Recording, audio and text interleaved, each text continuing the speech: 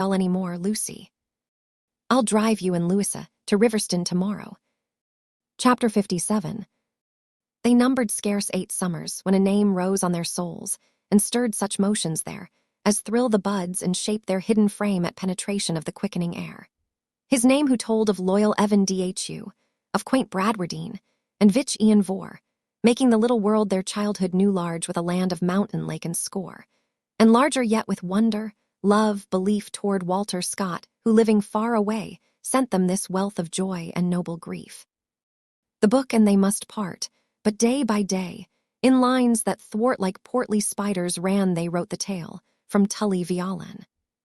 The evening that Fred Vincy walked to Lowick Parsonage, he had begun to see that this was a world in which even a spirited young man must sometimes walk for want of a horse to carry him.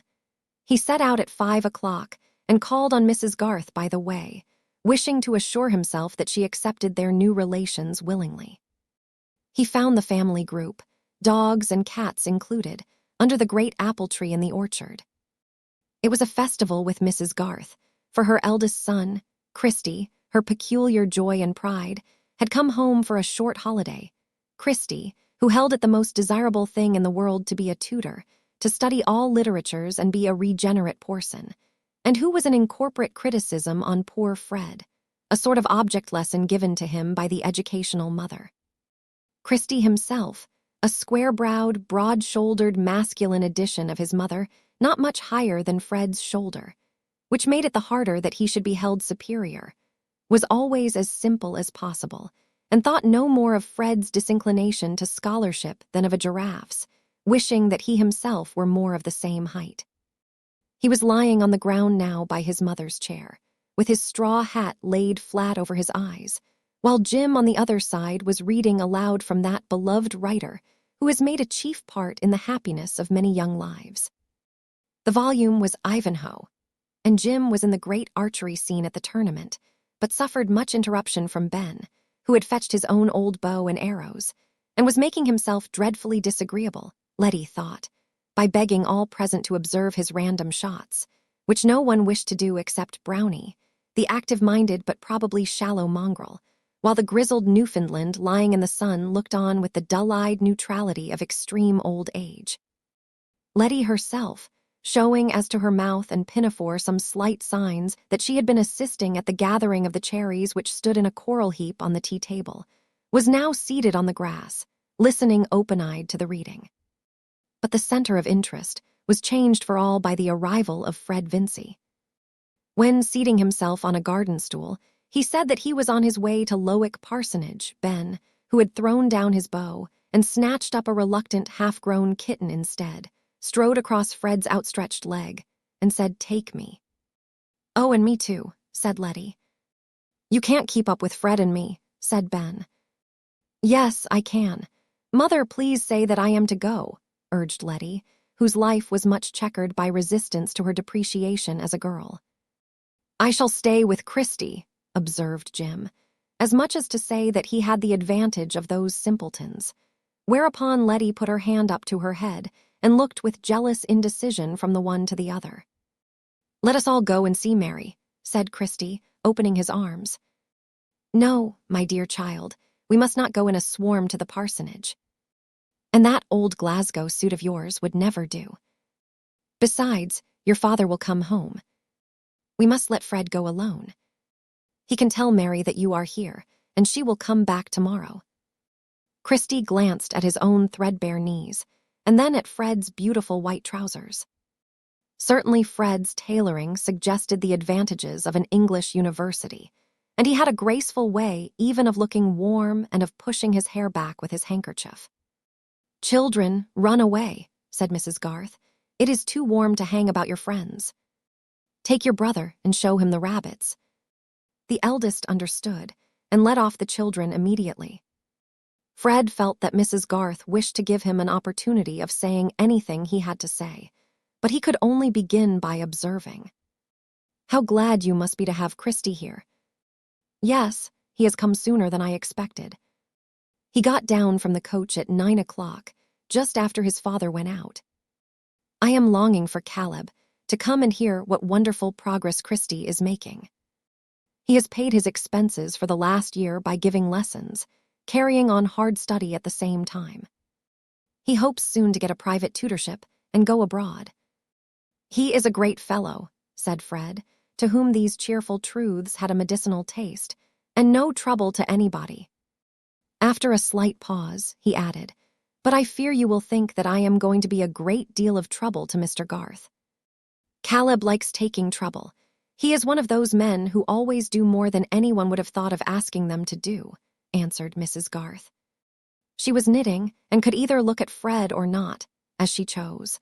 Always an advantage when one is bent on loading speech with salutary meaning. And though Mrs. Garth intended to be duly reserved, she did wish to say something that Fred might be the better for. "I know you think me very undeserving, Mrs. Garth, and with good reason," said Fred, his spirit rising a little at the perception of something like a disposition to lecture him. "I happen to have behaved just the worst to the people I can't help wishing for the most from.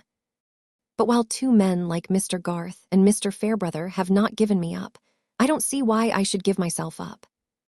Fred thought it might be well to suggest these masculine examples to Mrs. Garth. "Assuredly," said she with gathering emphasis. "A young man for whom two such elders had devoted themselves would indeed be culpable if he threw himself away and made their sacrifices vain." Fred wondered a little at this strong language, but only said, "I hope it will not be so with me, Mrs. Garth, since I have some encouragement to believe that I may win Mary." "Mr. Garth has told you about that. You were not surprised, I dare say." Fred ended, innocently referring only to his own love as probably evident enough. "Not surprised that Mary has given you encouragement," returned Mrs. Garth, who thought it would be well for Fred to be more alive to the fact that Mary's friends could not possibly have wished this beforehand, whatever the Vinceys might suppose. "Yes, I confess I was surprised. She never did give me any, not the least in the world when I talked to her myself," said Fred, eager to vindicate Mary. "But when I asked Mr. Fairbrother to speak for me, she allowed him to tell me there was a hope." The power of admonition, which had begun to stir in Mrs. Garth, had not yet discharged itself. It was a little too provoking even for her self-control that this blooming youngster should flourish on the disappointments of sadder and wiser people, making a meal of a nightingale and never knowing it, and that all the while his family should suppose that hers was in eager need of this sprig, and her vexation had fermented the more actively because of its total repression towards her husband. Exemplary wives will sometimes find scapegoats in this way. She now said with energetic decision, "You made a great mistake, Fred, in asking Mr. Fairbrother to speak for you." "Did I?" said Fred, reddening instantaneously. He was alarmed, but at a loss to know what Mrs. Garth meant, and added, in an apologetic tone, "Mr. Fairbrother has always been such a friend of ours, and Mary, I knew, would listen to him gravely, and he took it on himself quite readily." "Yes, young people are usually blind to everything but their own wishes, and seldom imagine how much those wishes cost others," said Mrs. Garth. She did not mean to go beyond this salutary general doctrine, and threw her indignation into a needless unwinding of her worsted, knitting her brow at it with a grand air. "I cannot conceive how it could be any pain to Mr. Fairbrother," said Fred, who nevertheless felt that surprising conceptions were beginning to form themselves. "Precisely, you cannot conceive," said Mrs. Garth, cutting her words as neatly as possible.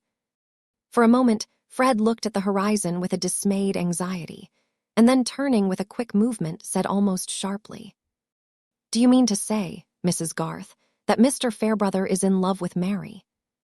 "And if it were so, Fred, I think you are the last person who ought to be surprised," returned Mrs. Garth, laying her knitting down beside her and folding her arms. It was an unwanted sign of emotion in her that she should put her work out of her hands. In fact, her feelings were divided between the satisfaction of giving Fred his discipline and the sense of having gone a little too far. Fred took his hat and stick and rose quickly. "Then you think I am standing in his way, and in Mary's too," he said, in a tone which seemed to demand an answer. Mrs. Garth could not speak immediately. She had brought herself into the unpleasant position of being called on to say what she really felt, yet what she knew there were strong reasons for concealing. And to her, the consciousness of having exceeded in words was peculiarly mortifying. Besides, Fred had given out unexpected electricity, and he now added, "Mr. Garth seemed pleased that Mary should be attached to me." He could not have known anything of this. Mrs. Garth felt a severe twinge at this mention of her husband, the fear that Caleb might think her in the wrong not being easily endurable. She answered, wanting to check unintended consequences, "I spoke from inference only. I am not aware that Mary knows anything of the matter." But she hesitated to beg that he would keep entire silence on a subject which she had herself unnecessarily mentioned, not being used to stoop in that way. And while she was hesitating, there was already a rush of unintended consequences under the apple tree where the tea things stood. Ben, bouncing across the grass with Brownie at his heels, and seeing the kitten dragging the knitting by a lengthening line of wool, shouted and clapped his hands. Brownie barked. The kitten, desperate, jumped on the tea table and upset the milk, then jumped down again and swept half the cherries with it. And Ben, snatching up the half-knitted sock top, fitted it over the kitten's head as a new source of madness, while Letty, arriving, cried out to her mother against this cruelty. It was a history as full of sensation as "This is the house that Jack built." Mrs. Garth was obliged to interfere. The other young ones came up, and the tete-a-tete with Fred was ended. He got away as soon as he could, and Mrs. Garth could only imply some retractation of her severity by saying, "God bless you," when she shook hands with him. She was unpleasantly conscious that she had been on the verge of speaking as one of the foolish women speaketh, telling first and entreating silence after. But she had not entreated silence, and to prevent Caleb's blame, she determined to blame herself and confess all to him that very night. It was curious what an awful tribunal the mild Caleb was to her whenever he set it up. But she meant to point out to him that the revelation might do Fred Vincy a great deal of good. No doubt it was having a strong effect on him as he walked to Lowick. Fred's light, hopeful nature had perhaps never had so much of a bruise as from this suggestion that if he had been out of the way, Mary might have made a thoroughly good match. Also, he was piqued that he had been what he called such a stupid lout as to ask that intervention from Mr. Fairbrother. But it was not in a lover's nature. It was not in Fred's that the new anxiety raised about Mary's feeling should not surmount every other. Notwithstanding his trust in Mr. Fairbrother's generosity, notwithstanding what Mary had said to him, Fred could not help feeling that he had a rival. It was a new consciousness, and he objected to it extremely, not being in the least ready to give up Mary for her good, being ready rather to fight for her with any man whatsoever.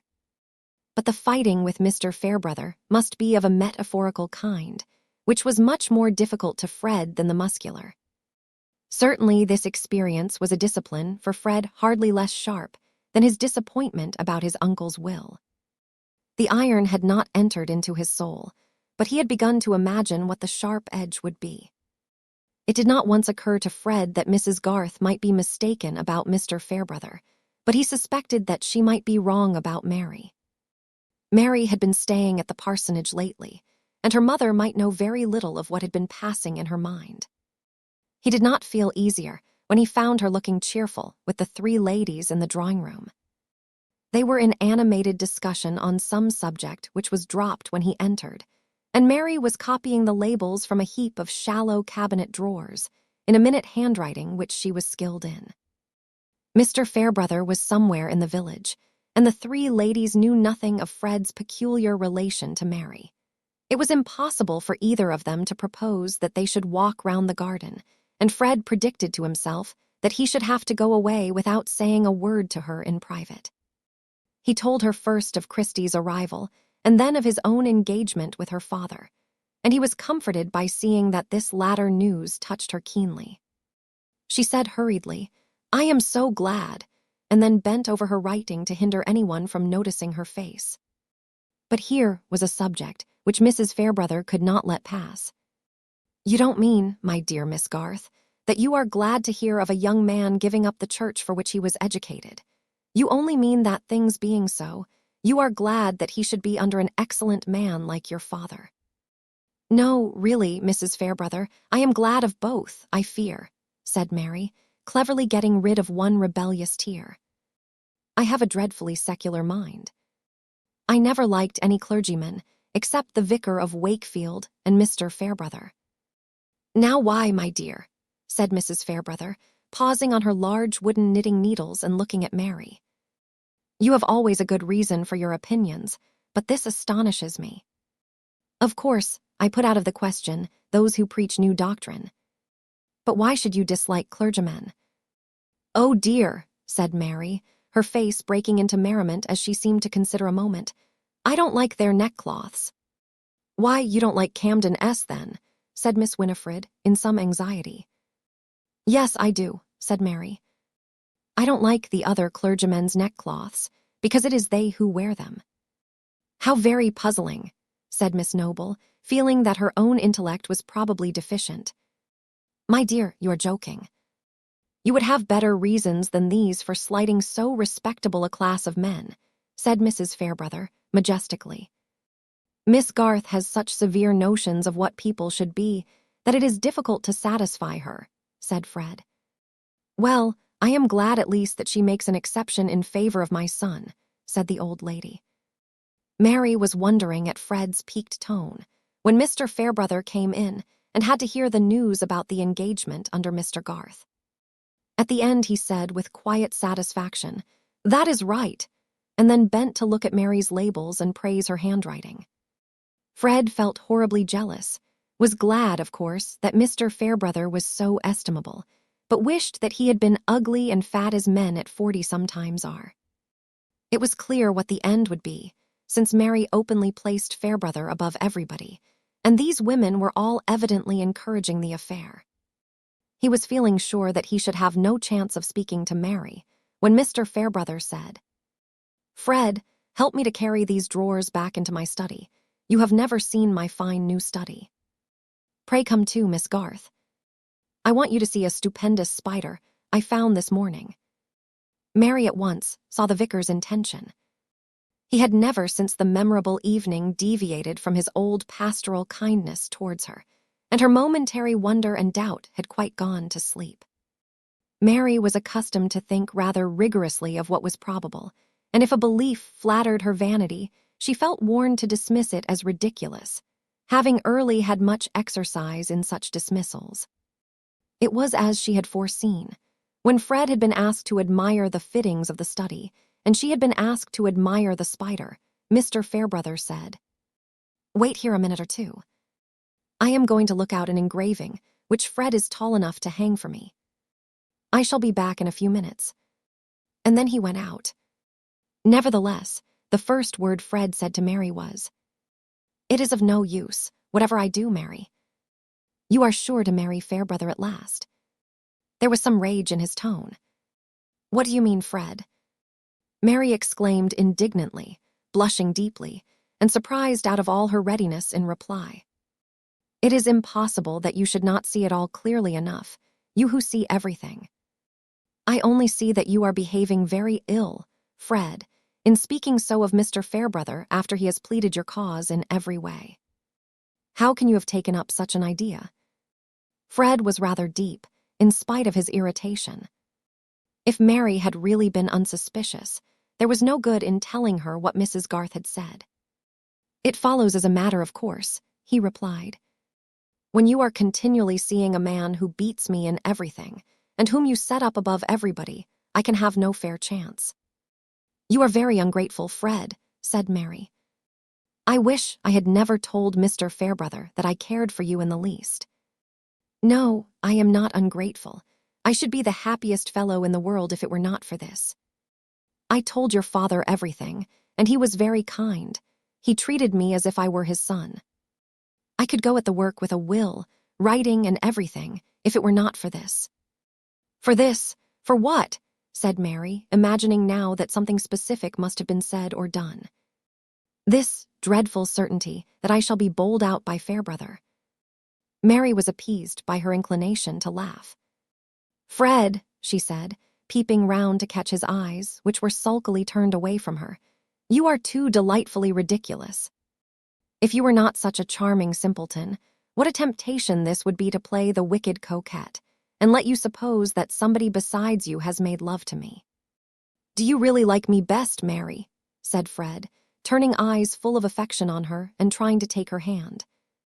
"I don't like you at all at this moment," said Mary, retreating and putting her hands behind her. "I only said that no mortal ever made love to me besides you. And that is no argument that a very wise man ever will," she ended merrily. "I wish you would tell me that you could not possibly ever think of him," said Fred. "Never dare to mention this any more to me, Fred," said Mary, getting serious again. "I don't know whether it is more stupid or ungenerous in you not to see that Mr. Fairbrother has left us together on purpose that we might speak freely.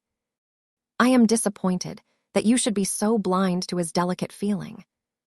There was no time to say any more before Mr. Fairbrother came back with the engraving, and Fred had to return to the drawing-room still with a jealous dread in his heart, but yet with comforting arguments from Mary's words and manner.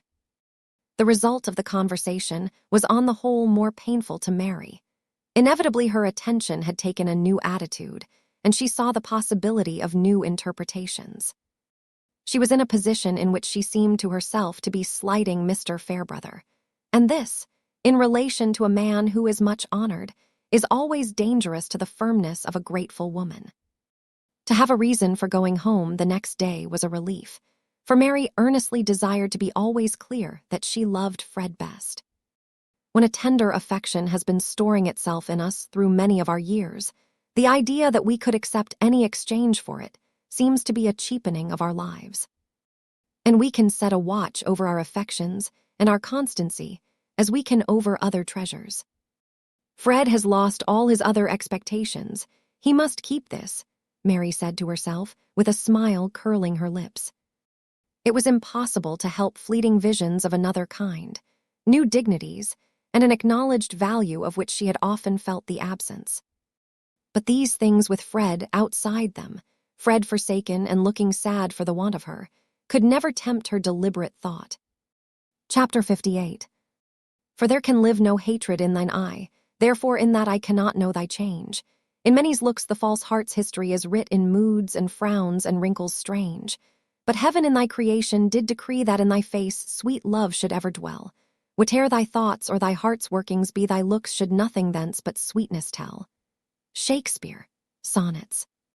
At the time when Mr. Vincey uttered that presentiment about Rosamond, she herself had never had the idea that she should be driven to make the sort of appeal which he foresaw. She had not yet had any anxiety about ways and means, although her domestic life had been expensive as well as eventful. Her baby had been born prematurely, and all the embroidered robes and caps had to be laid by in darkness. This misfortune was attributed entirely to her having persisted in going out on horseback one day when her husband had desired her not to do so. But it must not be supposed that she had shown temper on the occasion, or rudely told him that she would do as she liked.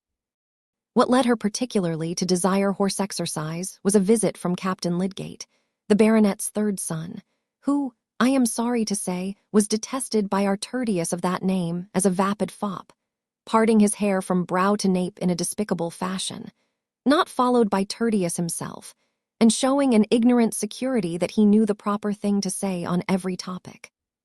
Lydgate inwardly cursed his own folly that he had drawn down this visit by consenting to go to his uncle S on the wedding tour, and he made himself rather disagreeable to Rosamond by saying so in private.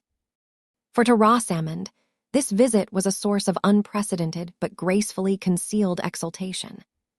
She was so intensely conscious of having a cousin who was a baronet's son staying in the house that she imagined the knowledge of what was implied by his presence to be diffused through all other minds. And when she introduced Captain Lydgate to her guests, she had a placid sense that his rank penetrated them as if it had been an odor. The satisfaction was enough for the time to melt away some disappointment in the conditions of marriage with a medical man even of good birth. It seemed now that her marriage was visibly as well as ideally floating her above the Middlemarch level, and the future looked bright with letters and visits to and from Quallingham, and vague advancement in consequence for Tertius. Especially as, probably at the captain's suggestion, his married sister, Mrs. Mengan, had come with her maid, and stayed 2 nights on her way from town. Hence, it was clearly worth while for Rosamond to take pains with her music and the careful selection of her lace. As to Captain Lydgate himself, his low brow, his aquiline nose bent on one side, and his rather heavy utterance might have been disadvantageous in any young gentleman who had not a military bearing and mustache to give him what is doted on by some flower-like blonde heads as style. He had, moreover, that sort of high breeding which consists in being free from the petty solicitudes of middle-class gentility, and he was a great critic of feminine charms. Rosamond delighted in his admiration, now even more than she had done at Quallingham, and he found it easy to spend several hours of the day in flirting with her. The visit altogether was one of the pleasantest larks he had ever had, not the less so perhaps because he suspected that his queer cousin Tertius wished him away.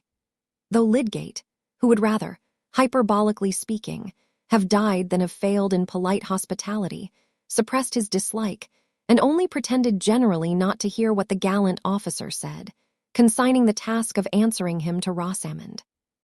For he was not at all a jealous husband, and preferred leaving a feather-headed young gentleman alone with his wife to bearing him company. "I wish you would talk more to the captain at dinner, Tertius," said Rosamond, one evening when the important guest was gone to Loamford to see some brother officers stationed there. "You really look so absent sometimes.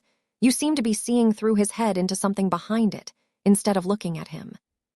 "My dear Rosie, you don't expect me to talk much to such a conceited ass as that, I hope," said Lydgate brusquely. "If he got his head broken, I might look at it with interest, not before."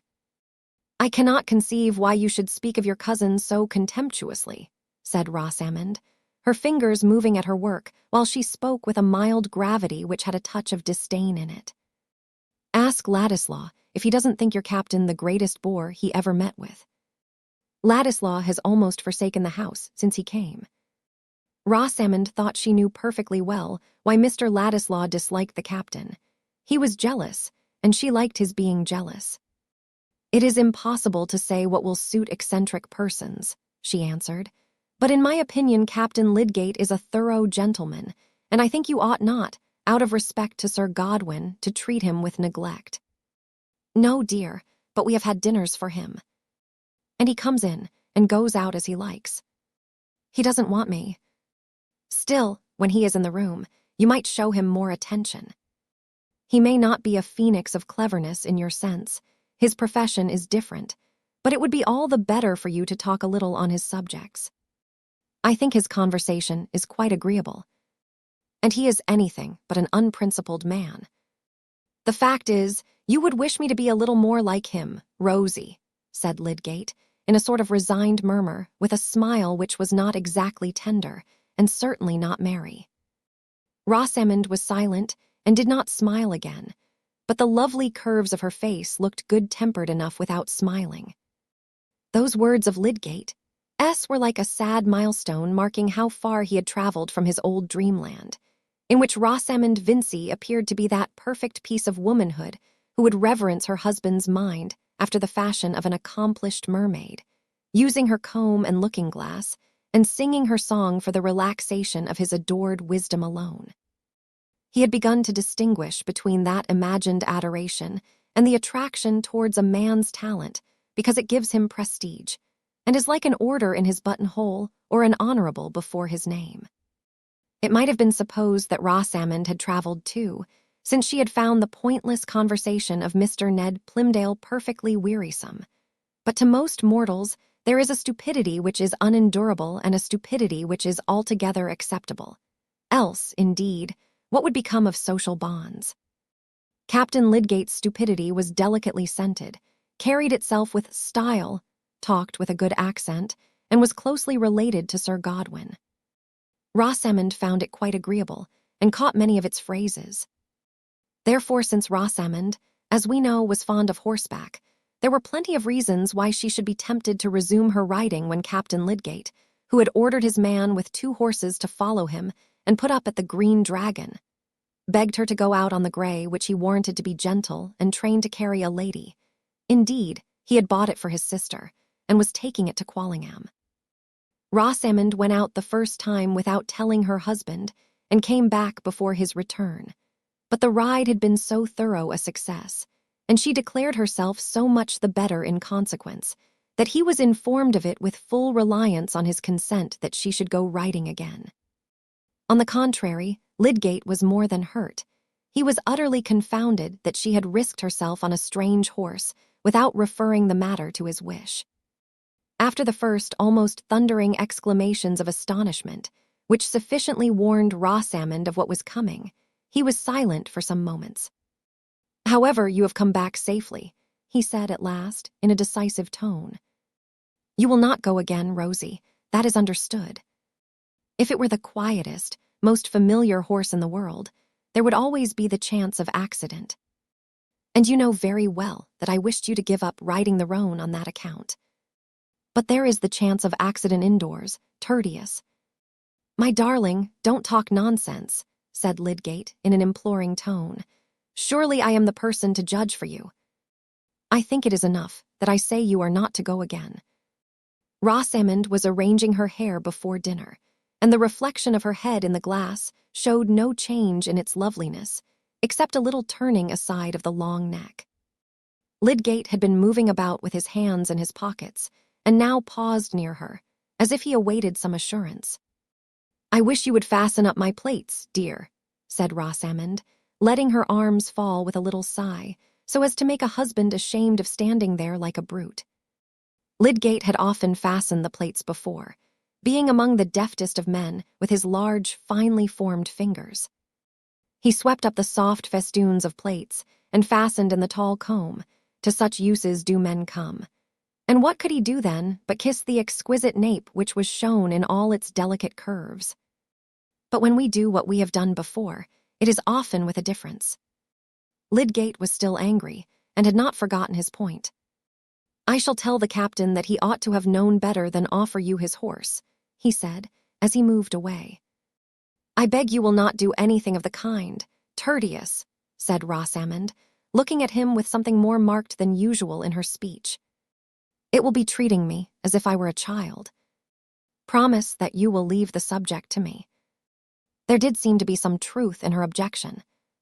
Lydgate said, "Very well," with a surly obedience, and thus the discussion ended with his promising Rosamond and not with her promising him. In fact, she had been determined not to promise. Rosamond had that victorious obstinacy which never wastes its energy in impetuous resistance. What she liked to do was to her the right thing, and all her cleverness was directed to getting the means of doing it.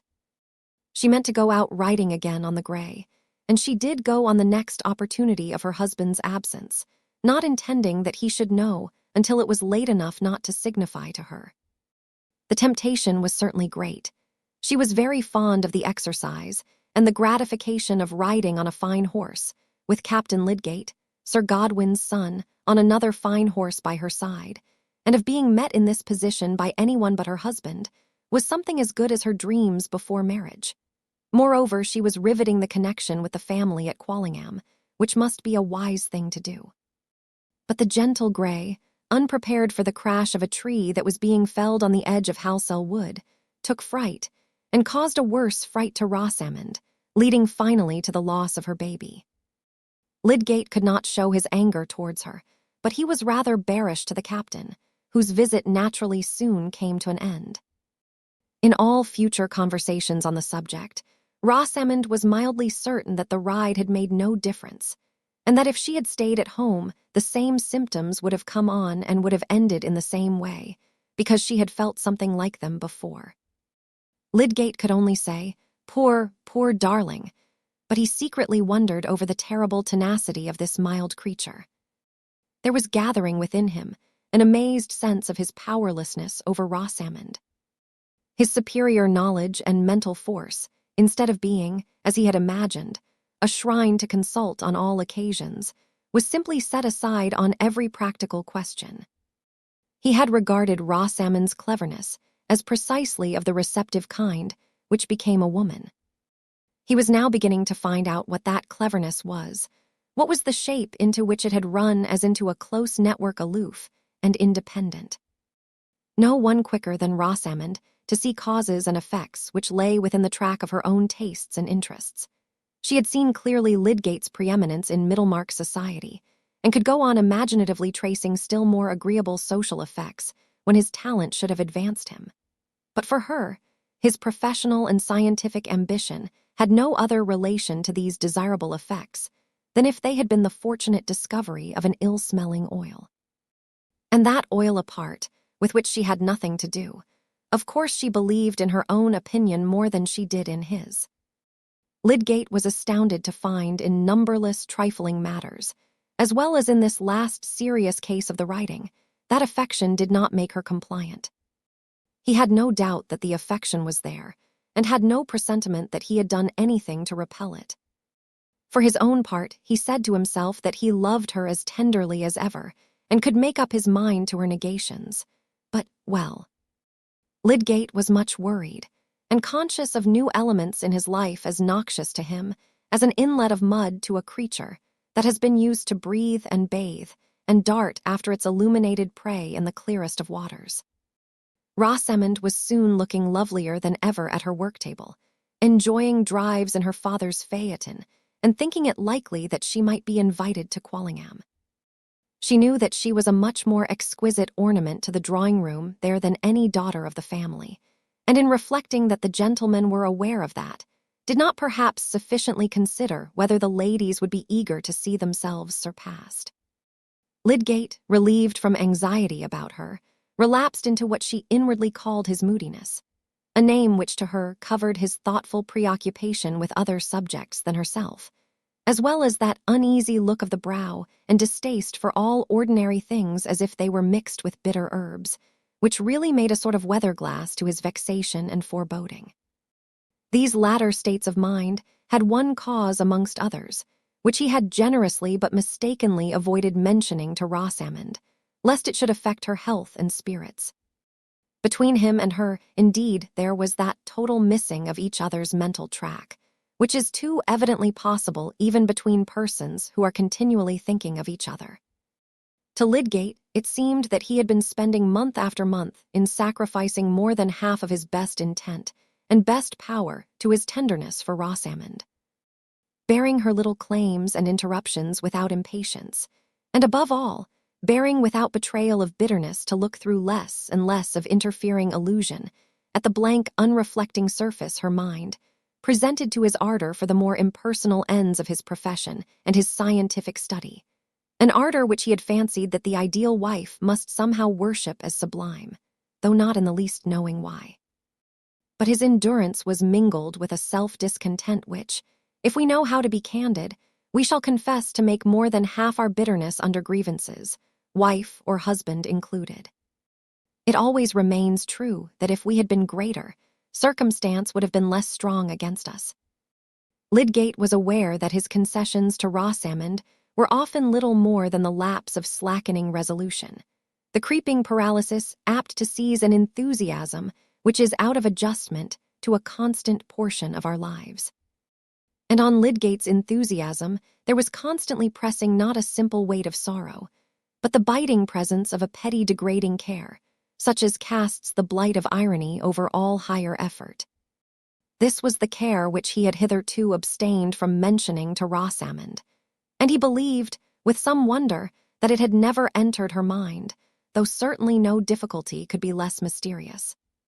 It was an inference with a conspicuous handle to it, and had been easily drawn by indifferent observers, that Lydgate was in debt, and he could not succeed in keeping out of his mind for long together that he was every day getting deeper into that swamp, which tempts men towards it with such a pretty covering of flowers and verdure. It is wonderful how soon a man gets up to his chin there, in a condition in which, in spite of himself, he is forced to think chiefly of release, though he had a scheme of the universe in his soul. 18 months ago Lydgate was poor, but had never known the eager want of small sums, and felt rather a burning contempt for anyone who descended a step in order to gain them. He was now experiencing something worse than a simple deficit. He was assailed by the vulgar, hateful trials of a man who has bought and used a great many things which might have been done without, and which he is unable to pay for, though the demand for payment has become pressing. How this came about may be easily seen without much arithmetic or knowledge of prices. When a man in setting up a house and preparing for marriage finds that his furniture and other initial expenses come to between £400 and £500 more than he has capital to pay for.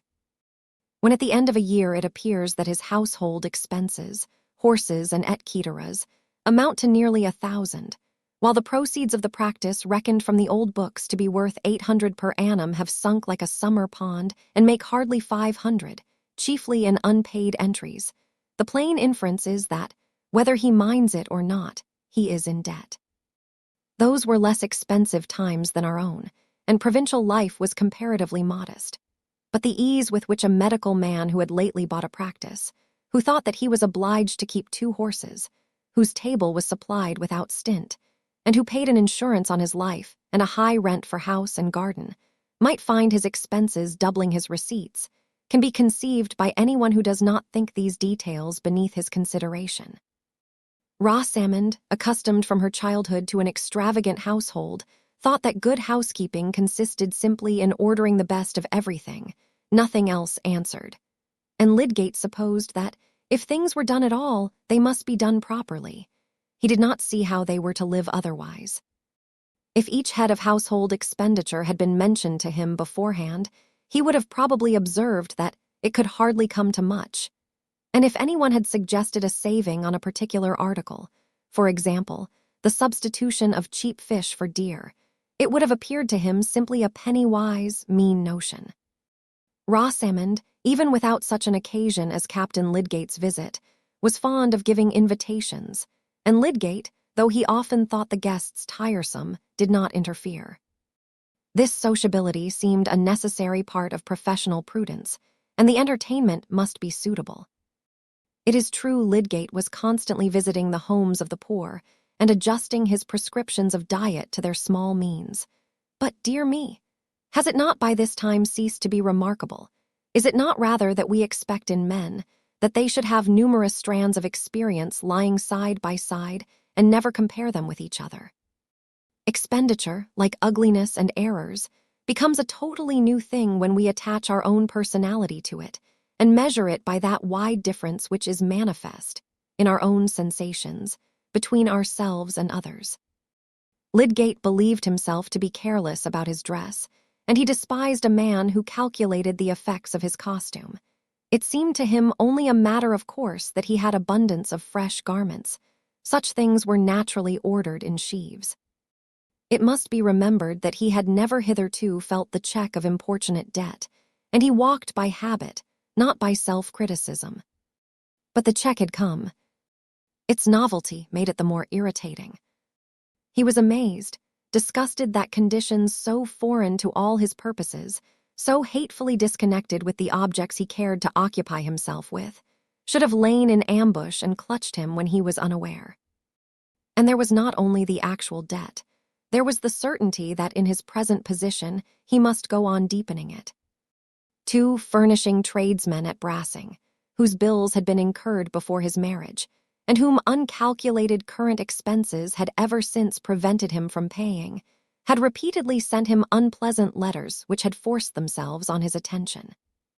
This could hardly have been more galling to any disposition than to Lydgate, with his intense pride, his dislike of asking a favor or being under an obligation to anyone. He had scorned even to form conjectures about Mr. Vincey's intentions on money matters, and nothing but extremity could have induced him to apply to his father-in-law, even if he had not been made aware in various indirect ways since his marriage that Mr. Vincey's own affairs were not flourishing, and that the expectation of help from him would be resented. Some men easily trust in the readiness of friends. It had never in the former part of his life occurred to Lydgate that he should need to do so.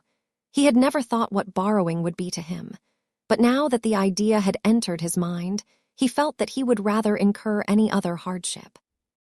In the meantime, he had no money or prospects of money, and his practice was not getting more lucrative. No wonder that Lydgate had been unable to suppress all signs of inward trouble during the last few months, and now that Rosamond was regaining brilliant health, he meditated taking her entirely into confidence on his difficulties. New conversance with tradesmen's bills had forced his reasoning into a new channel of comparison. He had begun to consider from a new point of view what was necessary and unnecessary in goods ordered, and to see that there must be some change of habits. How could such a change be made without Rosamond's concurrence?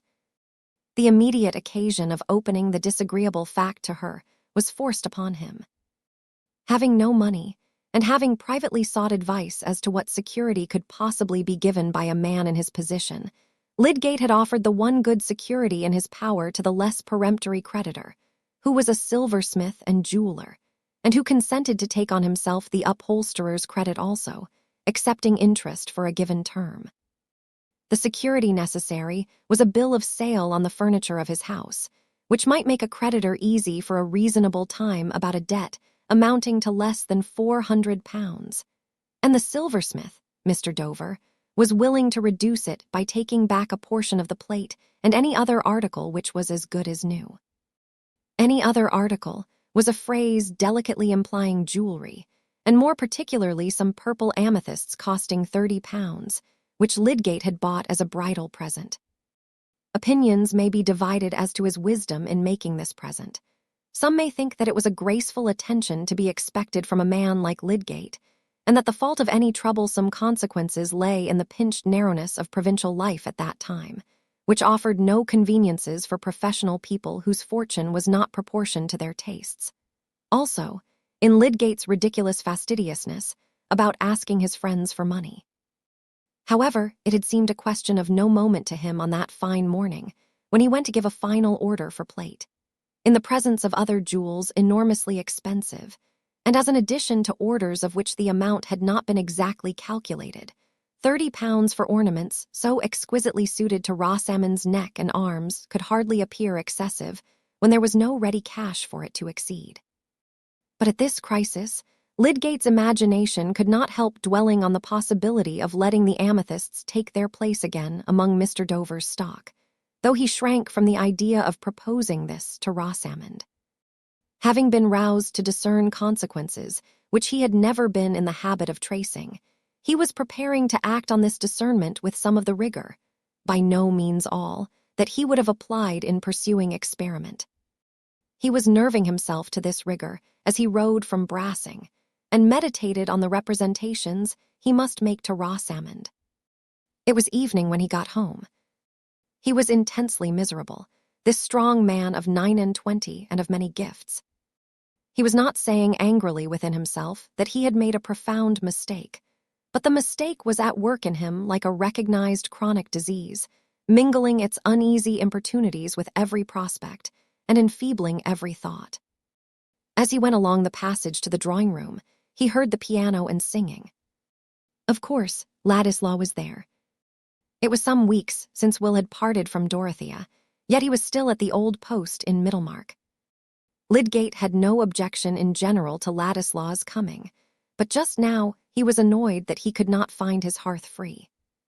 When he opened the door, the two singers went on towards the keynote, raising their eyes and looking at him indeed, but not regarding his entrance as an interruption. To a man galled with his harness as poor Lydgate was, it is not soothing to see two people warbling at him, as he comes in with the sense that the painful day has still pains in store. His face, already paler than usual, took on a scowl as he walked across the room and flung himself into a chair. The singers, feeling themselves excused by the fact that they had only 3 bars to sing, now turned round. "How are you, Lydgate?" said Will, coming forward to shake hands. Lydgate took his hand, but did not think it necessary to speak. "Have you dined, Tertius?" "I expected you much earlier," said Rosamond, who had already seen that her husband was in a horrible humor.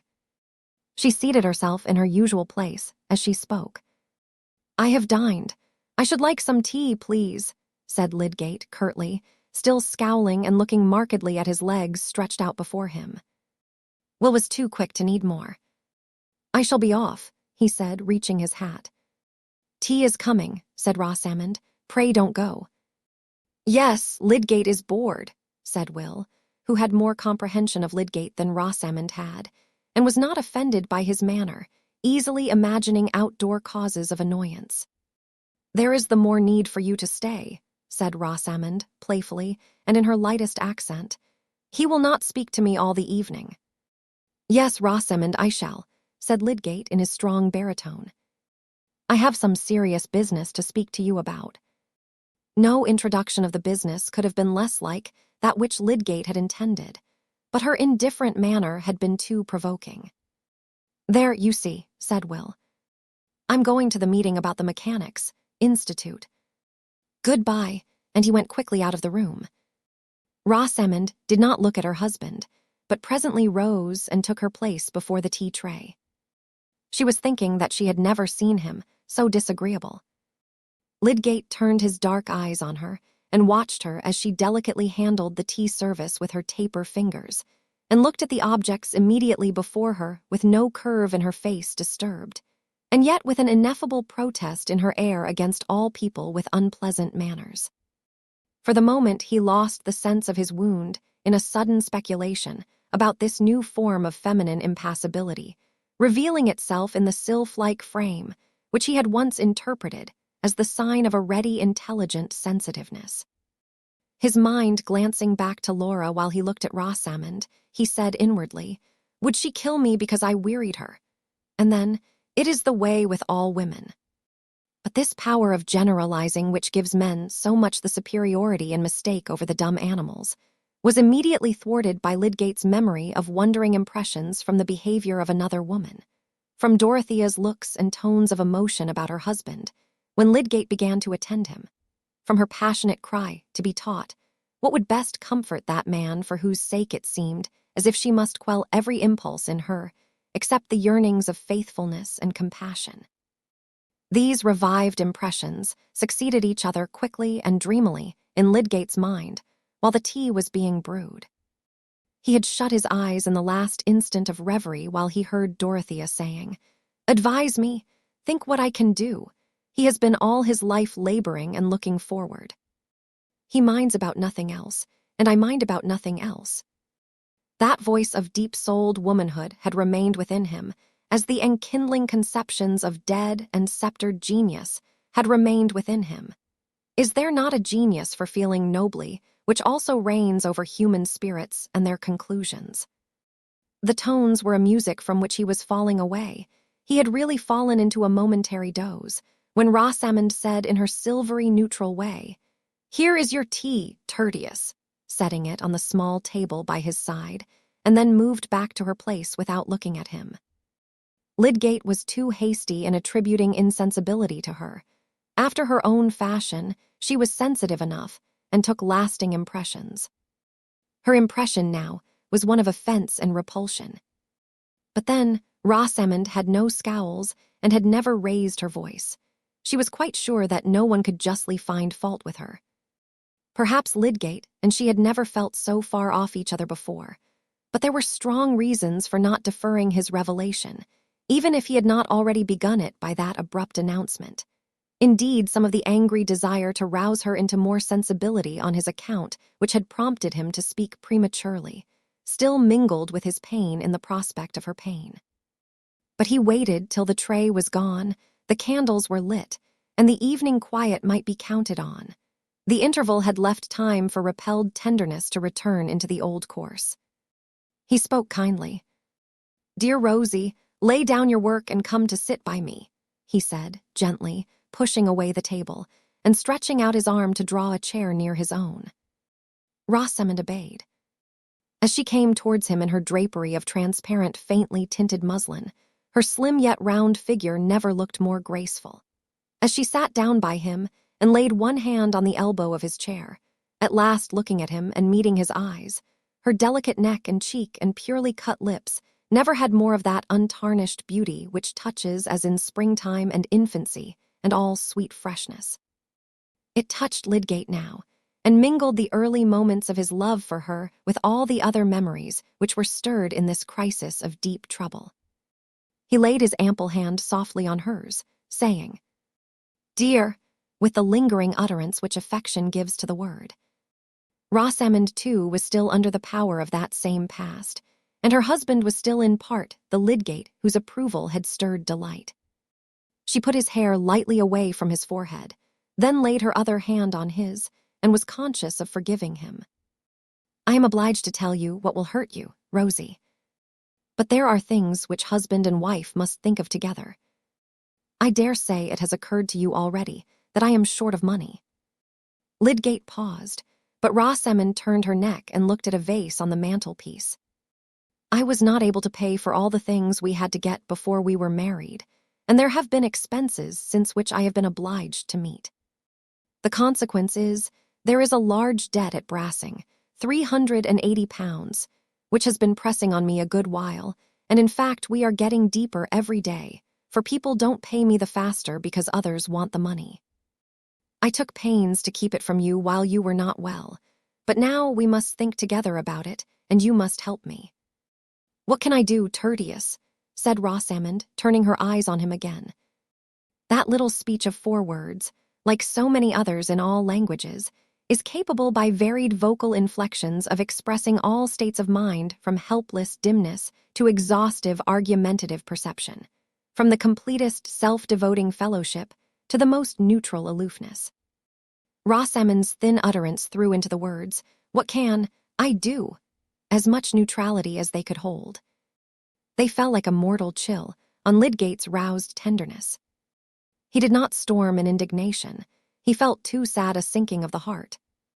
And when he spoke again, it was more in the tone of a man who forces himself to fulfill a task. "It is necessary for you to know, because I have to give security for a time, and a man must come to make an inventory of the furniture." Rosamond colored deeply. "Have you not asked Papa for money?" she said, as soon as she could speak. "No." "Then I must ask him," she said, releasing her hands from Lydgate's and rising to stand at 2 yards' distance from him. "No, Rosie," said Lydgate decisively. "It is too late to do that. The inventory will be begun tomorrow. Remember, it is a mere security. It will make no difference. It is a temporary affair. I insist upon it that your father shall not know, unless I choose to tell him," added Lydgate, with a more peremptory emphasis. This certainly was unkind, but Rosamond had thrown him back on evil expectation as to what she would do in the way of quiet, steady disobedience. The unkindness seemed unpardonable to her. She was not given to weeping and disliked it, but now her chin and lips began to tremble and the tears welled up. Perhaps it was not possible for Lydgate, under the double stress of outward material difficulty and of his own proud resistance to humiliating consequences, to imagine fully what this sudden trial was to a young creature who had known nothing but indulgence, and whose dreams had all been of new indulgence, more exactly to her taste. But he did wish to spare her as much as he could, and her tears cut him to the heart. He could not speak again immediately, but Rosamond did not go on sobbing. She tried to conquer her agitation and wiped away her tears, continuing to look before her at the mantelpiece. "Try not to grieve, darling," said Lydgate, turning his eyes up towards her. That she had chosen to move away from him in this moment of her trouble made everything harder to say, but he must absolutely go on. "We must brace ourselves to do what is necessary. It is I who have been in fault. I ought to have seen that I could not afford to live in this way. But many things have told against me in my practice, and it really just now has ebbed to a low point. I may recover it, but in the meantime we must pull up. We must change our way of living. We shall weather it. When I have given this security, I shall have time to look about me. And you are so clever that if you turn your mind to managing, you will school me into carefulness. I have been a thoughtless rascal about squaring prices, but come, dear, sit down and forgive me." Lydgate was bowing his neck under the yoke like a creature who had talons, but who had reason too, which often reduces us to meekness. When he had spoken the last words in an imploring tone, Rosamond returned to the chair by his side. His self-blame gave her some hope that he would attend to her opinion, and she said, "Why can you not put off having the inventory made? You can send the men away tomorrow when they come." "I shall not send them away," said Lydgate, the peremptoriness rising again. Was it of any use to explain? If we left Middlemarch, there would of course be a sale, and that would do as well. But we are not going to leave Middlemarch. I am sure, Tertius, it would be much better to do so. Why can we not go to London? Or near Durham, where your family is known? We can go nowhere without money, Rosamond. Your friends would not wish you to be without money. And surely these odious tradesmen might be made to understand that, and to wait, if you would make proper representations to them. "This is idle, Rosamond," said Lydgate angrily. "You must learn to take my judgment on questions you don't understand. I have made necessary arrangements, and they must be carried out. As to friends, I have no expectations whatever from them, and shall not ask them for anything." Rosamond sat perfectly still. The thought in her mind was that if she had known how Lydgate would behave, she would never have married him. "We have no time to waste now on unnecessary words, dear," said Lydgate, trying to be gentle again. "There are some details that I want to consider with you. Dover says he will take a good deal of the plate back again, and any of the jewelry we like. He really behaves very well." "Are we to go without spoons and forks then?" said Rosamond, whose very lips seemed to get thinner with the thinness of her utterance. She was determined to make no further resistance or suggestions. "Oh no, dear," said Lydgate. "But look here," he continued, drawing a paper from his pocket and opening it. "Here is Dover's account. See, I have marked a number of articles, which if we returned them would reduce the amount by £30 and more. I have not marked any of the jewelry." Lydgate had really felt this point of the jewelry very bitter to himself, but he had overcome the feeling by severe argument. He could not propose to Rosamond that she should return any particular present of his, but he had told himself that he was bound to put Dover's offer before her, and her inward prompting might make the affair easy. "It is useless for me to look, Tertius," said Rosamond calmly. "You will return what you please." She would not turn her eyes on the paper, and Lydgate, flushing up to the roots of his hair, drew it back and let it fall on his knee. Meanwhile, Rosamond quietly went out of the room, leaving Lydgate helpless and wondering. Was she not coming back? It seemed that she had no more identified herself with him than if they had been creatures of different species and opposing interests. He tossed his head and thrust his hands deep into his pockets with a sort of vengeance. There was still science. There were still good objects to work for. He must give a tug still, all the stronger because other satisfactions were going. But the door opened, and Rosamond re-entered. She carried the leather box containing the amethysts, and a tiny ornamental basket which contained other boxes, and laying them on the chair where she had been sitting, she said, with perfect propriety in her air, "This is all the jewelry you ever gave me. You can return what you like of it, and of the plate also. You will not, of course, expect me to stay at home tomorrow. I shall go to Papa S." To many women, the look Lydgate cast at her would have been more terrible than one of anger. It had in it a despairing acceptance of the distance she was placing between them. "And when shall you come back again?" he said, with a bitter edge on his accent. "Oh, in the evening. Of course, I shall not mention the subject to Mamma." Rosamond was convinced that no woman could behave more irreproachably than she was behaving, and she went to sit down at her work table.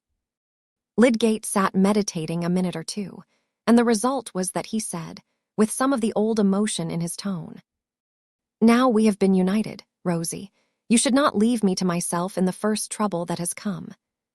"Certainly not," said Rosamond. "I shall do everything it becomes me to do. It is not right that the thing should be left to servants, or that I should have to speak to them about it. And I shall be obliged to go out, I don't know how early. I understand your shrinking from the humiliation of these money affairs. But my dear Rosamond, as a question of pride, which I feel just as much as you can.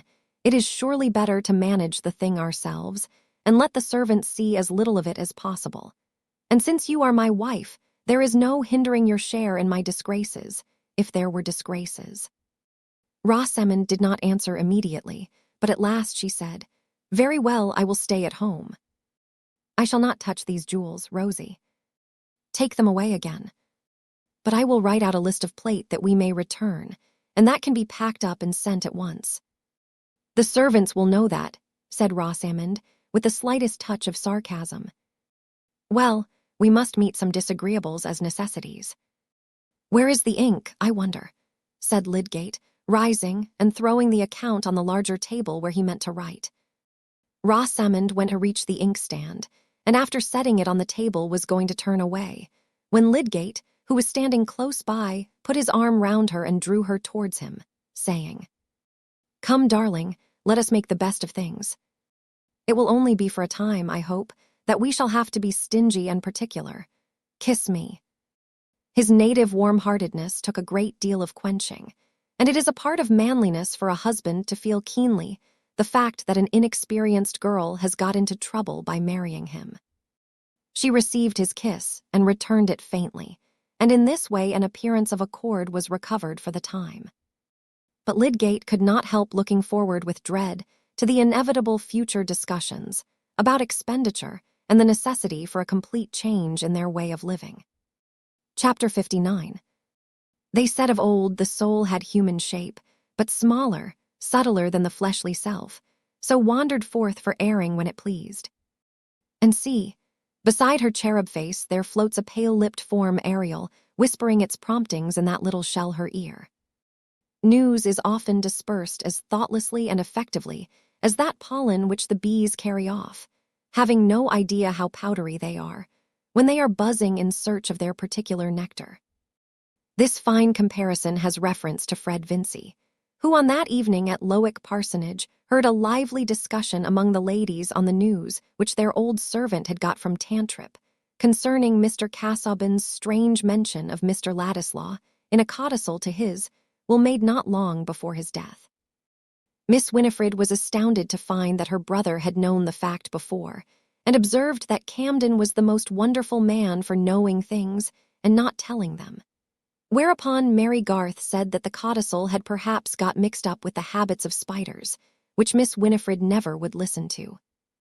Mrs. Fairbrother considered that the news had something to do with their having only once seen Mr. Ladislaw at Lowick, and Miss Noble made many small, compassionate mewings. Fred knew little and cared less about Ladislaw and the Casaubons, and his mind never recurred to that discussion till one day, calling on Rosamond at his mother's request to deliver a message as he passed, he happened to see Ladislaw going away. Fred and Rosamond had little to say to each other now that marriage had removed her from collision with the unpleasantness of brothers, and especially now that he had taken what she held the stupid and even reprehensible step of giving up the church to take to such a business as Mr. Garth's. Hence Fred talked by preference of what he considered indifferent news, and apropos of that young Ladislaw, mentioned what he had heard at Lowick Parsonage. Now Lydgate, like Mr. Fairbrother, knew a great deal more than he told, and when he had once been set thinking about the relation between Will and Dorothea, his conjectures had gone beyond the fact. He imagined that there was a passionate attachment on both sides, and this struck him as much too serious to gossip about. He remembered Will's irritability when he had mentioned Mrs. Casaubon, and was the more circumspect. On the whole, his surmises, in addition to what he knew of the fact, increased his friendliness and tolerance towards Ladislaw, and made him understand the vacillation which kept him at Middlemarch after he had said that he should go away. It was significant of the separateness between Lydgate's mind and Rosamond's that he had no impulse to speak to her on the subject. Indeed, he did not quite trust her reticence towards Will. And he was right there, though he had no vision of the way in which her mind would act in urging her to speak. When she repeated Fred's news to Lydgate, he said, "Take care you don't drop the faintest hint to Ladislaw, Rosie. He is likely to fly out, as if you insulted him. Of course it is a painful affair. Rosamond turned her neck and patted her hair, looking the image of placid indifference. But the next time Will came when Lydgate was away. She spoke archly about his not going to London as he had threatened. "I know all about it. I have a confidential little bird," said she, showing very pretty airs of her head over the bit of work held high between her active fingers. "There is a powerful magnet in this neighborhood." "To be sure there is." "Nobody knows that better than you," said Will, with light gallantry, but inwardly prepared to be angry. "It is really the most charming romance. Mr. Casaubon jealous, and foreseeing that there was no one else whom Mrs. Casaubon would so much like to marry, and no one who would so much like to marry her as a certain gentleman, and then laying a plan to spoil all by making her forfeit her property if she did marry that gentleman. And then, oh, I have no doubt the end will be thoroughly romantic." "Great God, what do you mean?" said Will, flushing over face and ears, his features seeming to change as if he had had a violent shake. "Don't joke, tell me what you mean." "You don't really know," said Rosamond, no longer playful, and desiring nothing better than to tell in order that she might evoke effects. "No," he returned impatiently.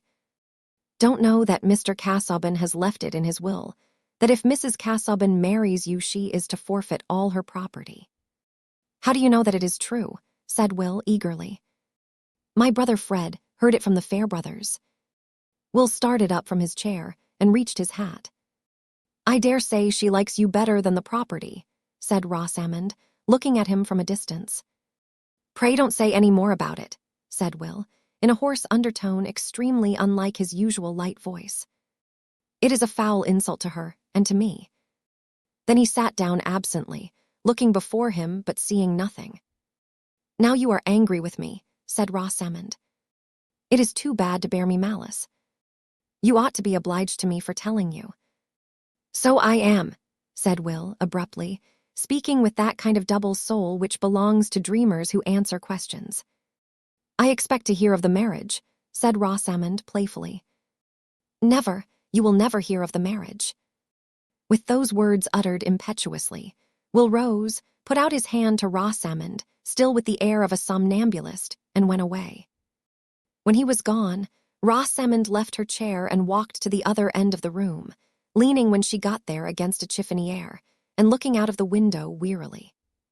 She was oppressed by ennui, and by that dissatisfaction which in women's minds is continually turning into a trivial jealousy, referring to no real claims, springing from no deeper passion than the vague exactingness of egoism, and yet capable of impelling action as well as speech. "There really is nothing to care for much," said poor Rosamond inwardly, thinking of the family at Quallingham, who did not write to her, and that perhaps Tertius, when he came home, would tease her about expenses. She had already secretly disobeyed him by asking her father to help them, and he had ended decisively by saying, "I am more likely to want help myself." Chapter 60. Good phrases are surely, and ever were, very commendable, just as shallow. A few days afterwards, it was already the end of August, there was an occasion which caused some excitement in Middlemarch. The public, if it chose, was to have the advantage of buying, under the distinguished auspices of Mr. Borthrop Trumbull, the furniture, books, and pictures which anybody might see by the handbills to be the best in every kind, belonging to Edwin Larcher, Esq. This was not one of the sales indicating the depression of trade. On the contrary, it was due to Mr. Larcher's great success in the carrying business, which warranted his purchase of a mansion near Riverston already furnished in high style by an illustrious spa physician, furnished indeed with such large framefuls of expensive flesh painting in the dining room, that Mrs. Larcher was nervous until reassured by finding the subjects to be scriptural. Hence the fine opportunity to purchasers which was well pointed out in the handbills of Mr. Borthrop Trumbull, whose acquaintance with the history of art enabled him to state that the hall furniture, to be sold without reserve, comprised a piece of carving by a contemporary of Gibbon's. At Middlemarch in those times, a large sale was regarded as a kind of festival. There was a table spread with the best cold eatables, as at a superior funeral, and facilities were offered for that generous drinking of cheerful glasses which might lead to generous and cheerful bidding for undesirable articles. Mr. Larcher's sale was the more attractive in the fine weather because the house stood just at the end of the town, with a garden and stables attached, in that pleasant issue from Middlemarch called the London Road, which was also the road to the new hospital, and to Mr. Bulstrode's retired residence, known as the Shrubs. In short, the auction was as good as a fair, and drew all classes with leisure at command. To some, who risked making bids in order simply to raise prices, it was almost equal to betting at the races. The second day, when the best furniture was to be sold, everybody was there. Even Mr. the Siger, the rector of St. Peter's, had looked in for a short time, wishing to buy the carved table, and had rubbed elbows with Mr. Bambridge and Mr. Horrock. There was a wreath of Middlemarch ladies accommodated with seats round the large table in the dining room, where Mr. Borthrop Trumbull was mounted with desk and hammer. But the rows chiefly of masculine faces behind were often varied by incomings and outgoings both from the door and the large bow window opening onto the lawn. Everybody, that day, did not include Mr. Bulstrode, whose health could not well endure crowds and draughts. But Mrs. Bulstrode had particularly wished to have a certain picture, a supper at Emmaus, attributed in the catalogue to Guido. And at the last moment before the day of the sale, Mr. Bulstrode had called at the office of the Pioneer, of which he was now one of the proprietors, to beg of Mr. Ladislaw as a great favor that he would obligingly use his remarkable knowledge of pictures on behalf of Mrs. Bulstrode, and judge of the value of this particular painting. If, added the scrupulously polite banker, attendance at the sale would not interfere with the arrangements for your departure, which I know is imminent. This proviso might have sounded rather satirically in Will's ear if he had been in a mood to care about such satire. It referred to an understanding entered into many weeks before with the proprietors of the paper, that he should be at liberty any day he pleased to hand over the management to the sub-editor whom he had been training, since he wished finally to quit Middlemarch. But indefinite visions of ambition are weak against the ease of doing what is habitual or beguilingly agreeable, and we all know the difficulty of carrying out a resolve when we secretly long that it may turn out to be unnecessary. In such states of mind, the most incredulous person has a private leaning towards miracle. Impossible to conceive how our wish could be fulfilled. Still, very wonderful things have happened. Will did not confess this weakness to himself, but he lingered. What was the use of going to London at that time of the year? The Rugby men who would remember him were not there, and so far as political writing was concerned, he would rather for a few weeks go on with the Pioneer. At the present moment, however, when Mr. Bulstrode was speaking to him, he had both a strengthened resolve to go and an equally strong resolve not to go till he had once more seen Dorothea. Hence he replied that he had reasons for deferring his departure a little, and would be happy to go to the sale. Will was in a defiant mood, his consciousness being deeply stung with the thought that the people who looked at him probably knew a fact tantamount to an accusation against him as a fellow with low designs which were to be frustrated by a disposal of property. Like most people who assert their freedom with regard to conventional distinction, he was prepared to be sudden and quick at quarrel with anyone who might hint that he had personal reasons for that assertion, that there was anything in his blood, his bearing, or his character to which he gave the mask of an opinion. When he was under an irritating impression of this kind, he would go about for days with a defiant look, the color changing in his transparent skin as if he were on the qui-vive, watching for something which he had to dart upon. This expression was peculiarly noticeable in him at the sale, and those who had only seen him in his moods of gentle oddity or of bright enjoyment would have been struck with a contrast.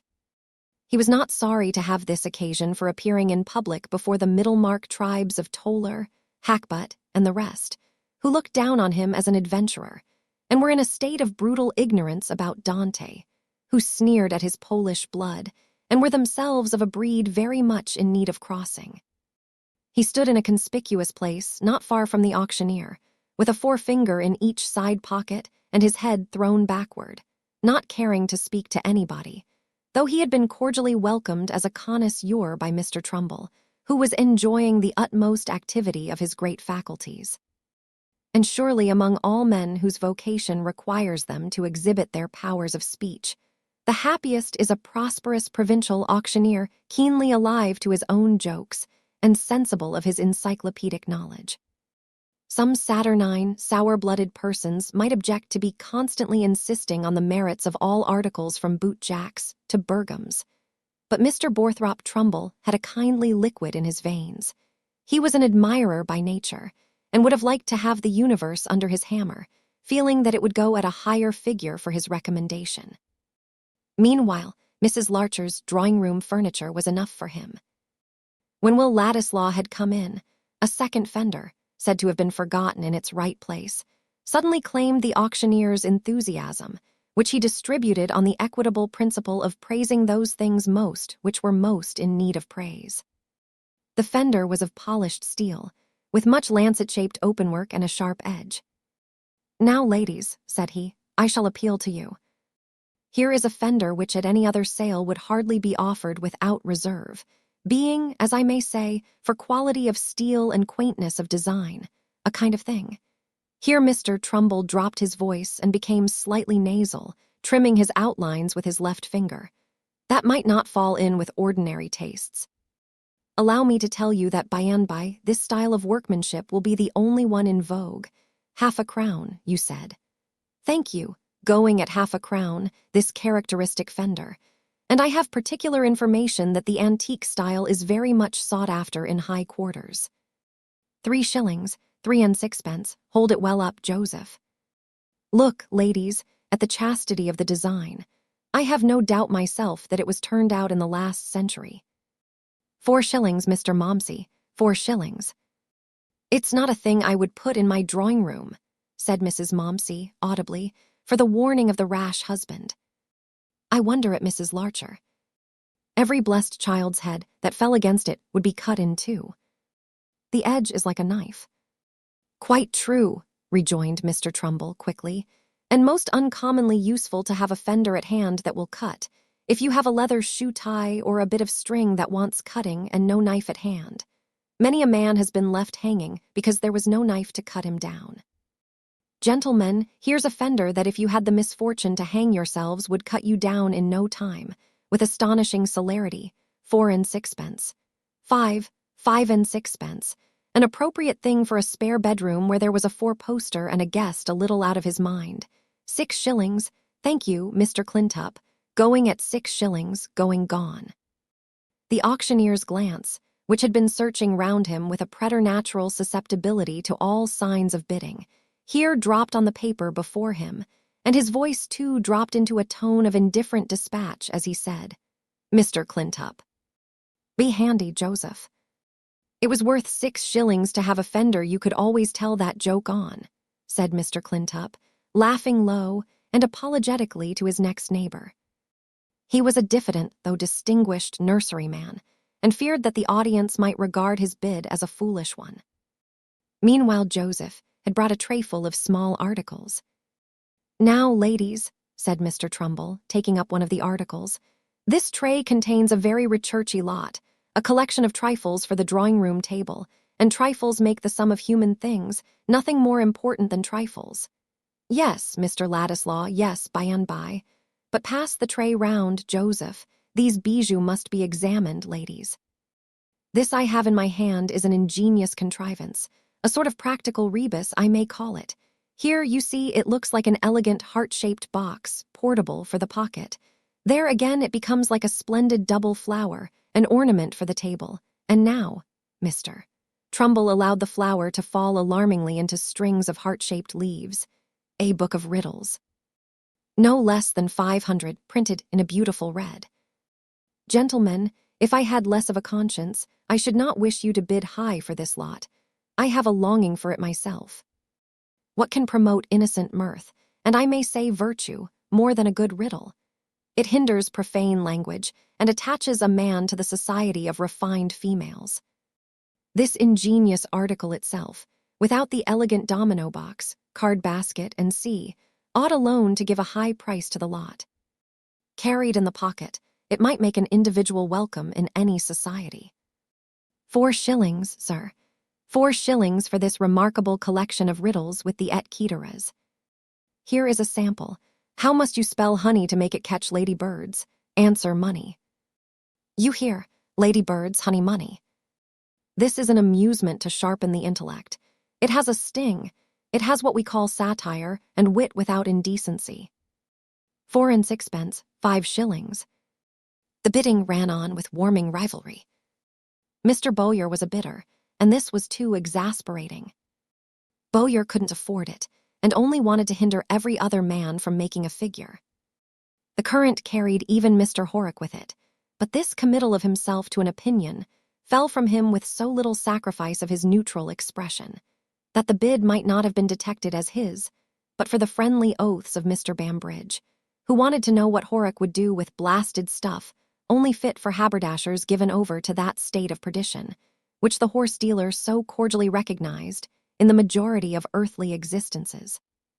The lot was finally knocked down at a guinea to Mr. Spilkins, a young slender of the neighborhood, who was reckless with his pocket money and felt his want of memory for riddles. Come, Trumbull, this is too bad. You've been putting some old maid's rubbish into the sale, murmured Mr. Toller, getting close to the auctioneer. I want to see how the prints go, and I must be off soon. I immediately, Mr. Toller. It was only an act of benevolence, which your noble heart would approve. Joseph, quick with the prints, lot 235. Now, gentlemen, you who are connoisseurs, you are going to have a treat. Here is an engraving of the Duke of Wellington surrounded by his staff on the field of Waterloo, and notwithstanding recent events which have, as it were, enveloped our great hero in a cloud, I will be bold to say, for a man in my line must not be blown about by political winds, that a finer subject of the modern order, belonging to our own time and epoch, the understanding of man could hardly conceive. Angels might, perhaps, but not men, sirs, not men. Who painted it? Said Mr. Powderell, much impressed. It is a proof before the letter, Mr. Powderell. The painter is not known, answered Trumbull, with a certain gaspingness in his last words, after which he pursed up his lips and stared round him. I'll bid £1, said Mr. Powderell, in a tone of resolved emotion, as of a man ready to put himself in the breach. Whether from awe or pity, nobody raised the price on him. Next came 2 Dutch prints, which Mr. Toller had been eager for, and after he had secured them, he went away. Other prints, and afterwards some paintings, were sold to leading Middlemarchers who had come with a special desire for them, and there was a more active movement of the audience in and out. Some, who had bought what they wanted, going away, others coming in either quite newly or from a temporary visit to the refreshments which were spread under the marquee on the lawn. It was this marquee that Mr. Bambridge was bent on buying, and he appeared to like looking inside it frequently, as a foretaste of its possession. On the last occasion of his return from it, he was observed to bring with him a new companion, a stranger to Mr. Trumbull and everyone else, whose appearance, however, led to the supposition that he might be a relative of the horse dealer's, also given to indulgence. His large whiskers, imposing swagger, and swing of the leg made him a striking figure, but his suit of black, rather shabby at the edges, caused the prejudicial inference that he was not able to afford himself as much indulgence as he liked. "Who is it you've picked up, Bam?" said Mr. Horrock aside. "Ask him yourself," returned Mr. Bambridge. "He said he'd just turned in from the road." Mr. Horrock eyed the stranger, who was leaning back against his stick with one hand, using his toothpick with the other, and looking about him with a certain restlessness, apparently under the silence imposed on him by circumstances. At length the supper at Emmaus was brought forward, to Will's immense relief, for he was getting so tired of the proceedings that he had drawn back a little and leaned his shoulder against the wall just behind the auctioneer. He now came forward again, and his eye caught the conspicuous stranger, who, rather to his surprise, was staring at him markedly. But Will was immediately appealed to by Mr. Trumbull. "Yes, Mr. Ladislaw, yes, this interests you as a connoisseur, I think." "It is some pleasure," the auctioneer went on with a rising fervor, "to have a picture like this to show to a company of ladies and gentlemen, a picture worth any sum to an individual whose means were on a level with his judgment. It is a painting of the Italian school, by the celebrated Guido, the greatest painter in the world, the chief of the old masters, as they are called. I take it, because they were up to a thing or two beyond most of us, in possession of secrets now lost to the bulk of mankind. Let me tell you, gentlemen, I have seen a great many pictures by the old masters, and they are not all up to this mark. Some of them are darker than you might like and not family subjects. But here is a Guido. The frame alone is worth pounds, which any lady might be proud to hang up, a suitable thing for what we call a refectory in a charitable institution, if any gentleman of the corporation wished to show his munificence. Turn it a little, sir. Yes. Joseph, turn it a little towards Mr. Ladislaw. Mr. Ladislaw, having been abroad, understands the merit of these things, you observe. All eyes were for a moment turned towards Will, who said coolly, £5. The auctioneer burst out in deep remonstrance. Ah, Mr. Ladislaw, the frame alone is worth that. Ladies and gentlemen, for the credit of the town. Suppose it should be discovered hereafter that a gem of art has been amongst us in this town, and nobody in Middlemarch awake to it. 5 guineas, 576, 510. Still, ladies, still. It is a gem, and full many a gem, as the poet says, has been allowed to go at a nominal price because the public knew no better, because it was offered in circles where there was, I was going to say a low feeling, but no. £6, 6 guineas, a Guido of the first order going at 6 guineas. It is an insult to religion, ladies. It touches us all as Christians, gentlemen, that a subject like this should go at such a low figure. £6, 10, 7. The bidding was brisk, and Will continued to share in it, remembering that Mrs. Bulstrode had a strong wish for the picture, and thinking that he might stretch the price to £12. But it was knocked down to him at 10 guineas, whereupon he pushed his way towards the bow window and went out. He chose to go under the marquee to get a glass of water, being hot and thirsty. It was empty of other visitors, and he asked the woman in attendance to fetch him some fresh water. But before she was well gone, he was annoyed to see entering the florid stranger who had stared at him. It struck Will at this moment that the man might be one of those political parasitic insects of the bloated kind, who had once or twice claimed acquaintance with him as having heard him speak on the reform question, and who might think of getting a shilling by news. In this light his person, already rather heating to behold on a summer's day, appeared the more disagreeable, and Will, half seated on the elbow of a garden chair, turned his eyes carefully away from the comer. But this signified little to our acquaintance Mr. Raffles, who never hesitated to thrust himself on unwilling observation, if it suited his purpose to do so. He moved a step or two till he was in front of Will, and said with full-mouthed haste, "Excuse me, Mr. Ladislaw, was your mother's name Sarah Dunkirk?" Will, starting to his feet, moved backward a step, frowning and saying with some fierceness, "Yes, sir, it was." "And what is that to you?" It was in Will's nature that the first spark it threw out was a direct answer of the question and a challenge of the consequences. To have said, "What is that to you?" in the first instance would have seemed like shuffling, as if he minded who knew anything about his origin. Raffles, on his side, had not the same eagerness for a collision which was implied in Ladislaw's threatening air. The slim young fellow with his girl's complexion looked like a tiger cat ready to spring on him. Under such circumstances, Mr. Raffles's pleasure in annoying his company was kept in abeyance. "No offense, my good sir, no offense. I only remember your mother, knew her when she was a girl. But it is your father that you feature, sir. I had the pleasure of seeing your father, too. Parents alive, Mr. Ladislaw?" "No," thundered Will in the same attitude as before. "Should be glad to do you a service, Mr. Ladislaw. By Jove, I should. Hope to meet again." Hereupon Raffles, who had lifted his hat with the last words, turned himself round with a swing of his leg and walked away. Will looked after him a moment, and could see that he did not re-enter the auction room, but appeared to be walking towards the road.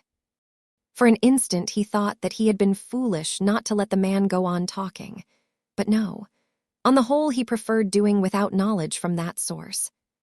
Later in the evening, however, Raffles overtook him in the street, and appearing either to have forgotten the roughness of his former reception or to intend avenging it by a forgiving familiarity, greeted him jovially and walked by his side, remarking at first on the pleasantness of the town and neighborhood. Will suspected that the man had been drinking and was considering how to shake him off when Raffles said, "I've been abroad myself, Mr. Ladislaw. I've seen the world, used to parley-vouse a little. It was at Boulogne I saw your father. A most uncommon likeness you are of him, by Jove. Mouth, nose, eyes, hair turned off your brow just like his, a little in the foreign style. John Bull doesn't do much of that. But your father was very ill when I saw him. Lord, hands you might see through. You were a small youngster then. Did he get well?" "No," said Will curtly. Well, I've often wondered what became of your mother. She ran away from her friends when she was a young lass, a proud-spirited lass, and pretty, by Jove." "I knew the reason why she ran away," said Raffles, winking slowly as he looked sideways at Will. "You know nothing dishonorable of her, sir," said Will, turning on him rather savagely. But Mr. Raffles just now was not sensitive to shades of manner. "Not a bit," said he, tossing his head decisively. "She was a little too honorable to like her friends, that was it." Here Raffles again winked slowly. "Lord bless you, I knew all about 'em. A little in what you may call the respectable thieving line, the high style of receiving house, none of your holes and corners, first rate. Slap-up shop, high profits and no mistake, but Lord. Sarah would have known nothing about it. A dashing young lady she was, fine boarding school, fit for a lord's wife. Only Archie Duncan threw it at her out of spite, because she would have nothing to do with him. And so she ran away from the whole concern. I travelled for 'em, sir, in a gentlemanly way, at a high salary. They didn't mind her running away at first. Godly folks, sir, very godly, and she was for the stage. The son was alive then, and the daughter was at a discount. Hallo, here we are at the Blue Bull. What do you say, Mr. Ladislaw? Shall we turn in and have a glass?" "No, I must say good evening," said Will, dashing up a passage which led into Lydgate and almost running to get out of Raffles's reach. He walked a long while on the Lydgate road away from the town, glad of the starlit darkness when it came. He felt as if he had had dirt cast on him, amidst shouts of scorn. There was this to confirm the fellow's statement, that his mother never would tell him the reason why she had run away from her family. Well, what was he, Will Ladislaw, the worse, supposing the truth about that family to be the ugliest? His mother had braved hardship in order to separate herself from it. But if Dorothea's friends had known this story, if the Chathams had known it, they would have had a fine color to give their suspicions a welcome ground for thinking him unfit to come near her.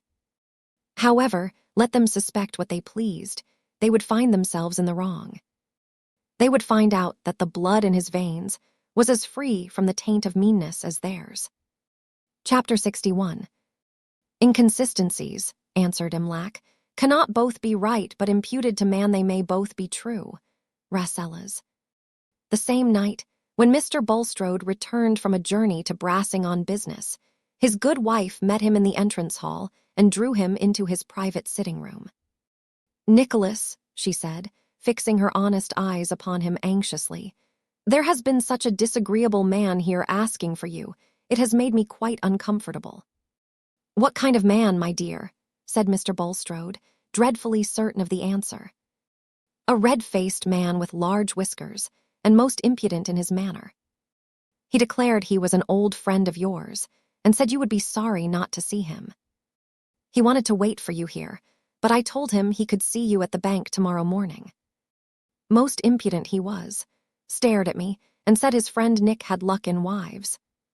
I don't believe he would have gone away if Blutcher had not happened to break his chain and come running round on the gravel, for I was in the garden, so I said, 'You'd better go away. The dog is very fierce, and I can't hold him.' Do you really know anything of such a man?"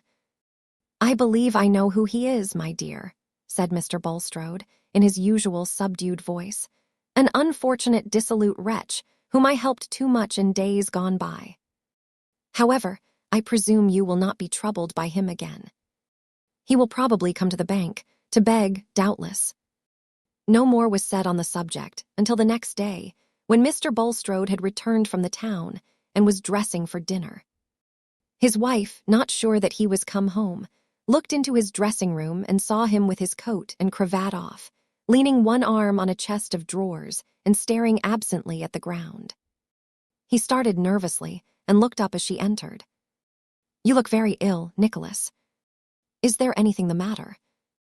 "I have a good deal of pain in my head," said Mr. Bulstrode, who was so frequently ailing that his wife was always ready to believe in this cause of depression. "Sit down and let me sponge it with vinegar." Physically, Mr. Bulstrode did not want the vinegar, but morally, the affectionate attention soothed him. Though always polite, it was his habit to receive such services with marital coolness, as his wife's duty. But today, while she was bending over him, he said, "You are very good, Harriet," in a tone which had something new in it to her ear. She did not know exactly what the novelty was, but her woman's solicitude shaped itself into a darting thought that he might be going to have an illness. "Has anything worried you?" she said. "Did that man come to you at the bank?" "Yes, it was as I had supposed. He is a man who at one time might have done better. But he has sunk into a drunken, debauched creature." "Is he quite gone away?" said Mrs. Bulstrode, anxiously, but for certain reasons she refrained from adding, "It was very disagreeable to hear him calling himself a friend of yours." At that moment, she would not have liked to say anything which implied her habitual consciousness that her husband's earlier connections were not quite on a level with her own. Not that she knew much about them.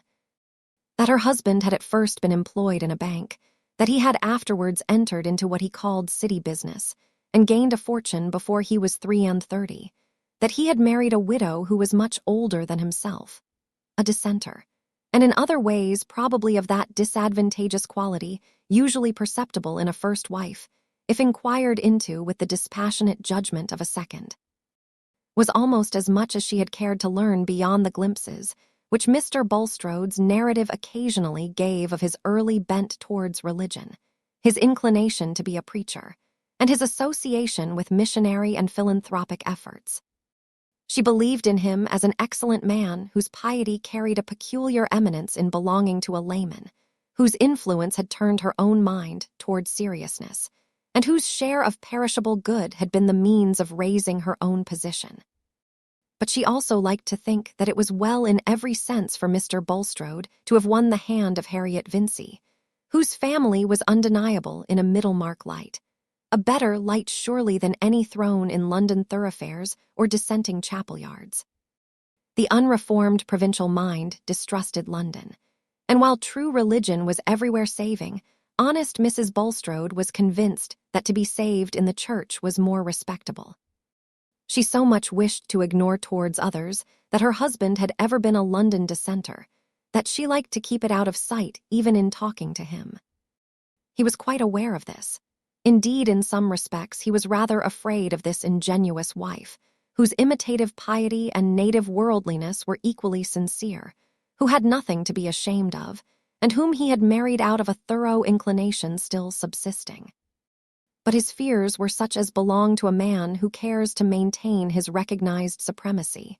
The loss of high consideration from his wife, as from everyone else who did not clearly hate him out of enmity to the truth, would be as the beginning of death to him. When she said, "Is he quite gone away?" "Oh, I trust so," he answered, with an effort to throw as much sober unconcern into his tone as possible. But in truth, Mr. Bulstrode was very far from a state of quiet trust.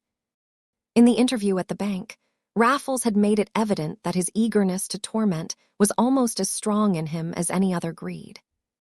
He had frankly said that he had turned out of the way to come to Middlemarch, just to look about him and see whether the neighborhood would suit him to live in.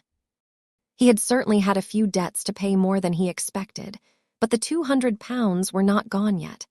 A cool 25 would suffice him to go away with for the present. What he had wanted chiefly was to see his friend Nick and family, and know all about the prosperity of a man to whom he was so much attached. By and by, he might come back for a longer stay. This time, Raffles declined to be seen off the premises, as he expressed it, declined to quit Middlemarch under Bulstrode's eyes. He meant to go by coach the next day, if he chose. Bulstrode felt himself helpless. Neither threats nor coaxing could avail. He could not count on any persistent fear nor on any promise. On the contrary, he felt a cold certainty at his heart that Raffles, unless Providence sent death to hinder him, would come back to Middlemarch before long. And that certainty was a terror. It was not that he was in danger of legal punishment or of beggary.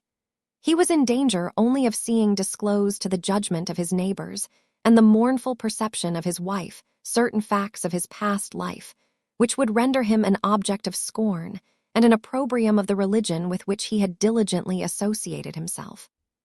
The terror of being judged sharpens the memory.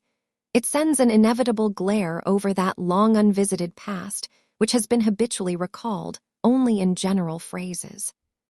Even without memory, the life is bound into one by a zone of dependence in growth and decay. But intense memory forces a man to own his blameworthy past. With memory set smarting like a reopened wound, a man's past is not simply a dead history, an outworn preparation of the present. It is not a repented error shaken loose from the life. It is a still quivering part of himself, bringing shudders and bitter flavors and the tinglings of a merited shame. Into this second life, Bulstrode's past had now risen, only the pleasures of it seeming to have lost their quality. Night and day, without interruption save of brief sleep, which only wove retrospect and fear into a fantastic present, he felt the scenes of his earlier life coming between him and everything else, as obstinately as when we look through the window from a lighted room. The objects we turn our backs on are still before us, instead of the grass and the trees. The successive events, inward and outward, were there in one view. Though each might be dwelt on in turn, the rest still kept their hold in the consciousness. Once more he saw himself the young banker's clerk, with an agreeable person, as clever in figures as he was fluent in speech and fond of theological definition. An eminent though young member of a Calvinistic dissenting church at Highbury, having had striking experience in conviction of sin and sense of pardon. Again he heard himself called for as Brother Bulstrode in prayer meetings, speaking on religious platforms, preaching in private houses. Again he felt himself thinking of the ministry as possibly his vocation, and inclined towards missionary labor. That was the happiest time of his life. That was the spot he would have chosen now to awake in and find the rest a dream. The people among whom Brother Bulstrode was distinguished were very few, but they were very near to him, and stirred his satisfaction the more. His power stretched through a narrow space, but he felt its effect the more intensely. He believed without effort in the peculiar work of grace within him, and in the signs that God intended him for special instrumentality. Then came the moment of transition. It was with the sense of promotion he had when he, an orphan educated at a commercial charity school, was invited to a fine villa belonging to Mr. Dunkirk, the richest man in the congregation. Soon he became an intimate there, honored for his piety by the wife, marked out for his ability by the husband, whose wealth was due to a flourishing city and West End trade. That was the setting in of a new current for his ambition, directing his prospects of instrumentality towards the uniting of distinguished religious gifts with successful business. By and by came a decided external leading. A confidential subordinate partner died, and nobody seemed to the principal so well fitted to fill the severely felt vacancy as his young friend Bulstrode, if he would become confidential accountant. The offer was accepted. The business was a pawnbroker's, of the most magnificent sort both in extent and profits, and on a short acquaintance with it Bulstrode became aware that one source of magnificent profit was the easy reception of any goods offered, without strict inquiry as to where they came from. But there was a branch house at the West End, and no pettiness or dinginess to give suggestions of shame. He remembered his first moments of shrinking. They were private and were filled with arguments, some of these taking the form of prayer. The business was established and had old roots. Is it not one thing to set up a new gin palace and another to accept an investment in an old one? The profits made out of lost souls, where can the line be drawn at which they begin in human transactions? Was it not even God's way of saving his chosen? "Thou knowest," the young Bulstrode had said then, as the older Bulstrode was saying now, "thou knowest how loose my soul sits from these things, how I view them all as implements for tilling thy garden rescued here and there from the wilderness." Metaphors and precedents were not wanting. Peculiar spiritual experiences were not wanting, which at last made the retention of his position seem a service demanded of him. The vista of a fortune had already opened itself, and Bulstrode's shrinking remained private. Mr. Dunkirk had never expected that there would be any shrinking at all. He had never conceived that trade had anything to do with the scheme of salvation. And it was true that Bulstrode found himself carrying on two distinct lives. His religious activity could not be incompatible with his business as soon as he had argued himself into not feeling it incompatible. Mentally surrounded with that past again, Bulstrode had the same pleas. Indeed, the years had been perpetually spinning them into intricate thickness, like masses of spiderweb, padding the moral sensibility. Nay, as age made egoism more eager but less enjoying, his soul had become more saturated with the belief that he did everything for God's sake, being indifferent to it for his own. And yet, if he could be back in that far-off spot with his youthful poverty, why, then he would choose to be a missionary. But the train of causes in which he had locked himself went on. There was trouble in the fine villa at Highbury. Years before, the only daughter had run away, defied her parents, and gone on the stage. And now the only boy died, and after a short time Mr. Dunkirk died also. The wife, a simple, pious woman, left with all the wealth in and out of the magnificent trade, of which she never knew the precise nature, had come to believe in Bulstrode, and innocently adore him as women often adore their priest or man-made minister. It was natural that after a time, marriage should have been thought of between them. But Mrs. Dunkirk had qualms and yearnings about her daughter, who had long been regarded as lost both to God and her parents. It was known that the daughter had married, but she was utterly gone out of sight. The mother, having lost her boy, imagined a grandson, and wished in a double sense to reclaim her daughter.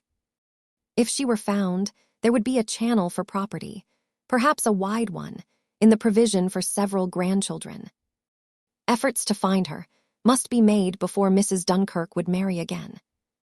Bulstrode concurred, but after advertisement as well as other modes of inquiry had been tried, the mother believed that her daughter was not to be found, and consented to marry without reservation of property. The daughter had been found, but only one man besides Bulstrode knew it, and he was paid for keeping silence and carrying himself away. That was the bare fact which Bulstrode was now forced to see in the rigid outline with which acts present themselves to onlookers. But for himself at that distant time, and even now in burning memory, the fact was broken into little sequences, each justified as it came by reasonings which seemed to prove it righteous. Bulstrode's course up to that time had, he thought, been sanctioned by remarkable providences, appearing to point the way for him to be the agent in making the best use of a large property and withdrawing it from perversion. Death and other striking dispositions, such as feminine trustfulness, had come, and Bulstrode would have adopted Cromwell's words, "Do you call these bare events? The Lord pity you." The events were comparatively small, but the essential condition was there, namely, that they were in favor of his own ends. It was easy for him to settle what was due from him to others by inquiring what were God's intentions with regard to himself. Could it be for God's service that this fortune should in any considerable proportion go to a young woman and her husband who were given up to the lightest pursuits, and might scatter it abroad in triviality, people who seemed to lie outside the path of remarkable providences? Bulstrode had never said to himself beforehand, "The daughter shall not be found." Nevertheless, when the moment came, he kept her existence hidden, and when other moments followed, He soothed the mother with consolation in the probability that the unhappy young woman might be no more. There were hours in which Bulstrode felt that his action was unrighteous, but how could he go back? He had mental exercises, called himself not, laid hold on redemption, and went on in his course of instrumentality. And after 5 years' death again, came to widen his path by taking away his wife. He did gradually withdraw his capital, but he did not make the sacrifices requisite to put an end to the business, which was carried on for 13 years afterwards before it finally collapsed. Meanwhile, Nicholas Bulstrode had used his 100,000 discreetly and was become provincially, solidly important, a banker, a churchman, a public benefactor, also a sleeping partner in trading concerns in which his ability was directed to economy in the raw material, as in the case of the dyes which rotted Mr. Vincey's silk. And now, when this respectability had lasted undisturbed for nearly 30 years, when all that preceded it had long lain benumbed in the consciousness, that past had risen and immersed his thought as if with the terrible eruption of a new sense overburthening the feeble being. Meanwhile, in his conversation with Raffles, he had learned something momentous, something which entered actively into the struggle of his longings and terrors. There, he thought, lay an opening towards spiritual, perhaps towards material rescue. The spiritual kind of rescue was a genuine need with him. There may be coarse hypocrites who consciously affect beliefs and emotions for the sake of gulling the world, but Bulstrode was not one of them. He was simply a man whose desires had been stronger than his theoretic beliefs, and who had gradually explained the gratification of his desires into satisfactory agreement with those beliefs. If this be hypocrisy, it is a process which shows itself occasionally in us all, to whatever confession we belong, and whether we believe in the future perfection of our race, or in the nearest date fixed for the end of the world, whether we regard the earth as a putrefying nidus for a saved remnant, including ourselves, or have a passionate belief in the solidarity of mankind. The service he could do to the cause of religion had been through life, the ground he alleged to himself for his choice of action. It had been the motive which he had poured out in his prayers. Who would use money and position better than he meant to use them? Who could surpass him in self-abhorrence and exaltation of God's cause? And to Mr. Bulstrode, God's cause was something distinct from his own rectitude of conduct. It enforced a discrimination of God's enemies, who were to be used merely as instruments, and whom it would be as well if possible to keep out of money and consequent influence. Also, profitable investments in trades where the power of the prince of this world showed its most active devices, became sanctified by a right application of the profits in the hands of God's servant. This implicit reasoning is essentially no more peculiar to evangelical belief than the use of wide phrases for narrow motives is peculiar to Englishmen. There is no general doctrine which is not capable of eating out our morality if unchecked by the deep-seated habit of direct fellow-feeling with individual fellow-men. But a man who believes in something else than his own greed has necessarily a conscience or standard to which he more or less adapts himself.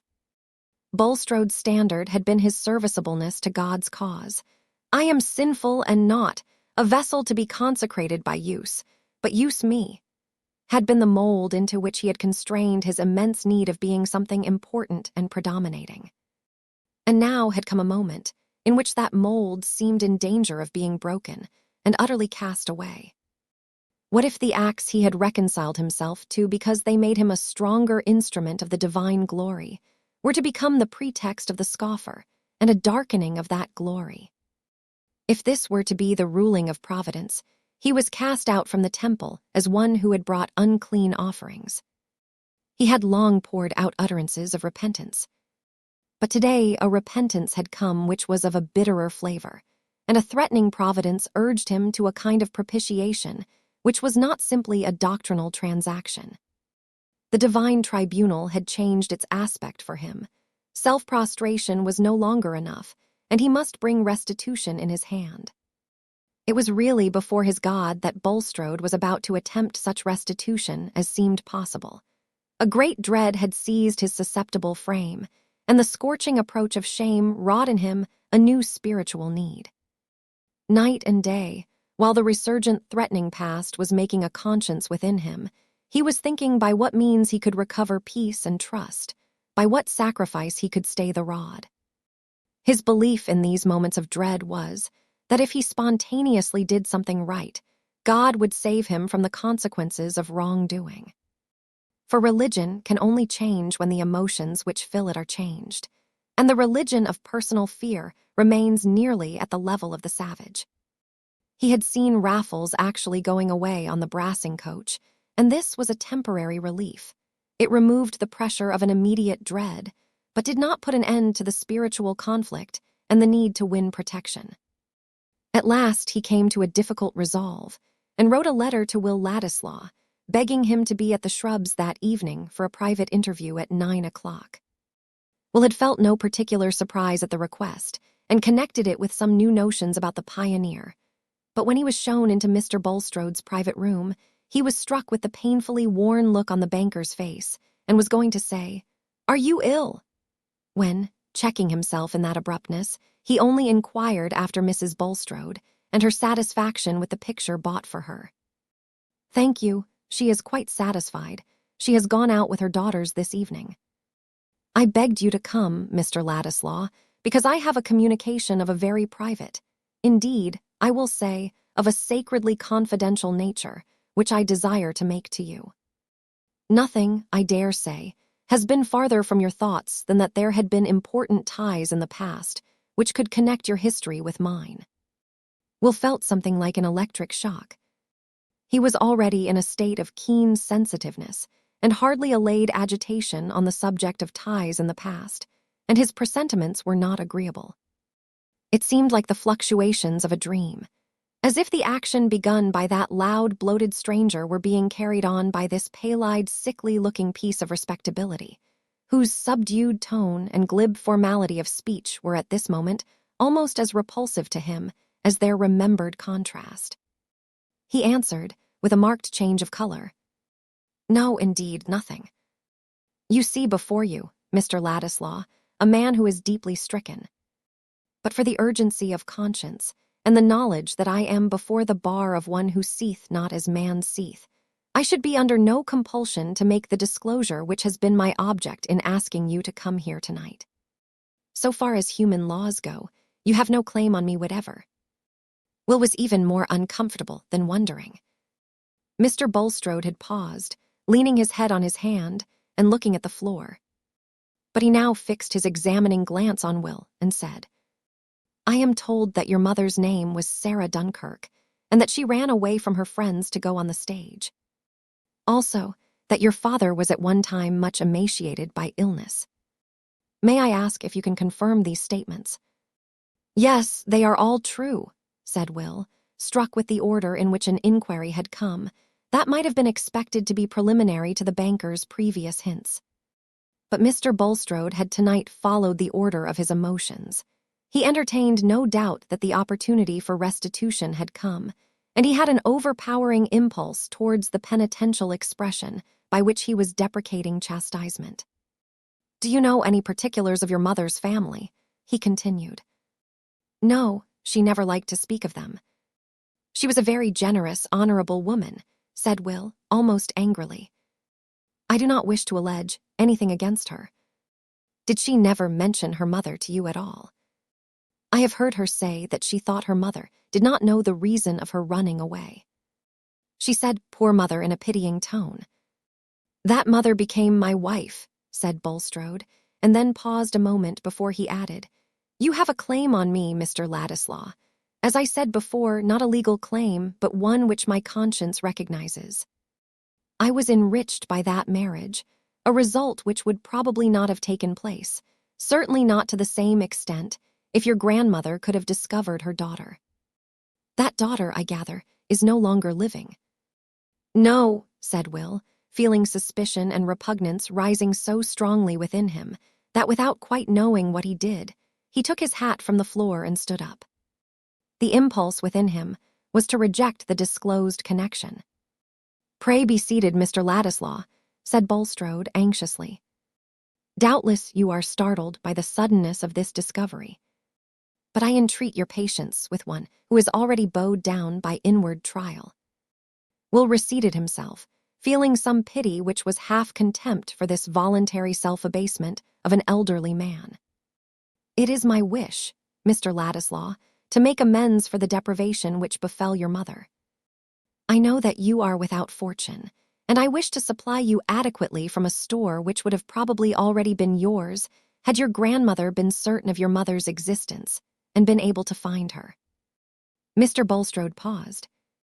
He felt that he was performing a striking piece of scrupulosity in the judgment of his auditor, and a penitential act in the eyes of God. He had no clue to the state of Will Ladislaw's mind, smarting as it was from the clear hints of Raffles, and with its natural quickness in construction, stimulated by the expectation of discoveries, which he would have been glad to conjure back into darkness.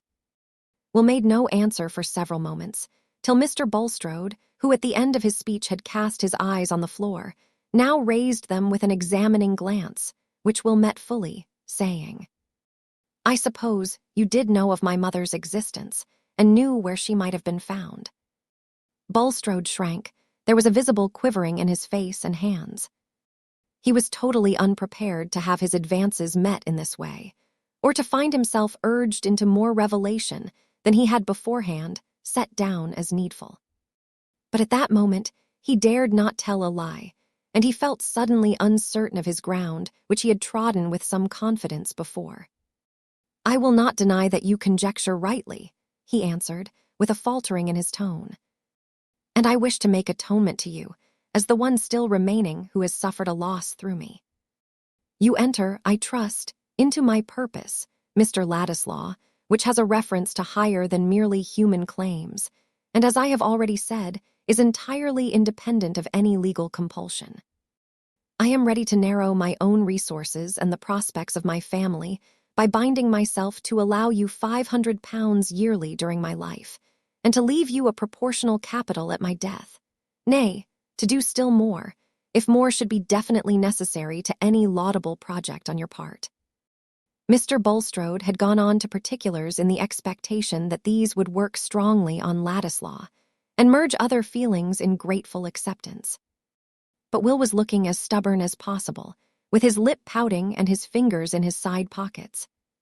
He was not in the least touched, and said firmly, Before I make any reply to your proposition, Mr. Bulstrode, I must beg you to answer a question or two. Were you connected with the business by which that fortune you speak of was originally made? Mr. Bulstrode's thought was, Raffles has told him. How could he refuse to answer when he had volunteered what drew forth the question? He answered, yes. And was that business, or was it not, a thoroughly dishonorable one, nay, one that, if its nature had been made public, might have ranked those concerned in it with thieves and convicts?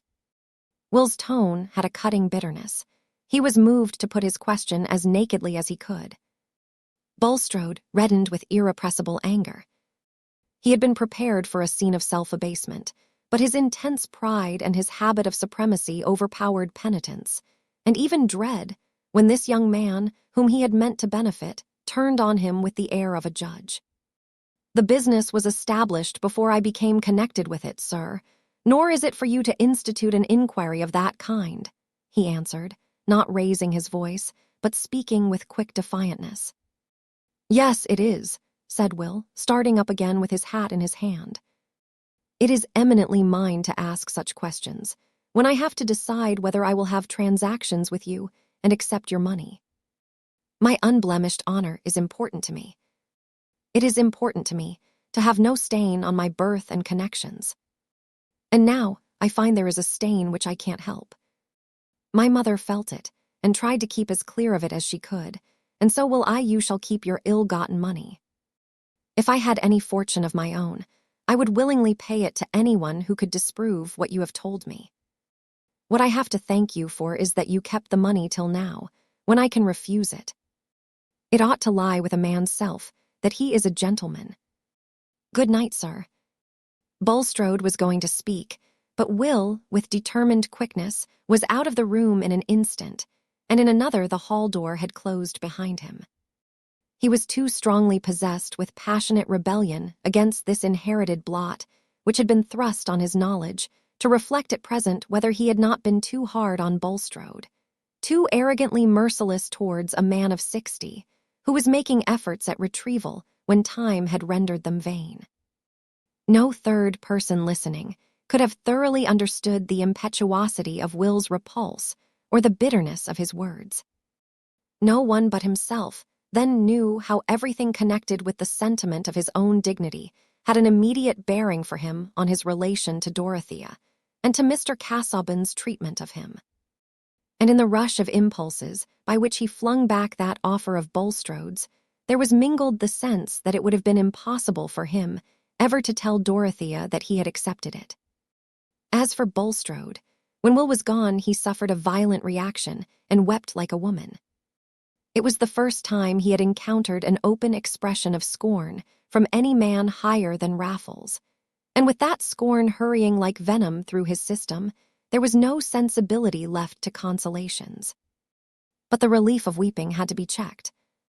His wife and daughters soon came home from hearing the address of an Oriental missionary, and were full of regret that Papa had not heard, in the first instance, the interesting things which they tried to repeat to him. Perhaps, through all other hidden thoughts, the one that breathed most comfort was that Will Ladislaw at least was not likely to publish what had taken place that evening. Chapter 62.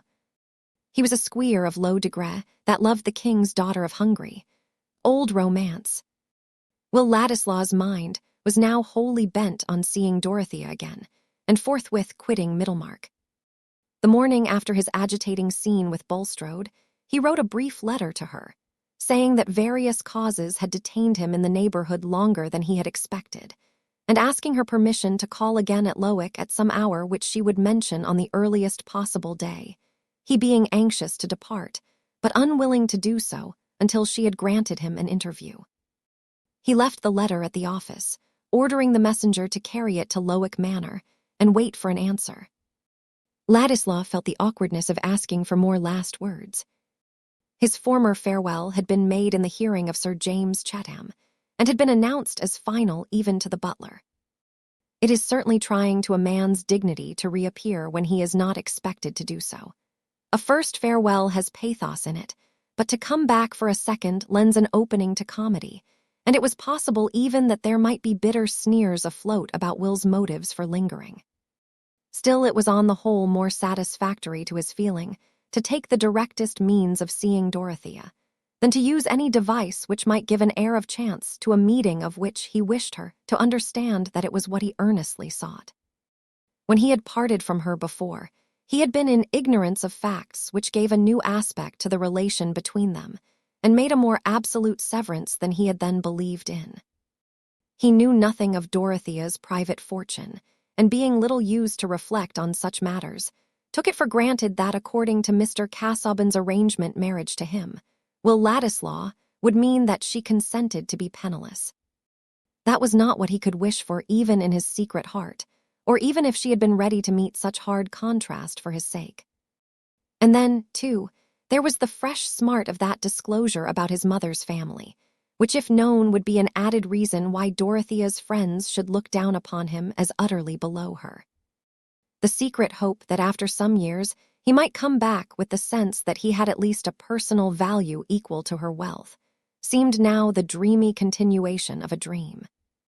This change would surely justify him in asking Dorothea to receive him once more. But Dorothea on that morning was not at home to receive Will's note. In consequence of a letter from her uncle announcing his intention to be at home in a week, she had driven first to Freshitt to carry the news, meaning to go on to the Grange to deliver some orders with which her uncle had entrusted her, thinking, as he said, a little mental occupation of this sort good for a widow.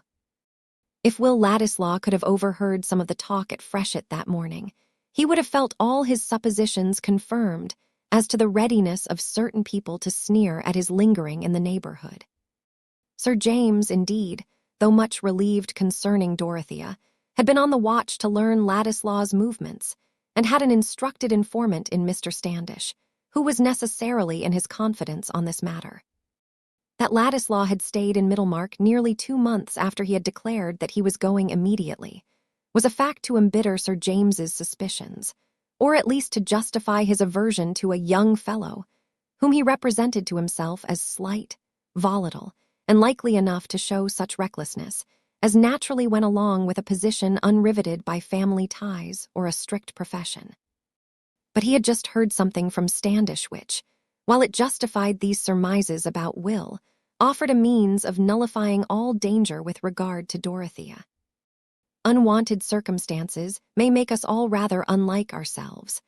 There are conditions under which the most majestic person is obliged to sneeze, and our emotions are liable to be acted on in the same incongruous manner. Good Sir James was this morning so far unlike himself that he was irritably anxious to say something to Dorothea on a subject which he usually avoided, as if it had been a matter of shame to them both. He could not use Celia as a medium, because he did not choose that she should know the kind of gossip he had in his mind. And before Dorothea happened to arrive, he had been trying to imagine how, with his shyness and unready tongue, he could ever manage to introduce his communication. Her unexpected presence brought him to utter hopelessness in his own power of saying anything unpleasant, but desperation suggested a resource. He sent the groom on an unsaddled horse across the park with a penciled note to Mrs. Cadwallader, who already knew the gossip, and would think it no compromise of herself to repeat it as often as required. Dorothea was detained on the good pretext that Mr. Garth, whom she wanted to see, was expected at the hall within the hour, and she was still talking to Caleb on the gravel when Sir James, on the watch for the rector's wife, saw her coming and met her with the needful hints. "Enough, I understand," said Mrs. Cadwallader.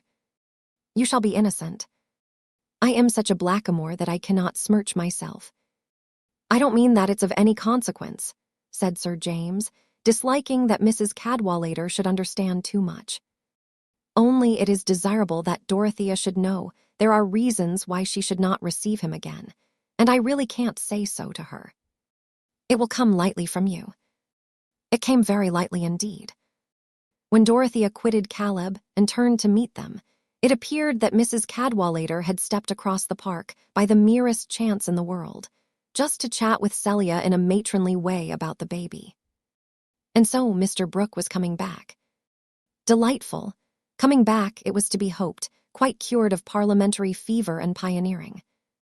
Apropos of the pioneer, somebody had prophesied that it would soon be like a dying dolphin and turn all colors for want of knowing how to help itself, because Mr. Brooke's protégé, the brilliant young Ladislaw, was gone or going. Had Sir James heard that? The three were walking along the gravel slowly, and Sir James, turning aside to whip a shrub, said he had heard something of that sort. "All false," said Mrs. Cadwallader. "He is not gone or going, apparently. The pioneer keeps its color, and Mr. Orlando Ladislaw is making a sad dark blue scandal by warbling continually with your Mr. Lydgate's wife, who they tell me is as pretty can be. It seems nobody ever goes into the house without finding this young gentleman lying on the rug or warbling at the piano. But the people in manufacturing towns are always disreputable. You began by saying that one report was false, Mrs. Cadwallader, and I believe this is false too," said Dorothea, with indignant energy. "At least, I feel sure it is a misrepresentation. I will not hear any evil spoken of Mr. Ladislaw. He has already suffered too much injustice." Dorothea, when thoroughly moved, cared little what anyone thought of her feelings, and even if she had been able to reflect, she would have held it petty to keep silence at injurious words about Will from fear of being herself misunderstood. Her face was flushed and her lip trembled. Sir James, glancing at her, repented of his stratagem, but Mrs. Cadwallader, equal to all occasions, spread the palms of her hands outward and said, "Heaven grant it, my dear. I mean that all bad tales about anybody may be false.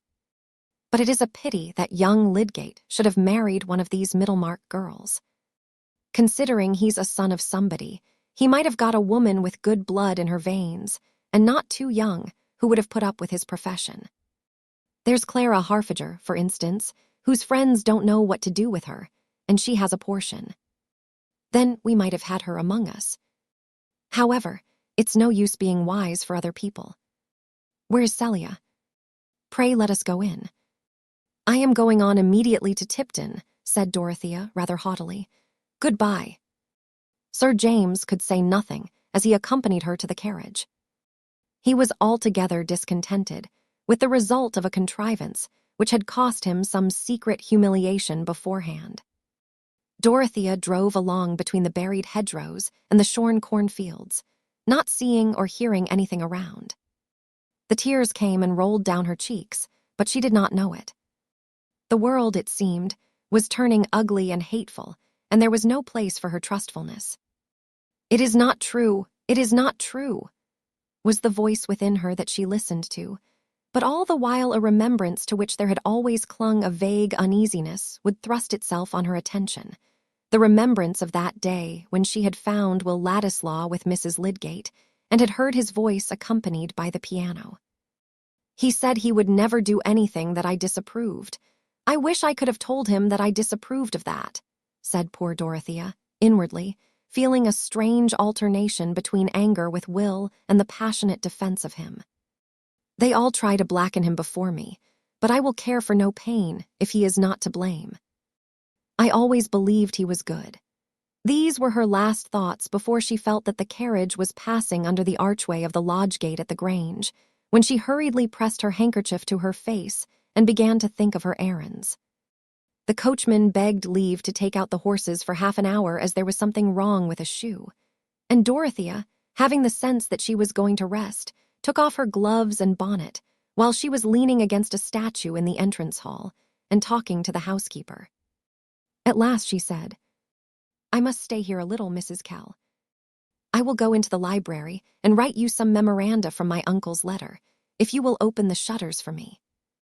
The shutters are open, madam, said Mrs. Kell, following Dorothea, who had walked along as she spoke. Mr. Ladislaw is there, looking for something.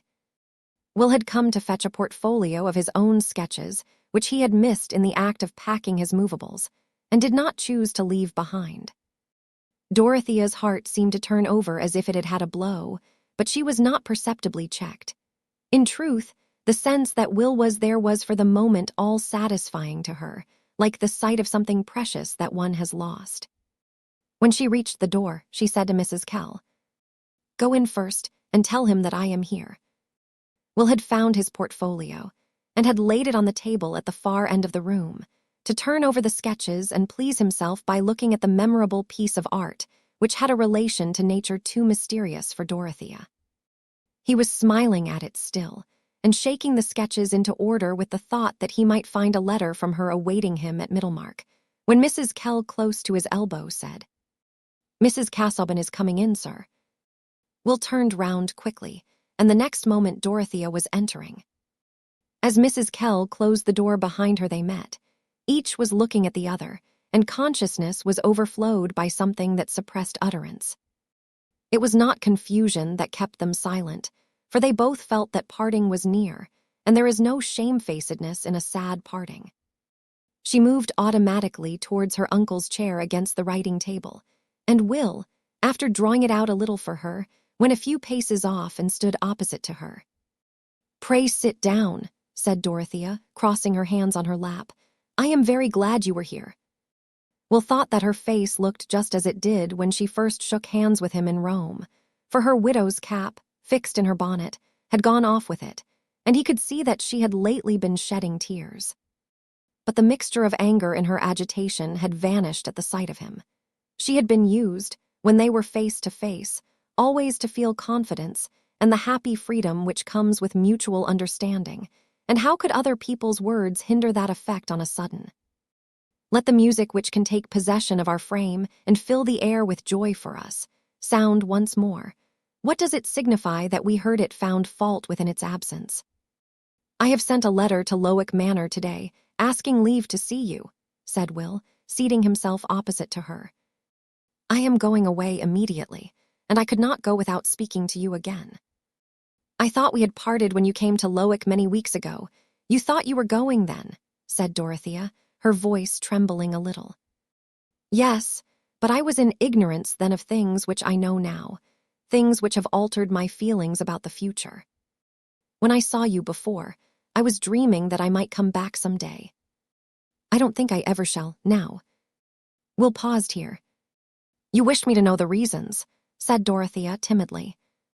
Yes, said Will impetuously, shaking his head backward and looking away from her with irritation in his face. Of course I must wish it. I have been grossly insulted in your eyes and in the eyes of others. There has been a mean implication against my character. I wish you to know that under no circumstances would I have lowered myself under no circumstances would I have given men the chance of saying that I sought money under the pretext of seeking something else. There was no need of other safeguard against me. The safeguard of wealth was enough. Will rose from his chair with the last word and went, he hardly knew where, but it was to the projecting window nearest him, which had been open as now about the same season a year ago, when he and Dorothea had stood within it and talked together. Her whole heart was going out at this moment in sympathy with Will's indignation. She only wanted to convince him that she had never done him injustice, and he seemed to have turned away from her as if she too had been part of the unfriendly world. It would be very unkind of you to suppose that I ever attributed any meanness to you, she began. Then in her ardent way, wanting to plead with him, she moved from her chair and went in front of him to her old place in the window, saying, Do you suppose that I ever disbelieved in you? When Will saw her there, he gave a start and moved backward out of the window, without meeting her glance. Dorothea was hurt by this movement, following up the previous anger of his tone. She was ready to say that it was as hard on her as on him, and that she was helpless. But those strange particulars of their relation, which neither of them could explicitly mention, kept her always in dread of saying too much.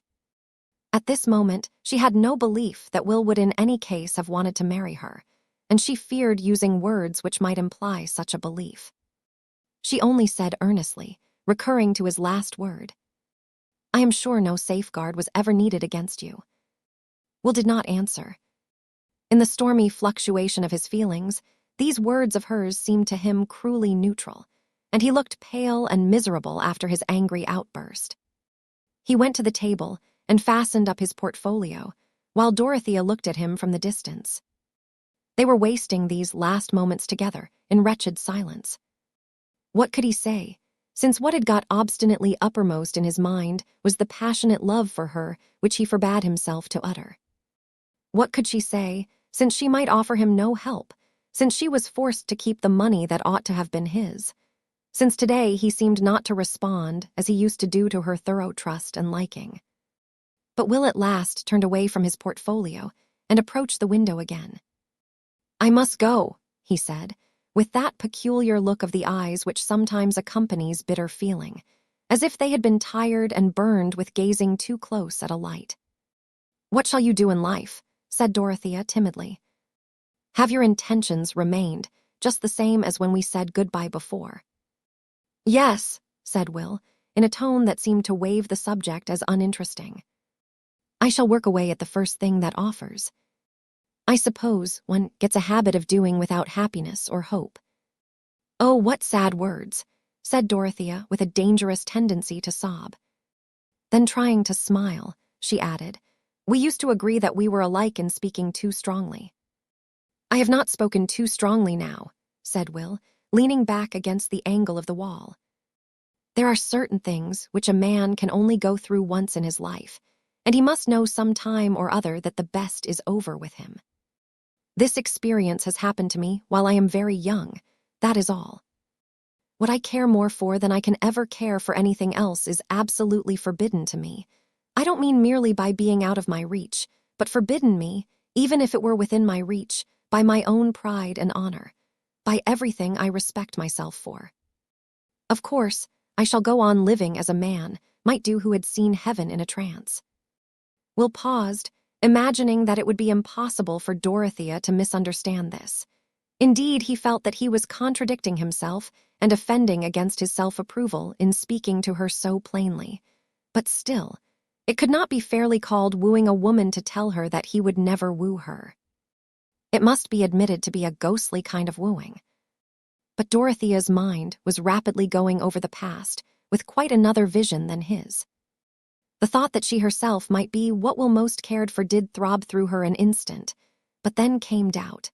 The memory of the little they had lived through together turned pale and shrank before the memory, which suggested how much fuller might have been the intercourse between Will and someone else with whom he had had constant companionship.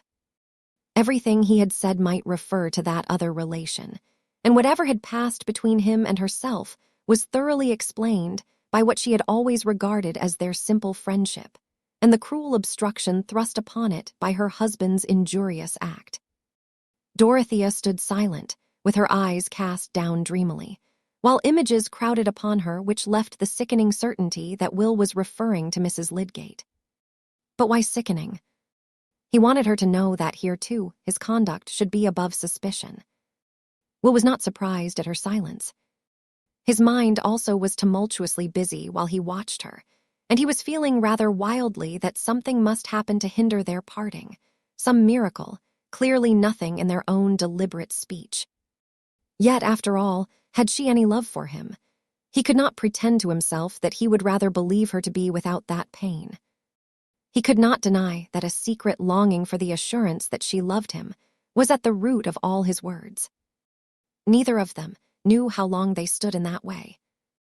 Dorothea was raising her eyes and was about to speak when the door opened and her footman came to say, "The horses are ready, madam, whenever you like to start." "Presently," said Dorothea. Then turning to Will, she said, "I have some memoranda to write for the housekeeper."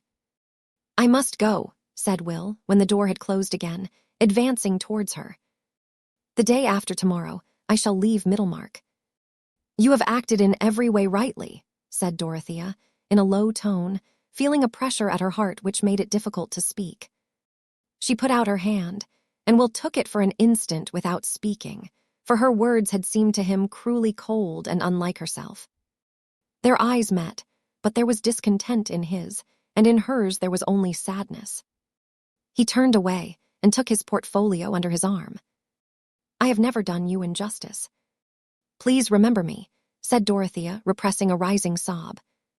"Why should you say that?" said Will with irritation. "As if I were not in danger of forgetting everything else." He had really a movement of anger against her at that moment, and it impelled him to go away without pause. It was all one flash to Dorothea, his last words, his distant bow to her as he reached the door, the sense that he was no longer there. She sank into the chair, and for a few moments sat like a statue, while images and emotions were hurrying upon her. Joy came first, in spite of the threatening train behind it, joy in the impression that it was really herself whom Will loved and was renouncing, that there was really no other love less permissible, more blameworthy, which honor was hurrying him away from. They were parted all the same, but Dorothea drew a deep breath and felt her strength return. She could think of him unrestrainedly. At that moment, the parting was easy to bear. The first sense of loving and being loved excluded sorrow. It was as if some hard, icy pressure had melted, and her consciousness had room to expand. Her past was come back to her with larger interpretation. The joy was not the less. Perhaps it was the more complete just then, because of the irrevocable parting, for there was no reproach, no contemptuous wonder to imagine in any eye or from any lips. He had acted so as to defy reproach and make wonder respectful. Anyone watching her might have seen that there was a fortifying thought within her. Just as when inventive power is working with glad ease, some small claim on the attention is fully met, as if it were only a cranny open to the sunlight. It was easy now for Dorothea to write her memoranda. She spoke her last words to the housekeeper in cheerful tones, and when she seated herself in the carriage, her eyes were bright and her cheeks blooming under the dismal bonnet. She threw back the heavy weepers and looked before her, wondering which road Will had taken. It was in her nature to be proud that he was blameless, and through all her feelings there ran this vein: I was right to defend him. The coachman was used to drive his greys at a good pace. Mr. Casaubon being unenjoying and impatient in everything away from his desk, and wanting to get to the end of all journeys, and Dorothea was now bowled along quickly.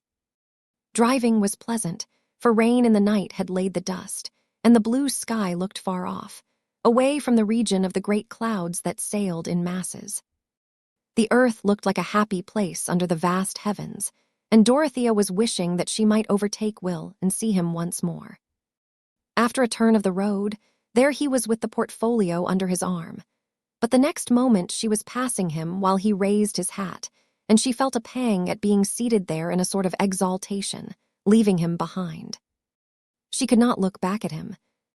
It was as if a crowd of indifferent objects had thrust them asunder and forced them along different paths, taking them farther and farther away from each other and making it useless to look back. She could no more make any sign that would seem to say, "Need we part?" than she could stop the carriage to wait for him. Nay, what a world of reasons crowded upon her against any movement of her thought towards a future that might reverse the decision of this day. "I only wish I had known before. I wish he knew. Then we could be quite happy in thinking of each other, though we are forever parted. And if I could but have given him the money and made things easier for him," were the longings that came back the most persistently. And yet, so heavily did the world weigh on her in spite of her independent energy, that with this idea of Will as in need of such help, and at a disadvantage with the world, there came always the vision of that unfittingness of any closer relation between them which lay in the opinion of every one connected with her. She felt to the full all the imperativeness of the motives which urged Will's conduct. How could he dream of her defying the barrier that her husband had placed between them? How could she ever say to herself that she would defy it? Will's certainty, as the carriage grew smaller in the distance, had much more bitterness in it. Very slight matters were enough to gall him in his sensitive mood, and the sight of Dorothea driving past him while he felt himself plodding along as a poor devil, seeking a position in a world which in his present temper offered him little that he coveted, made his conduct seem a mere matter of necessity, and took away the sustainment of resolve. After all, he had no assurance that she loved him. Could any man pretend that he was simply glad in such a case to have the suffering all on his own side? That evening Will spent with the Lydgates. The next evening he was gone. Book 7, 2 Temptations. Chapter 63. These little things are great to little man. Goldsmith. "Have you seen much of your scientific phoenix, Lydgate, lately?" said Mr. Toller at one of his Christmas dinner parties, speaking to Mr. Fairbrother on his right hand. "Not much, I am sorry to say," answered the vicar, accustomed to parry Mr. Toller's banter about his belief in the new medical light. "I am out of the way, and he is too busy." "Is he? I am glad to hear it," said Dr. Minchin with mingled suavity and surprise. "He gives a great deal of time to the new hospital," said Mr. Fairbrother, who had his reasons for continuing the subject. "I hear of that from my neighbor, Mrs. Casaubon, who goes there often. She says Lydgate is indefatigable, and is making a fine thing of Bulstrode's institution. He is preparing a new ward, in case of the cholera coming to us. And preparing theories of treatment to try on the patients, I suppose," said Mr. Toller. "Come, Toller, be candid," said Mr. Fairbrother. "You are too clever not to see the good of a bold, fresh mind in medicine, as well as in everything else. And as to cholera, I fancy, none of you are very sure what you ought to do. If a man goes a little too far along a new road, it is usually himself that he harms more than anyone else. I am sure you and Wrench ought to be obliged to him," said Dr. Minchin, looking towards Toller, "for he has sent you the cream of Peacock's patients." "Lydgate has been living at a great rate for a young beginner," said Mr. Harry Toller, the brewer. "I suppose his relations in the north back him up." "I hope so," said Mr. Chichley, "else he ought not to have married that nice girl we were all so fond of. Hang it, one has a grudge against a man who carries off the prettiest girl in the town." "Aye, by God, and the best too," said Mr. Standish. "My friend Vincy didn't half like the marriage, I know that," said Mr. Chichley. "He wouldn't do much." How the relations on the other side may have come down, I can't say. There was an emphatic kind of reticence in Mr. Chichley's manner of speaking. "Oh, I shouldn't think Lydgate ever looked to practice for a living," said Mr. Toller, with a slight touch of sarcasm, and there the subject was dropped. This was not the first time that Mr. Fairbrother had heard hints of Lydgate's expenses being obviously too great to be met by his practice, but he thought it not unlikely that there were resources or expectations which excused the large outlay at the time of Lydgate's marriage, and which might hinder any bad consequences from the disappointment in his practice. One evening, when he took the pains to go to Middlemarch on purpose to have a chat with Lydgate as of old, he noticed in him an air of excited effort quite unlike his usual easy way of keeping silence or breaking it with abrupt energy whenever he had anything to say. Lydgate talked persistently when they were in his workroom, putting arguments for and against the probability of certain biological views. But he had none of those definite things to say or to show which give the waymarks of a patient, uninterrupted pursuit, such as he used himself to insist on, saying that there must be a systole and diastole in all inquiry, and that a man's mind must be continually expanding and shrinking between the whole human horizon and the horizon of an object glass. That evening he seemed to be talking widely for the sake of resisting any personal bearing, and before long they went into the drawing-room, where Lydgate, having asked Rosamond to give them music, sank back in his chair in silence, but with a strange light in his eyes. He may have been taking an opiate, was a thought that crossed Mr. Fairbrother's mind. Tic-douloureux, perhaps, or medical worries. It did not occur to him that Lydgate's marriage was not delightful. He believed, as the rest did, that Rosamond was an amiable, docile creature, though he had always thought her rather uninteresting, a little too much the pattern card of the finishing school, and his mother could not forgive Rosamond because she never seemed to see that Henrietta Noble was in the room. However, Lydgate fell in love with her, said the vicar to himself, and she must be to his taste. Mr. Fairbrother was aware that Lydgate was a proud man, but having very little corresponding fibre in himself, and perhaps too little care about personal dignity, except the dignity of not being mean or foolish. He could hardly allow enough for the way in which Lydgate shrank, as from a burn, from the utterance of any word about his private affairs. And soon after that conversation at Mr. Toller's, the vicar learned something which made him watch the more eagerly for an opportunity of indirectly letting Lydgate know that if he wanted to open himself about any difficulty, there was a friendly ear ready. The opportunity came at Mr. Vincey's, where, on New Year's Day, there was a party to which Mr. Fairbrother was irresistibly invited, on the plea that he must not forsake his old friends on the first New Year of his being a greater man, and rector as well as vicar. And this party was thoroughly friendly. All the ladies of the Fairbrother family were present. The Vincey children all dined at the table, and Fred had persuaded his mother that if she did not invite Mary Garth, the Fairbrothers would regard it as a slight to themselves, Mary being their particular friend. Mary came, and Fred was in high spirits, though his enjoyment was of a checkered kind. Triumph that his mother should see Mary's importance with the chief personages in the party being much streaked with jealousy when Mr. Fairbrother sat down by her. Fred used to be much more easy about his own accomplishments in the days when he had not begun to dread being bowled out by Fairbrother, and this terror was still before him. Mrs. Vincey, in her fullest matronly bloom, looked at Mary's little figure, rough wavy hair, and visage quite without lilies and roses, and wondered, trying unsuccessfully to fancy herself caring about Mary's appearance in wedding clothes, or feeling complacency in grandchildren who would feature the Garths. However, the party was a merry one, and Mary was particularly bright, being glad, for Fred's sake, that his friends were getting kinder to her, and being also quite willing that they should see how much she was valued by others whom they must admit to be judges. Mr. Fairbrother noticed that Lydgate seemed bored, and that Mr. Vincey spoke as little as possible to his son-in-law. Rosamond was perfectly graceful and calm, and only a subtle observation such as the vicar had not been roused to bestow on her would have perceived the total absence of that interest in her husband's presence which a loving wife is sure to betray, even if etiquette keeps her aloof from him. When Lydgate was taking part in the conversation, she never looked towards him any more than if she had been a sculptured Psyche modeled to look another way. And when, after being called out for an hour or two, he re-entered the room, she seemed unconscious of the fact, which 18 months before would have had the effect of a numeral before ciphers. In reality, however, she was intensely aware of Lydgate's voice and movements, and her pretty good-tempered air of unconsciousness was a studied negation by which she satisfied her inward opposition to him without compromise of propriety.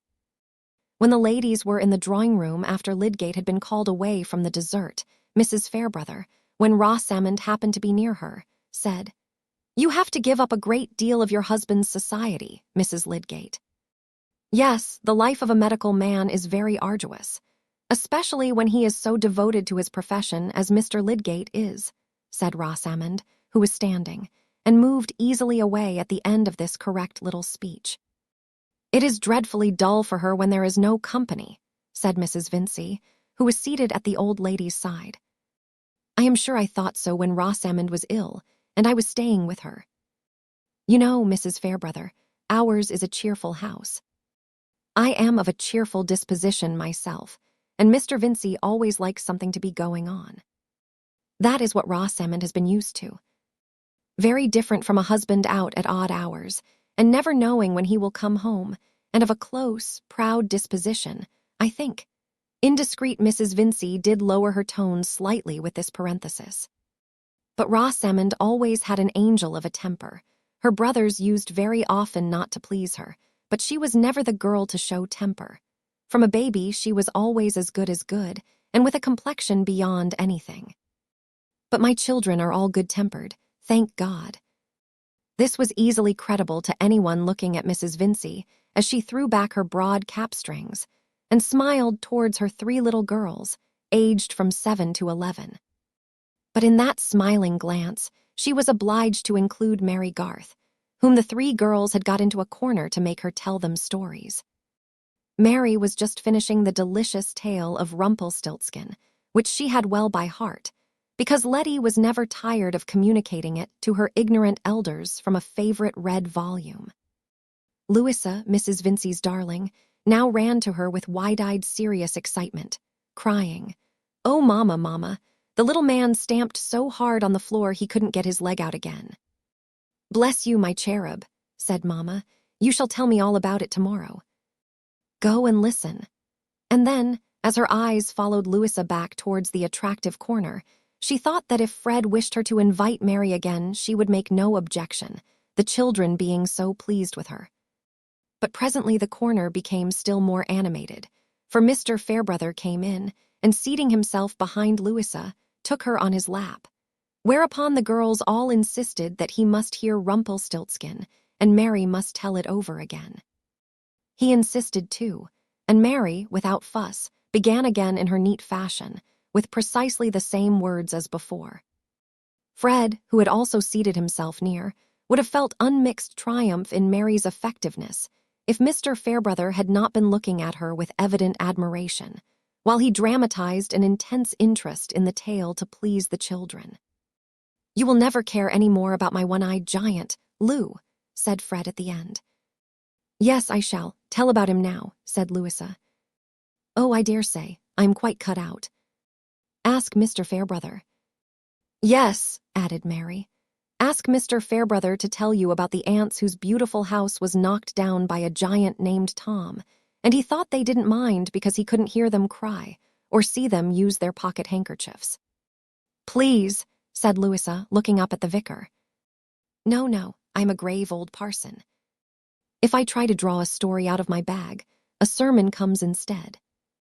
"Shall I preach you a sermon?"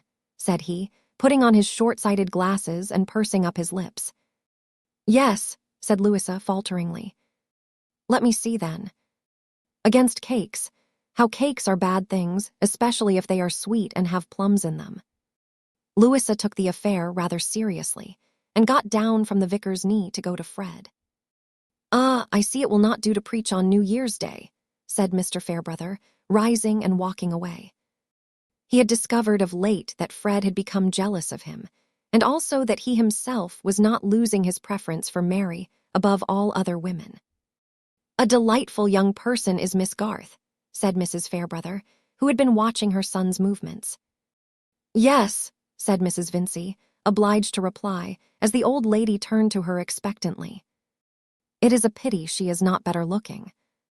"I cannot say that," said Mrs. Fairbrother decisively. "I like her countenance. We must not always ask for beauty, when a good God has seen fit to make an excellent young woman without it. I put good manners first, and Miss Garth will know how to conduct herself in any station." The old lady was a little sharp in her tone, having a prospective reference to Mary's becoming her daughter-in-law. For there was this inconvenience in Mary's position with regard to Fred, that it was not suitable to be made public, and hence the three ladies at Lowick Parsonage were still hoping that Camden would choose Miss Garth. New visitors entered, and the drawing-room was given up to music and games, while whist tables were prepared in the quiet room on the other side of the hall. Mr. Fairbrother played a rubber to satisfy his mother, who regarded her occasional whist as a protest against scandal and novelty of opinion, in which light even a revoke had its dignity. But at the end, he got Mr. Chichley to take his place, and left the room. As he crossed the hall, Lydgate had just come in and was taking off his greatcoat.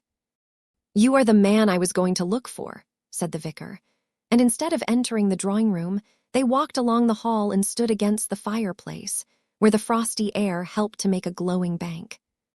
"You see, I can leave the whist table easily enough," he went on, smiling at Lydgate. "Now I don't play for money."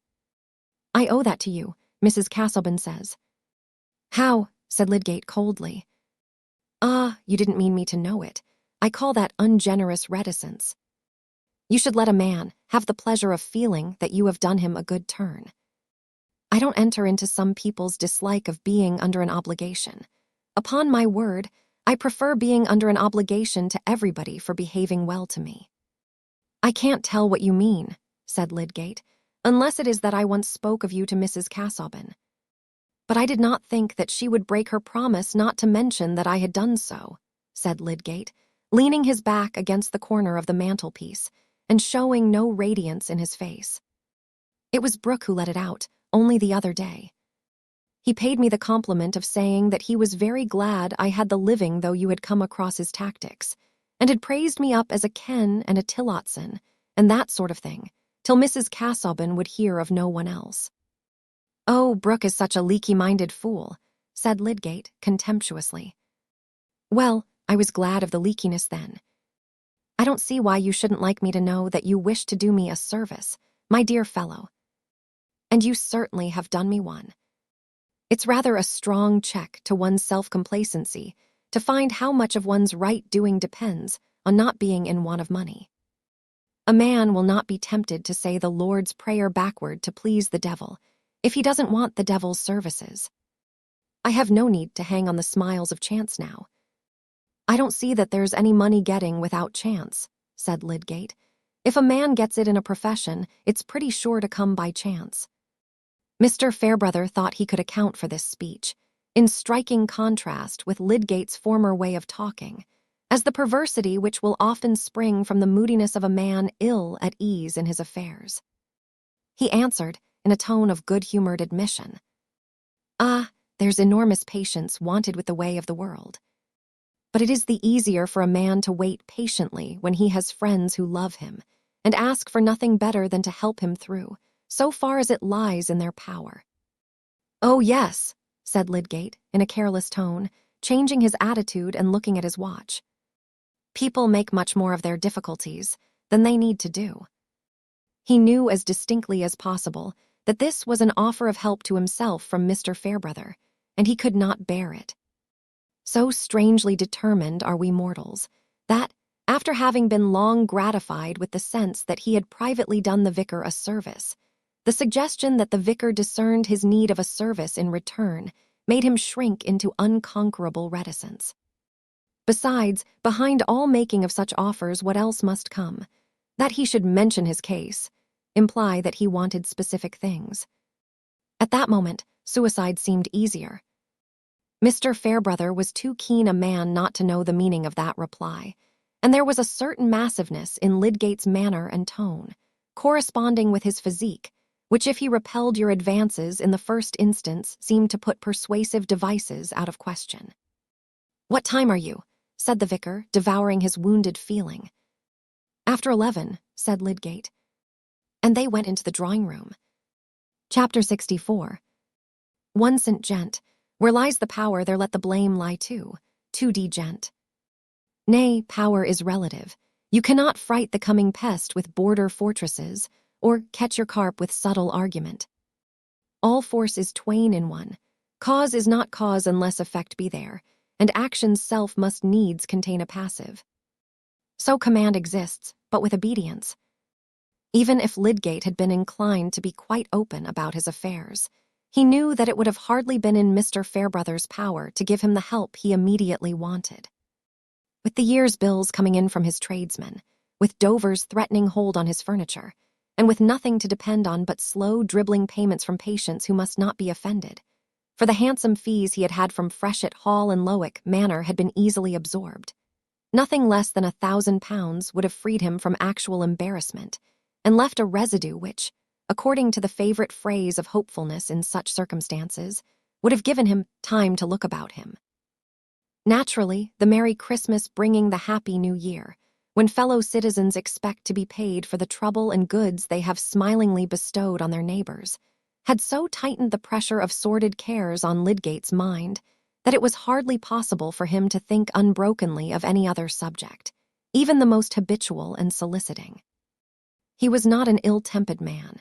His intellectual activity, the ardent kindness of his heart, as well as his strong frame, would always, under tolerably easy conditions, have kept him above the petty, uncontrolled susceptibilities which make bad temper.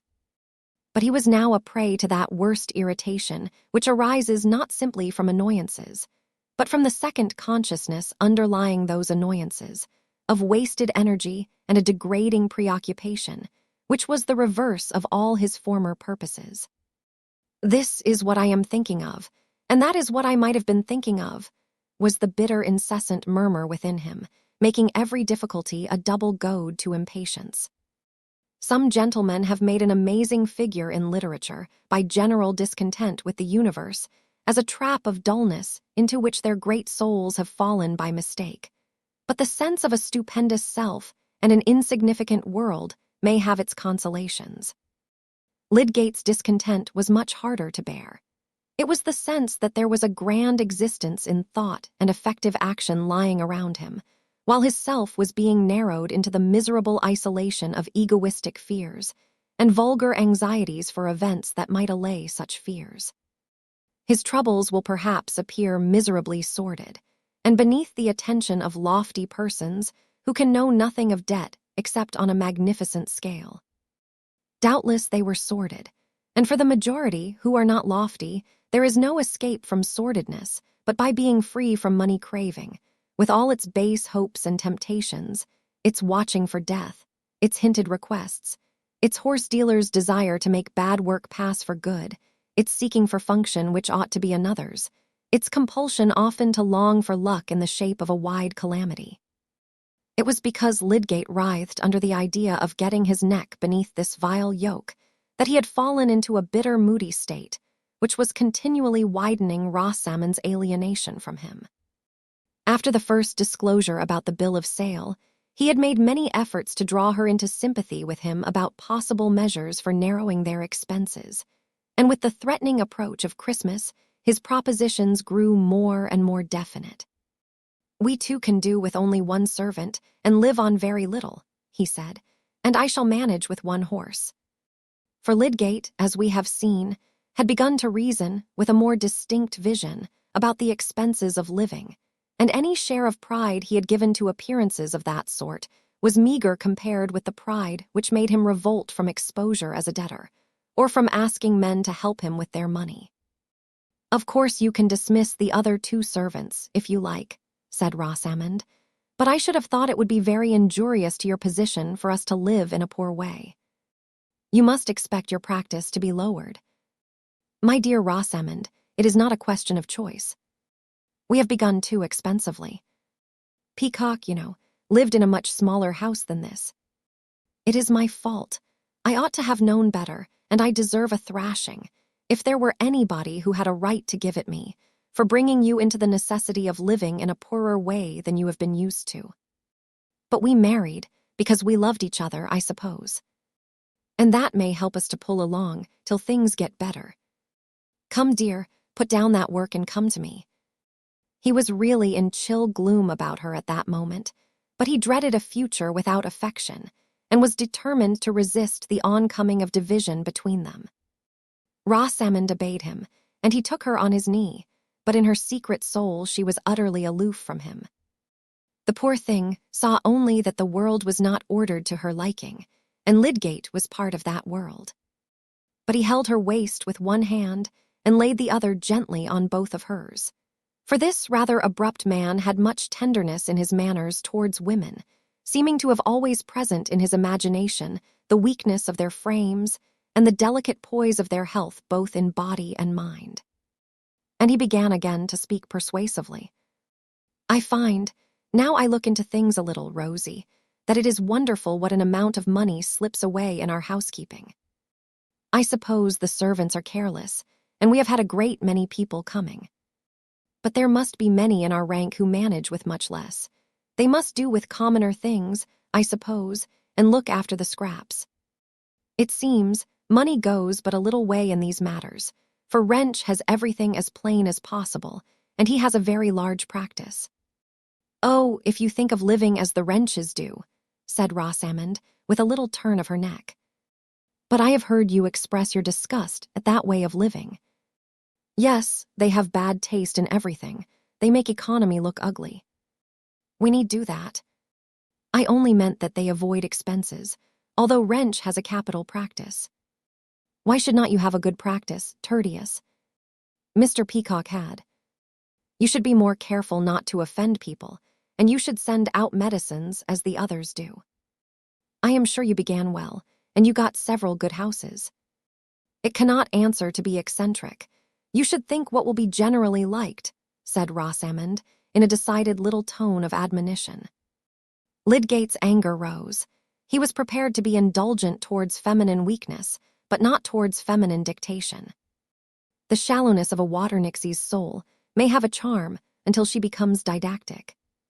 But he controlled himself and only said, with a touch of despotic firmness, What I am to do in my practice, Rosie, it is for me to judge.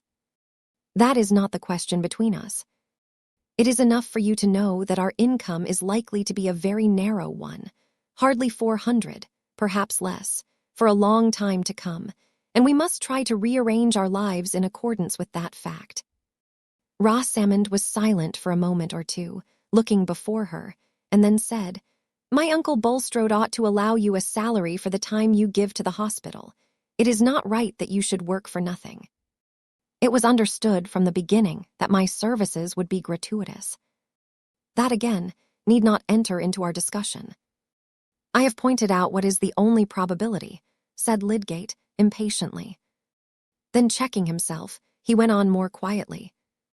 I think I see one resource which would free us from a good deal of the present difficulty. I hear that young Ned Plymdale is going to be married to Miss Sophie Toller. They are rich, and it is not often that a good house is vacant in Middlemarch.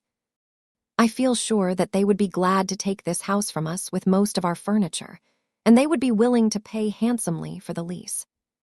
I can employ Trumbull to speak to Plymdale about it. Rosamond left her husband's knee and walked slowly to the other end of the room. When she turned round and walked towards him, it was evident that the tears had come, and that she was biting her underlip and clasping her hands to keep herself from crying. Lydgate was wretched, shaken with anger, and yet feeling that it would be unmanly to vent the anger just now. I am very sorry, Rosamond. I know this is painful. I thought, at least, when I had borne to send the plate back and have that man taking an inventory of the furniture, I should have thought that would suffice. I explained it to you at the time, dear. That was only a security, and behind that security there is a debt. And that debt must be paid within the next few months, else we shall have our furniture sold. If young Plymdale will take our house and most of our furniture, We shall be able to pay that debt, and some others too, and we shall be quit of a place too expensive for us. We might take a smaller house. Trumbull, I know, has a very decent one to let at £30 a year, and this is 90. Lydgate uttered this speech in the curt, hammering way with which we usually try to nail down a vague mind to imperative facts. Tears rolled silently down Rosamond's cheeks. She just pressed her handkerchief against them and stood looking at the large vase on the mantelpiece. It was a moment of more intense bitterness than she had ever felt before. At last she said, without hurry and with careful emphasis, "I never could have believed that you would like to act in that way."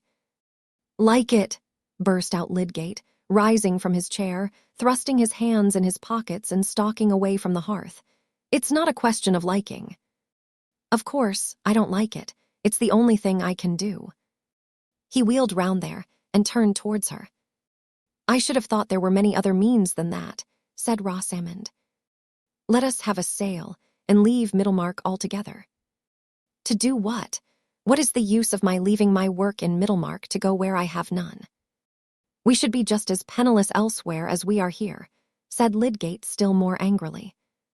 "If we are to be in that position, it will be entirely your own doing, Tertius," said Rosamond, turning round to speak with the fullest conviction. "You will not behave as you ought to do to your own family. You offended Captain Lydgate. Sir Godwin was very kind to me when we were at Quallingham, and I am sure if you showed proper regard to him and told him your affairs, he would do anything for you. But rather than that, you like giving up our house and furniture to Mr. Ned Plymdale." There was something like fierceness in Lydgate's eyes as he answered with new violence, "Well, then, if you will have it so, I do like it. I admit that I like it better than making a fool of myself by going to beg where it's of no use. Understand, then, that it is what I like to do." There was a tone in the last sentence which was equivalent to the clutch of his strong hand on Rosamond's delicate arm. But for all that, his will was not a whit stronger than hers. She immediately walked out of the room in silence, but with an intense determination to hinder what Lydgate liked to do. He went out of the house, but as his blood cooled, he felt that the chief result of the discussion was a deposit of dread within him at the idea of opening with his wife in future subjects, which might again urge him to violent speech.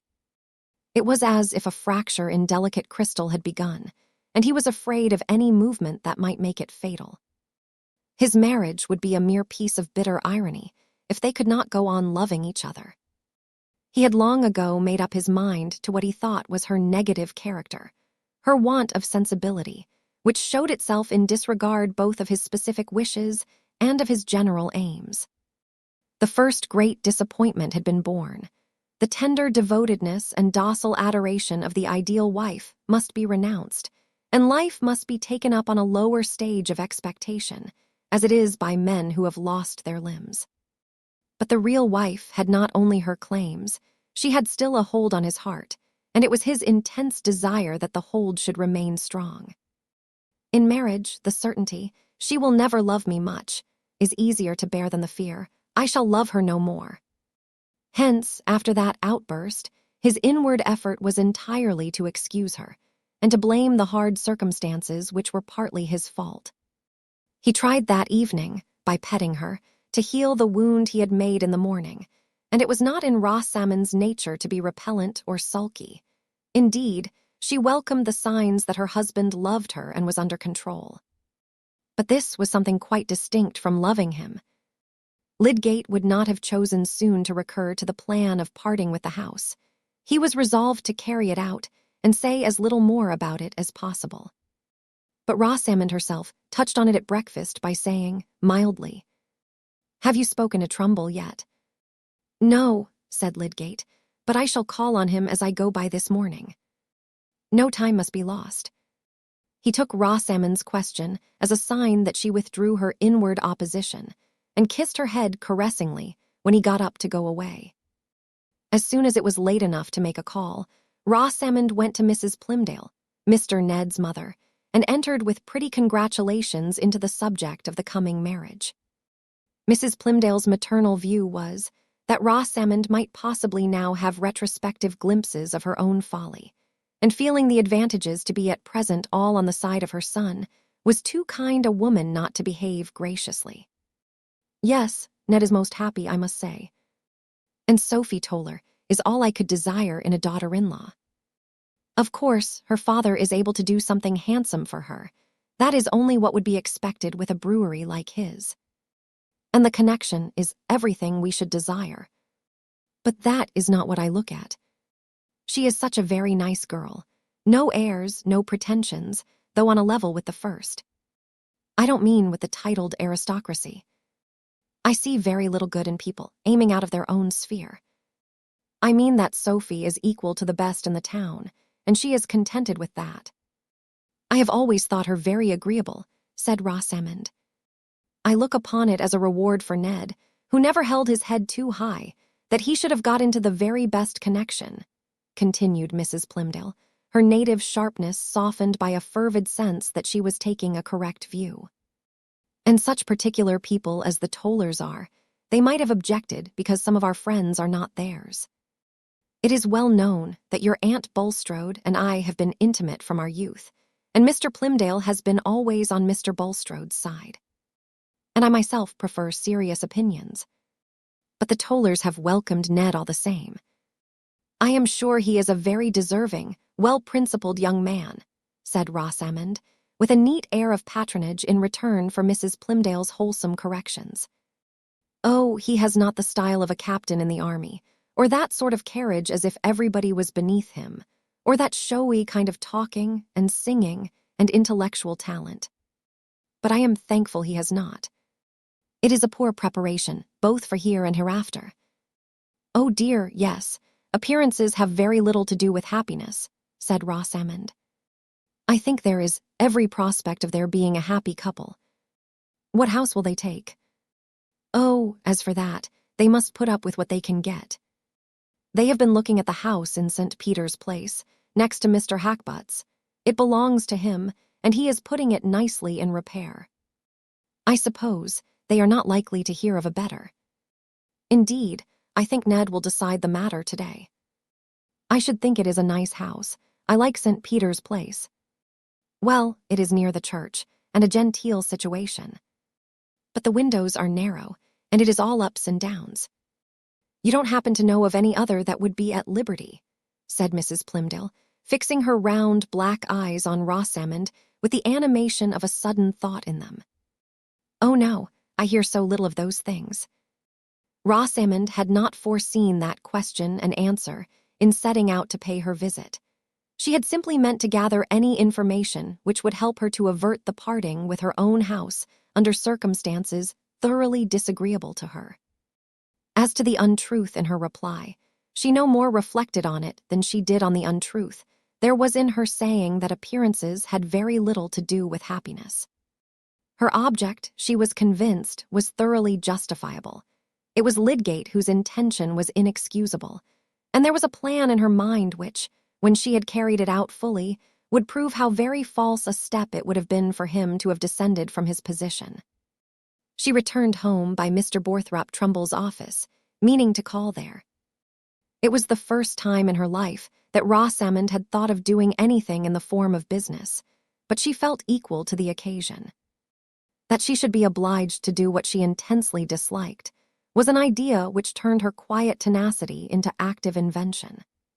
Here was a case in which it could not be enough simply to disobey and be serenely, placidly obstinate.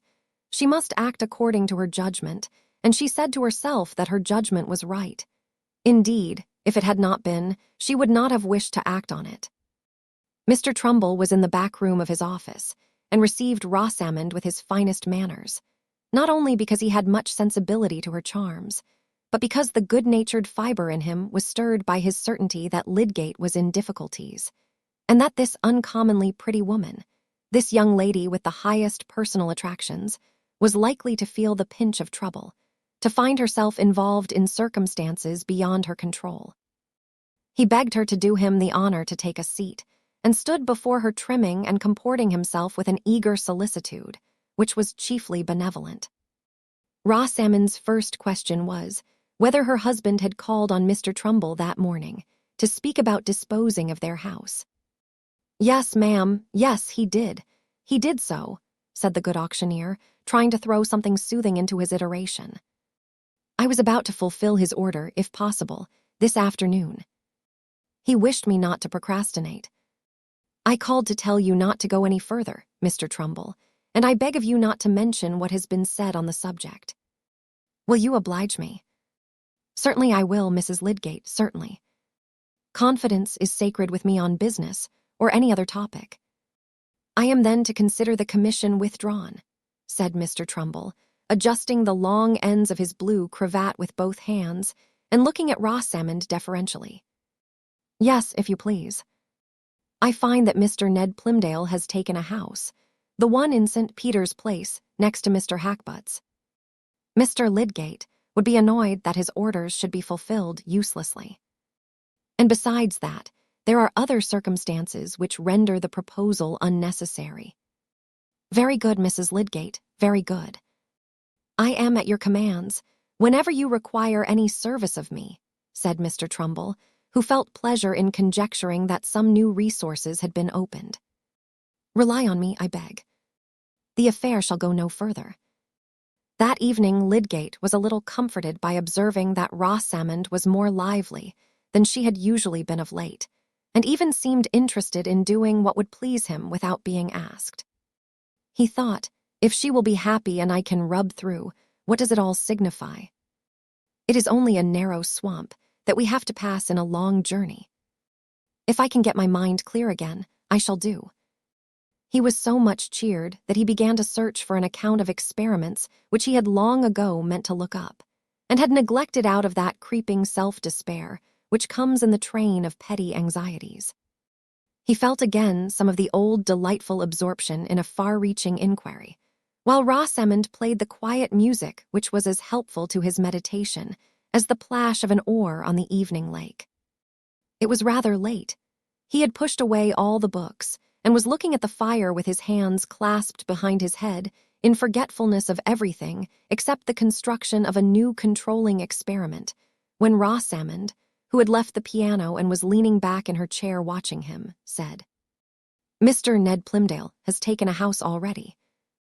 Lydgate, startled and jarred, looked up in silence for a moment, like a man who has been disturbed in his sleep. Then, flushing with an unpleasant consciousness, he asked, "How do you know?" "I called at Mrs. Plymdale's this morning, and she told me that he had taken the house in St. Peter's Place, next to Mr. Hackbutt's." Lydgate was silent. He drew his hands from behind his head and pressed them against the hair which was hanging, as it was apt to do, in a mass on his forehead, while he rested his elbows on his knees. He was feeling bitter disappointment, as if he had opened a door out of a suffocating place and had found it walled up. But he also felt sure that Rosamond was pleased with the cause of his disappointment. He preferred not looking at her and not speaking until he had got over the first spasm of vexation. After all, he said in his bitterness, what can a woman care about so much as house and furniture?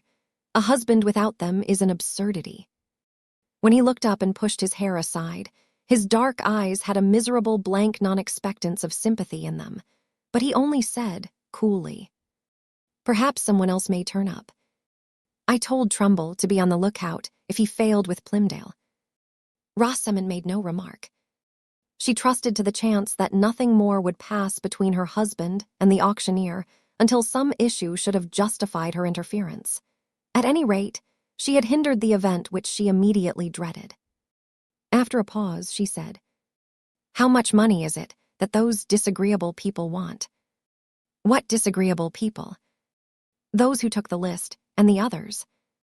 I mean, how much money would satisfy them so that you need not be troubled any more?"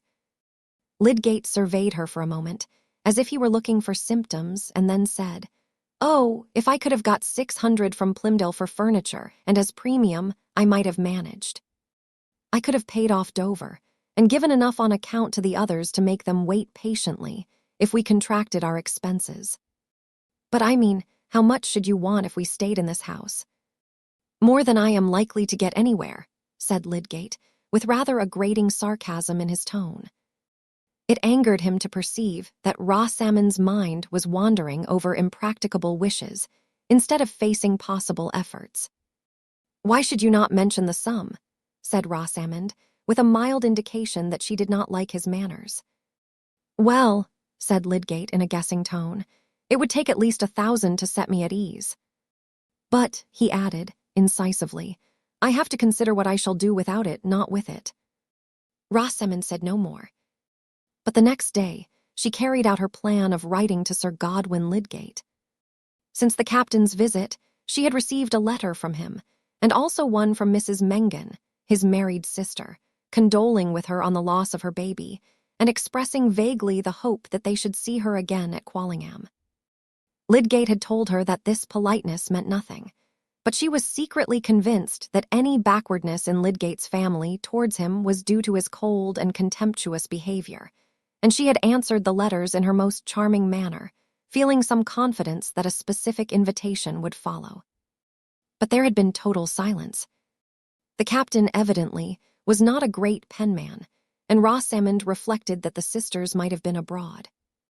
However, the season was come for thinking of friends at home, and at any rate Sir Godwin, who had chucked her under the chin, and pronounced her to be like the celebrated beauty, Mrs. Crowley, who had made a conquest of him in 1790, would be touched by any appeal from her, and would find it pleasant for her sake to behave as he ought to do towards his nephew. Rosamond was naively convinced of what an old gentleman ought to do to prevent her from suffering annoyance. And she wrote what she considered the most judicious letter possible, one which would strike Sir Godwin as a proof of her excellent sense, pointing out how desirable it was that Tertius should quit such a place as Middlemarch for one more fitted to his talents, how the unpleasant character of the inhabitants had hindered his professional success, and how in consequence he was in money difficulties, from which it would require £1,000 thoroughly to extricate him. She did not say that Tertius was unaware of her intention to write, for she had the idea that his supposed sanction of her letter would be in accordance with what she did say of his great regard for his uncle Godwin as the relative who had always been his best friend. Such was the force of poor Rosamond's tactics now, she applied them to affairs. This had happened before the party on New Year's Day, and no answer had yet come from Sir Godwin. But on the morning of that day, Lydgate had to learn that Rosamond had revoked his order to Borthrop Trumbull. Feeling it necessary that she should be gradually accustomed to the idea of their quitting the house in Lydgate, he overcame his reluctance to speak to her again on the subject, and when they were breakfasting said, "I shall try to see Trumbull this morning, and tell him to advertise the house in the Pioneer and the Trumpet. If the thing were advertised, someone might be inclined to take it who would not otherwise have thought of a change. In these country places many people go on in their old houses when their families are too large for them, for want of knowing where they can find another. And Trumbull seems to have got no bite at all." Rosamond knew that the inevitable moment was come. "I ordered Trumbull not to inquire further," she said, with a careful calmness which was evidently defensive. Lydgate stared at her in mute amazement. Only half an hour before he had been fastening up her plates for her, and talking the little language of affection, which Rosamond, though not returning it, accepted as if she had been a serene and lovely image, now and then miraculously dimpling towards her votary. With such fibers still astir in him, the shock he received could not at once be distinctly anger. It was confused pain. He laid down the knife and fork with which he was carving, and throwing himself back in his chair, said at last, with a cool irony in his tone, "May I ask when and why you did so?" "When I knew that the Plymdales had taken a house, I called to tell him not to mention ours to them, and at the same time I told him not to let the affair go on any further. I knew that it would be very injurious to you if it were known that you wished to part with your house and furniture, and I had a very strong objection to it. I think that was reason enough. It was of no consequence, then, that I had told you imperative reasons of another kind, of no consequence that I had come to a different conclusion and given an order accordingly," said Lydgate, bitingly, the thunder and lightning gathering about his brow and eyes. The effect of anyone's anger on Rosamond had always been to make her shrink in cold dislike, and to become all the more calmly correct, in the conviction that she was not the person to misbehave whatever others might do. She replied, "I think I had a perfect right to speak on a subject which concerns me at least as much as you. Clearly, you had a right to speak, but only to me. You had no right to contradict my orders secretly and treat me as if I were a fool," said Lydgate, in the same tone as before. Then, with some added scorn, "Is it possible to make you understand what the consequences will be? Is it of any use for me to tell you again why we must try to part with the house?" "It is not necessary for you to tell me again," said Rosamond, in a voice that fell and trickled like cold water drops. "I remembered what you said. You spoke just as violently as you do now. But that does not alter my opinion that you ought to try every other means rather than take a step which is so painful to me. And as to advertising the house, I think it would be perfectly degrading to you. And suppose I disregard your opinion as you disregard mine. You can do so, of course. But I think you ought to have told me before we were married that you would place me in the worst position, rather than give up your own will." Lydgate did not speak, but tossed his head on one side and twitched the corners of his mouth in despair. Rosamond, seeing that he was not looking at her, rose and set his cup of coffee before him, but he took no notice of it and went on with an inward drama and argument, occasionally moving in his seat, resting one arm on the table and rubbing his hand against his hair. There was a conflux of emotions and thoughts in him that would not let him either give thorough way to his anger or persevere with simple rigidity of resolve. Rosamond took advantage of his silence. "When we were married, everyone felt that your position was very high. I could not have imagined then that you would want to sell our furniture and take a house in Bride Street, where the rooms are like cages. If we are to live in that way, let us at least leave Middlemarch." "These would be very strong considerations," said Lydgate, half ironically. Still there was a withered paleness about his lips as he looked at his coffee and did not drink. "These would be very strong considerations if I did not happen to be in debt. Many persons must have been in debt in the same way, but if they are respectable, people trust them. I am sure I have heard Papa say that the Torbits were in debt, and they went on very well." "It cannot be good to act rashly," said Rosamond with serene wisdom. Lydgate sat paralyzed by opposing impulses. Since no reasoning he could apply to Rosamond seemed likely to conquer her assent, he wanted to smash and grind some object on which he could at least produce an impression, or else to tell her brutally that he was master, and she must obey. But he not only dreaded the effect of such extremities on their mutual life, he had a growing dread of Rosamond's quiet, elusive obstinacy, which would not allow any assertion of power to be final. And again, she had touched him in a spot of keenest feeling, by implying that she had been deluded with a false vision of happiness in marrying him. As to saying that he was master, it was not the fact. The very resolution to which he had wrought himself by dint of logic and honorable pride was beginning to relax under her torpedo contact. He swallowed half his cup of coffee and then rose to go. "I may at least request that you will not go to Trumbull at present, until it has been seen that there are no other means," said Rosamond. Although she was not subject to much fear, she felt it safer not to betray that she had written to Sir Godwin. "Promise me that you will not go to him for a few weeks, or without telling me." Lydgate gave a short laugh. "I think it is I who should exact a promise that you will do nothing without telling me," he said, turning his eyes sharply upon her, and then moving to the door. "You remember that we are going to dine at Papa's," said Rosamond, wishing that he should turn and make a more thorough concession to her. But he only said, "Oh yes," impatiently, and went away. She held it to be very odious in him that he did not think the painful propositions he had had to make to her were enough, without showing so unpleasant a temper.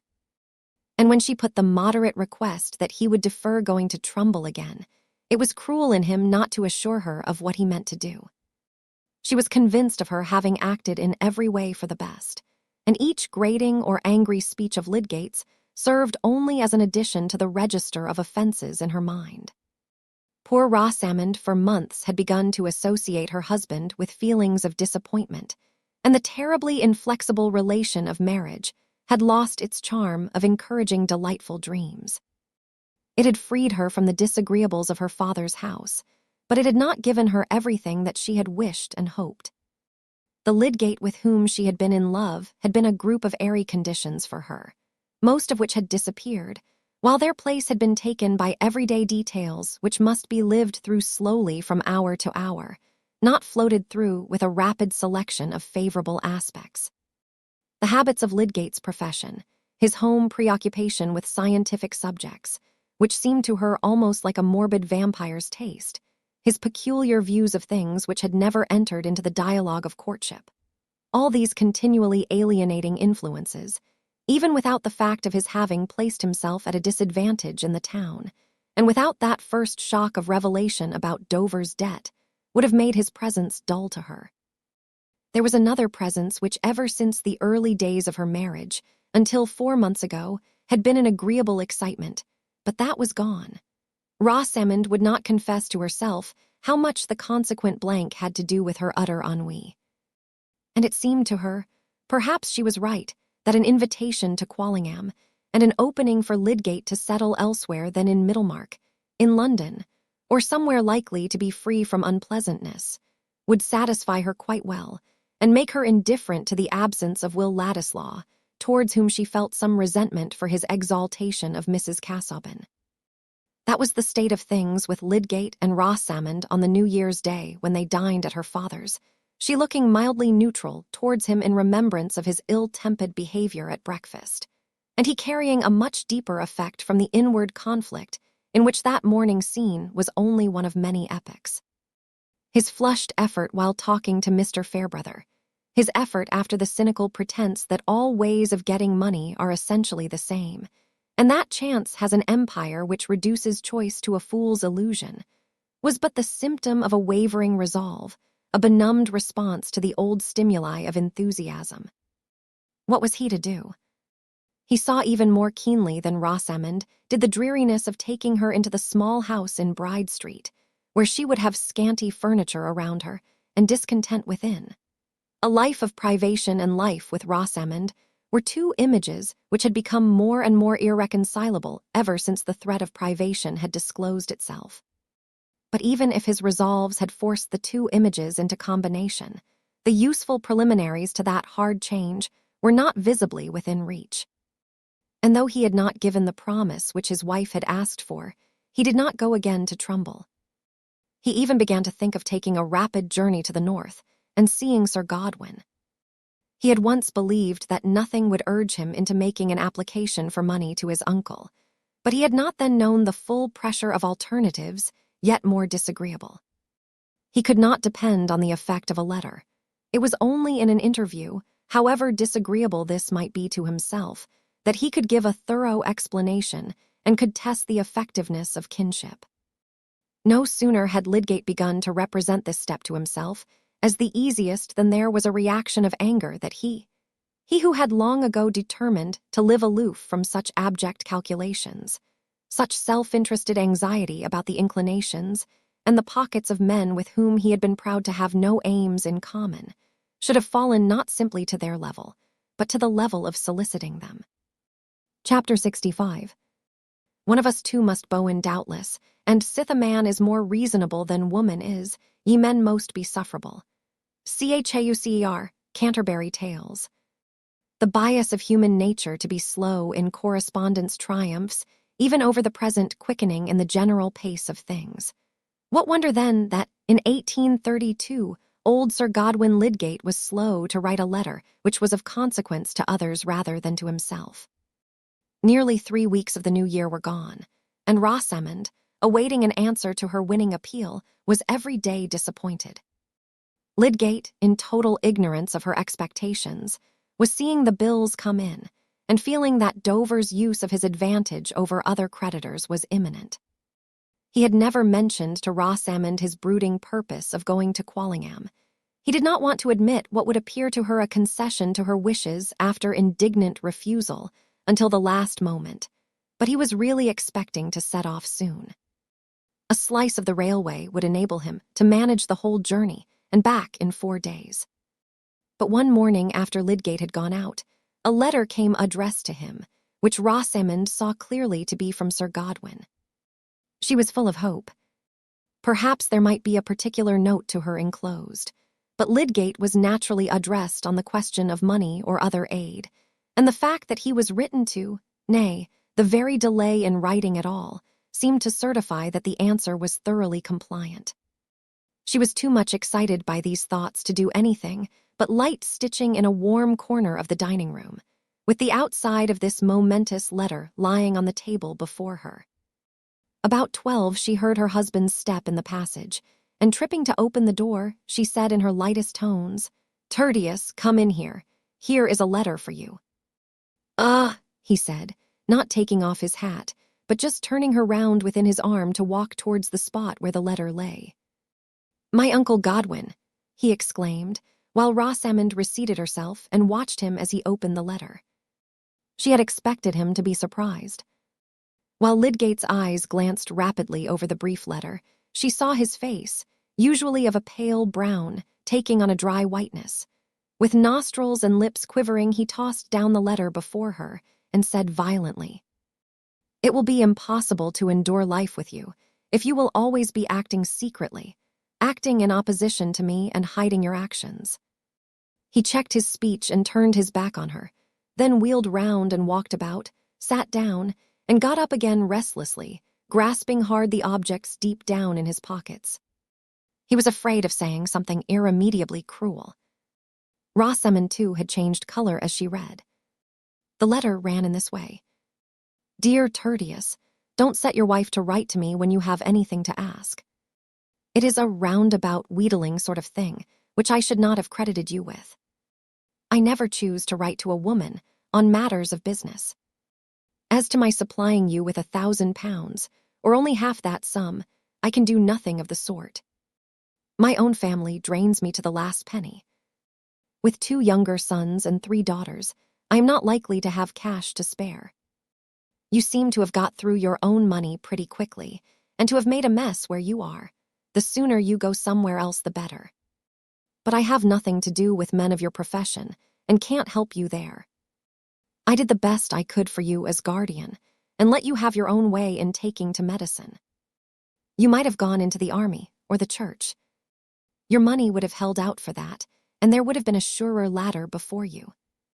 Your Uncle Charles has had a grudge against you for not going into his profession, but not I. I have always wished you well, but you must consider yourself on your own legs entirely now. Your affectionate uncle, GodwinLydgate." When Rosamond had finished reading the letter, she sat quite still, with her hands folded before her, restraining any show of her keen disappointment, and entrenching herself in quiet passivity under her husband's wrath. Lydgate paused in his movements, looked at her again, and said, with biting severity, "Will this be enough to convince you of the harm you may do by secret meddling? Have you sense enough to recognize now your incompetence to judge and act for me, to interfere with your ignorance in affairs which it belongs to me to decide on?" The words were hard, but this was not the first time that Lydgate had been frustrated by her. She did not look at him and made no reply. "I had nearly resolved on going to Quallingham. It would have cost me pain enough to do it, yet it might have been of some use. But it has been of no use for me to think of anything. You have always been counteracting me secretly.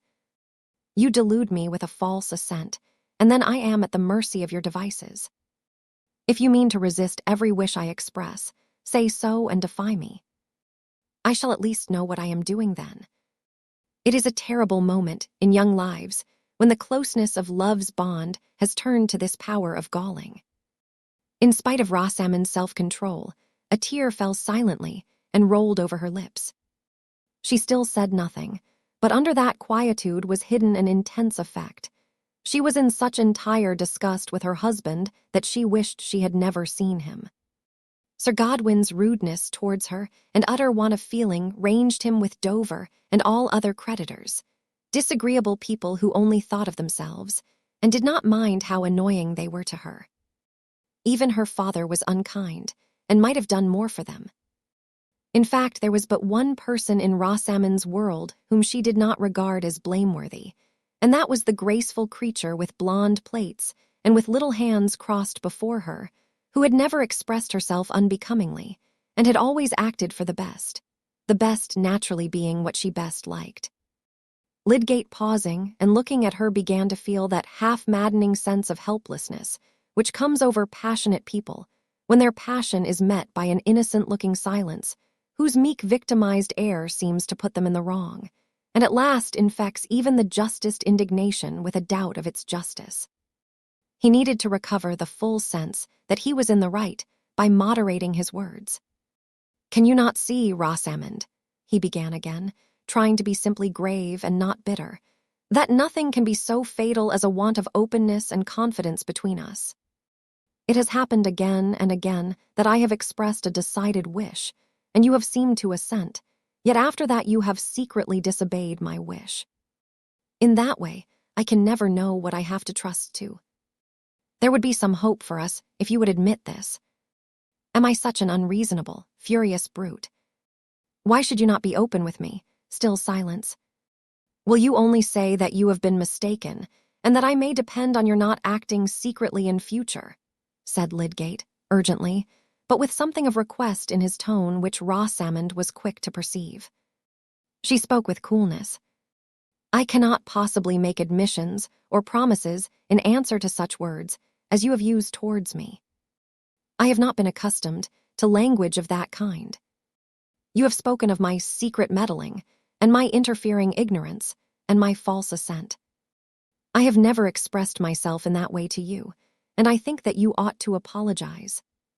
You spoke of its being impossible to live with me. Certainly, you have not made my life pleasant to me of late. I think it was to be expected that I should try to avert some of the hardships which our marriage has brought on me." Another tear fell as Rosamond ceased speaking, and she pressed it away as quietly as the first. Lydgate flung himself into a chair, feeling checkmated. What place was there in her mind for a remonstrance to lodge in? He laid down his hat, flung an arm over the back of his chair, and looked down for some moments without speaking. Rosamond had the double purchase over him of insensibility to the point of justice in his reproach, and of sensibility to the undeniable hardships now present in her married life. Although her duplicity in the affair of the house had exceeded what he knew, and had really hindered the Plymdales from knowing of it, she had no consciousness that her action could rightly be called false. We are not obliged to identify our own acts according to a strict classification, any more than the materials of our grocery and clothes. Rosamond felt that she was aggrieved, and that this was what Lydgate had to recognize. As for him, the need of accommodating himself to her nature, which was inflexible in proportion to its negations, held him as with pincers. He had begun to have an alarmed foresight of her irrevocable loss of love for him, and the consequent dreariness of their life.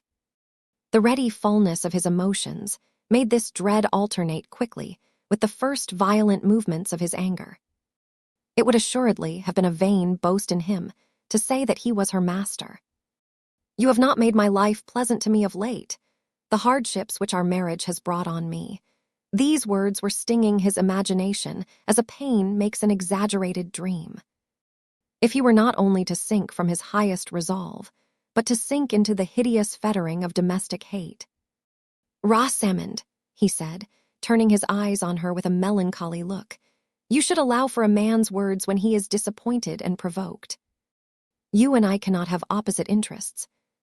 I cannot part my happiness from yours. If I am angry with you, it is that you seem not to see how any concealment divides us.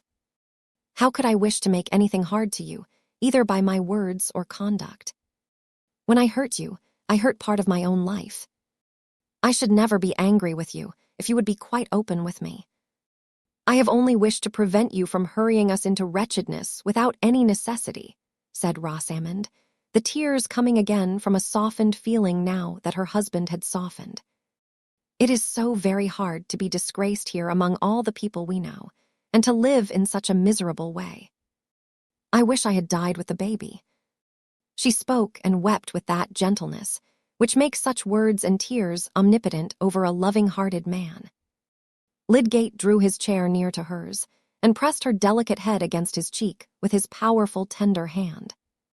He only caressed her. He did not say anything, for what was there to say? He could not promise to shield her from the dreaded wretchedness, for he could see no sure means of doing so. When he left her to go out again, he told himself that it was 10 times harder for her than for him. He had a life away from home and constant appeals to his activity on behalf of others. He wished to excuse everything in her if he could, but it was inevitable that, in that excusing mood, he should think of her as if she were an animal of another and feebler species. Nevertheless, she had mastered him. Chapter 66. 'Tis one thing to be tempted, Escalus, another thing to fall. Measure for measure. Lydgate certainly had good reason to reflect on the service his practice did him in counteracting his personal cares. He had no longer free energy enough for spontaneous research and speculative thinking, but by the bedside of patients, the direct external calls on his judgment and sympathies brought the added impulse needed to draw him out of himself. It was not simply that beneficent harness of routine which enables silly men to live respectably and unhappy men to live calmly. It was a perpetual claim on the immediate fresh application of thought, and on the consideration of another's need and trial. Many of us looking back through life would say that the kindest man we have ever known has been a medical man, or perhaps that surgeon whose fine tact, directed by deeply informed perception, has come to us in our need with a more sublime beneficence than that of miracle workers. Some of that twice-blessed mercy was always with Lydgate in his work at the hospital or in private houses, serving better than any opiate to quiet and sustain him under his anxieties and his sense of mental degeneracy. Mr. Fairbrother's suspicion as to the opiate was true, however. Under the first galling pressure of foreseen difficulties, and the first perception that his marriage, if it were not to be a yoked loneliness, must be a state of effort to go on loving without too much care about being loved, he had once or twice tried a dose of opium. But he had no hereditary constitutional craving after such transient escapes from the hauntings of misery. He was strong, could drink a great deal of wine, but did not care about it, and when the men round him were drinking spirits, he took sugar and water, having a contemptuous pity even for the earliest stages of excitement from drink. It was the same with gambling. He had looked on at a great deal of gambling in Paris, watching it as if it had been a disease. He was no more tempted by such winning than he was by drink. He had said to himself that the only winning he cared for must be attained by a conscious process of high, difficult combination, tending towards a beneficent result. The power he longed for could not be represented by agitated fingers clutching a heap of coin, or by the half-barbarous, half-idiotic triumph in the eyes of a man who sweeps within his arms the ventures of 20 chapfallen companions. But just as he had tried opium, so his thought now began to turn upon gambling, not with appetite for its excitement, but with a sort of wistful inward gaze after that easy way of getting money, which implied no asking and brought no responsibility. If he had been in London or Paris at that time, it is probable that such thoughts, seconded by opportunity, would have taken him into a gambling house, no longer to watch the gamblers, but to watch with them in kindred eagerness. Repugnance would have been surmounted by the immense need to win, if chance would be kind enough to let him. An incident which happened not very long after that airy notion of getting aid from his uncle had been excluded, was a strong sign of the effect that might have followed any extant opportunity of gambling. The billiard room at the Green Dragon was the constant resort of a certain set, most of whom, like our acquaintance Mr. Bambridge, were regarded as men of pleasure. It was here that poor Fred Vincy had made part of his memorable debt, having lost money in betting, and been obliged to borrow of that gay companion. It was generally known in Middlemarch that a good deal of money was lost and won in this way, and the consequent repute of the Green Dragon as a place of dissipation naturally heightened in some quarters the temptation to go there. Probably its regular visitants, like the initiates of Freemasonry, wished that there were something a little more tremendous to keep to themselves concerning it. But they were not a closed community, and many decent seniors as well as juniors occasionally turned into the billiard room to see what was going on. Lydgate, who had the muscular aptitude for billiards and was fond of the game, had once or twice in the early days after his arrival in Middlemarch taken his turn with the cue at the Green Dragon. But afterwards he had no leisure for the game and no inclination for the socialities there. One evening, however, he had occasion to seek Mr. Bambridge at that resort. The horse dealer had engaged to get him a customer for his remaining good horse, for which Lydgate had determined to substitute a cheap hack, hoping by this reduction of style to get perhaps £20, and he cared now for every small sum as a help towards feeding the patience of his tradesmen.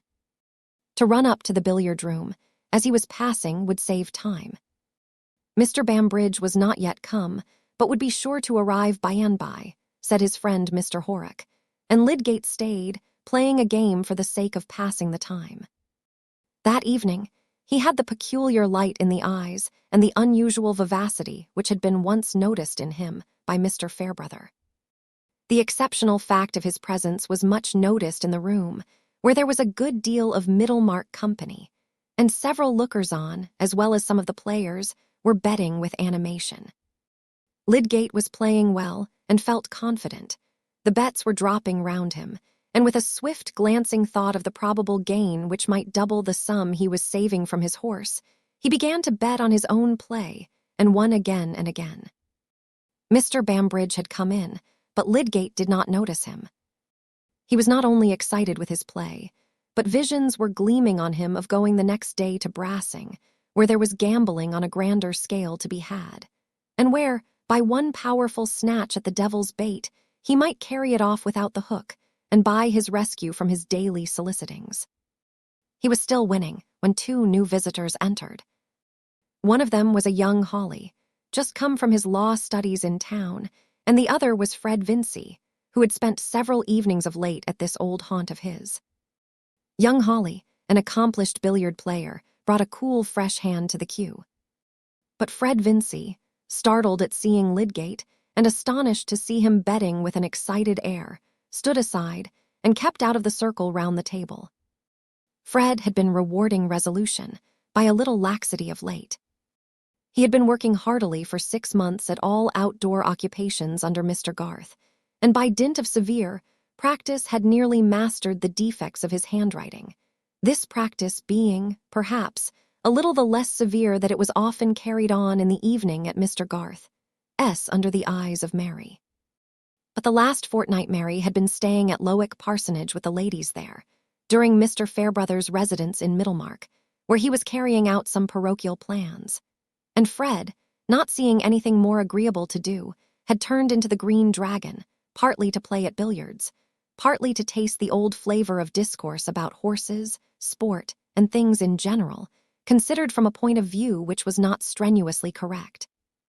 He had not been out hunting once this season, had had no horse of his own to ride, and had gone from place to place chiefly with Mr. Garth in his gig, or on the sober cob which Mr. Garth could lend him. It was a little too bad, Fred began to think, that he should be kept in the traces with more severity than if he had been a clergyman. "I will tell you what, Mistress Mary, it will be rather harder work to learn surveying and drawing plans than it would have been to write sermons," he had said, wishing her to appreciate what he went through for her sake. "And as to Hercules and Theseus, they were nothing to me. They had sport, and never learned to write a bookkeeping hand." And now, Mary being out of the way for a little while, Fred, like any other strong dog who cannot slip his collar, had pulled up the staple of his chain and made a small escape, not of course meaning to go fast or far. There could be no reason why he should not play at billiards, but he was determined not to bet. As to money just now, Fred had in his mind the heroic project of saving almost all of the £80 that Mr. Garth offered him, and returning it, which he could easily do by giving up all futile money spending, since he had a superfluous stock of clothes and no expense in his board. In that way he could, in 1 year, go a good way towards repaying the £90 of which he had deprived Mrs. Garth, unhappily at a time when she needed that sum more than she did now. Nevertheless, it must be acknowledged that on this evening, which was the 5th of his recent visits to the billiard-room, Fred had, not in his pocket, but in his mind, the £10 which he meant to reserve for himself from his half-year's salary, having before him the pleasure of carrying 30 to Mrs. Garth when Mary was likely to be come home again. He had those £10 in his mind as a fund from which he might risk something, if there were a chance of a good bet. Why? Well, when sovereigns were flying about, why shouldn't he catch a few? He would never go far along that road again, but a man likes to assure himself, and men of pleasure generally, what he could do in the way of mischief if he chose, and that if he abstains from making himself ill or beggaring himself, or talking with the utmost looseness which the narrow limits of human capacity will allow, it is not because he is a spoony.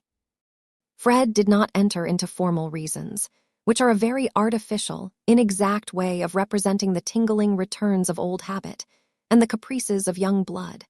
But there was lurking in him a prophetic sense that evening, that when he began to play he should also begin to bet, that he should enjoy some punch drinking, and in general prepare himself for feeling rather seedy in the morning. It is in such indefinable movements that action often begins. But the last thing likely to have entered Fred's expectation was that he should see his brother-in-law Lydgate, of whom he had never quite dropped the old opinion that he was a prig, and tremendously conscious of his superiority, looking excited and betting, just as he himself might have done. Fred felt a shock greater than he could quite account for by the vague knowledge that Lydgate was in debt, and that his father had refused to help him, and his own inclination to enter into the play was suddenly checked. It was a strange reversal of attitudes. Fred's blonde face and blue eyes, usually bright and careless, ready to give attention to anything that held out a promise of amusement, looking involuntarily grave and almost embarrassed as if by the sight of something unfitting. While Lydgate, who had habitually an air of self-possessed strength and a certain meditativeness that seemed to lie behind his most observant attention, was acting, watching, speaking with that excited narrow consciousness which reminds one of an animal with fierce eyes and retractile claws. Lydgate, by betting on his own strokes, had won £16, but young Hawley's arrival had changed the poise of things. He made first-rate strokes himself, and began to bet against Lydgate's strokes, the strain of whose nerves was thus changed from simple confidence in his own movements to defying another person's doubt in them. The defiance was more exciting than the confidence, but it was less sure. He continued to bet on his own play, but began often to fail. Still he went on, for his mind was as utterly narrowed into that precipitous crevice of play as if he had been the most ignorant lounger there. Fred observed that Lydgate was losing fast, and found himself in the new situation of puzzling his brains to think of some device by which, without being offensive, he could withdraw Lydgate's attention, and perhaps suggest to him a reason for quitting the room. He saw that others were observing Lydgate's strange unlikeness to himself, and it occurred to him that merely to touch his elbow and call him aside for a moment might rouse him from his absorption. He could think of nothing cleverer than the daring improbability of saying that he wanted to see Rosie and wished to know if she were at home this evening. And he was going desperately to carry out this weak device when a waiter came up to him with a message, saying that Mr. Fairbrother was below and begged to speak with him. Fred was surprised, not quite comfortably, but sending word that he would be down immediately, he went with a new impulse up to Lydgate, said, "Can I speak to you a moment?" and drew him aside. "Fairbrother has just sent up a message to say that he wants to speak to me. He is below. I thought you might like to know he was there, if you had anything to say to him."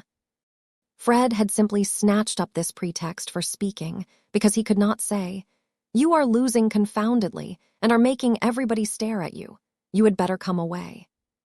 But inspiration could hardly have served him better. Lydgate had not before seen that Fred was present, and his sudden appearance with an announcement of Mr. Fairbrother had the effect of a sharp concussion. "No, no," said Lydgate. "I have nothing particular to say to him. But the game is up. I must be going. I came in just to see Bambridge. Bambridge is over there, but he is making a row. I don't think he's ready for business. Come down with me to Fairbrother. I expect he is going to blow me up, and you will shield me," said Fred with some adroitness. Lydgate felt shame, but could not bear to act as if he felt it by refusing to see Mr. Fairbrother, and he went down.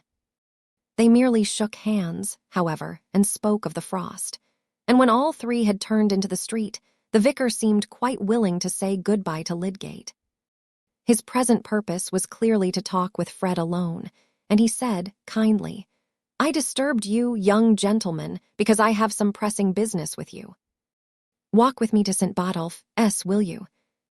It was a fine night, the sky thick with stars, and Mr. Fairbrother proposed that they should make a circuit to the old church by the London road. The next thing he said was, "I thought Lydgate never went to the Green Dragon." "So did I," said Fred. "But he said that he went to see Bambridge. He was not playing then." Fred had not meant to tell this, but he was obliged now to say, "Yes, he was. But I suppose it was an accidental thing. I have never seen him there before. You have been going often yourself, then, lately?" "Oh, about 5 or 6 times. I think you had some good reason for giving up the habit of going there." "Yes, you know all about it," said Fred, not liking to be catechized in this way. "I made a clean breast to you. I suppose that gives me a warrant to speak about the matter now. It is understood between us, is it not, that we are on a footing of open friendship. I have listened to you, and you will be willing to listen to me. I may take my turn in talking a little about myself. I am under the deepest obligation to you, Mr. Fairbrother," said Fred, in a state of uncomfortable surmise. "I will not affect to deny that you are under some obligation to me. But I am going to confess to you, Fred, that I have been tempted to reverse all that by keeping silence with you just now. When somebody said to me, 'Young Vincy has taken to being at the billiard table every night again.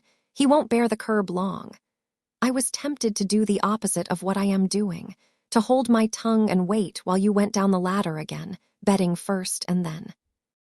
"I have not made any bets," said Fred hastily. "Glad to hear it. But I say, my prompting was to look on and see you take the wrong turning, wear out Garth's patience, and lose the best opportunity of your life, the opportunity which you made some rather difficult effort to secure. You can guess the feeling which raised that temptation in me. I am sure you know it. I am sure you know that the satisfaction of your affections stands in the way of mine." There was a pause. Mr. Fairbrother seemed to wait for a recognition of the fact, and the emotion perceptible in the tones of his fine voice gave solemnity to his words. But no feeling could quell Fred's alarm. "I could not be expected to give her up," he said, after a moment's hesitation. "It was not a case for any pretense of generosity. Clearly not, when her affection met yours. But relations of this sort, even when they are of long standing, are always liable to change. I can easily conceive that you might act in a way to loosen the tie she feels towards you. It must be remembered that she is only conditionally bound to you, and that in that case, another man, who may flatter himself that he has a hold on her regard, might succeed in winning that firm place in her love as well as respect which you had let slip." "I can easily conceive such a result," repeated Mr. Fairbrother emphatically. "There is a companionship of ready sympathy, which might get the advantage even over the longest associations." It seemed to Fred that if Mr. Fairbrother had had a beak and talons instead of his very capable tongue, his mode of attack could hardly be more cruel. He had a horrible conviction that behind all this hypothetic statement there was a knowledge of some actual change in Mary's feeling. "Of course I know it might easily be all up with me," he said, in a troubled voice. "If she is beginning to compare," he broke off, not liking to betray all he felt, and then said, by the help of a little bitterness, But I thought you were friendly to me. So I am. That is why we are here. But I have had a strong disposition to be otherwise. I have said to myself, if there is a likelihood of that youngster doing himself harm, why should you interfere? Aren't you worth as much as he is? And don't your 16 years over and above his, in which you have gone rather hungry, give you more right to satisfaction than he has? If there's a chance of his going to the dogs, let him. Perhaps you could know how hinder it, and do you take the benefit? There was a pause, in which Fred was seized by a most uncomfortable chill. What was coming next? He dreaded to hear that something had been said to Mary. He felt as if he were listening to a threat rather than a warning. When the vicar began again, there was a change in his tone, like the encouraging transition to a major key. But I had once meant better than that, and I am come back to my old intention. I thought that I could hardly secure myself in it better, Fred, than by telling you just what had gone on in me. And now, do you understand me? I want you to make the happiness of her life and your own, and if there is any chance that a word of warning from me may turn aside any risk to the contrary, well, I have uttered it. There was a drop in the vicar's voice when he spoke the last words. He paused. They were standing on a patch of green where the road diverged towards St. Botolph, S., and he put out his hand, as if to imply that the conversation was closed. Fred was moved quite newly.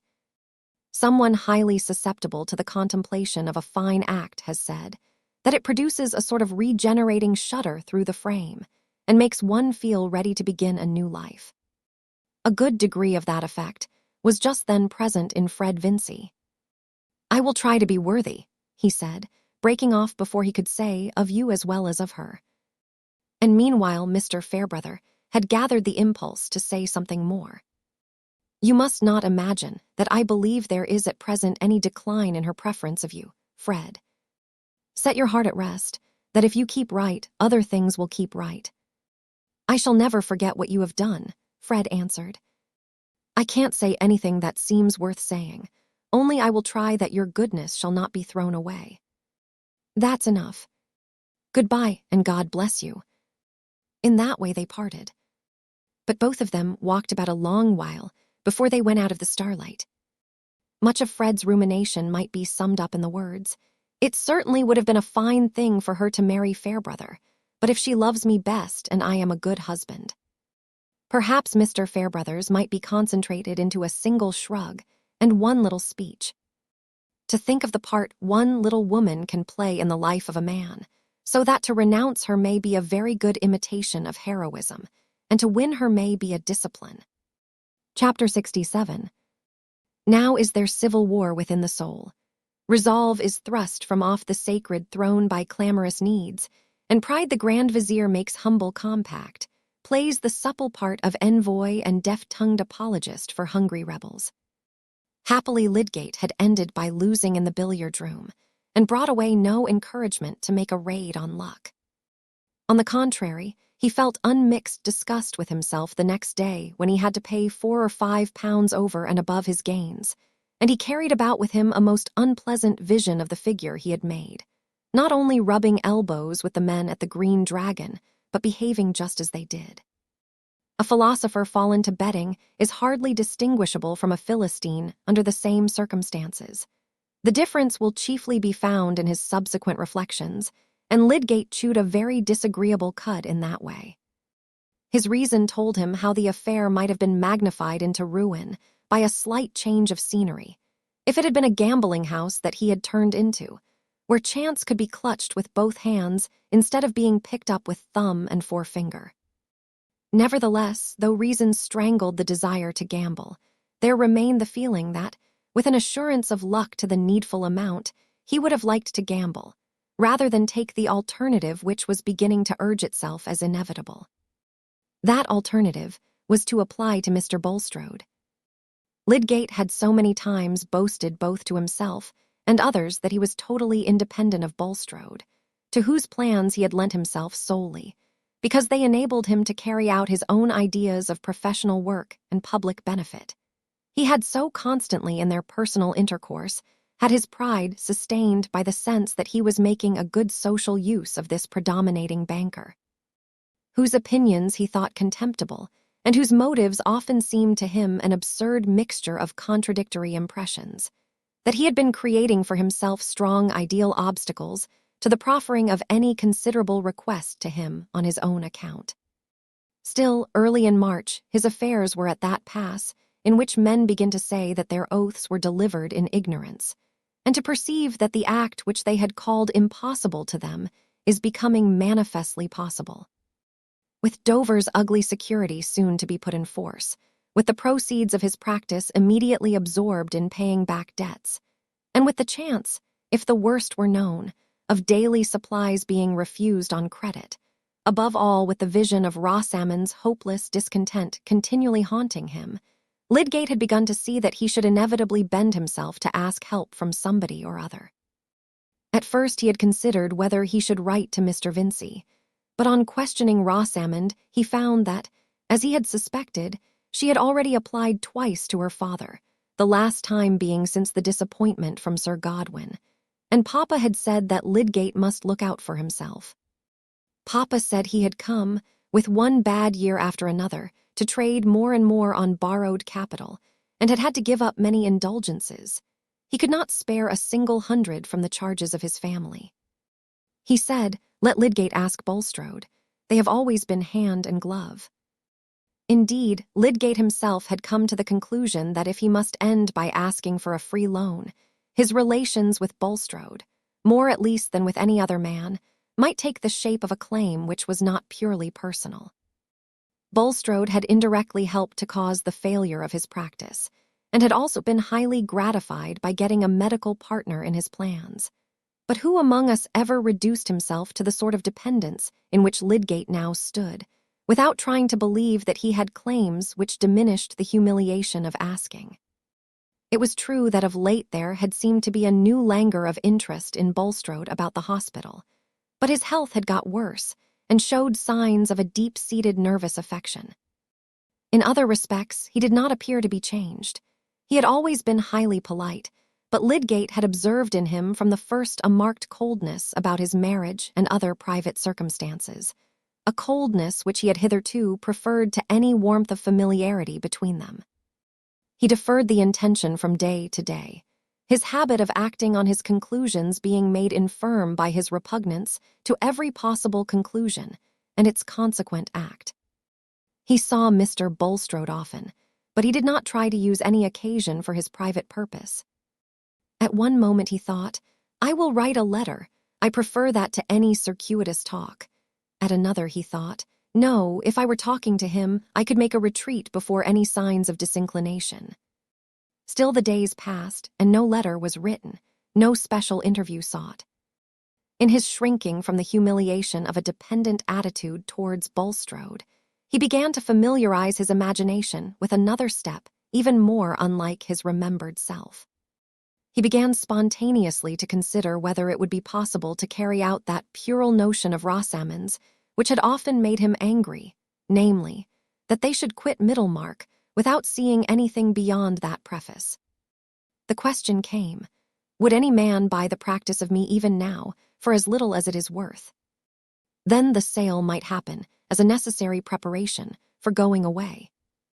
But against his taking this step, which he still felt to be a contemptible relinquishment of present work, a guilty turning aside from what was a real and might be a widening channel for worthy activity, to start again without any justified destination, there was this obstacle that the purchaser, if procurable at all, might not be quickly forthcoming. And afterwards, Rosamond in a poor lodging, though in the largest city or most distant town, would not find the life that could save her from gloom, and save him from the reproach of having plunged her into it. For when a man is at the foot of the hill in his fortunes, he may stay a long while there in spite of professional accomplishment. In the British climate, there is no incompatibility between scientific insight and furnished lodgings. The incompatibility is chiefly between scientific ambition and a wife who objects to that kind of residence. But in the midst of his hesitation, opportunity came to decide him. A note from Mr. Bulstrode, requested Lydgate to call on him at the bank. A hypochondriacal tendency had shown itself in the banker's constitution of late, and a lack of sleep, which was really only a slight exaggeration of an habitual dyspeptic symptom, had been dwelt on by him as a sign of threatening insanity. He wanted to consult Lydgate without delay on that particular morning, although he had nothing to tell beyond what he had told before. He listened eagerly to what Lydgate had to say in dissipation of his fears, though this too was only repetition, and this moment in which Bulstrode was receiving a medical opinion with a sense of comfort seemed to make the communication of a personal need to him easier than it had been in Lydgate's contemplation beforehand. He had been insisting that it would be well for Mr. Bulstrode to relax his attention to business. One sees how any mental strain, however slight, may affect a delicate frame, said Lydgate at that stage of the consultation, when the remarks tend to pass from the personal to the general, by the deep stamp which anxiety will make for a time even on the young and vigorous.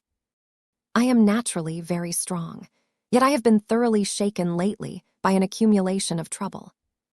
I presume that a constitution in the susceptible state in which mine at present is would be especially liable to fall a victim to cholera if it visited our district. And since its appearance near London, we may well besiege the Mercy seat for our protection, said Mr. Bulstrode, not intending to evade Lydgate's allusion, but really preoccupied with alarms about himself. You have at all events taken your share in using good practical precautions for the town, and that is the best mode of asking for protection, said Lydgate, with a strong distaste for the broken metaphor and bad logic of the banker's religion, somewhat increased by the apparent deafness of his sympathy. But his mind had taken up its long-prepared movement towards getting help, and was not yet arrested. He added, the town has done well in the way of cleansing and finding appliances, and I think that if the cholera should come, even our enemies will admit that the arrangements in the hospital are a public good.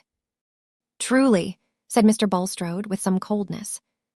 With regard to what you say, Mr. Lydgate, about the relaxation of my mental labor, I have for some time been entertaining a purpose to that effect, a purpose of a very decided character. I contemplate at least a temporary withdrawal from the management of much business, whether benevolent or commercial.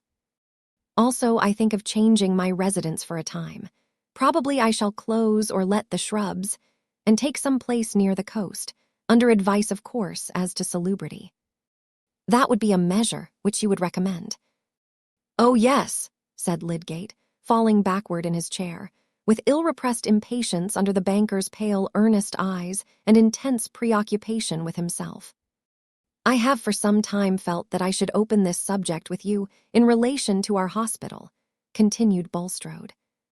Under the circumstances I have indicated, of course I must cease to have any personal share in the management, and it is contrary to my views of responsibility to continue a large application of means to an institution which I cannot watch over and to some extent regulate.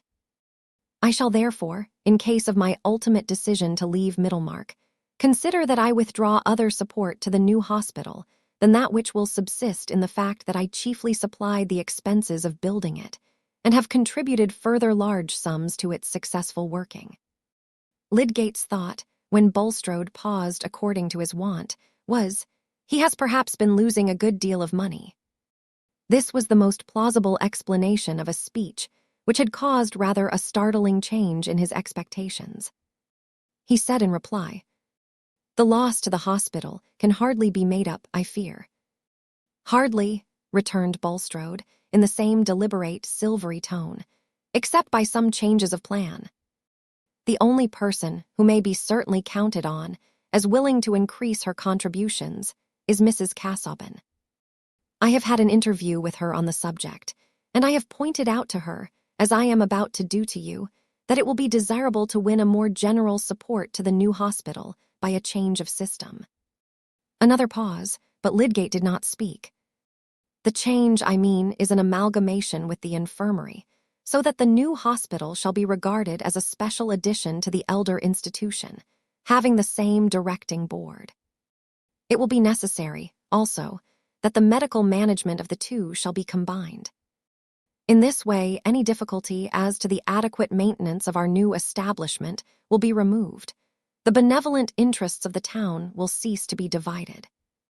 Mr. Bulstrode had lowered his eyes from Lydgate's face to the buttons of his coat as he again paused.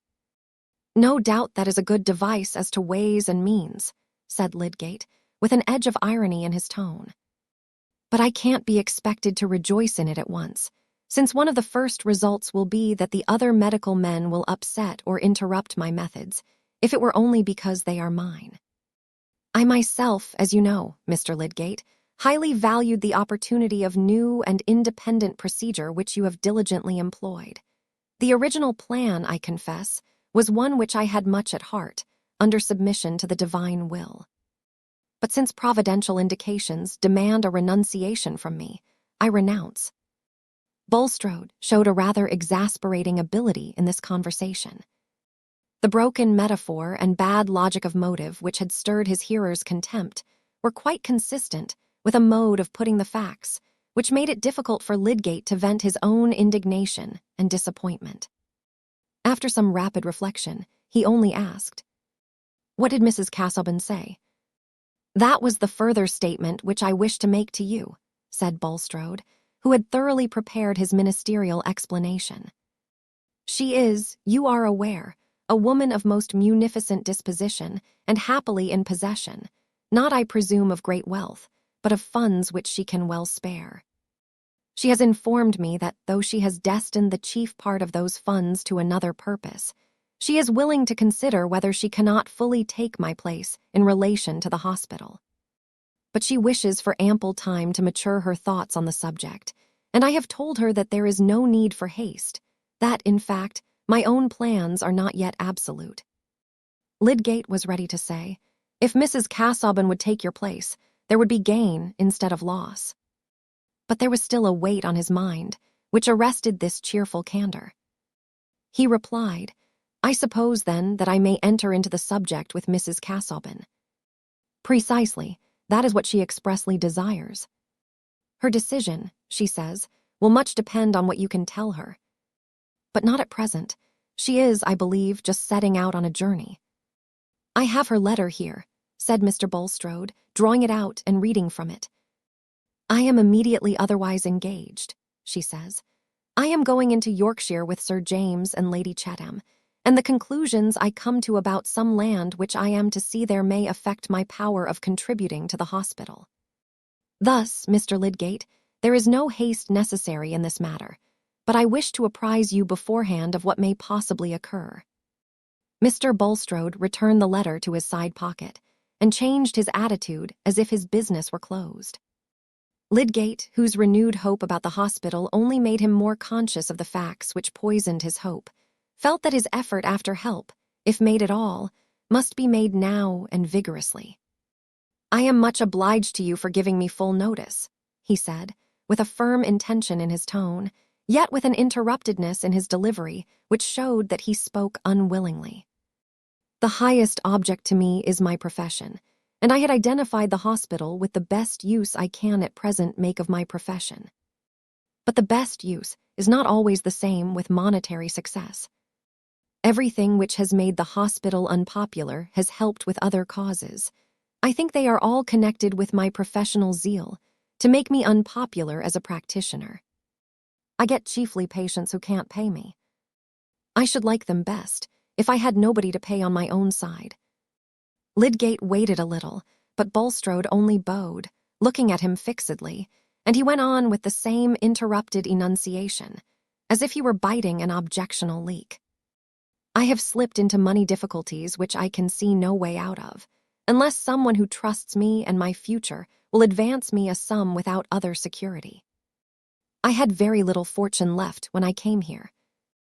I have no prospects of money from my own family. My expenses, in consequence of my marriage, have been very much greater than I had expected. The result at this moment is that it would take £1,000 to clear me. I mean, to free me from the risk of having all my goods sold in security of my largest debt, as well as to pay my other debts, and leave anything to keep us a little beforehand with our small income. I find that it is out of the question that my wife's father should make such an advance. That is why I mention my position to the only other man who may be held to have some personal connection with my prosperity or ruin." Lydgate hated to hear himself. But he had spoken now, and had spoken with unmistakable directness. Mr. Bulstrode replied without haste, but also without hesitation. "I am grieved, though I confess, not surprised by this information, Mr. Lydgate. For my own part, I regretted your alliance with my brother-in-law's family, which has always been of prodigal habits, and which has already been much indebted to me for sustainment in its present position.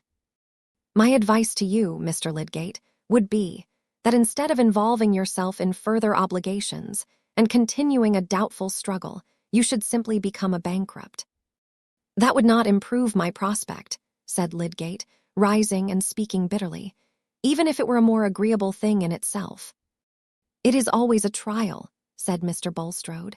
"But trial, my dear sir, is our portion here and is a needed corrective. I recommend you to weigh the advice I have given." "Thank you," said Lydgate, not quite knowing what he said. "I have occupied you too long. Good day." Chapter 68. What suit of grace hath virtue to put on, if vice shall wear as good, and do as well? If wrong, if craft, if indiscretion act as fair parts with ends as laudable. Which all this mighty volume of events the world, the universal map of deeds, strongly controls and proves from all dissents, that the directest course still best succeeds. For should not grave and learned experience that looks with the eyes of all the world beside, and with all ages holds intelligence, go safer than deceit without a guide? Daniel, Musiphilus. That change of plan and shifting of interest which Bulstrode stated or betrayed in his conversation with Lydgate had been determined in him by some severe experience which he had gone through since the epoch of Mr. Larcher's sale, when Raffles had recognized Will Ladislaw, and when the banker had in vain attempted an act of restitution which might move divine providence to arrest painful consequences. His certainty that Raffles, unless he were dead, would return to Middlemarch before long, had been justified. On Christmas Eve, he had reappeared at the Shrubs. Bulstrode was at home to receive him and hinder his communication with the rest of the family, but he could not altogether hinder the circumstances of the visit from compromising himself and alarming his wife. Raffles proved more unmanageable than he had shown himself to be in his former appearances.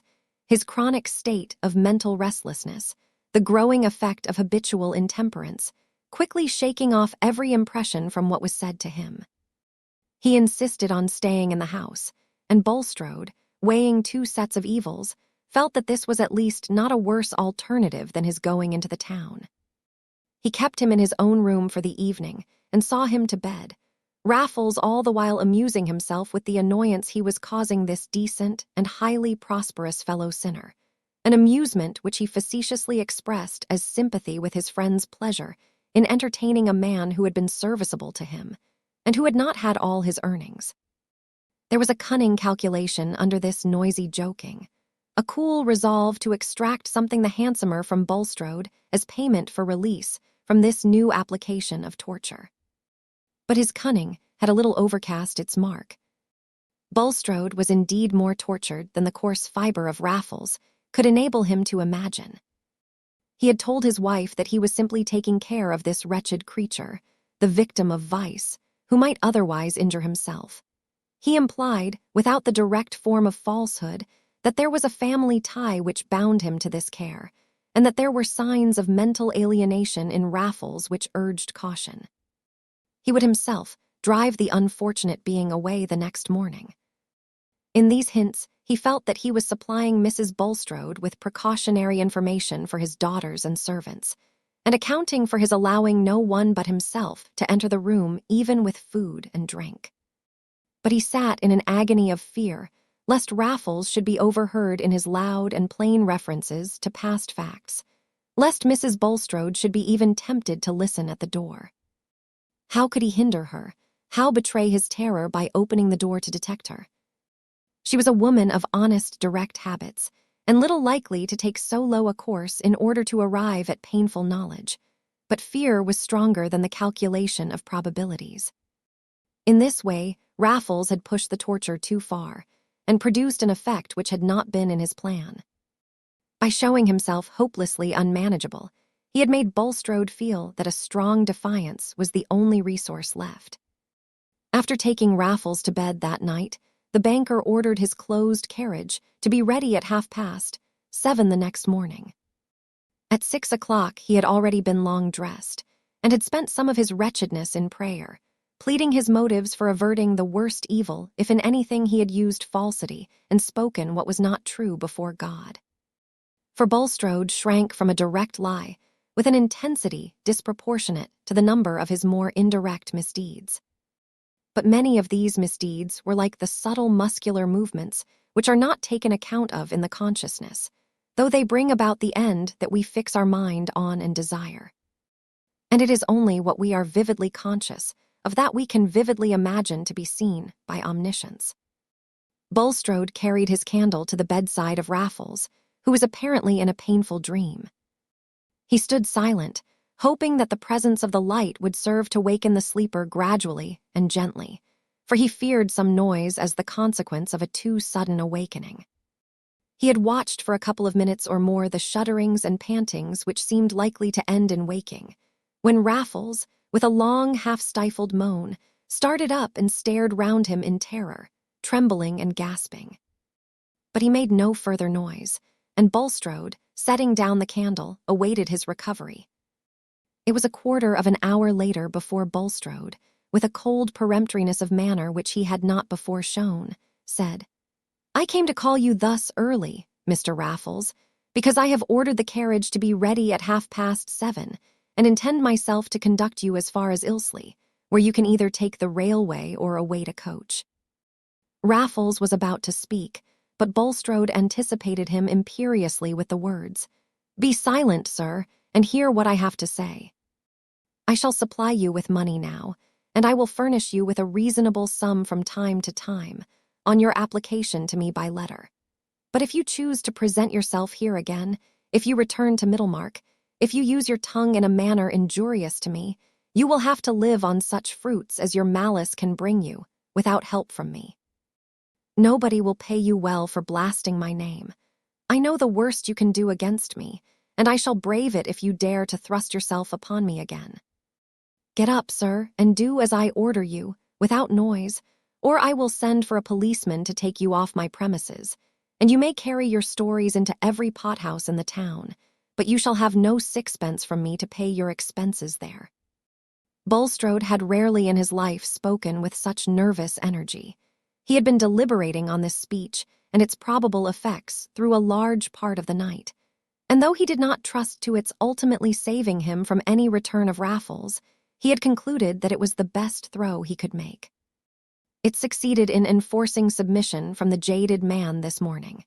His empoisoned system at this moment quailed before Bulstrode's cold, resolute bearing, and he was taken off quietly in the carriage before the family breakfast time.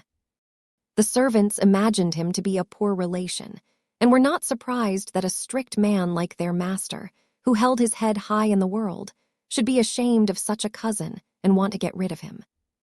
The banker's drive of 10 miles with his hated companion was a dreary beginning of the Christmas day. But at the end of the drive, Raffles had recovered his spirits, and parted in a contentment for which there was the good reason that the banker had given him £100. Various motives urged Bulstrode to this open-handedness, but he did not himself inquire closely into all of them. As he had stood watching Raffles in his uneasy sleep, it had certainly entered his mind that the man had been much shattered since the first gift of £200. He had taken care to repeat the incisive statement of his resolve not to be played on any more, and had tried to penetrate Raffles with the fact that he had shown the risks of bribing him to be quite equal to the risks of defying him. But when, freed from his repulsive presence, Bulstrode returned to his quiet home, he brought with him no confidence that he had secured more than a respite. It was as if he had had a loathsome dream, and could not shake off its images with their hateful kindred of sensations, as if on all the pleasant surroundings of his life a dangerous reptile had left his slimy traces. Who can know how much of his most inward life is made up of the thoughts he believes other men to have about him, until that fabric of opinion is threatened with ruin? Bulstrode was only the more conscious that there was a deposit of uneasy presentiment in his wife's mind, because she carefully avoided any allusion to it. He had been used every day to taste the flavor of supremacy and the tribute of complete deference, and the certainty that he was watched or measured with a hidden suspicion of his having some discreditable secret made his voice totter when he was speaking to edification. Foreseeing, to men of Bulstrode's anxious temperament, is often worse than seeing, and his imagination continually heightened the anguish of an imminent disgrace. Yes, imminent, for if his defiance of Raffles did not keep the man away, and though he prayed for this result, he hardly hoped for it, the disgrace was certain. In vain he said to himself that, if permitted, it would be a divine visitation, a chastisement, a preparation.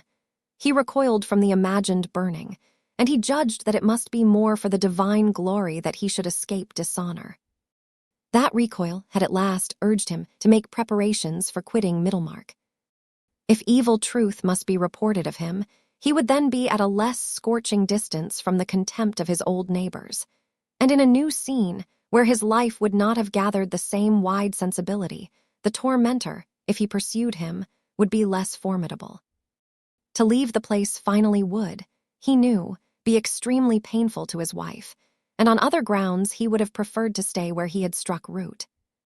Hence he made his preparations at first in a conditional way, wishing to leave on all sides an opening for his return after brief absence, if any favorable intervention of Providence should dissipate his fears. He was preparing to transfer his management of the bank, and to give up any active control of other commercial affairs in the neighborhood, on the ground of his failing health, but without excluding his future resumption of such work. The measure would cause him some added expense and some diminution of income beyond what he had already undergone from the general depression of trade, and the hospital presented itself as a principal object of outlay on which he could fairly economize. This was the experience which had determined his conversation with Lydgate. But at this time, his arrangements had most of them gone no farther than a stage at which he could recall them if they proved to be unnecessary. He continually deferred the final steps. In the midst of his fears, like many a man who is in danger of shipwreck or of being dashed from his carriage by runaway horses, he had a clinging impression that something would happen to hinder the worst, and that to spoil his life by a late transplantation might be overhasty, especially since it was difficult to account satisfactorily to his wife for the project of their indefinite exile from the only place where she would like to live. Among the affairs Bulstrode had to care for was the management of the farm at Stone Court in case of his absence, and on this, as well as on all other matters connected with any houses and land he possessed in or about Middlemarch, he had consulted Caleb Garth. Like everyone else who had business of that sort, he wanted to get the agent who was more anxious for his employer's interests than his own. With regard to Stone Court, since Bulstrode wished to retain his hold on the stock, and to have an arrangement by which he himself could, if he chose, resume his favorite recreation of superintendence, Caleb had advised him not to trust to a mere bailiff, but to let the land, stock, and implements yearly, and take a proportionate share of the proceeds. "May I trust to you to find me a tenant on these terms, Mr. Garth?" said Bulstrode. "And will you mention to me the yearly sum which would repay you for managing these affairs, which we have discussed together?" "I'll think about it," said Caleb in his blunt way. "I'll see how I can make it out." If it had not been that he had to consider Fred Vincey's future, Mr. Garth would not probably have been glad of any addition to his work, of which his wife was always fearing an excess for him as he grew older. But on quitting Bulstrode after that conversation, a very alluring idea occurred to him about this said letting of Stone Court. What if Bulstrode would agree to his placing Fred Vincey there on the understanding that he, Caleb Garth, should be responsible for the management? It would be an excellent schooling for Fred. He might make a modest income there and still have time left to get knowledge by helping in other business. He mentioned his notion to Mrs. Garth with such evident delight that she could not bear to chill his pleasure by expressing her constant fear of his undertaking too much. "The lad would be as happy as two," he said, throwing himself back in his chair and looking radiant, "if I could tell him it was all settled. Think, Susan." His mind had been running on that place for years before old Featherstone died. And it would be as pretty a turn of things as could be that he should hold the place in a good industrious way after all, by his taking to business. For it's likely enough Bulstrode might let him go on, and gradually buy the stock. He hasn't made up his mind, I can see, whether or not he shall settle somewhere else as a lasting thing. I never was better pleased with a notion in my life. And then the children might be married by and by, Susan. You will not give any hint of the plan to Fred until you are sure that Bulstrode would agree to the plan, said Mrs. Garth in a tone of gentle caution. And as to marriage, Caleb, we old people need not help to hasten it. Oh, I don't know, said Caleb, swinging his head aside. Marriage is a taming thing. Fred would want less of my bit and bridle. However, I shall say nothing till I know the ground I'm treading on. I shall speak to Bulstrode again. He took his earliest opportunity of doing so.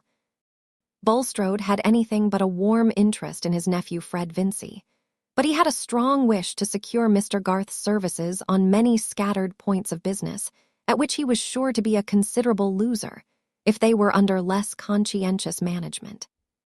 On that ground, he made no objection to Mr. Garth's proposal, and there was also another reason why he was not sorry to give a consent which was to benefit one of the Vincey family.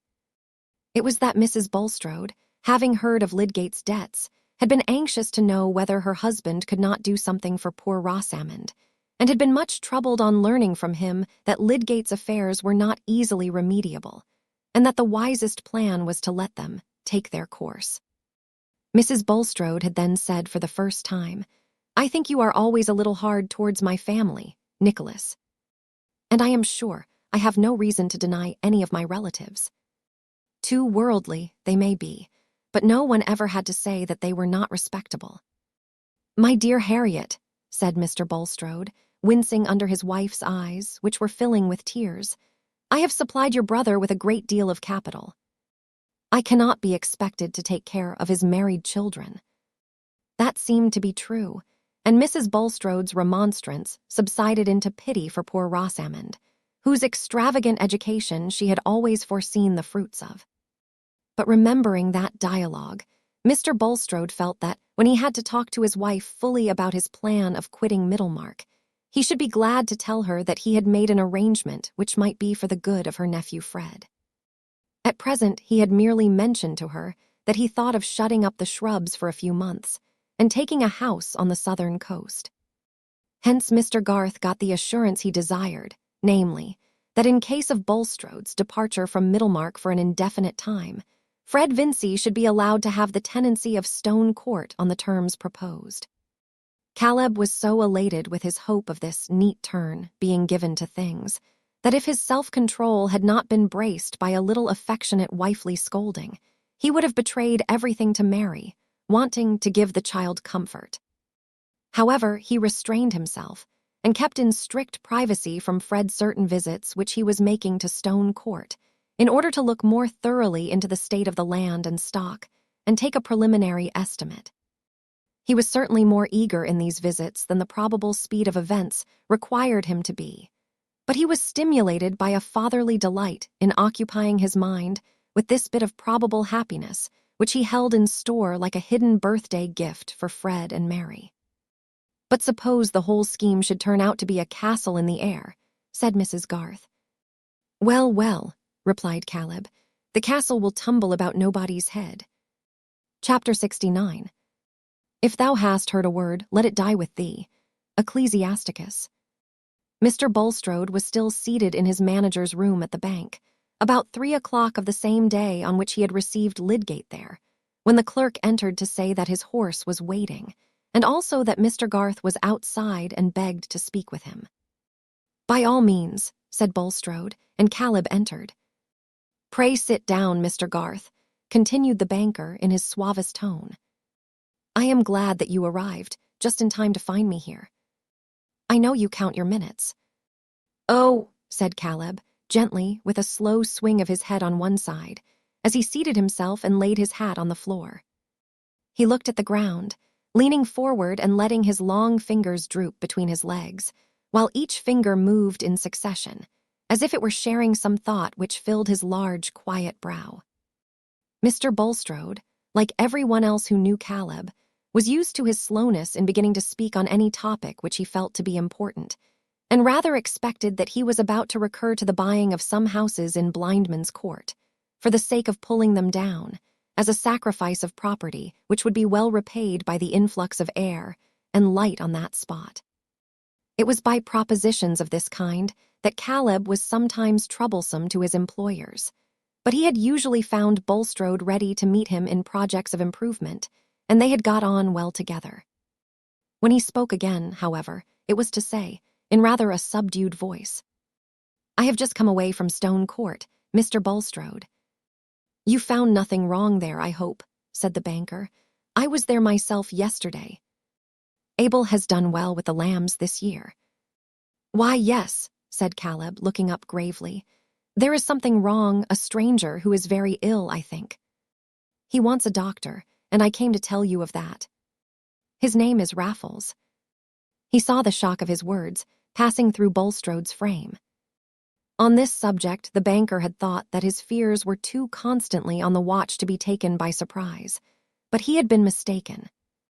Poor wretch, he said in a compassionate tone, though his lips trembled a little. Do you know how he came there? I took him myself, said Caleb quietly, took him up in my gig. He had got down from the coach and was walking a little beyond the turning from the toll house, and I overtook him. He remembered seeing me with you once before, at Stone Court, and he asked me to take him on. I saw he was ill. It seemed to me the right thing to do, to carry him under shelter.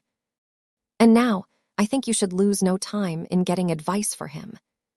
Caleb took up his hat from the floor as he ended, and rose slowly from his seat. Certainly, said Bulstrode, whose mind was very active at this moment. Perhaps you will yourself oblige me, Mr. Garth, by calling at Mr. Lydgate, as you pass, or stay. He may at this hour probably be at the hospital. I will first send my man on the horse there, with a note this instant, and then I will myself ride to Stone Court. Bulstrode quickly wrote a note, and went out himself to give the commission to his man. When he returned, Caleb was standing as before with one hand on the back of the chair, holding his hat with the other. In Bulstrode's mind, the dominant thought was, perhaps Raffles only spoke to Garth of his illness. Garth may wonder, as he must have done before at this disreputable fellow's claiming intimacy with me, but he will know nothing. And he is friendly to me. I can be of use to him. He longed for some confirmation of this hopeful conjecture, but to have asked any question as to what Raffles had said or done would have been to betray fear. I am exceedingly obliged to you, Mr. Garth, he said, in his usual tone of politeness. My servant will be back in a few minutes, and I shall then go myself to see what can be done for this unfortunate man. Perhaps you had some other business with me. If so, pray be seated. Thank you, said Caleb, making a slight gesture with his right hand to wave the invitation. I wish to say, Mr. Bulstrode, that I must request you to put your business into some other hands than mine. I am obliged to you for your handsome way of meeting me, about the letting of Stone Court and all other business. But I must give it up. A sharp certainty entered like a stab into Bulstrode's soul. This is sudden, Mr. Garth, was all he could say at first. It is, said Caleb, but it is quite fixed. I must give it up. He spoke with a firmness which was very gentle, and yet he could see that Bulstrode seemed to cower under that gentleness, his face looking dried and his eyes swerving away from the glance which rested on him. Caleb felt a deep pity for him, but he could have used no pretexts to account for his resolve, even if they would have been of any use. You have been led to this, I apprehend, by some slanders concerning me uttered by that unhappy creature, said Bulstrode, anxious now to know the utmost. That is true. I can't deny that I act upon what I heard from him. You are a conscientious man, Mr. Garth, a man, I trust, who feels himself accountable to God. You would not wish to injure me by being too ready to believe a slander, said Bulstrode, casting about for pleas that might be adapted to his hearer's mind. That is a poor reason for giving up a connection, which I think I may say will be mutually beneficial. I would injure no man if I could help it, said Caleb, even if I thought God winked at it. I hope I should have a feeling for my fellow creature. But, sir, I am obliged to believe that this Raffles has told me the truth. And I can't be happy in working with you, or profiting by you. It hurts my mind. I must beg you to seek another agent. Very well, Mr. Garth. But I must at least claim to know the worst that he has told you. I must know what is the foul speech that I am liable to be the victim of, said Bulstrode, a certain amount of anger beginning to mingle with his humiliation before this quiet man who renounced his benefits. That's needless, said Caleb, waving his hand, bowing his head slightly, and not swerving from the tone which had in it the merciful intention to spare this pitiable man. What he has said to me will never pass from my lips, unless something now unknown forces it from me. If you led a harmful life for gain and kept others out of their rights by deceit to get the more for yourself, I dare say you repent. You would like to go back and can't. That must be a bitter thing. Caleb paused a moment and shook his head. It is not for me to make your life harder to you. But you do make it harder to me, said Bulstrode, constrained into a genuine, pleading cry. You make it harder to me by turning your back on me. That I'm forced to do, said Caleb, still more gently lifting up his hand. I am sorry. I don't judge you and say, he is wicked and I am righteous. God forbid. I don't know everything. A man may do wrong, and his will may rise clear out of it, though he can't get his life clear. That's a bad punishment. If it is so with you, well, I'm very sorry for you. But I have that feeling inside me that I can't go on working with you. That's all, Mr. Bulstrode. Everything else is buried, so far as my will goes. And I wish you good day. One moment, Mr. Garth, said Bulstrode hurriedly. I may trust then to your solemn assurance that you will not repeat either to man or woman what, even if it have any degree of truth in it, is yet a malicious representation. Caleb's wrath was stirred, and he said indignantly, Why should I have said it if I didn't mean it? I am in no fear of you. Such tales as that will never tempt my tongue. Excuse me, I am agitated. I am the victim of this abandoned man. Stop a bit. You have got to consider whether you didn't help to make him worse when you profited by his vices. You are wronging me by too readily believing him, said Bulstrode, oppressed, as by a nightmare, with the inability to deny flatly what Raffles might have said, and yet feeling it an escape that Caleb had not so stated it to him as to ask for that flat denial. No, said Caleb, lifting his hand deprecatingly. I am ready to believe better when better is proved. I rob you of no good chance. As to speaking, I hold it a crime to expose a man's sin, unless I'm clear it must be done to save the innocent. That is my way of thinking, Mr. Bulstrode, and what I say, I've no need to swear. I wish you good day. Some hours later, when he was at home, Caleb said to his wife, incidentally, that he had had some little differences with Bulstrode, and that in consequence he had given up all notion of taking Stone Court, and indeed had resigned doing further business for him. He was disposed to interfere too much, was he? Said Mrs. Garth, imagining that her husband had been touched on his sensitive point, and not been allowed to do what he thought right as to materials and modes of work. Oh, said Caleb, bowing his head and waving his hand gravely. And Mrs. Garth knew that this was a sign of his not intending to speak further on the subject. As for Bulstrode, he had almost immediately mounted his horse and set off for Stone Court, being anxious to arrive there before Lydgate. His mind was crowded with images and conjectures, which were a language to his hopes and fears, just as we hear tones from the vibrations which shake our whole system. The deep humiliation with which he had winced under Caleb Garth's knowledge of his past and rejection of his patronage alternated with and almost gave way to the sense of safety in the fact that Garth, and no other, had been the man to whom Raffles had spoken. It seemed to him a sort of earnest that Providence intended his rescue from worse consequences, the way being thus left open for the hope of secrecy. That Raffles should be afflicted with illness, that he should have been led to Stone Court rather than elsewhere. Bulstrode's heart fluttered at the vision of probabilities which these events conjured up. If it should turn out that he was freed from all danger of disgrace, if he could breathe in perfect liberty, his life should be more consecrated than it had ever been before. He mentally lifted up this vow as if it would urge the result he longed for. He tried to believe in the potency of that prayerful resolution, its potency to determine death. He knew that he ought to say, "Thy will be done," and he said it often.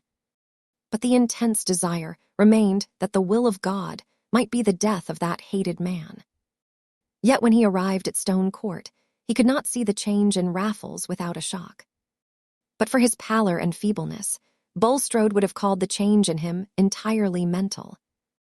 Instead of his loud, tormenting mood, he showed an intense, vague terror and seemed to deprecate Bulstrode's anger because the money was all gone. He had been robbed. It had half of it been taken from him. He had only come here because he was ill and somebody was hunting him. Somebody was after him. He had told nobody anything. He had kept his mouth shut. Bulstrode, not knowing the significance of these symptoms, interpreted this new nervous susceptibility into a means of alarming Raffles into true confessions, and taxed him with falsehood in saying that he had not told anything, since he had just told the man who took him up in his gig and brought him to Stone Court. Raffles denied this with solemn adjurations, the fact being that the links of consciousness were interrupted in him, and that his minute terror-stricken narrative to Caleb Garth had been delivered under a set of visionary impulses which had dropped back into darkness. Bulstrode's heart sank again at this sign that he could get no grasp over the wretched man's mind, and that no word of Raffles could be trusted as to the fact which he most wanted to know, namely, whether or not he had really kept silence to everyone in the neighborhood except Caleb Garth. The housekeeper had told him without the least constraint of manner that since Mr. Garth left, Raffles had asked her for beer, and after that had not spoken, seeming very ill. On that side, it might be concluded that there had been no betrayal. Mrs. Abel thought, like the servants at the Shrubs, that the strange man belonged to the unpleasant kin who are among the troubles of the rich. She had at first referred the kinship to Mr. Rigg, and where there was property left, the buzzing presence of such large bluebottles seemed natural enough. How he could be kin to Bulstrode as well was not so clear, but Mrs. Abel agreed with her husband that there was no knowing, a proposition which had a great deal of mental food for her, so that she shook her head over it without further speculation. In less than an hour Lydgate arrived. Bulstrode met him outside the wainscoted parlor, where Raffles was, and said, "I have called you in, Mr. Lydgate, to an unfortunate man who was once in my employment, many years ago. Afterwards he went to America, and returned, I fear, to an idle, dissolute life. Being destitute, he has a claim on me. He was slightly connected with Rigg, the former owner of this place, and in consequence found his way here. I believe he is seriously ill. Apparently his mind is affected. I feel bound to do the utmost for him." Lydgate, who had the remembrance of his last conversation with Bulstrode strongly upon him, was not disposed to say an unnecessary word to him, and bowed slightly in answer to this account. But just before entering the room he turned automatically and said, "What is his name?" to know names being as much a part of the medical man's accomplishment as of the practical politician. S. "Raffles, John Raffles," said Bulstrode, who hoped that whatever became of Raffles, Lydgate would never know any more of him. When he had thoroughly examined and considered the patient, Lydgate ordered that he should go to bed, and be kept therein as complete quiet as possible, and then went with Bulstrode into another room. "It is a serious case, I apprehend," said the banker, before Lydgate began to speak. No and yes, said Lydgate half dubiously. It is difficult to decide as to the possible effect of long-standing complications, but the man had a robust constitution to begin with. I should not expect this attack to be fatal, though of course the system is in a ticklish state. He should be well watched and attended to. I will remain here myself, said Bulstrode. Mrs. Abel and her husband are inexperienced. I can easily remain here for the night, if you will oblige me by taking a note for Mrs. Bulstrode. I should think that is hardly necessary, said Lydgate. He seems tame and terrified enough. He might become more unmanageable. But there is a man here, is there not? I have more than once stayed here a few nights for the sake of seclusion, said Bulstrode, indifferently. I am quite disposed to do so now. Mrs. Abel and her husband can relieve or aid me, if necessary. Very well. Then I need give my directions only to you, said Lydgate, not feeling surprised at a little peculiarity in Bulstrode. You think, then, that the case is hopeful, said Bulstrode, when Lydgate had ended giving his orders. Unless there turn out to be further complications, such as I have not at present detected, yes, said Lydgate. He may pass on to a worse stage, but I should not wonder if he got better in a few days, by adhering to the treatment I have prescribed. There must be firmness. Remember, if he calls for liquors of any sort, not to give them to him. In my opinion, men in his condition are oftener killed by treatment than by the disease. Still, new symptoms may arise. I shall come again tomorrow morning. After waiting for the note to be carried to Mrs. Bulstrode, Lydgate rode away, forming no conjectures, in the first instance, about the history of Raffles, but rehearsing the whole argument, which had lately been much stirred by the publication of Dr. Ware's abundant experience in America, as to the right way of treating cases of alcoholic poisoning such as this. Lydgate, when abroad, had already been interested in this question. He was strongly convinced against the prevalent practice of allowing alcohol and persistently administering large doses of opium, and he had repeatedly acted on this conviction with a favorable result. The man is in a diseased state, he thought, but there's a good deal of wear in him still. I suppose he is an object of charity to Bulstrode. It is curious what patches of hardness and tenderness lie side by side in men's dispositions. Bulstrode seems the most unsympathetic fellow I ever saw about some people, and yet he has taken no end of trouble and spent a great deal of money on benevolent objects. I suppose he has some test by which he finds out whom heaven cares for. He has made up his mind that it doesn't care for me. This streak of bitterness came from a plenteous source, and kept widening in the current of his thought as he neared Lydgate. He had not been there since his first interview with Bulstrode in the morning, having been found at the hospital by the banker's messenger. And for the first time he was returning to his home, without the vision of any expedient in the background, which left him a hope of raising money enough to deliver him from the coming destitution of everything which made his married life tolerable, everything which saved him and Rosamond from that bare isolation in which they would be forced to recognize how little of a comfort they could be to each other. It was more bearable to do without tenderness for himself than to see that his own tenderness could make no amends for the lack of other things to her. The sufferings of his own pride from humiliations past and to come were keen enough, yet they were hardly distinguishable to himself from that more acute pain which dominated them, the pain of foreseeing that Rosamond would come to regard him chiefly as the cause of disappointment and unhappiness to her. He had never liked the makeshifts of poverty, and they had never before entered into his prospects for himself. But he was beginning now to imagine how two creatures who loved each other and had a stock of thoughts in common might laugh over their shabby furniture and their calculations how far they could afford butter and eggs. But the glimpse of that poetry seemed as far off from him as the carelessness of the golden age. In poor Rosamond's mind, there was not room enough for luxuries to look small in. He got down from his horse in a very sad mood and went into the house, not expecting to be cheered except by his dinner, and reflecting that before the evening closed, it would be wise to tell Rosamond of his application to Bulstrode and its failure. It would be well not to lose time in preparing her for the worst. But his dinner waited long for him before he was able to eat it.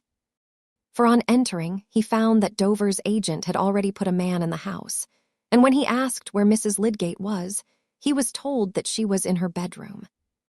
He went up and found her stretched on the bed, pale and silent, without an answer even in her face to any word or look of his. He sat down by the bed, and leaning over her said with almost a cry of prayer, "Forgive me for this misery, my poor Rosamond. Let us only love one another." She looked at him silently, still with the blank despair on her face, but then the tears began to fill her blue eyes and her lip trembled. The strong man had had too much to bear that day. He let his head fall beside hers and sobbed.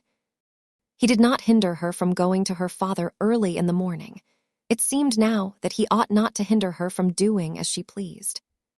In half an hour she came back, and said that Papa and Mamma wished her to go and stay with them while things were in this miserable state. Papa said he could do nothing about the debt. If he paid this, there would be half a dozen more. She had better come back home again, till Lydgate had got a comfortable home for her. "Do you object, Tertius?" "Do as you like," said Lydgate. "But things are not coming to a crisis immediately. There is no hurry." "I should not go till tomorrow," said Rosamond. "I shall want to pack my clothes." "Oh, I would wait a little longer than tomorrow. There is no knowing what may happen," said Lydgate with bitter irony. "I may get my neck broken, and that may make things easier to you." It was Lydgate's misfortune and Rosamond's too, that his tenderness towards her, which was both an emotional prompting and a well-considered resolve, was inevitably interrupted by these outbursts of indignation, either ironical or remonstrant. She thought them totally unwarranted, and the repulsion which this exceptional severity excited in her was in danger of making the more persistent tenderness unacceptable. "I see you do not wish me to go," she said, with chill mildness. "Why can you not say so without that kind of violence?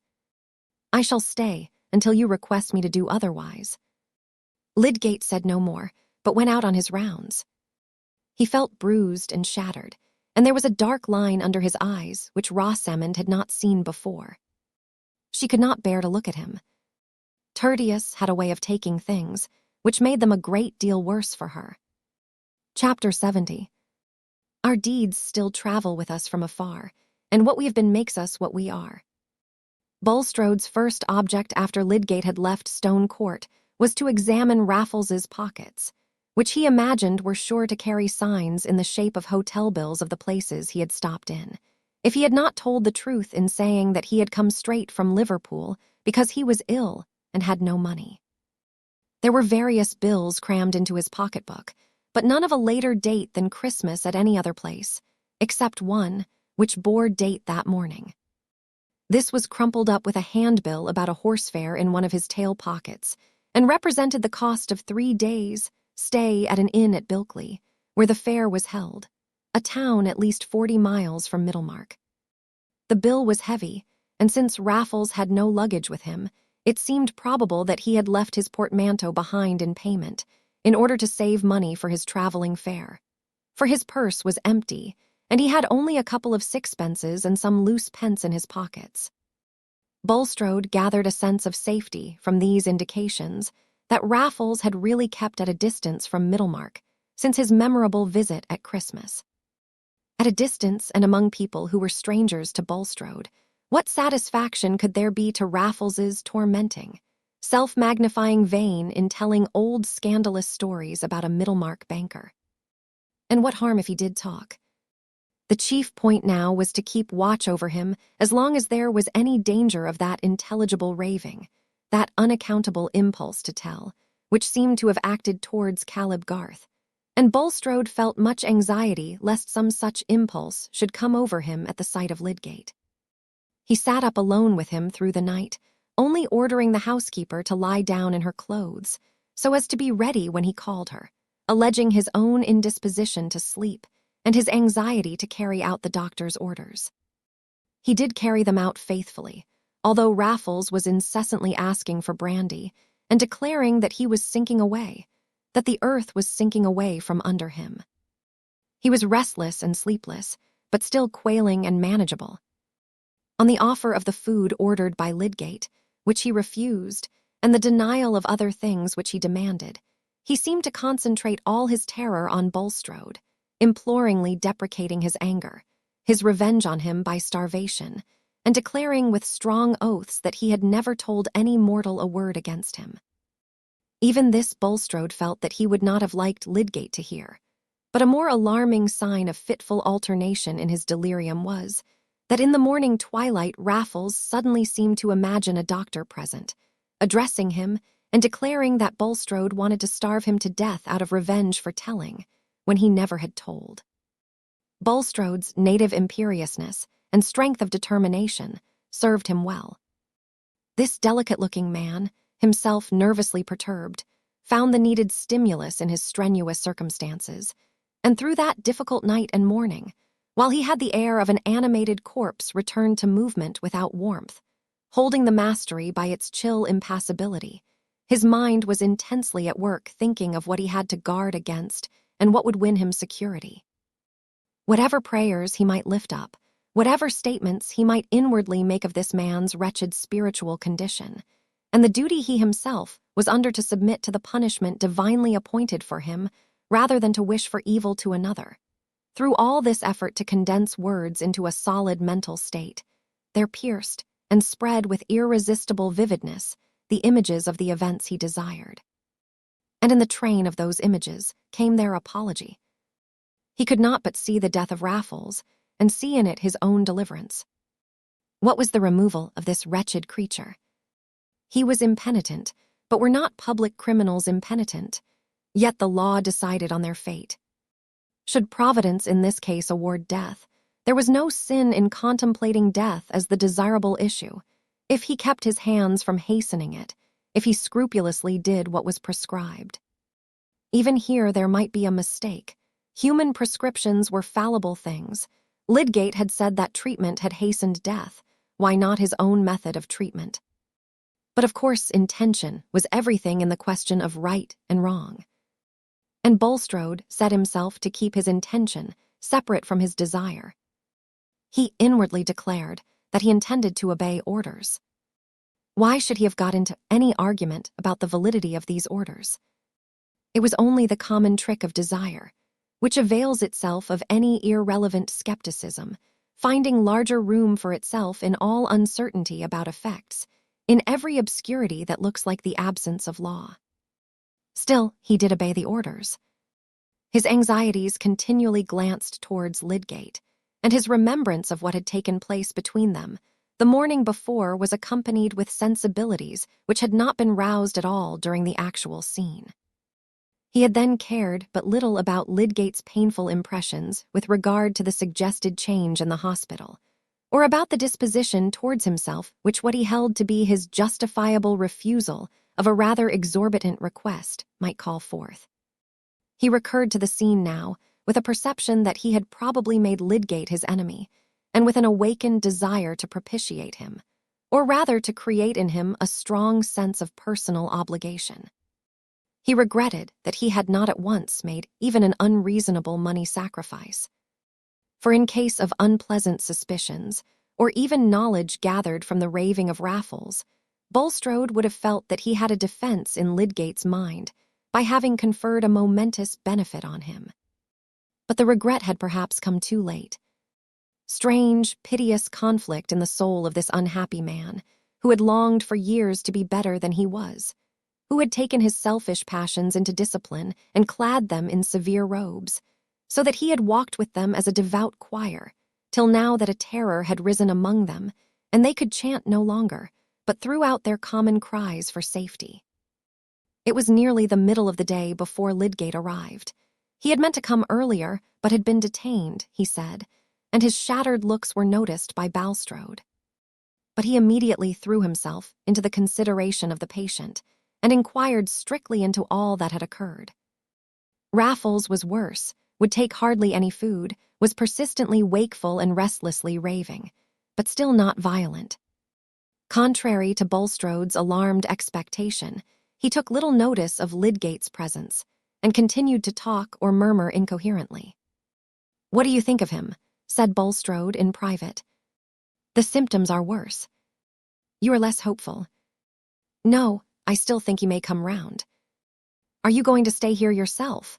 said Lydgate, looking at Bulstrode with an abrupt question, which made him uneasy, though in reality it was not due to any suspicious conjecture. "Yes, I think so," said Bulstrode, governing himself and speaking with deliberation. "Mrs. Bulstrode is advised of the reasons which detain me. Mrs. Abel and her husband are not experienced enough to be left quite alone, and this kind of responsibility is scarcely included in their service of me. You have some fresh instructions, I presume." The chief new instruction that Lydgate had to give was on the administration of extremely moderate doses of opium, in case of the sleeplessness continuing after several hours. He had taken the precaution of bringing opium in his pocket, and he gave minute directions to Bulstrode as to the doses and the point at which they should cease. He insisted on the risk of not ceasing, and repeated his order that no alcohol should be given. "From what I see of the case," he ended, "narcotism is the only thing I should be much afraid of. He may wear through, even without much food. There's a good deal of strength in him.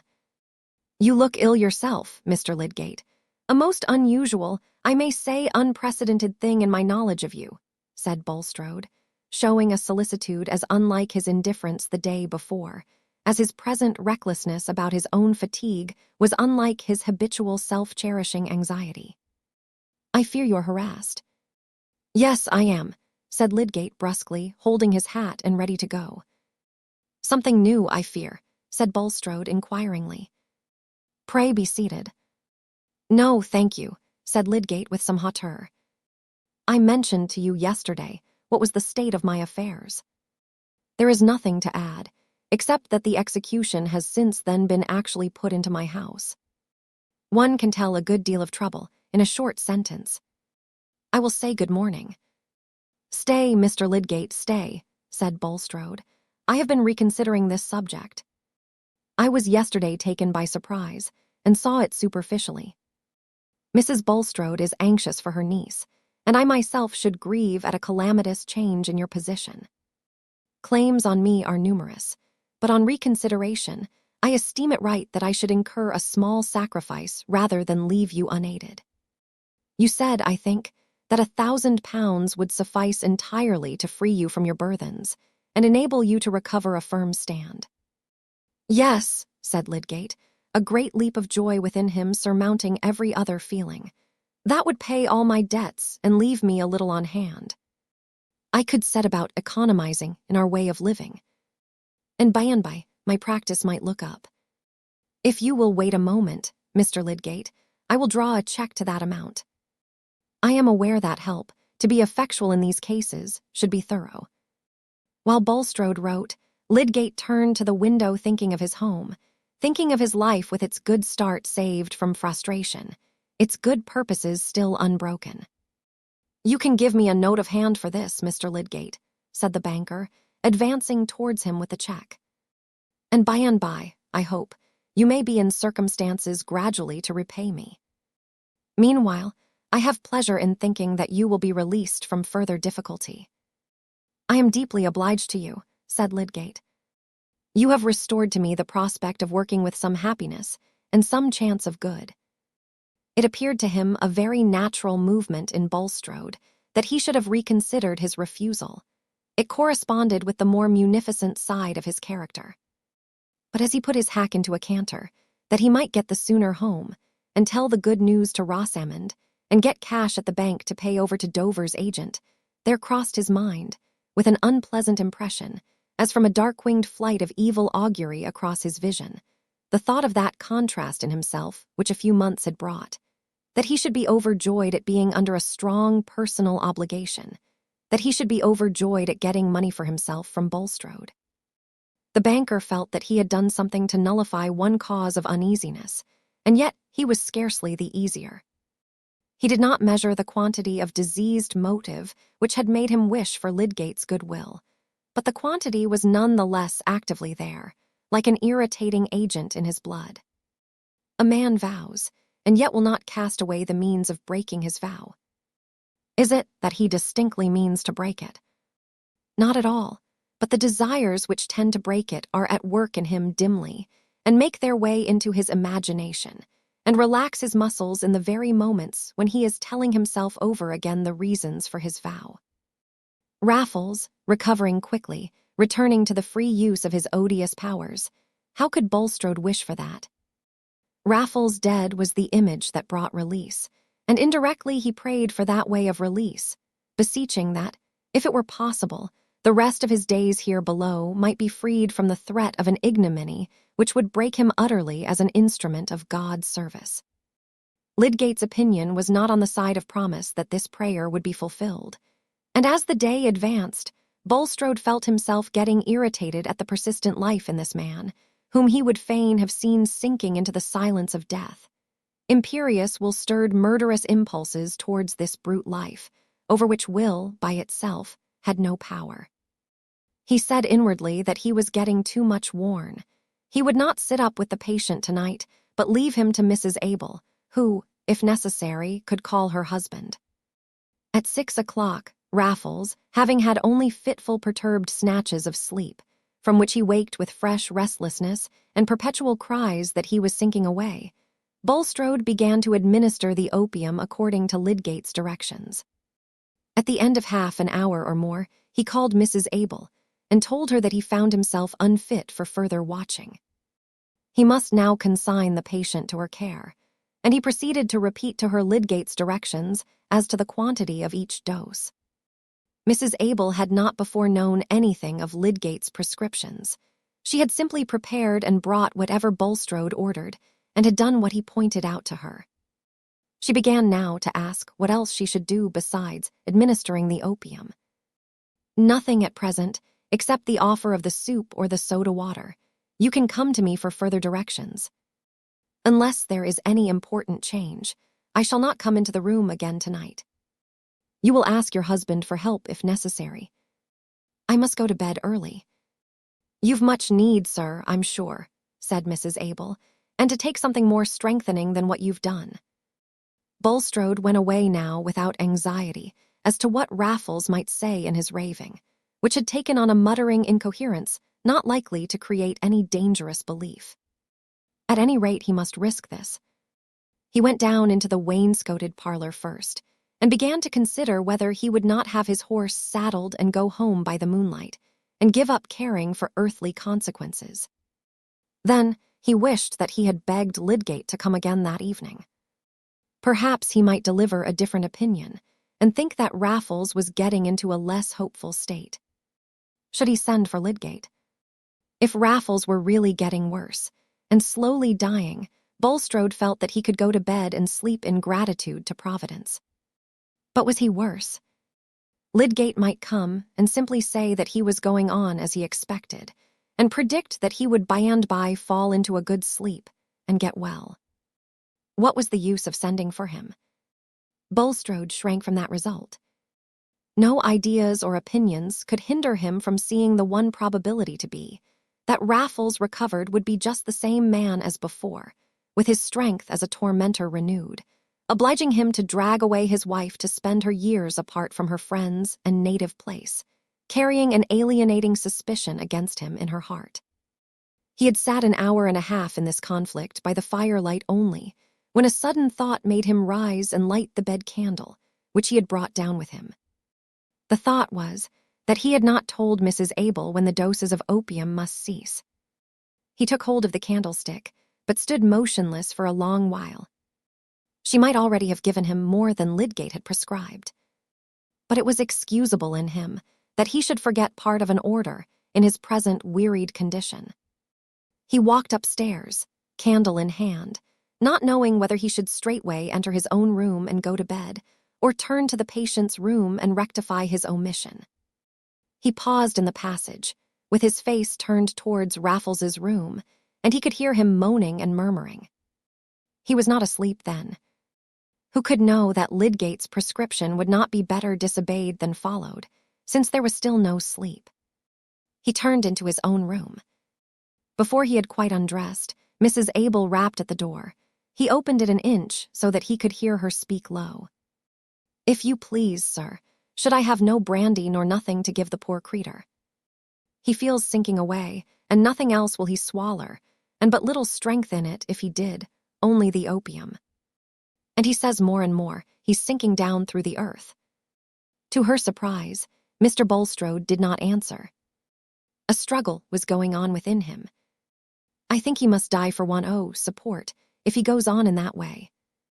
When I nursed my poor master, Mr. Robison, I had to give him port wine and brandy constant, and a big glass at a time," added Mrs. Abel, with a touch of remonstrance in her tone. But again Mr. Bulstrode did not answer immediately, and she continued, "It's not a time to spare when people are at death's door, nor would you wish it, sir, I'm sure. Else I should give him our own bottle rum as we keep by us. But a sitter-up so as you've been, and doing everything as laid in your power." Here a key was thrust through the inch of doorway, and Mr. Bulstrode said huskily, "That is the key of the wine cooler. You will find plenty of brandy there." Early in the morning, about 6, Mr. Bulstrode rose and spent some time in prayer. Does anyone suppose that private prayer is necessarily candid, necessarily goes to the roots of action? Private prayer is inaudible speech, and speech is representative. Who can represent himself just as he is, even in his own reflections? Bulstrode had not yet unraveled in his thought the confused promptings of the last 24 hours. He listened in the passage, and could hear hard, stertorous breathing. Then he walked out in the garden, and looked at the early rime on the grass and fresh spring leaves. When he re-entered the house, he felt startled at the sight of Mrs. Abel. "How is your patient? Asleep, I think," he said, with an attempt at cheerfulness in his tone. "He's gone very deep, sir," said Mrs. Abel.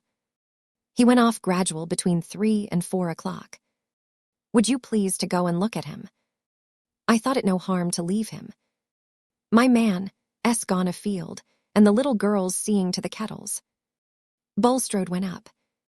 At a glance he knew that Raffles was not in the sleep which brings revival, but in the sleep which streams deeper and deeper into the gulf of death.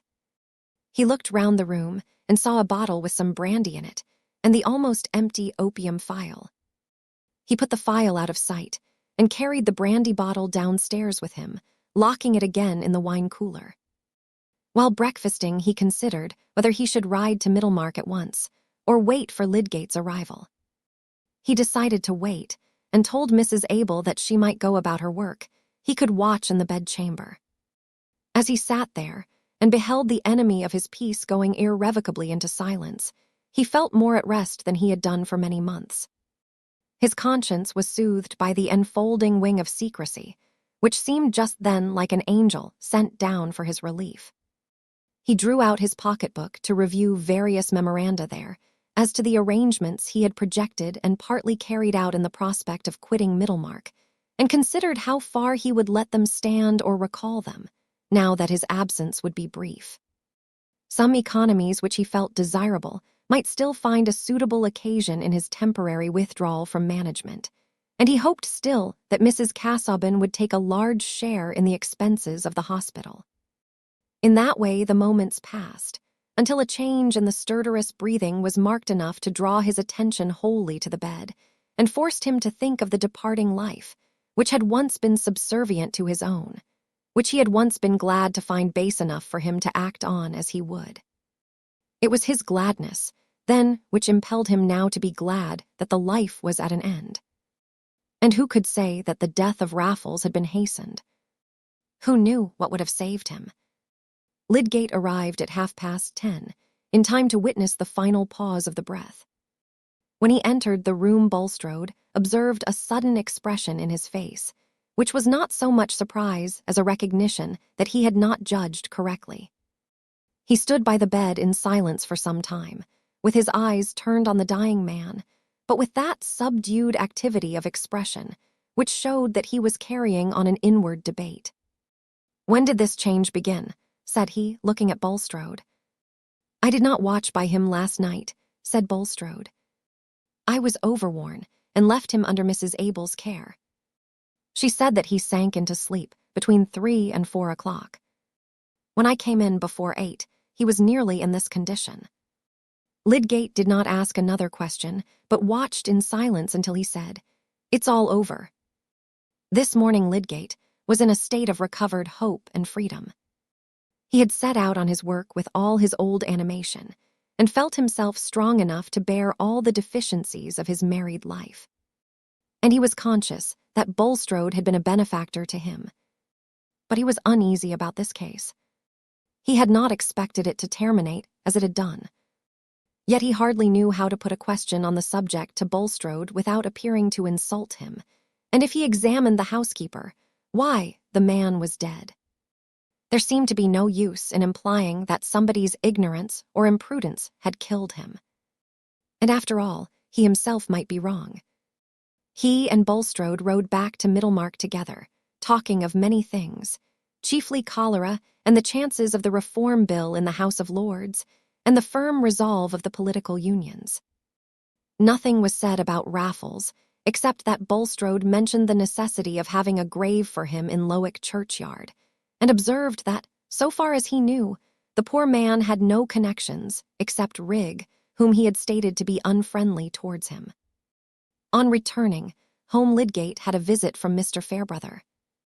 The vicar had not been in the town the day before, but the news that there was an execution in Lydgate's house had got to Lowick by the evening, having been carried by Mr. Spicer, shoemaker and parish clerk, who had it from his brother, the respectable bell-hanger in Lowick Gate. Since that evening, when Lydgate had come down from the billiard-room with Fred Vincey, Mr. Fairbrother's thoughts about him had been rather gloomy. Playing at the Green Dragon once or oftener might have been a trifle in another man, but in Lydgate it was one of several signs that he was getting unlike his former self. He was beginning to do things for which he had formerly even an excessive scorn. Whatever certain dissatisfactions in marriage, which some silly tinklings of gossip had given him hints of, might have to do with this change, Mr. Fairbrother felt sure that it was chiefly connected with the debts which were being more and more distinctly reported, and he began to fear that any notion of Lydgate's having resources or friends in the background must be quite illusory. The rebuff he had met with in his first attempt to win Lydgate's confidence disinclined him to a second, but this news of the execution being actually in the house determined the vicar to overcome his reluctance. Lydgate had just dismissed a poor patient, in whom he was much interested, and he came forward to put out his hand, with an open cheerfulness which surprised Mr. Fairbrother. Could this, too, be a proud rejection of sympathy and help? Never mind, the sympathy and help should be offered. "How are you, Lydgate?" "I came to see you because I had heard something which made me anxious about you," said the vicar, in the tone of a good brother, only that there was no reproach in it. They were both seated by this time, and Lydgate answered immediately. "I think I know what you mean. You had heard that there was an execution in the house." "Yes, is it true?" "It was true," said Lydgate, with an air of freedom, as if he did not mind talking about the affair now. "But the danger is over, the debt is paid. I am out of my difficulties now. I shall be freed from debts, and able, I hope, to start afresh on a better plan." "I am very thankful to hear it," said the vicar, falling back in his chair, and speaking with that low-toned quickness which often follows the removal of a load. "I like that better than all the news in the Times. I confess I came to you with a heavy heart." "Thank you for coming," said Lydgate cordially. "I can enjoy the kindness all the more because I am happier. I have certainly been a good deal crushed. I'm afraid I shall find the bruises still painful by and by," he added, smiling rather sadly. "But just now I can only feel that the torture screw is off." Mr. Fairbrother was silent for a moment, and then said earnestly, "My dear fellow, let me ask you one question. Forgive me if I take a liberty. I don't believe you will ask anything that ought to offend me. Then this is necessary to set my heart quite at rest. You have not, have you, in order to pay your debts, incurred another debt which may harass you worse hereafter?" "No," said Lydgate, coloring slightly. "There is no reason why I should not tell you, since the fact is so, that the person to whom I am indebted is Bulstrode. He has made me a very handsome advance, £1,000, and he can afford to wait for repayment." "Well, that is generous," said Mr. Fairbrother, compelling himself to approve of the man whom he disliked. His delicate feeling shrank from dwelling, even in his thought, on the fact that he had always urged Lydgate to avoid any personal entanglement with Bulstrode. He added immediately, "And Bulstrode must naturally feel an interest in your welfare, after you have worked with him in a way which has probably reduced your income instead of adding to it. I am glad to think that he has acted accordingly." Lydgate felt uncomfortable under these kindly suppositions.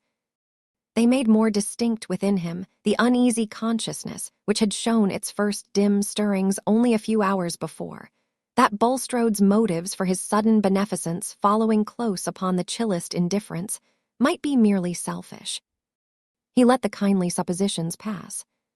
He could not tell the history of the loan, but it was more vividly present with him than ever, as well as the fact which the vicar delicately ignored, that this relation of personal indebtedness to Bulstrode was what he had once been most resolved to avoid.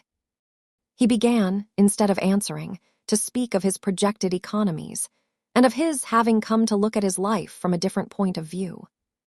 "I shall set up a surgery," he said. "I really think I made a mistaken effort in that respect. And if Rosamond will not mind, I shall take an apprentice.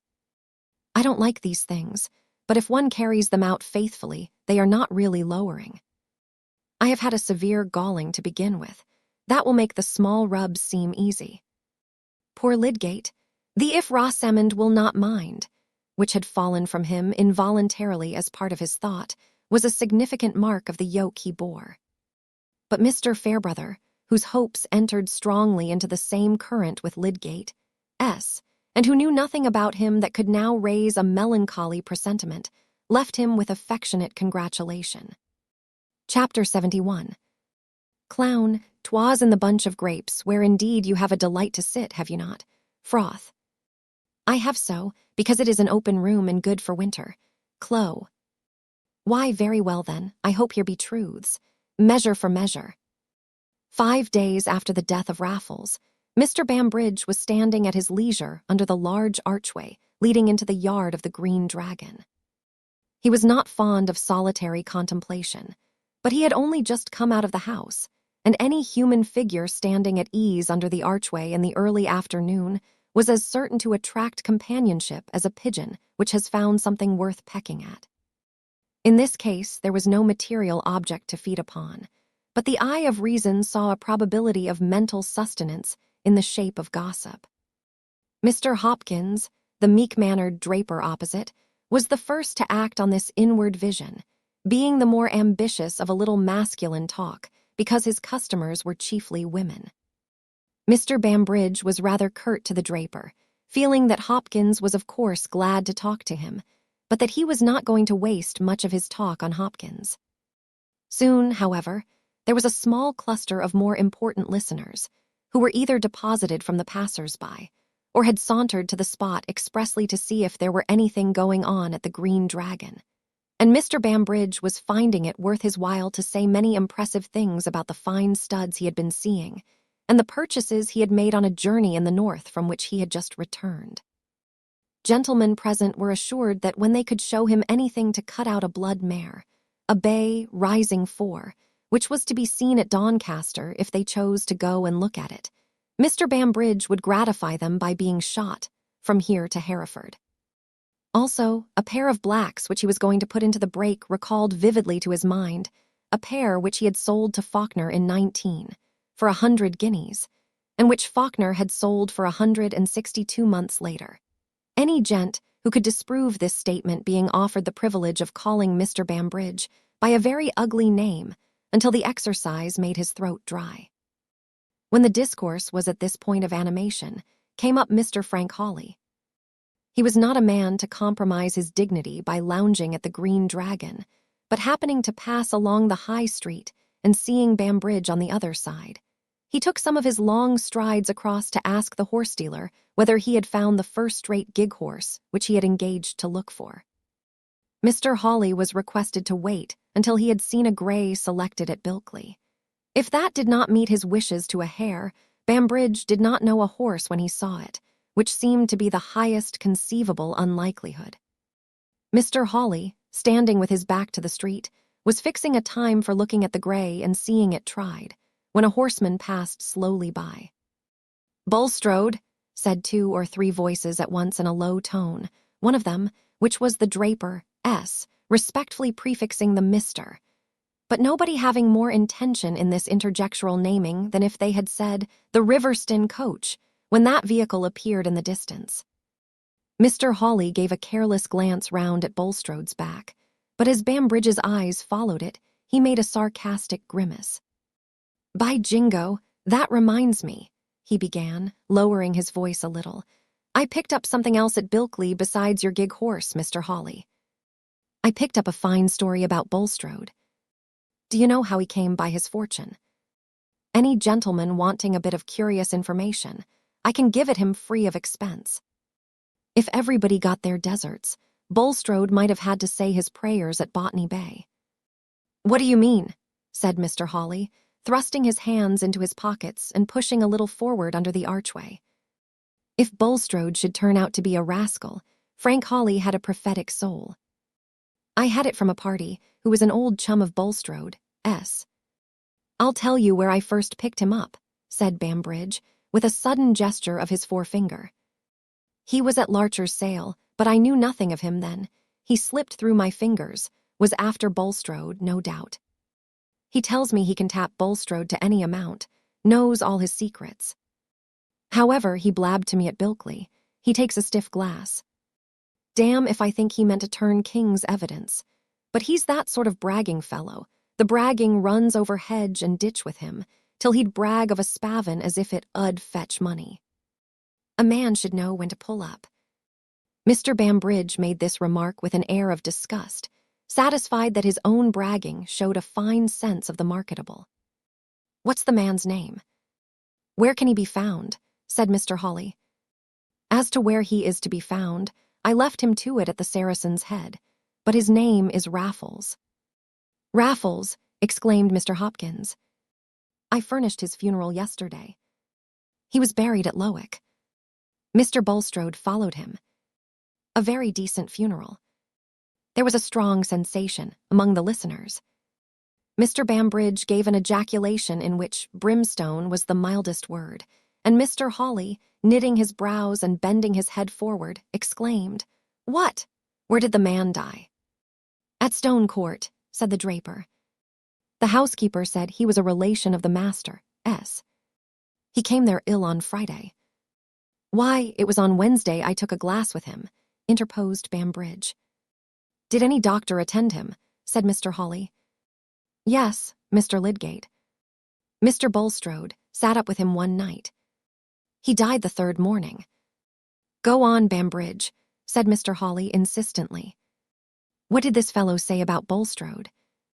The group had already become larger, the town clerk's presence being a guarantee that something worth listening to was going on there, and Mr. Bambridge delivered his narrative in the hearing of 7.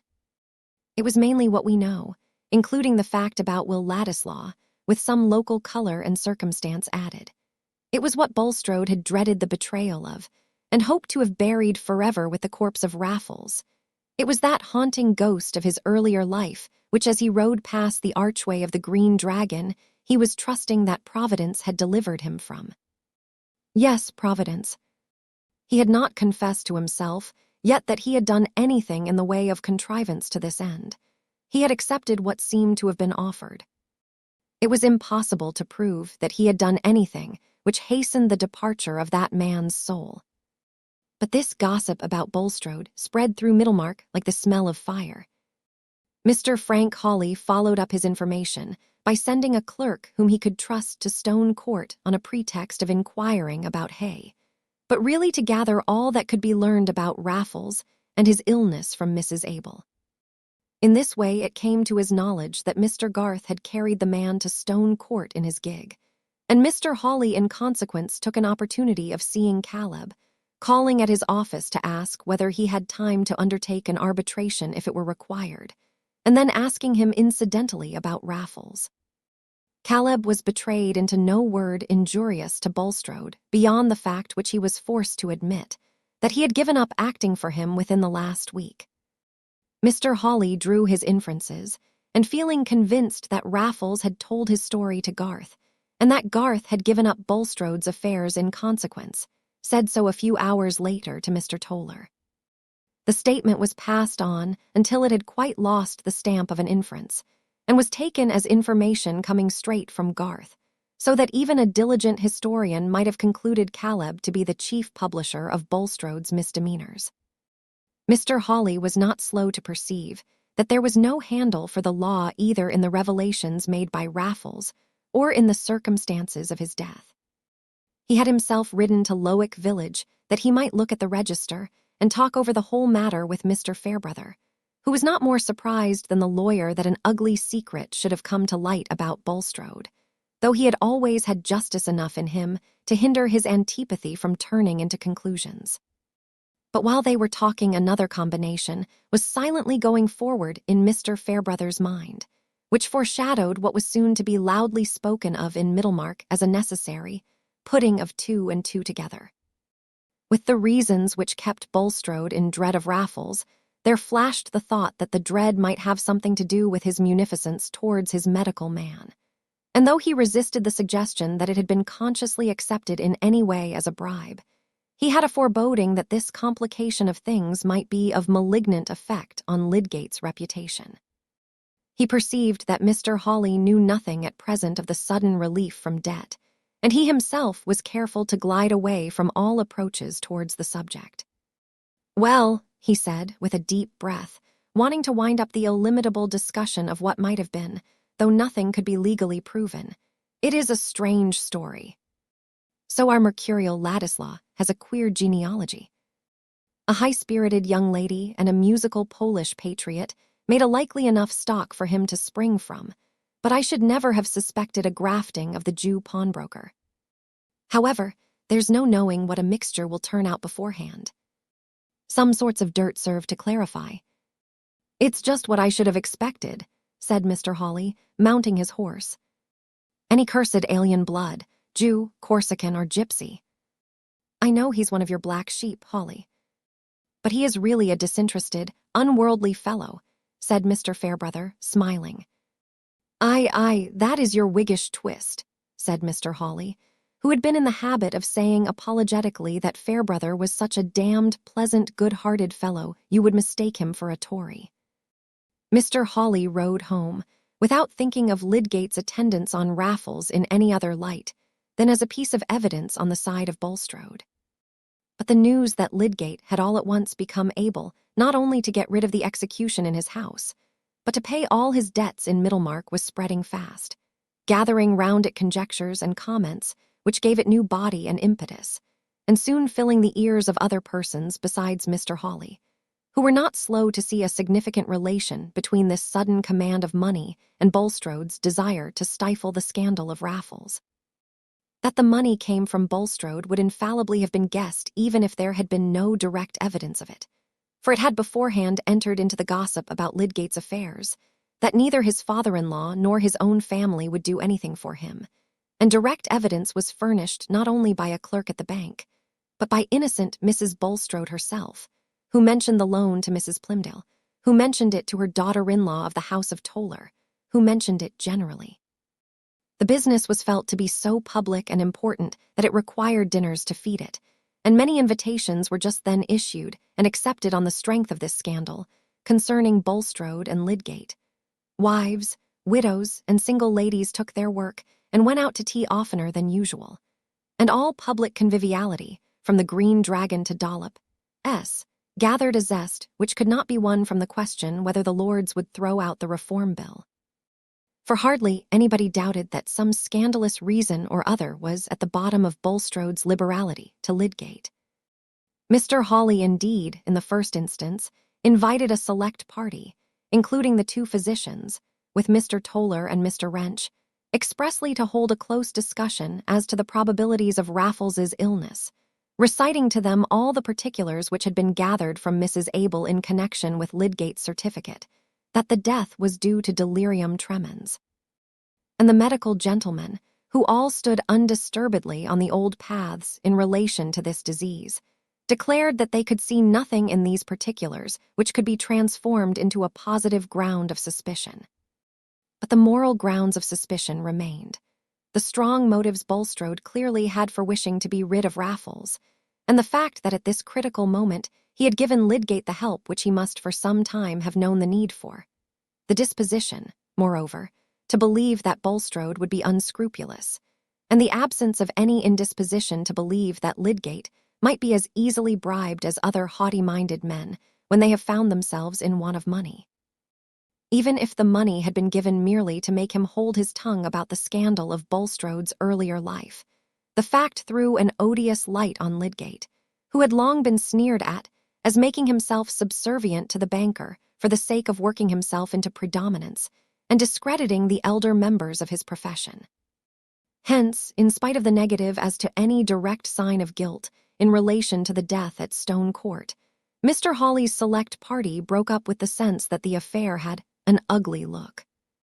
But this vague conviction of indeterminable guilt, which was enough to keep up much head-shaking and biting innuendo even among substantial professional seniors, had for the general mind all the superior power of mystery over fact.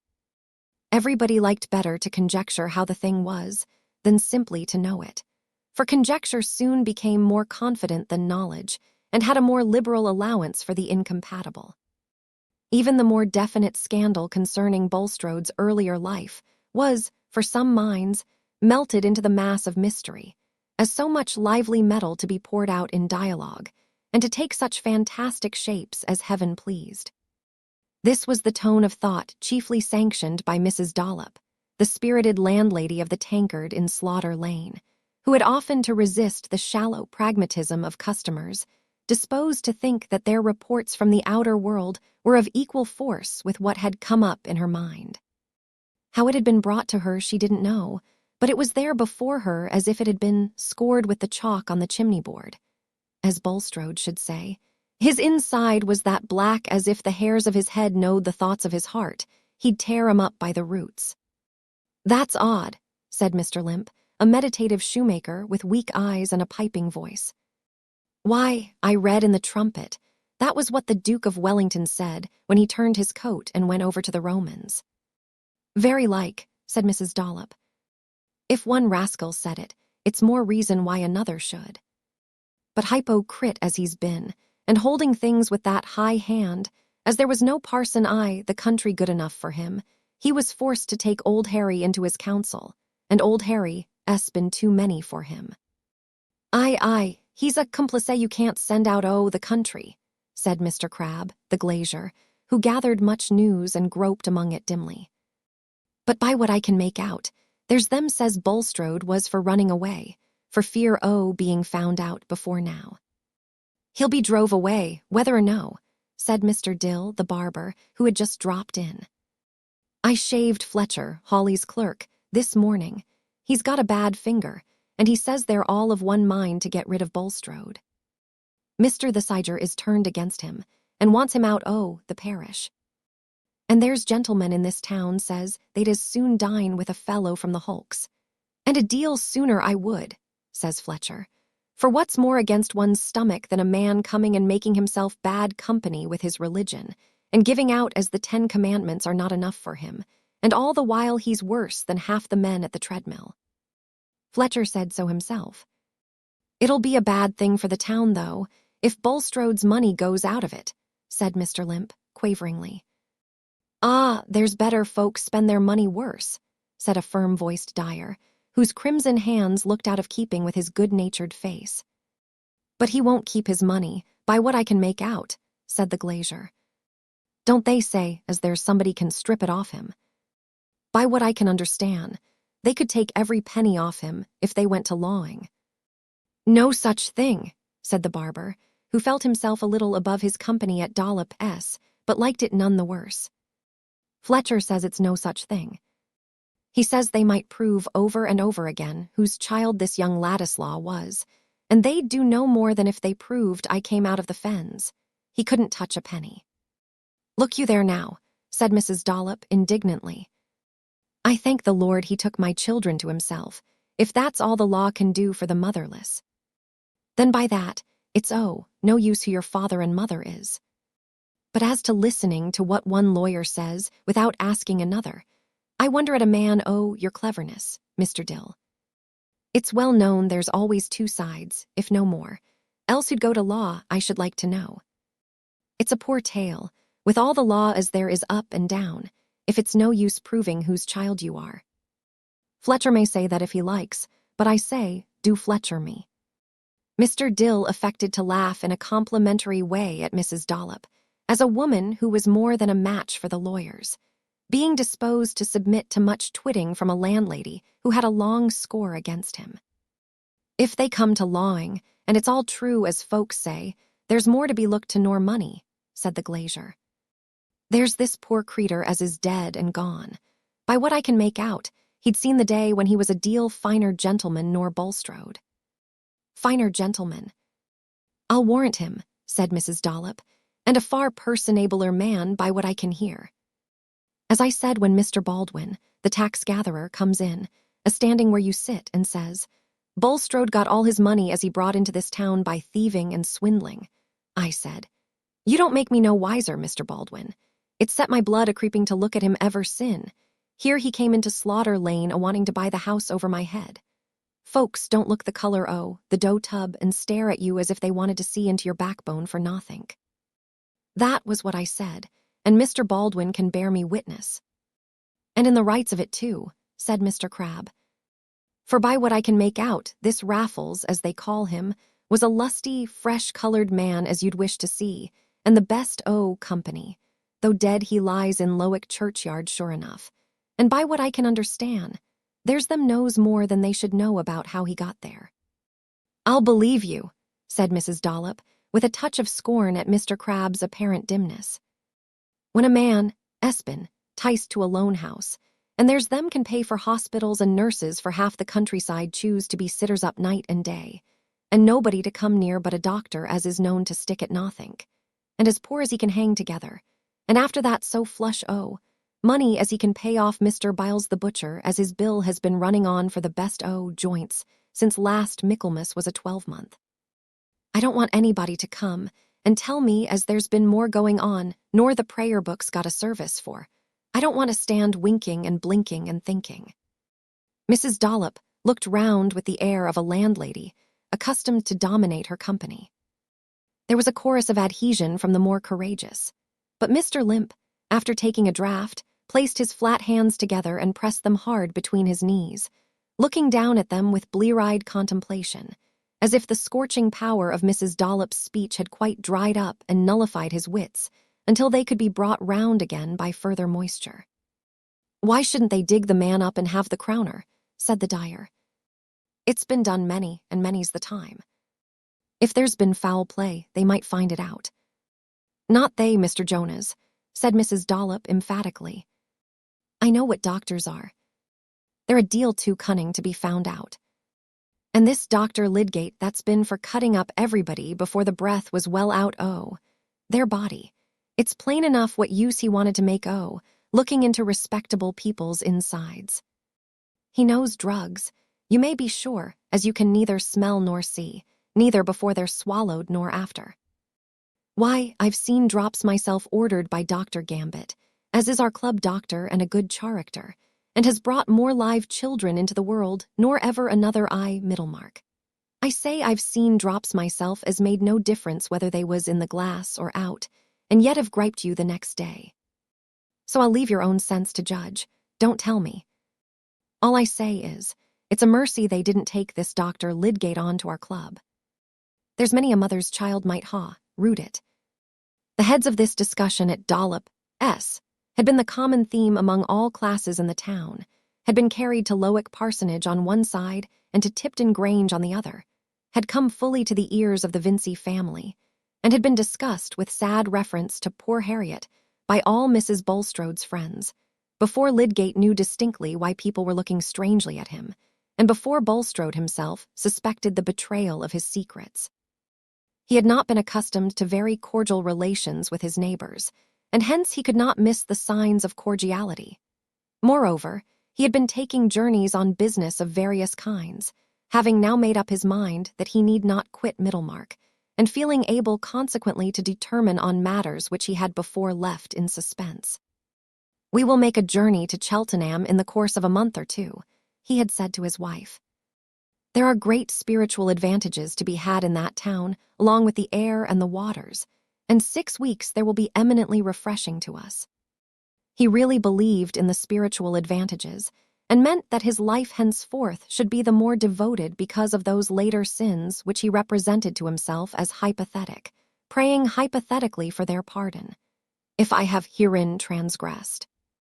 As to the hospital, he avoided saying anything further to Lydgate, fearing to manifest a too sudden change of plans immediately on the death of Raffles. In his secret soul, he believed that Lydgate suspected his orders to have been intentionally disobeyed, and suspecting this, he must also suspect a motive. But nothing had been betrayed to him as to the history of Raffles, and Bulstrode was anxious not to do anything which would give emphasis to his undefined suspicions. As to any certainty that a particular method of treatment would either save or kill, Lydgate himself was constantly arguing against such dogmatism.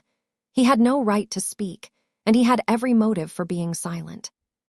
Hence Bulstrode felt himself providentially secured. The only incident he had strongly winced under had been an occasional encounter with Caleb Garth, who, however, had raised his hat with mild gravity. Meanwhile, on the part of the principal townsmen, a strong determination was growing against him. A meeting was to be held in the town hall on a sanitary question, which had risen into pressing importance by the occurrence of a cholera case in the town. Since the Act of Parliament, which had been hurriedly passed, authorizing assessments for sanitary measures, there had been a board for the superintendence of such measures appointed in Middlemarch, and much cleansing and preparation had been concurred in by Whigs and Tories.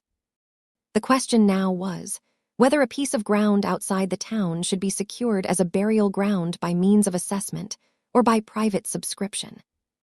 The meeting was to be open, and almost everybody of importance in the town was expected to be there. Mr. Bulstrode was a member of the board, and just before 12 o'clock he started from the bank with the intention of urging the plan of private subscription. Under the hesitation of his projects, he had for some time kept himself in the background, and he felt that he should this morning resume his old position as a man of action and influence in the public affairs of the town, where he expected to end his days. Among the various persons going in the same direction, he saw Lydgate. They joined, talked over the object of the meeting, and entered it together. It seemed that everybody of mark had been earlier than they. But there were still spaces left near the head of the large central table, and they made their way thither. Mr. Fairbrother sat opposite, not far from Mr. Hawley. All the medical men were there. Mr. the Siger was in the chair, and Mr. Brooke of Tipton was on his right hand. Lydgate noticed a peculiar interchange of glances when he and Bulstrode took their seats. After the business had been fully opened by the chairman, who pointed out the advantages of purchasing by subscription a piece of ground large enough to be ultimately used as a general cemetery, Mr. Bulstrode, whose rather high-pitched but subdued and fluent voice the town was used to at meetings of this sort, rose and asked leave to deliver his opinion. Lydgate could see again the peculiar interchange of glances before Mr. Hawley started up, and said in his firm, resonant voice, "Mr. Chairman, I request that before anyone delivers his opinion on this point, I may be permitted to speak on a question of public feeling, which not only by myself, but by many gentlemen present, is regarded as preliminary." Mr. Hawley's mode of speech, even when public decorum repressed his awful language, was formidable in its curtness and self-possession. Mr. the Siger sanctioned the request, Mr. Bulstrode sat down, and Mr. Hawley continued. "In what I have to say, Mr. Chairman, I am not speaking simply on my own behalf. I am speaking with the concurrence and at the express request of no fewer than 8 of my fellow townsmen, who are immediately around us. It is our united sentiment that Mr. Bulstrode should be called upon, and I do now call upon him, to resign public positions which he holds not simply as a taxpayer, but as a gentleman among gentlemen. There are practices and there are acts which, owing to circumstances, the law cannot visit, though they may be worse than many things which are legally punishable. Honest men and gentlemen, if they don't want the company of people who perpetrate such acts, have got to defend themselves as they best can. And that is what I and the friends whom I may call my clients in this affair are determined to do. I don't say that Mr. Bulstrode has been guilty of shameful acts, but I call upon him either publicly to deny and confute the scandalous statements made against him by a man now dead, and who died in his house, the statement that he was for many years engaged in nefarious practices, and that he won his fortune by dishonest procedures, or else to withdraw from positions which could only have been allowed him as a gentleman among gentlemen. All eyes in the room were turned on Mr. Bulstrode, who, since the first mention of his name, had been going through a crisis of feeling almost too violent for his delicate frame to support. Lydgate, who himself was undergoing a shock as from the terrible practical interpretation of some faint augury, felt, nevertheless, that his own movement of resentful hatred was checked by that instinct of the healer which thinks first of bringing rescue or relief to the sufferer, when he looked at the shrunken misery of Bulstrode's livid face. The quick vision that his life was after all a failure, that he was a dishonored man, and must quail before the glance of those towards whom he had habitually assumed the attitude of a reprover, that God had disowned him before men, and left him unscreened to the triumphant scorn of those who were glad to have their hatred justified. The sense of utter futility in that equivocation with his conscience, in dealing with the life of his accomplice. An equivocation which now turned venomously upon him with the full-grown fang of a discovered lie. All this rushed through him like the agony of terror which fails to kill, and leaves the ears still open to the returning wave of execration. The sudden sense of exposure after the re-established sense of safety came, not to the coarse organization of a criminal, but to the susceptible nerve of a man whose intensest being lay in such mastery and predominance as the conditions of his life had shaped for him. But in that intense being lay the strength of reaction. Through all his bodily infirmity, there ran a tenacious nerve of ambitious, self-preserving will, which had continually leaped out like a flame, scattering all doctrinal fears, and which, even while he sat an object of compassion for the merciful, was beginning to stir and glow under his ashy paleness. Before the last words were out of Mr. Hawley's mouth, Bulstrode felt that he should answer, and that his answer would be a retort. He dared not get up and say, "I am not guilty, the whole story is false." Even if he had dared this, it would have seemed to him, under his present keen sense of betrayal, as vain as to pull, for covering to his nakedness, a frail rag which would rend at every little strain. For a few moments there was total silence, while every man in the room was looking at Bulstrode. He sat perfectly still, leaning hard against the back of his chair. He could not venture to rise, and when he began to speak, he pressed his hands upon the seat on each side of him. But his voice was perfectly audible, though hoarser than usual, and his words were distinctly pronounced, though he paused between sentence as if short of breath. He said, turning first toward Mr. the Siger, and then looking at Mr. Hawley, "I protest before you, sir, as a Christian minister, against the sanction of proceedings towards me which are dictated by virulent hatred. Those who are hostile to me are glad to believe any libel uttered by a loose tongue against me, and their consciences become strict against me. Say that the evil speaking of which I am to be made the victim accuses me of malpractices." Here Bulstrode's voice rose and took on a more biting accent, till it seemed a low cry. "Who shall be my accuser? Not men whose own lives are unchristian, nay, scandalous, not men who themselves use low instruments to carry out their ends, whose profession is a tissue of chicanery, who have been spending their income on their own sensual enjoyments, while I have been devoting mine to advance the best objects with regard to this life and the next." After the word chicanery there was a growing noise, half of murmurs and half of hisses, while 4 persons started up at once: Mr. Hawley, Mr. Toller, Mr. Chichley, and Mr. Hackbutt. But Mr. Hawley's outburst was instantaneous and left the others behind in silence. "If you mean me, sir, I call you and everyone else to the inspection of my professional life. As to Christian or unchristian, I repudiate your canting, palavering Christianity. And as to the way in which I spend my income, it is not my principle to maintain thieves and cheat offspring of their due inheritance in order to support religion and set myself up as a saintly killjoy. I affect no niceness of conscience. I have not found any nice standards necessary yet to measure your actions by, sir. And I again call upon you to enter into satisfactory explanations concerning the scandals against you, or else to withdraw from posts in which we at any rate decline you as a colleague. I say, sir, we decline to cooperate with a man whose character is not cleared from infamous lights cast upon it, not only by reports, but by recent actions." "Allow me, Mr. Hawley," said the chairman, and Mr. Hawley, still fuming, bowed half impatiently and sat down with his hands thrust deep in his pockets. "Mr. Bulstrode, it is not desirable, I think, to prolong the present discussion," said Mr. the Sider, turning to the pallid, trembling man. "I must so far concur with what has fallen from Mr. Hawley in expression of a general feeling, as to think it due to your Christian profession that you should clear yourself, if possible, from unhappy aspersions. I, for my part, should be willing to give you full opportunity and hearing. But I must say that your present attitude is painfully inconsistent with those principles which you have sought to identify yourself with, and for the honor of which I am bound to care. I recommend you at present, as your clergyman, and one who hopes for your reinstatement in respect, to quit the room and avoid further hindrance to business." Bulstrode, after a moment's hesitation, took his hat from the floor and slowly rose, but he grasped the corner of the chair so totteringly that Lydgate felt sure there was not strength enough in him to walk away without support. What could he do? He could not see a man sink close to him for want of help.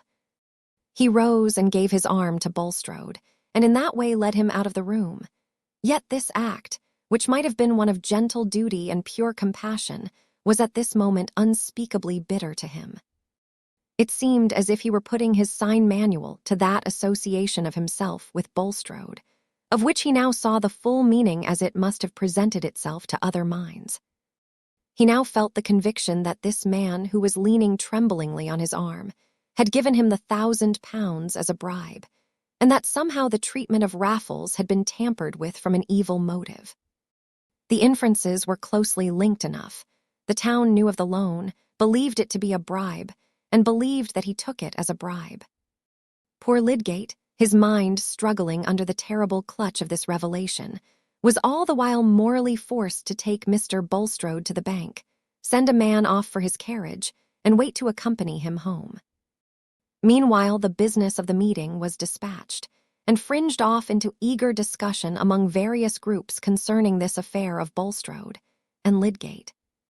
Mr. Brooke, who had before heard only imperfect hints of it, and was very uneasy that he had gone a little too far in countenancing Bulstrode, now got himself fully informed, and felt some benevolent sadness in talking to Mr. Fairbrother about the ugly light in which Lydgate had come to be regarded. Mr. Fairbrother was going to walk back to Lowick. "Step into my carriage," said Mr. Brooke. "I am going round to see Mrs. Casaubon. She was to come back from Yorkshire last night. She will like to see me, you know." So they drove along, Mr. Brooke chatting with good-natured hope that there had not really been anything black in Lydgate's behavior, a young fellow whom he had seen to be quite above the common mark, when he brought a letter from his uncle Sir Godwin. Mr. Fairbrother said little.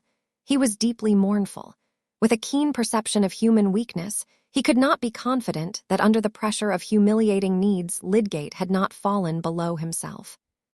When the carriage drove up to the gate of the manor, Dorothea was out on the gravel and came to greet them. "Well, my dear," said Mr. Brooke, "we have just come from a meeting, a sanitary meeting, you know." "Was Mr. Lydgate there?" said Dorothea, who looked full of health and animation, and stood with her head bare under the gleaming April lights. "I want to see him and have a great consultation with him about the hospital." I have engaged with Mr. Bulstrode to do so."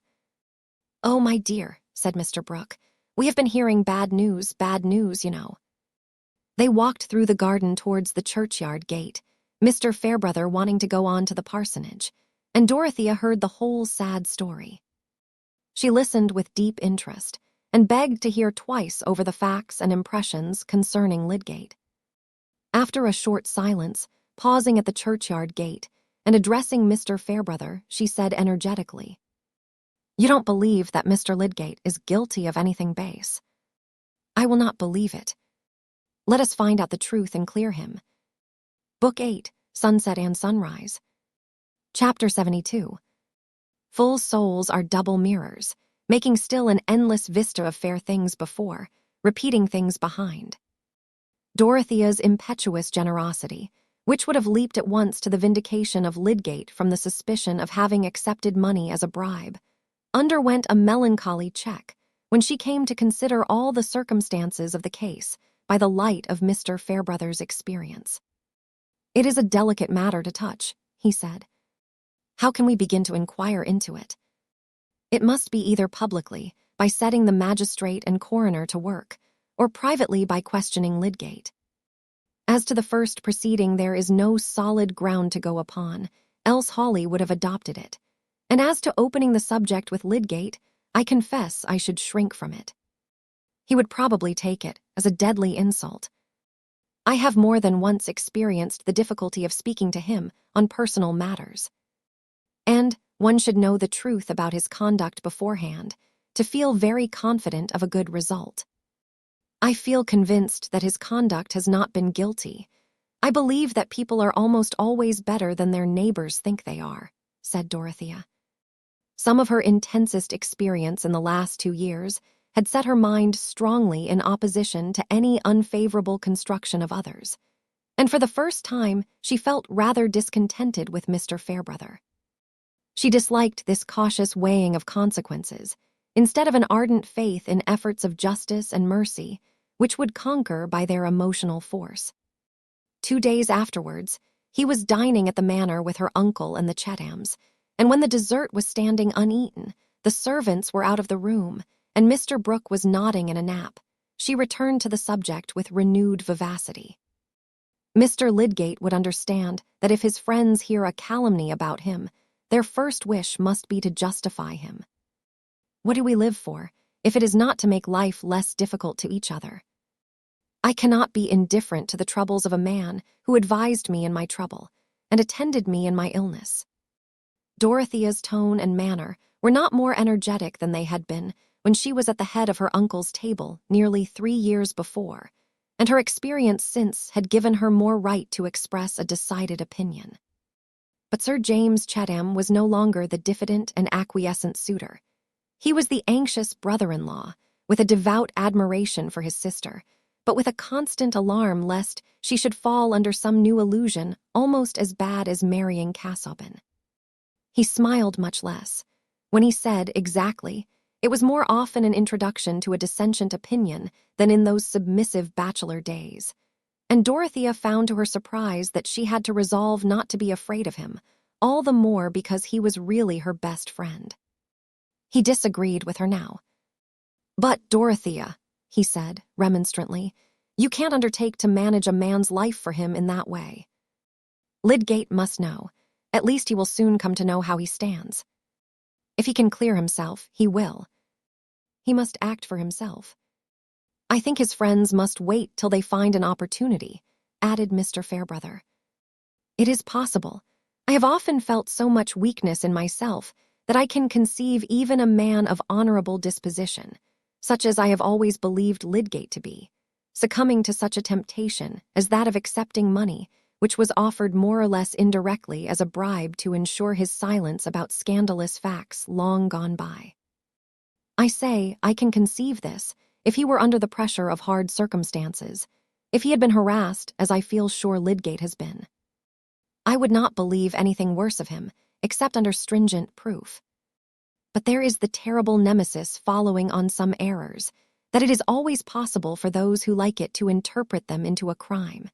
There is no proof in favor of the man outside his own consciousness and assertion. "Oh, how cruel," said Dorothea, clasping her hands. "And would you not like to be the one person who believed in that man's innocence, if the rest of the world belied him? Besides, there is a man's character beforehand to speak for him." "But my dear Mrs. Casaubon," said Mr. Fairbrother, smiling gently at her ardor, "character is not cut in marble. It is not something solid and unalterable. It is something living and changing, and may become diseased as our bodies do." "Then it may be rescued and healed," said Dorothea. "I should not be afraid of asking Mr. Lydgate to tell me the truth, that I might help him." "Why should I be afraid? Now that I am not to have the land, James, I might do as Mr. Bulstrode proposed, and take his place in providing for the hospital. And I have to consult Mr. Lydgate to know thoroughly what are the prospects of doing good by keeping up the present plans. There is the best opportunity in the world for me to ask for his confidence, and he would be able to tell me things which might make all the circumstances clear. Then we would all stand by him and bring him out of his trouble. People glorify all sorts of bravery, except the bravery they might show on behalf of their nearest neighbors." Dorothea's eyes had a moist brightness in them, and the changed tones of her voice roused her uncle, who began to listen. "It is true that a woman may venture on some efforts of sympathy which would hardly succeed if we men undertook them," said Mr. Fairbrother, almost converted by Dorothea's ardor. "Surely, a woman is bound to be cautious and listen to those who know the world better than she does," said Sir James, with his little frown. "Whatever you do in the end, Dorothea, you should really keep back at present, and not volunteer any meddling with this Bulstrode business. We don't know yet what may turn up. You must agree with me," he ended, looking at Mr. Fairbrother. "I do think it would be better to wait," said the latter. "Yes, yes, my dear," said Mr. Brooke, not quite knowing at what point the discussion had arrived, but coming up to it with a contribution which was generally appropriate. "It is easy to go too far, you know. You must not let your ideas run away with you. And as to being in a hurry to put money into schemes, it won't do, you know. Garth has drawn me in uncommonly with repairs, draining, that sort of thing. I'm uncommonly out of pocket with one thing or another. I must pull up. As for you, Chatham, you are spending a fortune on those oak fences round your domain." Dorothea, submitting uneasily to this discouragement, went with Celia into the library, which was her usual drawing-room. "Now, Dodo, do listen to what James says," said Celia, "else you will be getting into a scrape. You always did, and you always will, when you set about doing as you please. And I think it is a mercy, now after all that you have got James to think for you. He lets you have your plans, only he hinders you from being taken in. And that is the good of having a brother instead of a husband. A husband would not let you have your plans."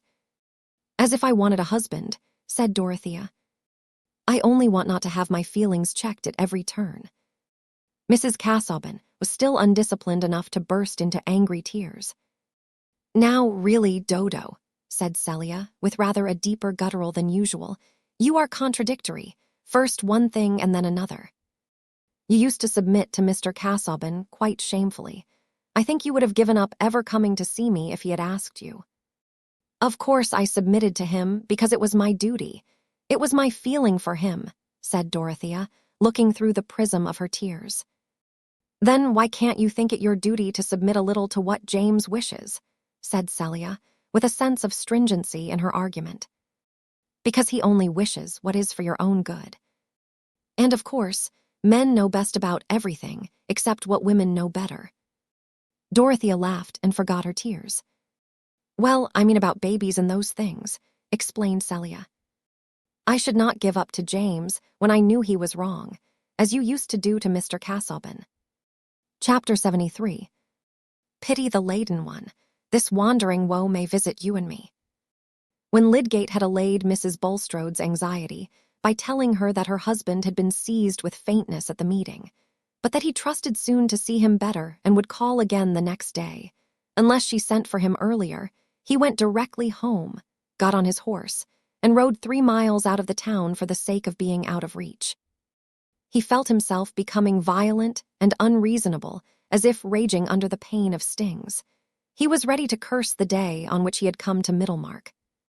Everything that had happened to him, there seemed a mere preparation for this hateful fatality, which had come as a blight on his honorable ambition, and must make even people who had only vulgar standards regard his reputation as irrevocably damaged. In such moments, a man can hardly escape being unloving. Lydgate thought of himself as the sufferer, and of others as the agents who had injured his lot. He had meant everything to turn out differently, and others had thrust themselves into his life and thwarted his purposes. His marriage seemed an unmitigated calamity, and he was afraid of going to Rossamond before he had vented himself in this solitary rage, lest the mere sight of her should exasperate him and make him behave unwarrantably. There are episodes in most men's lives in which their highest qualities can only cast a deterring shadow over the objects that fill their inward vision. Lydgate's tender-heartedness was present just then only as a dread lest he should offend against it, not as an emotion that swayed him to tenderness. For he was very miserable. Only those who know the supremacy of the intellectual life, the life which has a seed of ennobling thought and purpose within it, can understand the grief of one who falls from that serene activity into the absorbing, soul-wasting struggle with worldly annoyances. How was he to live on without vindicating himself among people who suspected him of baseness? How could he go silently away from Middlemarch, as if he were retreating before a just condemnation? And yet, how was he to set about vindicating himself? For that scene at the meeting, which he had just witnessed, although it had told him no particulars, had been enough to make his own situation thoroughly clear to him. Bulstrode had been in dread of scandalous disclosures on the part of Raffles. Lydgate could now construct all the probabilities of the case. He was afraid of some betrayal in my hearing. All he wanted was to bind me to him by a strong obligation. That was why he passed on a sudden from hardness to liberality. And he may have tampered with the patient. He may have disobeyed my orders. I fear he did. But whether he did or not, the world believes that he somehow or other poisoned the man and that I winked at the crime, if I didn't help in it. And yet he may not be guilty of the last offense, and it is just possible that the change towards me may have been a genuine relenting, the effect of second thoughts such as he alleged. What we call the just possible is sometimes true, and the thing we find it easier to believe is grossly false. In his last dealings with this man, Bulstrode may have kept his hands pure, in spite of my suspicion to the contrary. There was a benumbing cruelty in his position. Even if he renounced every other consideration than that of justifying himself, if he met shrugs, cold glances, and avoidance as an accusation, and made a public statement of all the facts as he knew them, who would be convinced? It would be playing the part of a fool to offer his own testimony on behalf of himself and say, "I did not take the money as a bribe." The circumstances would always be stronger than his assertion.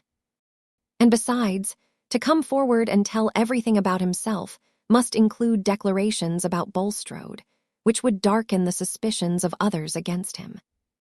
He must tell that he had not known of Raffles's existence when he first mentioned his pressing need of money to Bulstrode, and that he took the money innocently as a result of that communication, not knowing that a new motive for the loan might have arisen on his being called in to this man. And after all, the suspicion of Bulstrode's motives might be unjust. But then came the question whether he should have acted in precisely the same way if he had not taken the money. Certainly, if Raffles had continued alive and susceptible of further treatment when he arrived, and he had then imagined any disobedience to his orders on the part of Bulstrode, he would have made a strict inquiry, and if his conjecture had been verified, he would have thrown up the case, in spite of his recent heavy obligation. But if he had not received any money, if Bulstrode had never revoked his cold recommendation of bankruptcy, would he, Lydgate, have abstained from all inquiry even on finding the man dead? Would the shrinking from an insult to Bulstrode, would the dubiousness of all medical treatment, and the argument that his own treatment would pass for the wrong with most members of his profession, have had just the same force or significance with him? That was the uneasy corner of Lydgate's consciousness, while he was reviewing the facts and resisting all reproach. If he had been independent, this matter of a patient's treatment and the distinct rule that he must do or see done that which he believed best for the life committed to him would have been the point on which he would have been the sturdiest. As it was, he had rested in the consideration that disobedience to his orders, however it might have arisen, could not be considered a crime, that in the dominant opinion obedience to his orders was just as likely to be fatal, and that the affair was simply one of etiquette. Whereas, again and again, in his time of freedom, he had denounced the perversion of pathological doubt into moral doubt, and had said, "The purest experiment in treatment may still be conscientious. My business is to take care of life, and to do the best I can think of for it. Science is properly more scrupulous than dogma. Dogma gives a charter to mistake, but the very breath of science is a contest with mistake, and must keep the conscience alive." Alas, the scientific conscience had got into the debasing company of money obligation and selfish respects. "Is there a medical man of them all in Middlemarch who would question himself as I do?" said poor Lydgate, with a renewed outburst of rebellion against the oppression of his lot. "And yet they will all feel warranted in making a wide space between me and them, as if I were a leper. My practice and my reputation are utterly damned. I can see that. Even if I could be cleared by valid evidence, it would make little difference to the blessed world here. I have been set down as tainted, and should be cheapened to them all the same." Already there had been abundant signs which had hitherto puzzled him, that just when he had been paying off his debts and getting cheerfully on his feet, the townsmen were avoiding him or looking strangely at him, and in 2 instances it came to his knowledge that patients of his had called in another practitioner. The reasons were too plain now. The general blackballing had begun. No wonder that, in Lydgate's energetic nature, the sense of a hopeless misconstruction easily turned into a dogged resistance. The scowl which occasionally showed itself on his square brow was not a meaningless accident. Already, when he was re-entering the town, after that ride taken in the first hours of stinging pain, he was setting his mind on remaining in Middlemarch in spite of the worst that could be done against him. He would not retreat before calumny, as if he submitted to it. He would face it to the utmost, and no act of his should show that he was afraid. It belonged to the generosity, as well as defiant force of his nature, that he resolved not to shrink from showing to the full his sense of obligation to Bulstrode. It was true that the association with this man had been fatal to him, true that if he had had the £1,000 still in his hands with all his debts unpaid, he would have returned the money to Bulstrode, and taken beggary rather than the rescue which had been sullied with the suspicion of a bribe. For, remember, he was one of the proudest among the sons of men. Nevertheless, he would not turn away from this crushed fellow mortal whose aid he had used, and make a pitiful effort to get acquittal for himself by howling against another. "I shall do as I think right, and explain to nobody.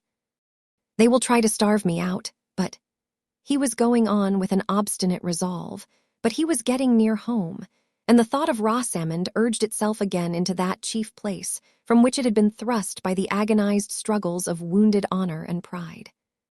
How would Rosamond take it all? Here was another weight of chain to drag, and poor Lydgate was in a bad mood for bearing her dumb mastery. He had no impulse to tell her the trouble, which must soon be common to them both.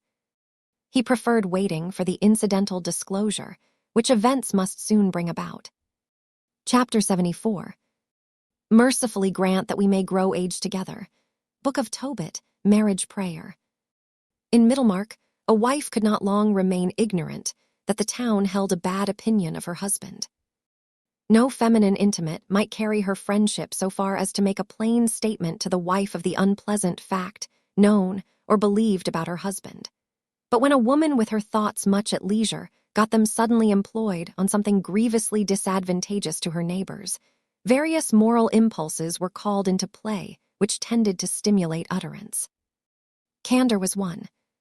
To be candid, in Middlemarch phraseology, meant to use an early opportunity of letting your friends know that you did not take a cheerful view of their capacity, their conduct, or their position, and a robust candor never waited to be asked for its opinion.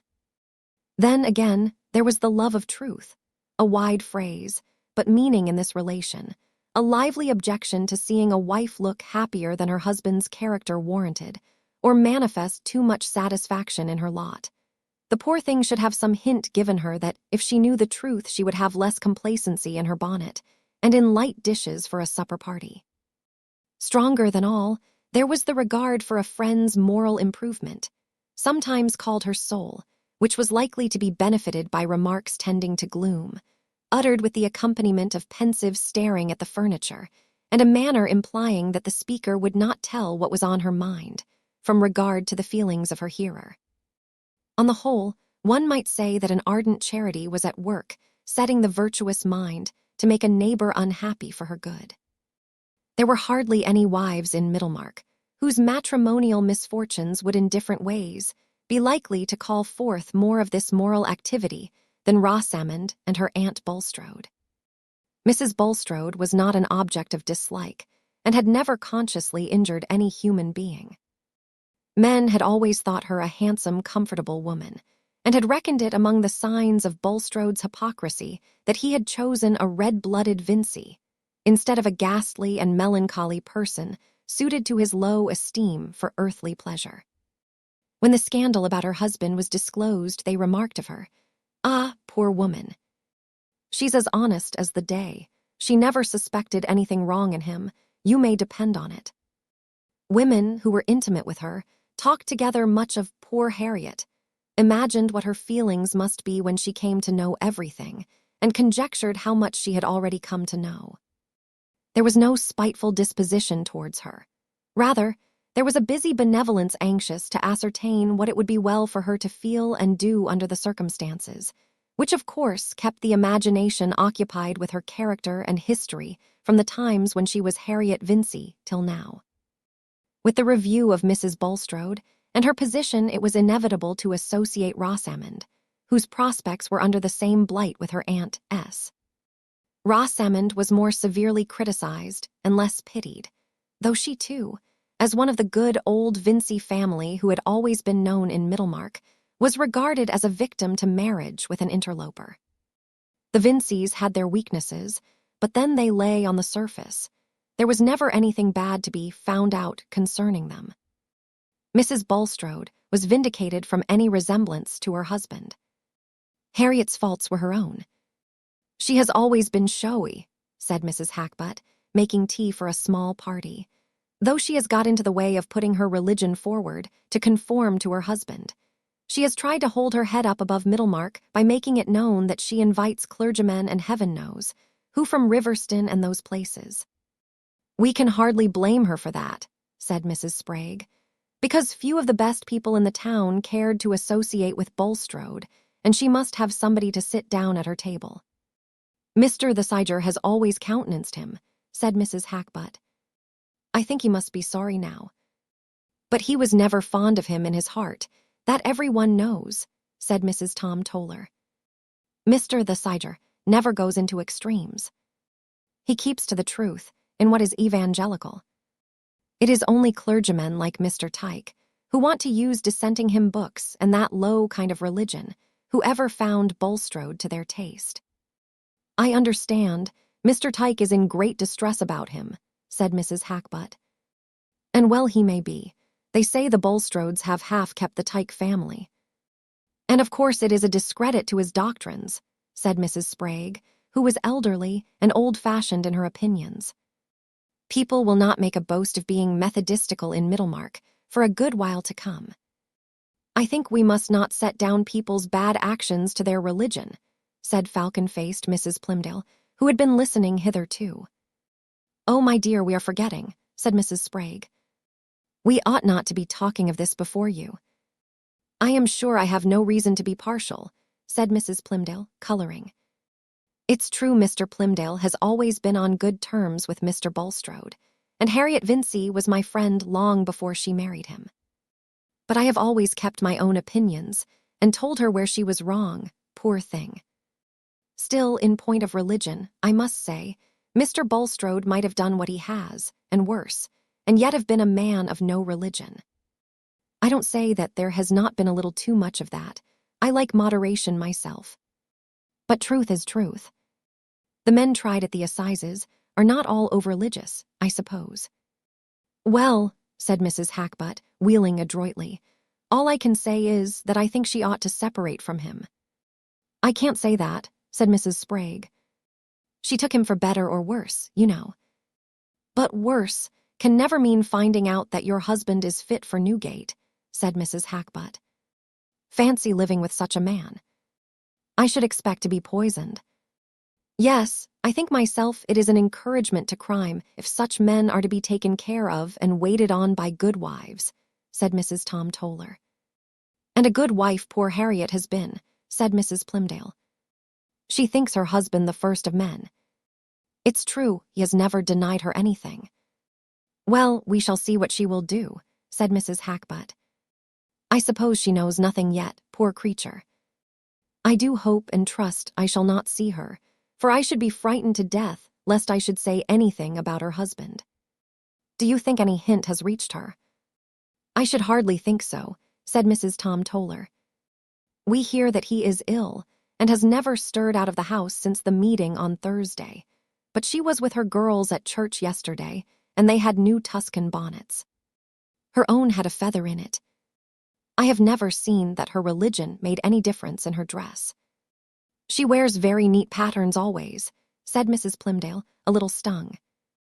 And that feather, I know, she got dyed a pale lavender on purpose to be consistent. I must say it of Harriet that she wishes to do right. As to her knowing what has happened, it can't be kept from her long, said Mrs. Hackbutt. The Vinceys know, for Mr. Vincey was at the meeting. It will be a great blow to him. There is his daughter, as well as his sister. Yes, indeed, said Mrs. Sprague. Nobody supposes that Mr. Lydgate can go on holding up his head in Middlemarch. Things look so black about the £1,000 he took just at that man's death. It really makes one shudder. Pride must have a fall, said Mrs. Hackbutt. I am not so sorry for Rossem and Vincey. That was as I am for her aunt, said Mrs. Plymdale. She needed a lesson. I suppose the Bulstrodes will go and live abroad somewhere, said Mrs. Sprague. That is what is generally done when there is anything disgraceful in a family. And a most deadly blow it will be to Harriet, said Mrs. Plymdale. If ever a woman was crushed, she will be. I pity her from my heart. And with all her faults, few women are better. From a girl she had the neatest ways, and was always good-hearted, and as open as the day. You might look into her drawers when you would, always the same. And so she has brought up Kate and Ellen. You may think how hard it will be for her to go among foreigners. The doctor says that is what he should recommend the Lydgates to do, said Mrs. Sprague. He says Lydgate ought to have kept among the French. That would suit her well enough, I dare say, said Mrs. Plymdale. There is that kind of lightness about her. But she got that from her mother. She never got it from her Aunt Bulstrode, who always gave her good advice, and to my knowledge would rather have had her marry elsewhere. Mrs. Plymdale was in a situation which caused her some complication of feeling. There had been not only her intimacy with Mrs. Bulstrode, but also a profitable business relation of the great Plymdale dyeing house with Mr. Bulstrode, which on the one hand would have inclined her to desire that the mildest view of his character should be the true one, but on the other made her the more afraid of seeming to palliate his culpability. Again, the late alliance of her family with the Tollers had brought her in connection with the best circle, which gratified her in every direction, except in the inclination to those serious views which she believed to be the best in another sense. The sharp little woman's conscience was somewhat troubled in the adjustment of these opposing bests, and of her griefs and satisfactions under late events, which were likely to humble those who needed humbling, but also to fall heavily on her old friend, whose faults she would have preferred seeing on a background of prosperity.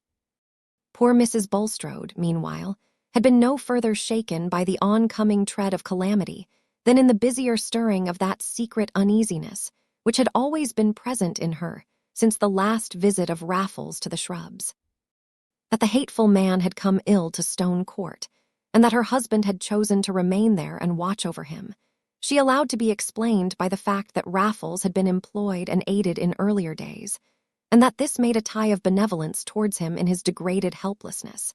And she had been since then innocently cheered by her husband's more hopeful speech about his own health and ability to continue his attention to business. The calm was disturbed when Lydgate had brought him home ill from the meeting, and in spite of comforting assurances during the next few days, she cried in private from the conviction that her husband was not suffering from bodily illness merely, but from something that afflicted his mind. He would not allow her to read to him, and scarcely to sit with him, alleging nervous susceptibility to sounds and movements. Yet she suspected that in shutting himself up in his private room, he wanted to be busy with his papers. Something, she felt sure, had happened. Perhaps it was some great loss of money, and she was kept in the dark. Not daring to question her husband, she said to Lydgate, on the 5th day after the meeting, when she had not left home except to go to church, "Mr. Lydgate, pray be open with me. I like to know the truth. Has anything happened to Mr. Bulstrode?" "Some little nervous shock," said Lydgate evasively. He felt that it was not for him to make the painful revelation. "But what brought it on?" said Mrs. Bulstrode, looking directly at him with her large dark eyes. "There is often something poisonous in the air of public rooms," said Lydgate. "Strong men can stand it, but it tells on people in proportion to the delicacy of their systems. It is often impossible to account for the precise moment of an attack, or rather, to say why the strength gives way at a particular moment." Mrs. Bulstrode was not satisfied with this answer. There remained in her the belief that some calamity had befallen her husband, of which she was to be kept in ignorance, and it was in her nature strongly to object to such concealment. She begged leave for her daughters to sit with their father, and drove into the town to pay some visits, conjecturing that if anything were known to have gone wrong in Mr. Bulstrode's affairs, she should see or hear some sign of it.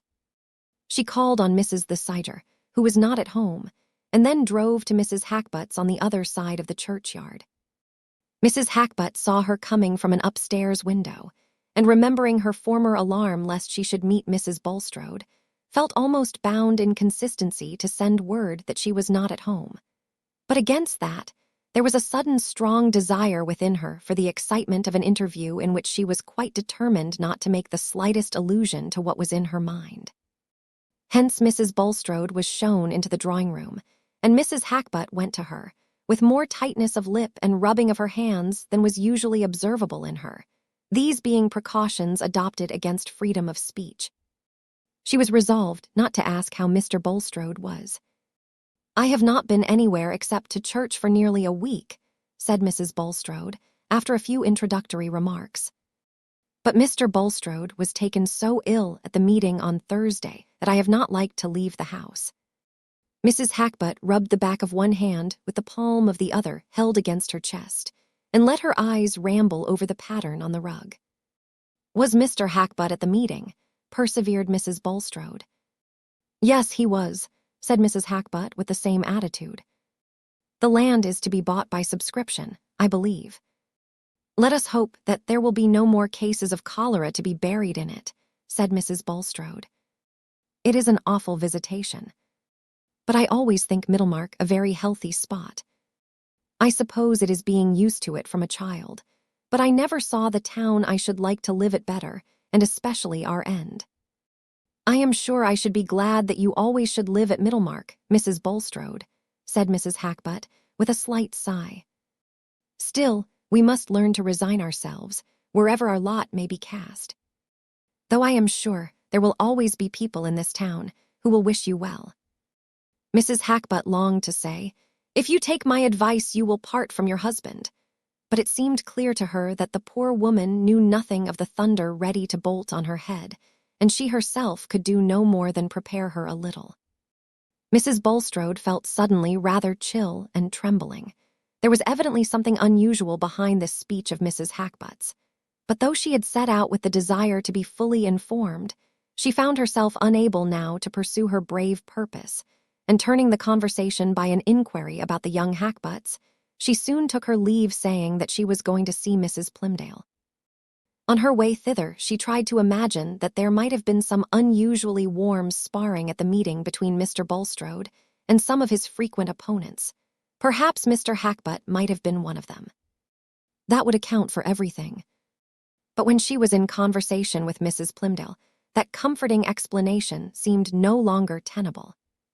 Selina received her with a pathetic affectionateness and a disposition to give edifying answers on the commonest topics, which could hardly have reference to an ordinary quarrel of which the most important consequence was a perturbation of Mr. Bulstrode's health. Beforehand, Mrs. Bulstrode had thought that she would sooner question Mrs. Plymdale than anyone else, but she found to her surprise that an old friend is not always the person whom it is easiest to make a confidant of. There was the barrier of remembered communication under other circumstances. There was the dislike of being pitied and informed by one who had been long wont to allow her the superiority. For certain words of mysterious appropriateness that Mrs. Plymdale let fall about her resolution never to turn her back on her friends, convinced Mrs. Bulstrode that what had happened must be some kind of misfortune, and instead of being able to say with her native directness, "What is it that you have in your mind?" she found herself anxious to get away before she had heard anything more explicit. She began to have an agitating certainty that the misfortune was something more than the mere loss of money, being keenly sensitive to the fact that Selina now, just as Mrs. Hackbutt had done before, avoided noticing what she said about her husband, as they would have avoided noticing a personal blemish. She said goodbye with nervous haste and told the coachman to drive to Mr. Vincey's warehouse. In that short drive her dread gathered so much force from the sense of darkness that when she entered the private counting-house where her brother sat at his desk, her knees trembled and her usually florid face was deathly pale. Something of the same effect was produced in him by the sight of her. He rose from his seat to meet her, took her by the hand, and said, with his impulsive rashness, "God help you, Harriet, you know all." That moment was perhaps worse than any which came after. It contained that concentrated experience which in great crises of emotion reveals the bias of a nature, and is prophetic of the ultimate act which will end an intermediate struggle. Without that memory of Raffles, she might still have thought only of monetary ruin, but now along with her brother's look and words there darted into her mind the idea of some guilt in her husband. Then, under the working of terror came the image of her husband exposed to disgrace. And then, after an instant of scorching shame in which she felt only the eyes of the world, with one leap of her heart she was at his side in mournful, but unreproaching fellowship with shame and isolation.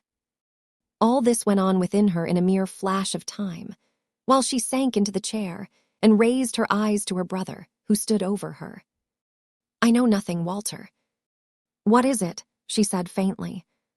He told her everything, very inartificially, in slow fragments, making her aware that the scandal went much beyond proof, especially as to the end of Raffles. "People will talk," he said.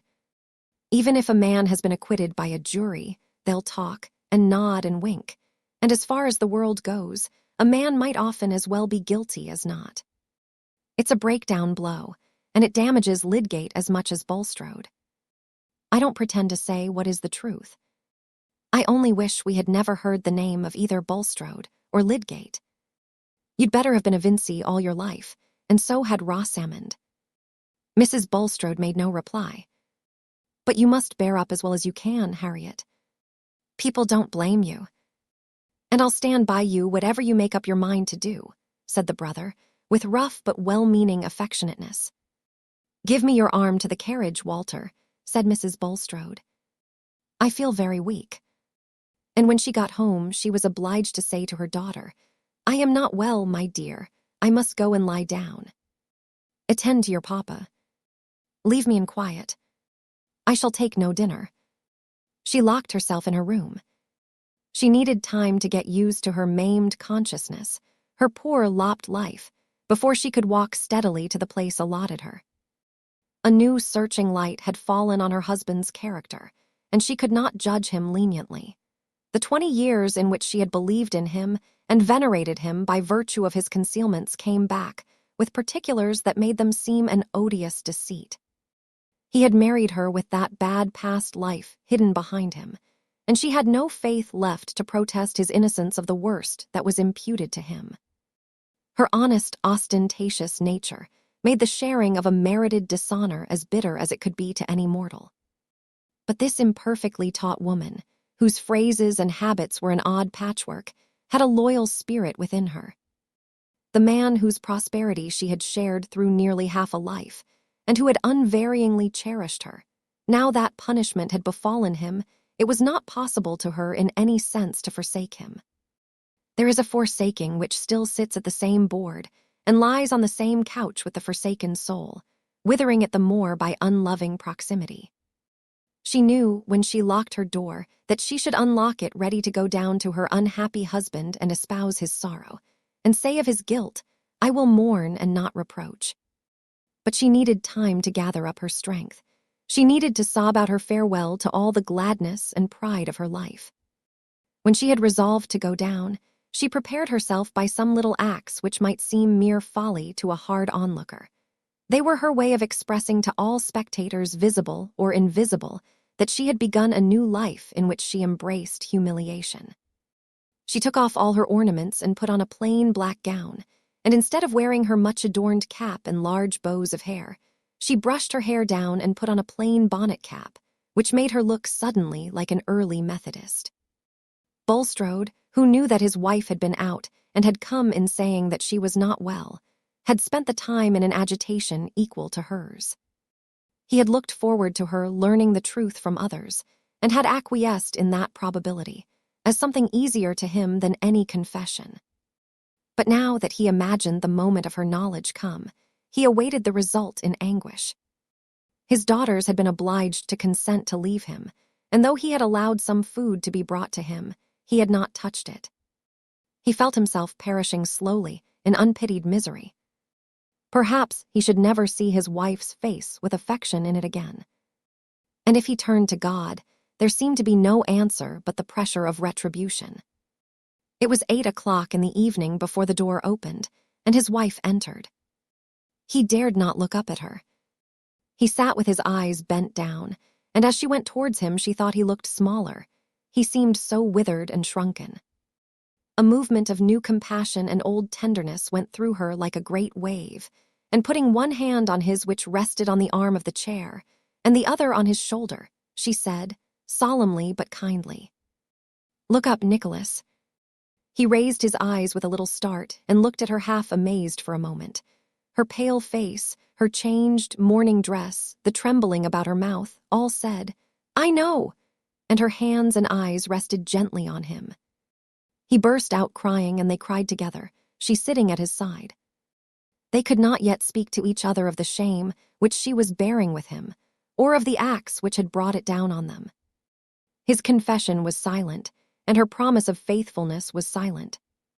Open-minded as she was, she nevertheless shrank from the words which would have expressed their mutual consciousness, as she would have shrunk from flakes of fire. She could not say, "How much is only slander and false suspicion?" And he did not say, "I am innocent." Chapter 75. Le sentiment de la fausseté des plaisirs présents, et l'ignorance de la vanité des plaisirs absents causant l'inconstance. Pascal. Rosamond had a gleam of returning cheerfulness when the house was freed from the threatening figure, and when all the disagreeable creditors were paid. But she was not joyous. Her married life had fulfilled none of her hopes, and had been quite spoiled for her imagination. In this brief interval of calm, Lydgate, remembering that he had often been stormy in his hours of perturbation, and mindful of the pain Rosamond had had to bear, was carefully gentle towards her. But he, too, had lost some of his old spirit, and he still felt it necessary to refer to an economical change in their way of living as a matter of course, trying to reconcile her to it gradually, and repressing his anger when she answered by wishing that he would go to live in London. When she did not make this answer, she listened languidly and wondered what she had that was worth living for. The hard and contemptuous words which had fallen from her husband in his anger had deeply offended that vanity which he had at first called into active enjoyment, and what she regarded as his perverse way of looking at things kept up a secret repulsion, which made her receive all his tenderness as a poor substitute for the happiness he had failed to give her. They were at a disadvantage with their neighbors, and there was no longer any outlook towards Quallingham. There was no outlook anywhere except in an occasional letter from Will Ladislaw. She had felt stung and disappointed by Will's resolution to quit Middlemarch, for in spite of what she knew and guessed about his admiration for Dorothea, she secretly cherished the belief that he had, or would necessarily come to have, much more admiration for herself. Rosamond being one of those women who live much in the idea that each man they meet would have preferred them if the preference had not been hopeless. Mrs. Casaubon was all very well, but Will's interest in her dated before he knew Mrs. Lydgate. Rosamond took his way of talking to herself, which was a mixture of playful fault-finding and hyperbolical gallantry, as the disguise of a deeper feeling. And in his presence, she felt that agreeable titillation of vanity and sense of romantic drama which Lydgate's presence had no longer the magic to create. She even fancied, what will not men and women fancy in these matters? That Will exaggerated his admiration for Mrs. Casaubon in order to pique herself.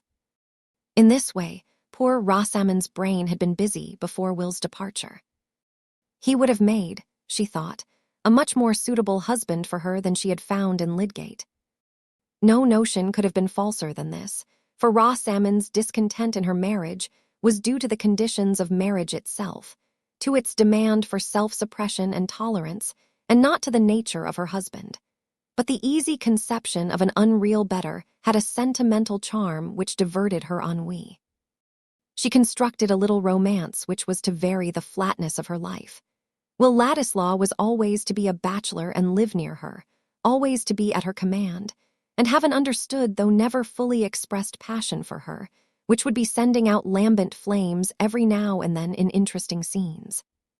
His departure had been a proportionate disappointment, and had sadly increased her weariness of Middlemarch.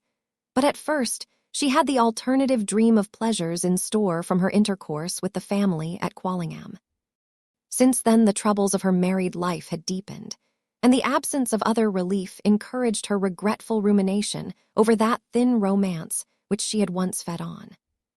Men and women make sad mistakes about their own symptoms, taking their vague, uneasy longings, sometimes for genius, sometimes for religion, and oftener still for a mighty love. Will Ladislaw had written chatty letters, half to her and half to Lydgate, and she had replied. Their separation, she felt, was not likely to be final, and the change she now most longed for was that Lydgate should go to live in London. Everything would be agreeable in London, and she had set to work with quiet determination to win this result, when there came a sudden, delightful promise which inspirited her. It came shortly before the memorable meeting at the town hall, and was nothing less than a letter from Will Ladislaw to Lydgate, which turned indeed chiefly on his new interest in plans of colonization, but mentioned incidentally that he might find it necessary to pay a visit to Middlemarch within the next few weeks.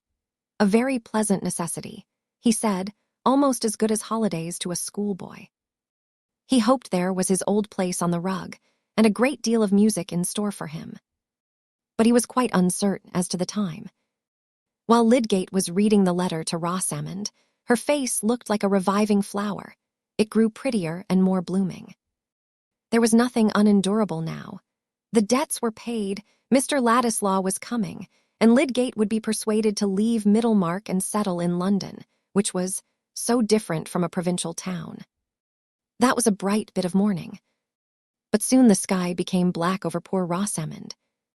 The presence of a new gloom in her husband, about which he was entirely reserved towards her, for he dreaded to expose his lacerated feeling to her neutrality and misconception, soon received a painfully strange explanation, alien to all her previous notions of what could affect her happiness.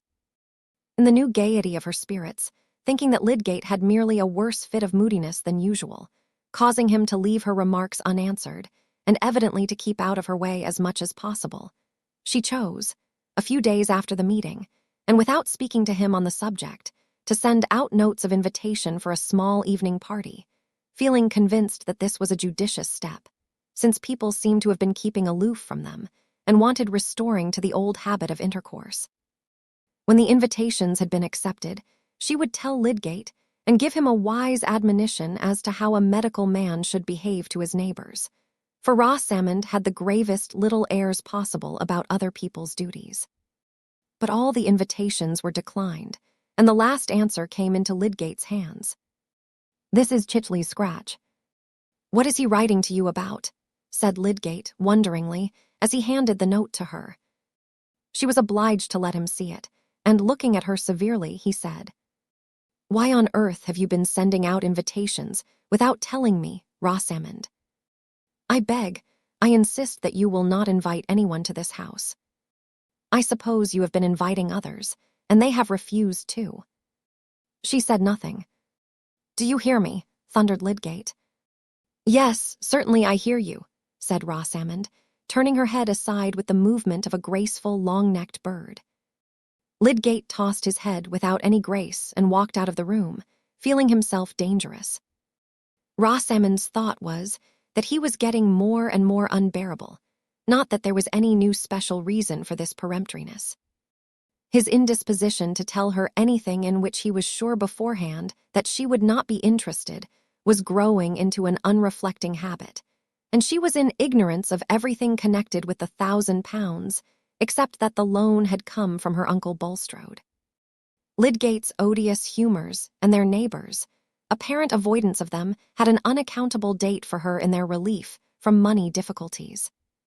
If the invitations had been accepted, she would have gone to invite her mamma and the rest, whom she had seen nothing of for several days. And she now put on her bonnet to go and inquire what had become of them all, suddenly feeling as if there were a conspiracy to leave her in isolation with a husband disposed to offend everybody. It was after the dinner hour, and she found her father and mother seated together alone in the drawing-room. They greeted her with sad looks, saying, "Well, my dear," and no more. She had never seen her father look so downcast, and seating herself near him, she said, "Is there anything the matter, Papa?" He did not answer, but Mrs. Vincey said, "Oh, my dear, have you heard nothing? It won't be long before it reaches you." "Is it anything about Tertius?" said Rosamond, turning pale. The idea of trouble immediately connected itself with what had been unaccountable to her in him. "Oh, my dear, yes. To think of your marrying into this trouble. Debt was bad enough, but this will be worse." Stay, Lucy," said Mr. Vincey. "Have you heard nothing about your Uncle Bulstrode, Rosamond?" "No, Papa," said the poor thing, feeling as if trouble were not anything she had before experienced, but some invisible power with an iron grasp that made her soul faint within her. Her father told her everything, saying at the end, "It's better for you to know, my dear. I think Lydgate must leave the town. Things have gone against him. I dare say he couldn't help it." "I don't accuse him of any harm," said Mr. Vincey. He had always before been disposed to find the utmost fault with Lydgate. The shock to Rosamond was terrible.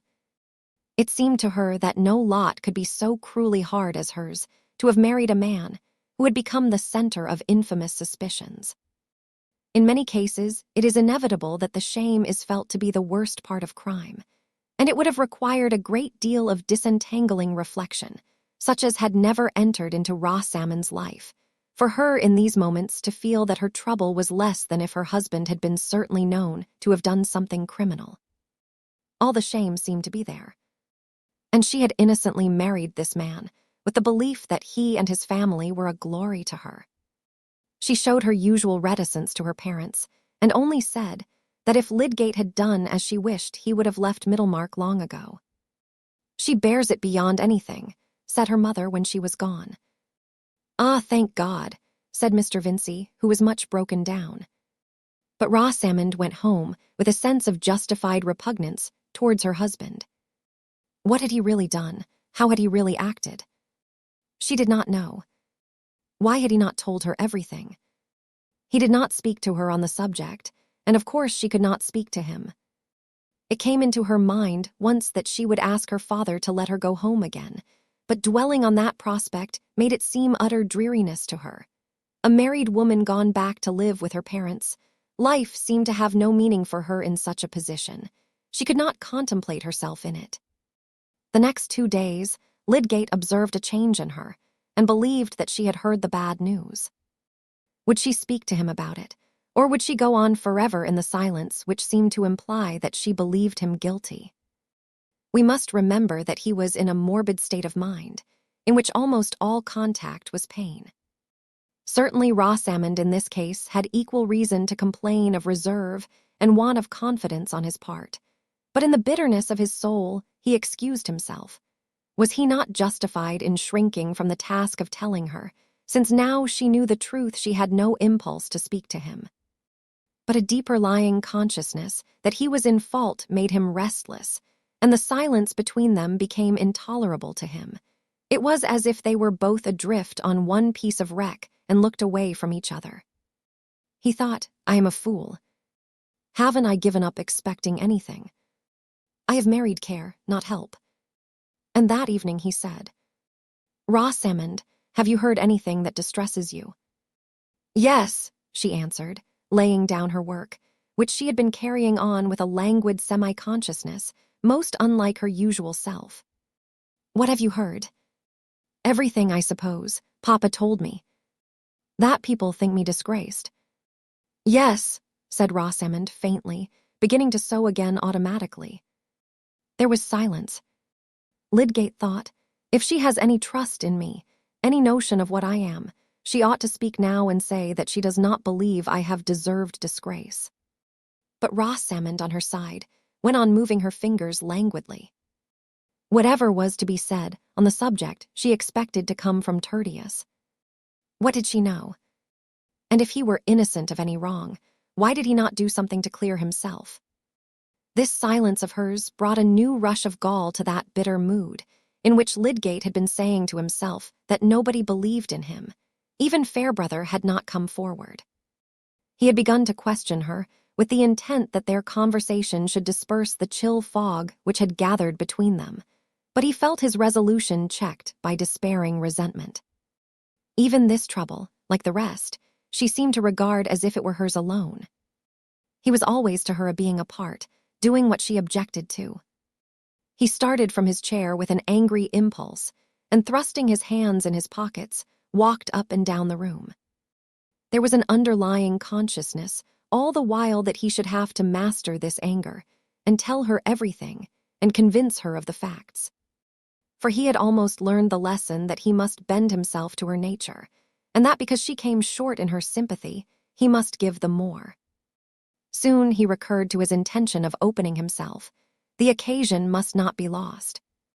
If he could bring her to feel with some solemnity that here was a slander which must be met and not run away from, and that the whole trouble had come out of his desperate want of money, it would be a moment for urging powerfully on her that they should be one in the resolve to do with as little money as possible, so that they might weather the bad time and keep themselves independent. He would mention the definite measures which he desired to take and win her to a willing spirit. He was bound to try this, and what else was there for him to do? He did not know how long he had been walking uneasily backwards and forwards, but Rosamond felt that it was long and wished that he would sit down. She too had begun to think this an opportunity for urging on Tertius what he ought to do. Whatever might be the truth about all this misery, there was one dread which asserted itself. Lydgate at last seated himself, not in his usual chair, but in one nearer to Rosamond, leaning aside in it towards her, and looking at her gravely before he reopened the sad subject. He had conquered himself so far, and was about to speak with a sense of solemnity, as on an occasion which was not to be repeated. He had even opened his lips, when Rosamond, letting her hands fall, looked at him and said, Surely, Tertius. Well, surely now, at last, you have given up the idea of staying in Middlemarch. I cannot go on living here. Let us go to London. Papa, and everyone else, says you had better go. Whatever misery I have to put up with, it will be easier away from here. Lydgate felt miserably jarred. Instead of that critical outpouring for which he had prepared himself with effort, here was the old round to be gone through again. He could not bear it. With a quick change of countenance, he rose and went out of the room. Perhaps if he had been strong enough to persist in his determination to be the more because she was less, that evening might have had a better issue. If his energy could have borne down that check, he might still have wrought on Rosamond's vision and will. We cannot be sure that any natures, however inflexible or peculiar, will resist this effect from a more massive being than their own. They may be taken by storm and for the moment converted, becoming part of the soul which enwraps them in the ardor of its movement. But poor Lydgate had a throbbing pain within him, and his energy had fallen short of its task. The beginning of mutual understanding and resolve seemed as far off as ever. Nay, it seemed blocked out by the sense of unsuccessful effort. They lived on from day to day with their thoughts still apart, Lydgate going about what work he had in a mood of despair, and Rosamond feeling, with some justification, that he was behaving cruelly. It was of no use to say anything to Tertius, but when Will Ladislaw came, she was determined to tell him everything. In spite of her general reticence, she needed someone who would recognize her wrongs. Chapter 76. To mercy, pity, peace, and love all pray in their distress, and to these virtues of delight return their thankfulness. For mercy has a human heart, pity a human face, and love the human form divine, and peace the human dress. William Blake, Songs of Innocence. Some days later, Lydgate was riding to Lowick Manor, in consequence of a summons from Dorothea. The summons had not been unexpected, since it had followed a letter from Mr. Bulstrode, in which he stated that he had resumed his arrangements for quitting Middlemarch, and must remind Lydgate of his previous communications about the hospital, to the purport of which he still adhered. It had been his duty, before taking further steps, to reopen the subject with Mrs. Casaubon, who now wished, as before, to discuss the question with Lydgate. "Your views may possibly have undergone some change," wrote Mr. Bulstrode, "but, in that case also, it is desirable that you should lay them before her." Dorothea awaited his arrival with eager interest. Though, in deference to her masculine advisers, she had refrained from what Sir James had called interfering in this Bulstrode business. The hardship of Lydgate's position was continually in her mind, and when Bulstrode applied to her again about the hospital, she felt that the opportunity was come to her which she had been hindered from hastening. In her luxurious home, wandering under the boughs of her own great trees, her thought was going out over the lot of others, and her emotions were imprisoned. The idea of some active good within her reach haunted her like a passion, and another's need having once come to her as a distinct image, preoccupied her desire with the yearning to give relief, and made her own ease tasteless. She was full of confident hope about this interview with Lydgate, never heeding what was said of his personal reserve, never heeding that she was a very young woman. Nothing could have seemed more irrelevant to Dorothea than insistence on her youth and sex, when she was moved to show her human fellowship. As she sat waiting in the library, she could do nothing but live through again all the past scenes which had brought Lydgate into her memories. They all owed their significance to her marriage and its troubles. But no, there were two occasions in which the image of Lydgate had come painfully in connection with his wife and someone else. The pain had been allayed for Dorothea, but it had left in her an awakened conjecture as to what Lydgate's marriage might be to him, a susceptibility to the slightest hint about Mrs. Lydgate. These thoughts were like a drama to her, and made her eyes bright, and gave an attitude of suspense to her whole frame, though she was only looking out from the brown library on to the turf and the bright green buds which stood in relief against the dark evergreens. When Lydgate came in, she was almost shocked at the change in his face, which was strikingly perceptible to her who had not seen him for 2 months.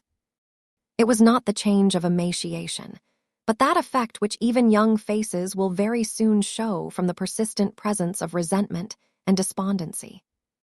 Her cordial look, when she put out her hand to him, softened his expression, but only with melancholy. "I have wished very much to see you for a long while, Mr. Lydgate," said Dorothea, when they were seated opposite each other. "But I put off asking you to come until Mr. Bulstrode applied to me again about the hospital." I know that the advantage of keeping the management of it separate from that of the infirmary depends on you, or, at least, on the good which you are encouraged to hope for from having it under your control. And I am sure you will not refuse to tell me exactly what you think. You want to decide whether you should give a generous support to the hospital, said Lydgate. I cannot conscientiously advise you to do it in dependence on any activity of mine. I may be obliged to leave the town. He spoke curtly, feeling the ache of despair as to his being able to carry out any purpose that Rosamond had set her mind against. Not because there is no one to believe in you, said Dorothea, pouring out her words in clearness from a full heart. I know the unhappy mistakes about you. I knew them from the first moment to be mistakes. You have never done anything vile.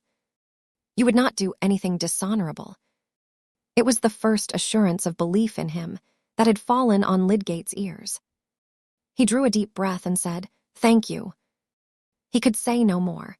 It was something very new and strange in his life that these few words of trust from a woman should be so much to him. I beseech you to tell me how everything was, said Dorothea, fearlessly. I am sure that the truth would clear you.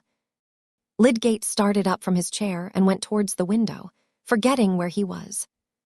He had so often gone over in his mind the possibility of explaining everything without aggravating appearances that would tell, perhaps unfairly, against Bulstrode, and had so often decided against it. He had so often said to himself that his assertions would not change people's impressions, that Dorothea's words sounded like a temptation to do something which in his soberness he had pronounced to be unreasonable. "Tell me, pray," said Dorothea with simple earnestness, "then we can consult together. It is wicked to let people think evil of anyone falsely, when it can be hindered." Lydgate turned, remembering where he was, and saw Dorothea's face looking up at him with a sweet, trustful gravity. The presence of a noble nature, generous in its wishes, ardent in its charity, changes the lights for us. We begin to see things again in their larger, quieter masses, and to believe that we too can be seen and judged in the wholeness of our character. That influence was beginning to act on Lydgate, who had for many days been seeing all life as one who is dragged and struggling amid the throng.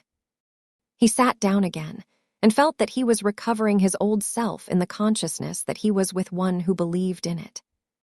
"I don't want," he said, "to bear hard on Bulstrode, who has lent me money of which I was in need, though I would rather have gone without it now.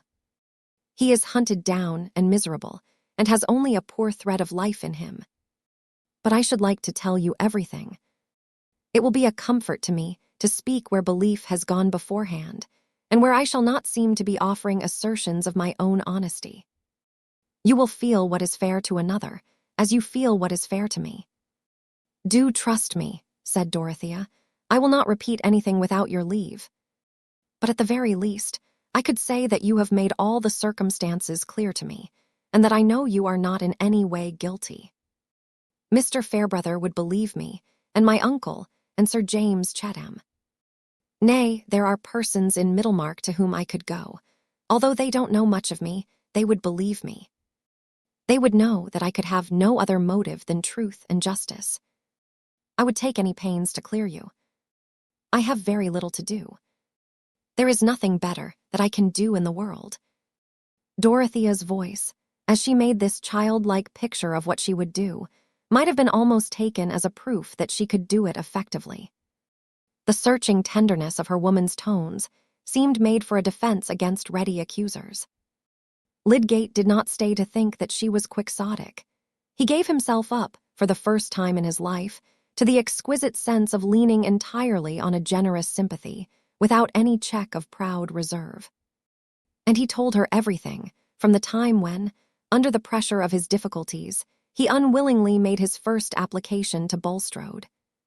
Gradually, in the relief of speaking, getting into a more thorough utterance of what had gone on in his mind, entering fully into the fact that his treatment of the patient was opposed to the dominant practice, into his doubts at the last, his ideal of medical duty, and his uneasy consciousness that the acceptance of the money had made some difference in his private inclination and professional behavior, though not in his fulfillment of any publicly recognized obligation.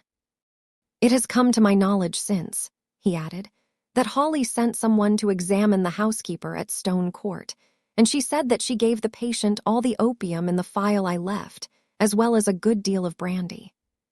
But that would not have been opposed to ordinary prescriptions, even of first-rate men. The suspicions against me had no hold there. They are grounded on the knowledge that I took money, that Bulstrode had strong motives for wishing the man to die, and that he gave me the money as a bribe to concur in some malpractices or other against the patient, that in any case I accepted a bribe to hold my tongue.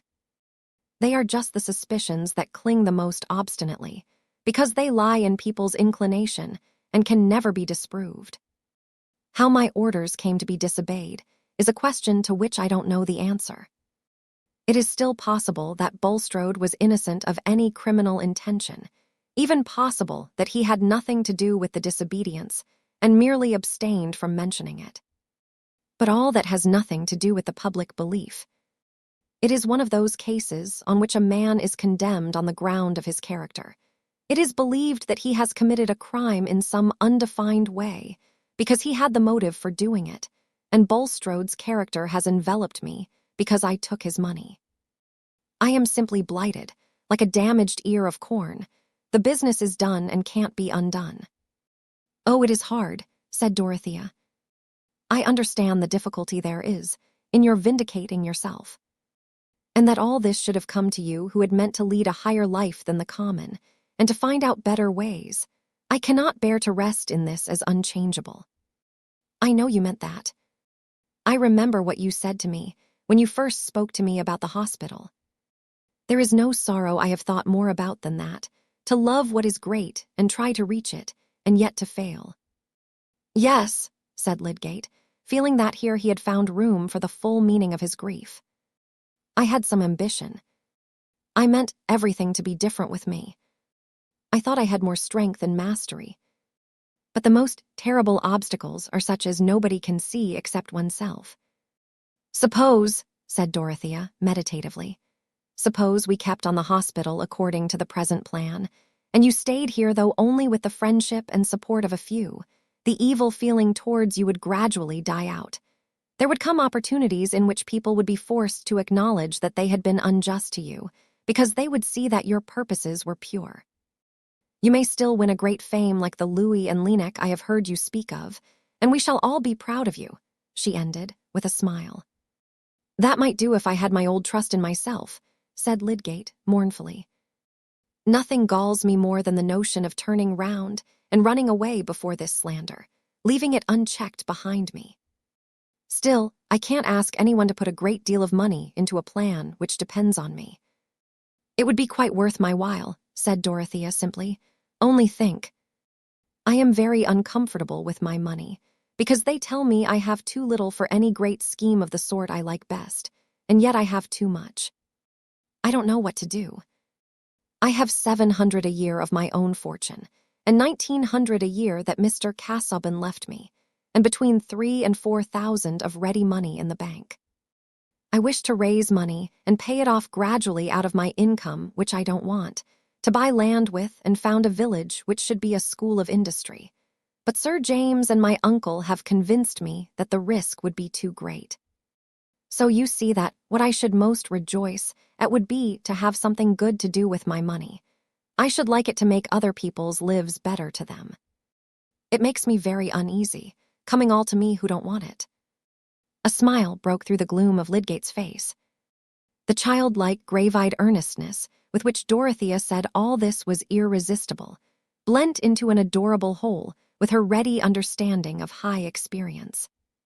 Of lower experience such as plays a great part in the world, poor Mrs. Casaubon had a very blurred, short-sighted knowledge, little helped by her imagination.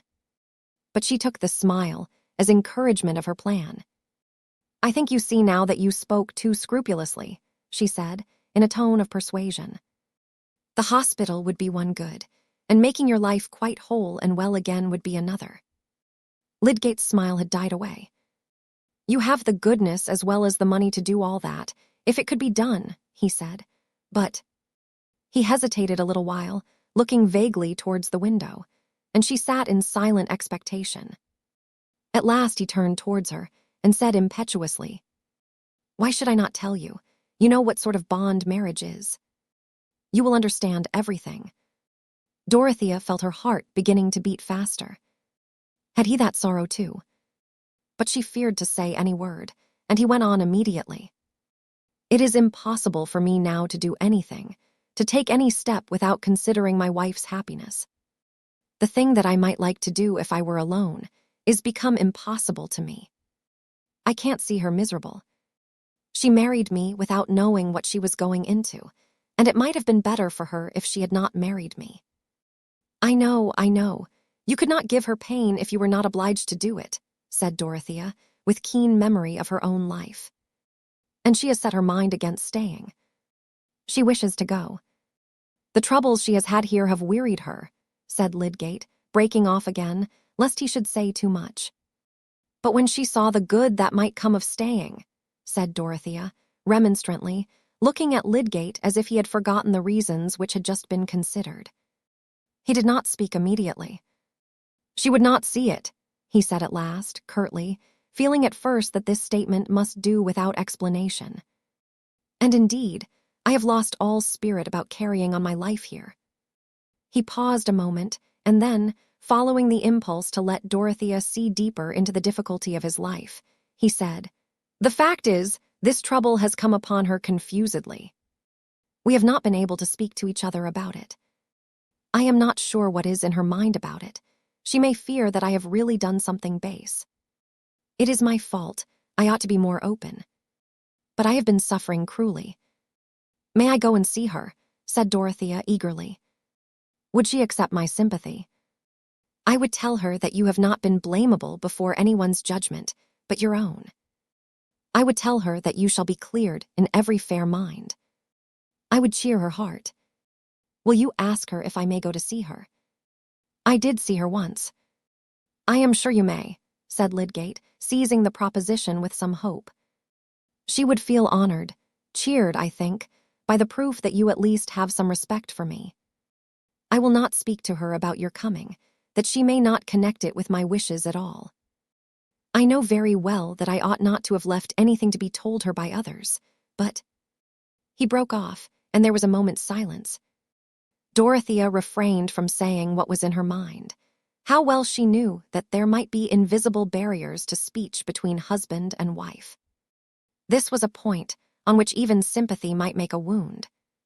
She returned to the more outward aspect of Lydgate's position, saying cheerfully, "And if Mrs. Lydgate knew that there were friends who would believe in you and support you, she might then be glad that you should stay in your place and recover your hopes, and do what you meant to do.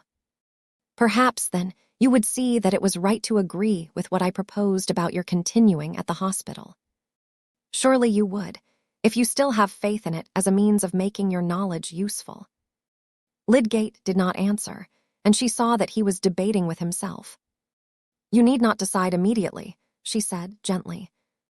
"A few days hence, it will be early enough for me to send my answer to Mr. Bulstrode." Lydgate still waited, but at last turned to speak in his most decisive tones. "No, I prefer that there should be no interval left for wavering. I am no longer sure enough of myself. I mean of what it would be possible for me to do under the changed circumstances of my life. It would be dishonorable to let others engage themselves to anything serious in dependence on me. I might be obliged to go away after all. I see little chance of anything else.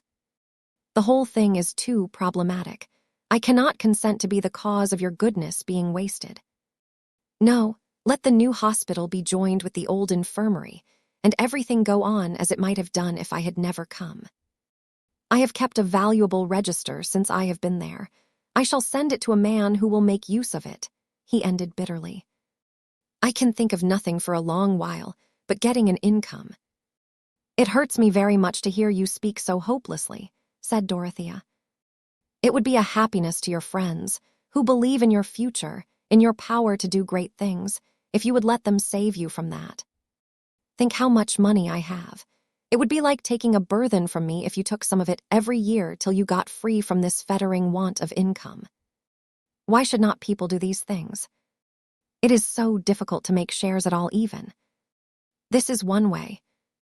God bless you, Mrs. Casaubon, said Lydgate, rising as if with the same impulse that made his words energetic, and resting his arm on the back of the great leather chair he had been sitting in. It is good that you should have such feelings.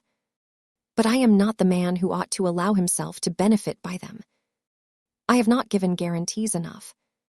I must not at least sink into the degradation of being pensionied for work that I never achieved. It is very clear to me that I must not count on anything else than getting away from Middlemarch as soon as I can manage it. I should not be able for a long while, at the very best, to get an income here, and it is easier to make necessary changes in a new place. I must do as other men do, and think what will please the world and bring in money, look for a little opening in the London crowd, and push myself, set up in a watering place, or go to some southern town where there are plenty of idle English, and get myself puffed. That is the sort of shell I must creep into and try to keep my soul alive in. Now that is not brave, said Dorothea, to give up the fight.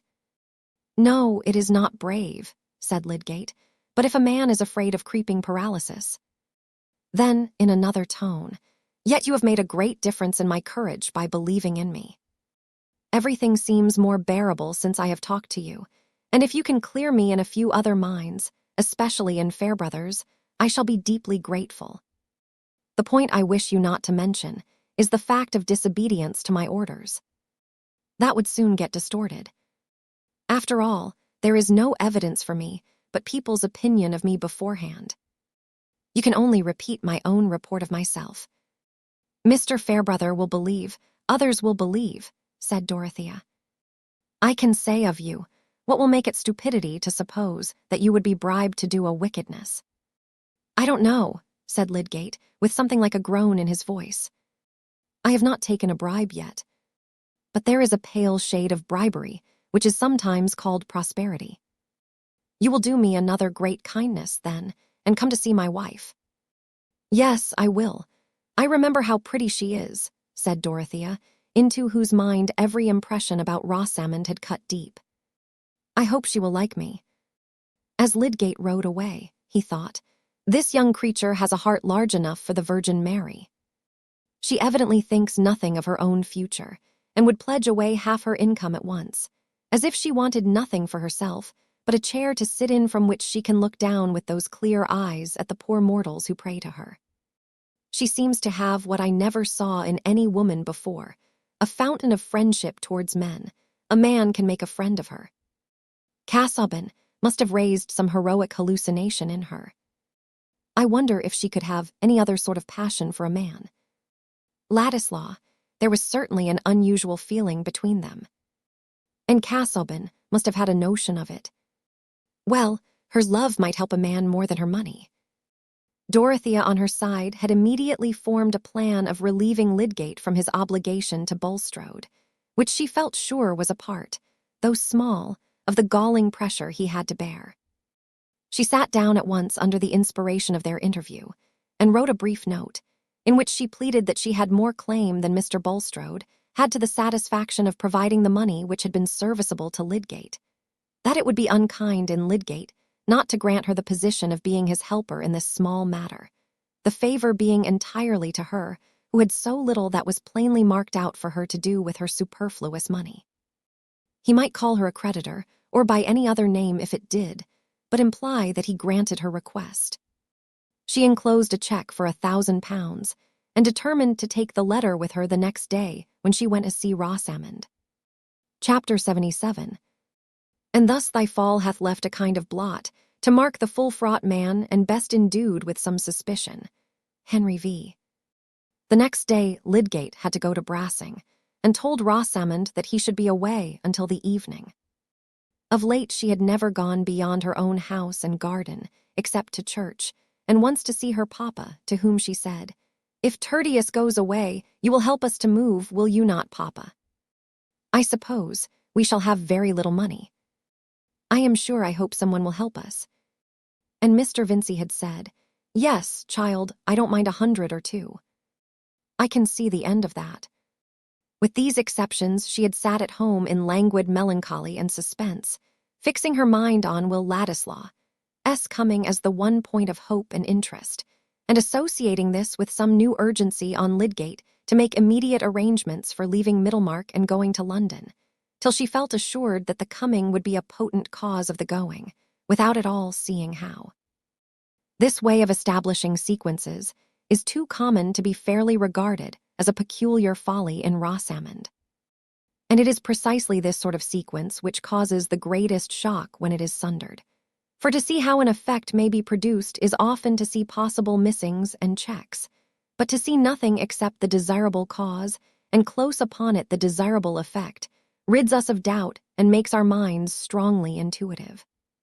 That was the process going on in poor Rosamond, while she arranged all objects around her with the same nicety as ever, only with more slowness, or sat down to the piano, meaning to play, and then desisting, yet lingering on the music stool with her white fingers suspended on the wooden front and looking before her in dreamy ennui. Her melancholy had become so marked that Lydgate felt a strange timidity before it, as a perpetual silent reproach, and the strong man, mastered by his keen sensibilities towards this fair, fragile creature whose life he seemed somehow to have bruised, shrank from her look, and sometimes started at her approach, fear of her and fear for her rushing in only the more forcibly after it had been momentarily expelled by exasperation. But this morning Rosamond descended from her room upstairs, where she sometimes sat the whole day when Lydgate was out, equipped for a walk in the town. She had a letter to post, a letter addressed to Mr. Ladislaw and written with charming discretion, but intended to hasten his arrival by a hint of trouble. The servant maid, their sole house servant now, noticed her coming downstairs in her walking dress, and thought, there never did anybody look so pretty in a bonnet, poor thing. Meanwhile Dorothea's mind was filled with her project of going to Rosamond, and with the many thoughts, both of the past and the probable future, which gathered round the idea of that visit. Until yesterday, when Lydgate had opened to her a glimpse of some trouble in his married life, the image of Mrs. Lydgate had always been associated for her with that of Will Ladislaw. Even in her most uneasy moments, even when she had been agitated by Mrs. Cadwallader's painfully graphic report of gossip, her effort, nay, her strongest impulsive prompting, had been towards the vindication of Will from any sullying surmises. And when, in her meeting with him afterwards, she had at first interpreted his words as a probable allusion to a feeling towards Mrs. Lydgate which he was determined to cut himself off from indulging, she had had a quick, sad, excusing vision of the charm there might be in his constant opportunities of companionship with that fair creature, who most likely shared his other tastes, as she evidently did his delight in music. But there had followed his parting words, the few passionate words in which he had implied that she herself was the object of whom his love held him in dread, that it was his love for her only which he was resolved not to declare, but to carry away into banishment. From the time of that parting, Dorothea, believing in Will's love for her, believing with a proud delight in his delicate sense of honor and his determination that no one should impeach him justly, felt her heart quite at rest as to the regard he might have for Mrs. Lydgate. She was sure that the regard was blameless. There are natures in which, if they love us, we are conscious of having a sort of baptism and consecration. They bind us over to rectitude and purity by their pure belief about us, and our sins become that worst kind of sacrilege which tears down the invisible altar of trust. If you are not good, none is good. Those little words may give a terrific meaning to responsibility, may hold a vitriolic intensity for remorse. Dorothea's nature was of that kind. Her own passionate faults lay along the easily counted open channels of her ardent character, and while she was full of pity for the visible mistakes of others, she had not yet any material within her experience for subtle constructions and suspicions of hidden wrong. But that simplicity of hers, holding up an ideal for others in her believing conception of them, was one of the great powers of her womanhood. And it had from the first acted strongly on Will Ladislaw.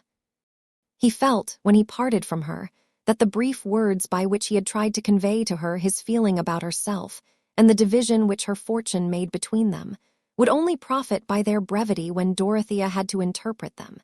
He felt that in her mind he had found his highest estimate. And he was right there. In the months since their parting, Dorothea had felt a delicious, though sad, repose in their relation to each other, as one which was inwardly whole and without blemish.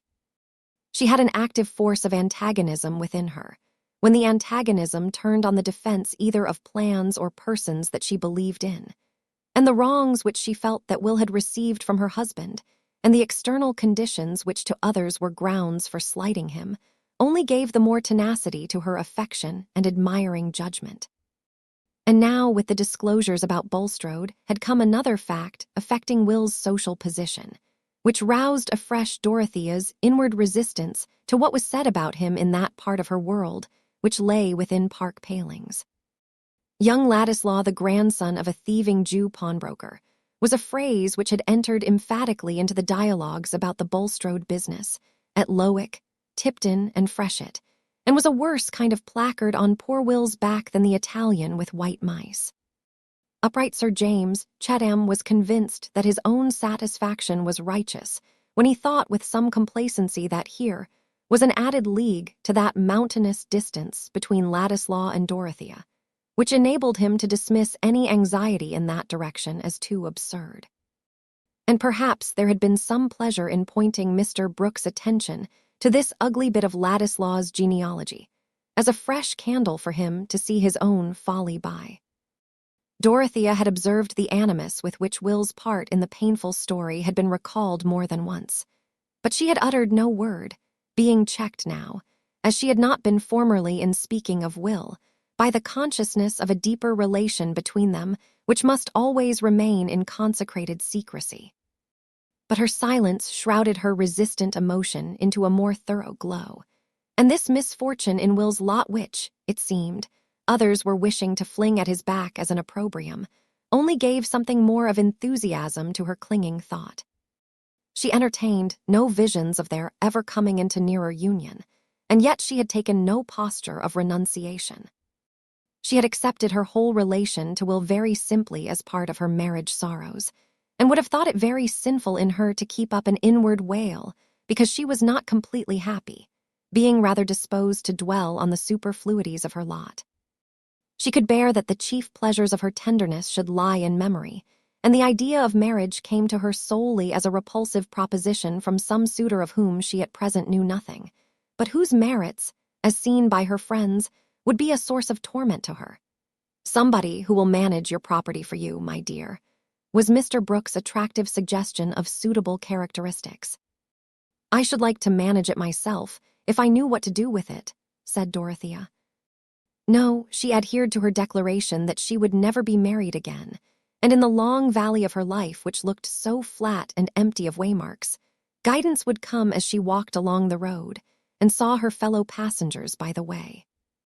This habitual state of feeling about Will Ladislaw had been strong in all her waking hours since she had proposed to pay a visit to Mrs. Lydgate, making a sort of background against which she saw Rossalmon's figure presented to her without hindrances to her interest and compassion. There was evidently some mental separation, some barrier to complete confidence which had arisen between this wife and the husband who had yet made her happiness a law to him. That was a trouble which no third person must directly touch. But Dorothea thought with deep pity of the loneliness which must have come upon Rossalmon from the suspicions cast on her husband, and there would surely be help in the manifestation of respect for Lydgate and sympathy with her. "I shall talk to her about her husband," thought Dorothea, as she was being driven towards the town. The clear spring morning, the scent of the moist earth, the fresh leaves just showing their creased-up wealth of greenery from out their half-opened sheaths, seemed part of the cheerfulness she was feeling from a long conversation with Mr. Fairbrother, who had joyfully accepted the justifying explanation of Lydgate's conduct. "I shall take Mrs. Lydgate good news, and perhaps she will like to talk to me and make a friend of me." Dorothea had another errand in Lowick Gate. It was about a new fine-toned bell for the schoolhouse, and as she had to get out of her carriage very near to Lydgate, she walked thither across the street, having told the coachman to wait for some packages. The street door was open, and the servant was taking the opportunity of looking out at the carriage, which was pausing within sight, when it became apparent to her that the lady who belonged to it was coming towards her. "Is Mrs. Lydgate at home?" said Dorothea. "I'm not sure, my lady. I'll see if you'll please to walk in," said Martha, a little confused on the score of her kitchen apron, but collected enough to be sure that Mum was not the right title for this queenly young widow with a carriage and pair. "Will you please to walk in, and I'll go and see." "Say that I am Mrs. Casaubon," said Dorothea, as Martha moved forward intending to show her into the drawing room and then to go upstairs to see if Rosamond had returned from her walk. They crossed the broader part of the entrance hall and turned up the passage which led to the garden. The drawing-room door was unlatched, and Martha, pushing it without looking into the room, waited for Mrs. Casaubon to enter and then turned away, the door having swung open and swung back again without noise. Dorothea had less of outward vision than usual this morning, being filled with images of things as they had been and were going to be. She found herself on the other side of the door without seeing anything remarkable, but immediately she heard a voice speaking in low tones which startled her as with a sense of dreaming in daylight, and advancing unconsciously a step or two beyond the projecting slab of a bookcase, she saw, in the terrible illumination of a certainty which filled up all outlines, something which made her pause, motionless, without self-possession enough to speak. Seated with his back towards her on a sofa which stood against the wall on a line with the door by which she had entered, she saw Will Ladislaw.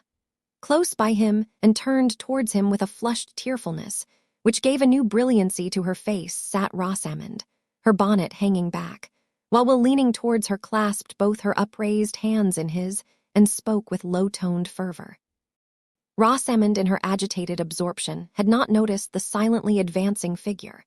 But when Dorothea, after the first immeasurable instant of this vision, moved confusedly backward and found herself impeded by some piece of furniture, Rosamond was suddenly aware of her presence, and with a spasmodic movement snatched away her hands and rose, looking at Dorothea, who was necessarily arrested. Will Ladislaw, starting up, looked round also, and meeting Dorothea's eyes with a new lightning in them, seemed changing to marble. But she immediately turned them away from him to Rosamond, and said in a firm voice, "Excuse me, Mrs. Lydgate, the servant did not know that you were here. I called to deliver an important letter for Mr. Lydgate, which I wish to put into your own hands." She laid down the letter on the small table which had checked her retreat, and then, including Rosamond and Will in one distant glance and bow, she went quickly out of the room, meeting in the passage the surprised Martha, who said she was sorry the mistress was not at home, and then showed the strange lady out with an inward reflection that grand people were probably more impatient than others. Dorothea walked across the street with her most elastic step and was quickly in her carriage again. "Drive on to Freshitt Hall," she said to the coachman, and anyone looking at her might have thought that though she was paler than usual, she was never animated by a more self-possessed energy. And that was really her experience. It was as if she had drunk a great draught of scorn that stimulated her beyond the susceptibility to other feelings. She had seen something so far below her belief that her emotions rushed back from it and made an excited throng without an object. She needed something active to turn her excitement out upon. She felt power to walk and work for a day, without meat or drink. And she would carry out the purpose with which she had started in the morning, of going to Freshitt and Tipton to tell Sir James and her uncle all that she wished them to know about Lydgate, whose married loneliness under his trial now presented itself to her with new significance, and made her more ardent in readiness to be his champion. She had never felt anything like this triumphant power of indignation in the struggle of her married life, in which there had always been a quickly subduing pang, and she took it as a sign of new strength. "Dodo, how very bright your eyes are," said Celia, when Sir James was gone out of the room. "And you don't see anything you look at, Arthur or anything. You are going to do something uncomfortable, I know. Is it all about Mr. Lydgate, or has something else happened?" Celia had been used to watch her sister with expectation. "Yes, dear, a great many things have happened," said Dodo in her full tones. "I wonder what," said Celia, folding her arms cozily and leaning forward upon them. "Oh, all the troubles of all people on the face of the earth," said Dorothea, lifting her arms to the back of her head. "Dear me, Dodo, are you going to have a scheme for them?" said Celia, a little uneasy at this Hamlet-like raving. But Sir James came in again, ready to accompany Dorothea to the Grange, and she finished her expedition well, not swerving in her resolution until she descended at her own door. Chapter 78. Would it were yesterday, and I the grave, with her sweet faith above for monument. Rosamond and Will stood motionless. They did not know how long, he looking towards the spot where Dorothea had stood, and she looking towards him with doubt. It seemed an endless time to Rosamond, in whose inmost soul there was hardly so much annoyance as gratification from what had just happened. Shallow natures dream of an easy sway over the emotions of others, trusting implicitly in their own petty magic to turn the deepest streams, and confident, by pretty gestures and remarks, of making the thing that is not as though it were. She knew that Will had received a severe blow, but she had been little used to imagining other people's states of mind, except as a material cut into shape by her own wishes, and she believed in her own power to soothe or subdue. Even Tertius, that most perverse of men, was always subdued in the long run. Events had been obstinate, but still Rosamond would have said now, as she did before her marriage, that she never gave up what she had set her mind on. She put out her arm and laid the tips of her fingers on Will's coat sleeve. "Don't touch me," he said, with an utterance like the cut of a lash darting from her and changing from pink to white and back again, as if his whole frame were tingling with the pain of the sting. He wheeled round to the other side of the room and stood opposite to her, with the tips of his fingers in his pockets and his head thrown back, looking fiercely not at Rosamond, but at a point a few inches away from her. She was keenly offended, but the signs she made of this were such as only Lydgate was used to interpret. She became suddenly quiet and seated herself, untying her hanging bonnet and laying it down with her shawl. Her little hands, which she folded before her, were very cold. It would have been safer for Will in the first instance to have taken up his hat and gone away, but he had felt no impulse to do this. On the contrary, he had a horrible inclination to stay and shatter Rosamond with his anger. It seemed as impossible to bear the fatality she had drawn down on him, without venting his fury, as it would be to a panther to bear the javelin wound without springing and biting. And yet, how could he tell a woman that he was ready to curse her? He was fuming under a repressive law which he was forced to acknowledge. He was dangerously poised, and Rosamond's voice now brought the decisive vibration. In flute-like tones of sarcasm she said, "You can easily go after Mrs. Casaubon and explain your preference." "Go after her," he burst out with a sharp edge in his voice. "Do you think she would turn to look at me, or value any word I ever uttered to her again at more than a dirty feather? Explain."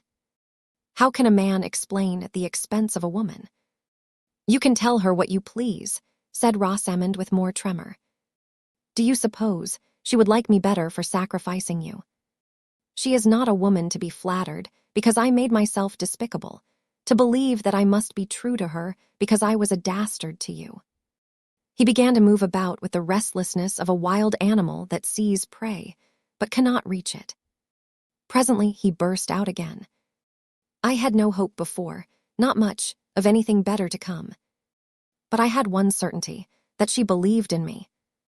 Whatever people had said or done about me, she believed in me. That's gone. She'll never again think me anything but a paltry pretense, too nice to take heaven except upon flattering conditions, and yet selling myself for any devil's change by the sly. She'll think of me as an incarnate insult to her, from the first moment Will stopped as if he had found himself grasping something that must not be thrown and shattered. He found another vent for his rage by snatching up Rosamond's words again, as if they were reptiles to be throttled and flung off. "Explain. Tell a man to explain how he dropped into hell. Explain my preference. I never had a preference for her, any more than I have a preference for breathing. No other woman exists by the side of her.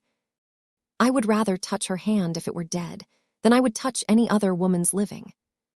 Rosamond, while these poisoned weapons were being hurled at her, was almost losing the sense of her identity and seemed to be waking into some new terrible existence. She had no sense of chill, resolute repulsion, of reticent self-justification such as she had known under Lydgate's most stormy displeasure. All her sensibility was turned into a bewildering novelty of pain. She felt a new terrified recoil under a lash never experienced before. What another nature felt in opposition to her own was being burnt and bitten into her consciousness. When Will had ceased to speak, she had become an image of sickened misery. Her lips were pale, and her eyes had a tearless dismay in them. If it had been Tertius who stood opposite to her, that look of misery would have been a pang to him, and he would have sunk by her side to comfort her, with that strong-armed comfort which she had often held very cheap. Let it be forgiven to Will that he had no such movement of pity. He had felt no bond beforehand to this woman who had spoiled the ideal treasure of his life, and he held himself blameless. He knew that he was cruel, but he had no relenting in him yet. After he had done speaking, he still moved about, half in absence of mind, and Rosamond sat perfectly still. At length Will, seeming to bethink himself, took up his hat, yet stood some moments irresolute. He had spoken to her in a way that made a phrase of common politeness difficult to utter, and yet, now that he had come to the point of going away from her without further speech, he shrank from it as a brutality. He felt checked and stultified in his anger. He walked towards the mantelpiece and leaned his arm on it, and waited in silence for, he hardly knew what. The vindictive fire was still burning in him, and he could utter no word of retractation. But it was nevertheless in his mind that having come back to this hearth, where he had enjoyed a caressing friendship, he had found calamity seated there. He had suddenly revealed to him a trouble that lay outside the home as well as within it. And what seemed a foreboding was pressing upon him, as with slow pincers, that his life might come to be enslaved by this helpless woman who had thrown herself upon him in the dreary sadness of her heart. But he was in gloomy rebellion against the fact that his quick apprehensiveness foreshadowed to him, and when his eyes fell on Rosamond's blighted face, it seemed to him that he was the more pitiable of the two. For pain must enter into its glorified life of memory before it can turn into compassion. And so they remained for many minutes, opposite each other, far apart in silence, Will's face still possessed by a mute rage, and Rosamond's by a mute misery. The poor thing had no force to fling out any passion in return. The terrible collapse of the illusion towards which all her hope had been strained was a stroke which had too thoroughly shaken her. Her little world was in ruins, and she felt herself tottering in the midst as a lonely, bewildered consciousness. Will wished that she would speak and bring some mitigating shadow across his own cruel speech, which seemed to stand staring at them both in mockery of any attempt at revived fellowship. But she said nothing, and at last, with a desperate effort over himself, he asked, "Shall I come in and see Lydgate this evening?" "If you like," Rosamond answered just audibly. And then Will went out of the house, Martha never knowing that he had been in. After he was gone, Rosamond tried to get up from her seat, but fell back fainting. When she came to herself again, she felt too ill to make the exertion of rising to ring the bell, and she remained helpless until the girl, surprised at her long absence, thought for the first time of looking for her in all the downstairs rooms. Rosamond said that she had felt suddenly sick and faint, and wanted to be helped upstairs. When there she threw herself on the bed with her clothes on, and lay in apparent torpor, as she had done once before on a memorable day of grief. Lydgate came home earlier than he had expected, about 5:30, and found her there. The perception that she was ill threw every other thought into the background. When he felt her pulse, her eyes rested on him with more persistence than they had done for a long while, as if she felt some content that he was there. He perceived the difference in a moment, and seating himself by her put his arm gently under her, and bending over her said, "My poor Rosamond, has something agitated you?" Clinging to him, she fell into hysterical sobbings and cries, and for the next hour he did nothing but soothe and tend her. He imagined that Dorothea had been to see her, and that all this effect on her nervous system, which evidently involved some new turning towards himself, was due to the excitement of the new impressions which that visit had raised. Chapter 79. Now I saw in my dream that just as they had ended their talk, they drew nigh to a very miry slough that was in the midst of the plain, and they, being heedless, did both fall suddenly into the bog. The name of the slough was Despond, Bunyan. When Rosamond was quiet, and Lydgate had left her, hoping that she might soon sleep under the effect of an anodyne, he went into the drawing-room to fetch a book which he had left there, meaning to spend the evening in his workroom, and he saw on the table Dorothea's letter addressed to him. He had not ventured to ask Rosamond if Mrs. Casaubon had called, but the reading of this letter assured him of the fact, for Dorothea mentioned that it was to be carried by herself. When Will Ladislaw came in a little later, Lydgate met him with a surprise which made it clear that he had not been told of the earlier visit, and Will could not say, "Did not Mrs. Lydgate tell you that I came this morning?" "Poor Rosamond is ill," Lydgate added immediately on his greeting. "Not seriously, I hope," said Will. "No, only a slight nervous shock, the effect of some agitation. She has been overwrought lately. The truth is, Ladislaw, I am an unlucky devil. We have gone through several rounds of purgatory since you left, and I have lately got on to a worse ledge of it than ever. I suppose you are only just come down. You look rather battered. You have not been long enough in the town to hear anything. I traveled all night, and got to the White Hart at 8 o'clock this morning. I have been shutting myself up and resting," said Will, feeling himself a sneak, but seeing no alternative to this evasion.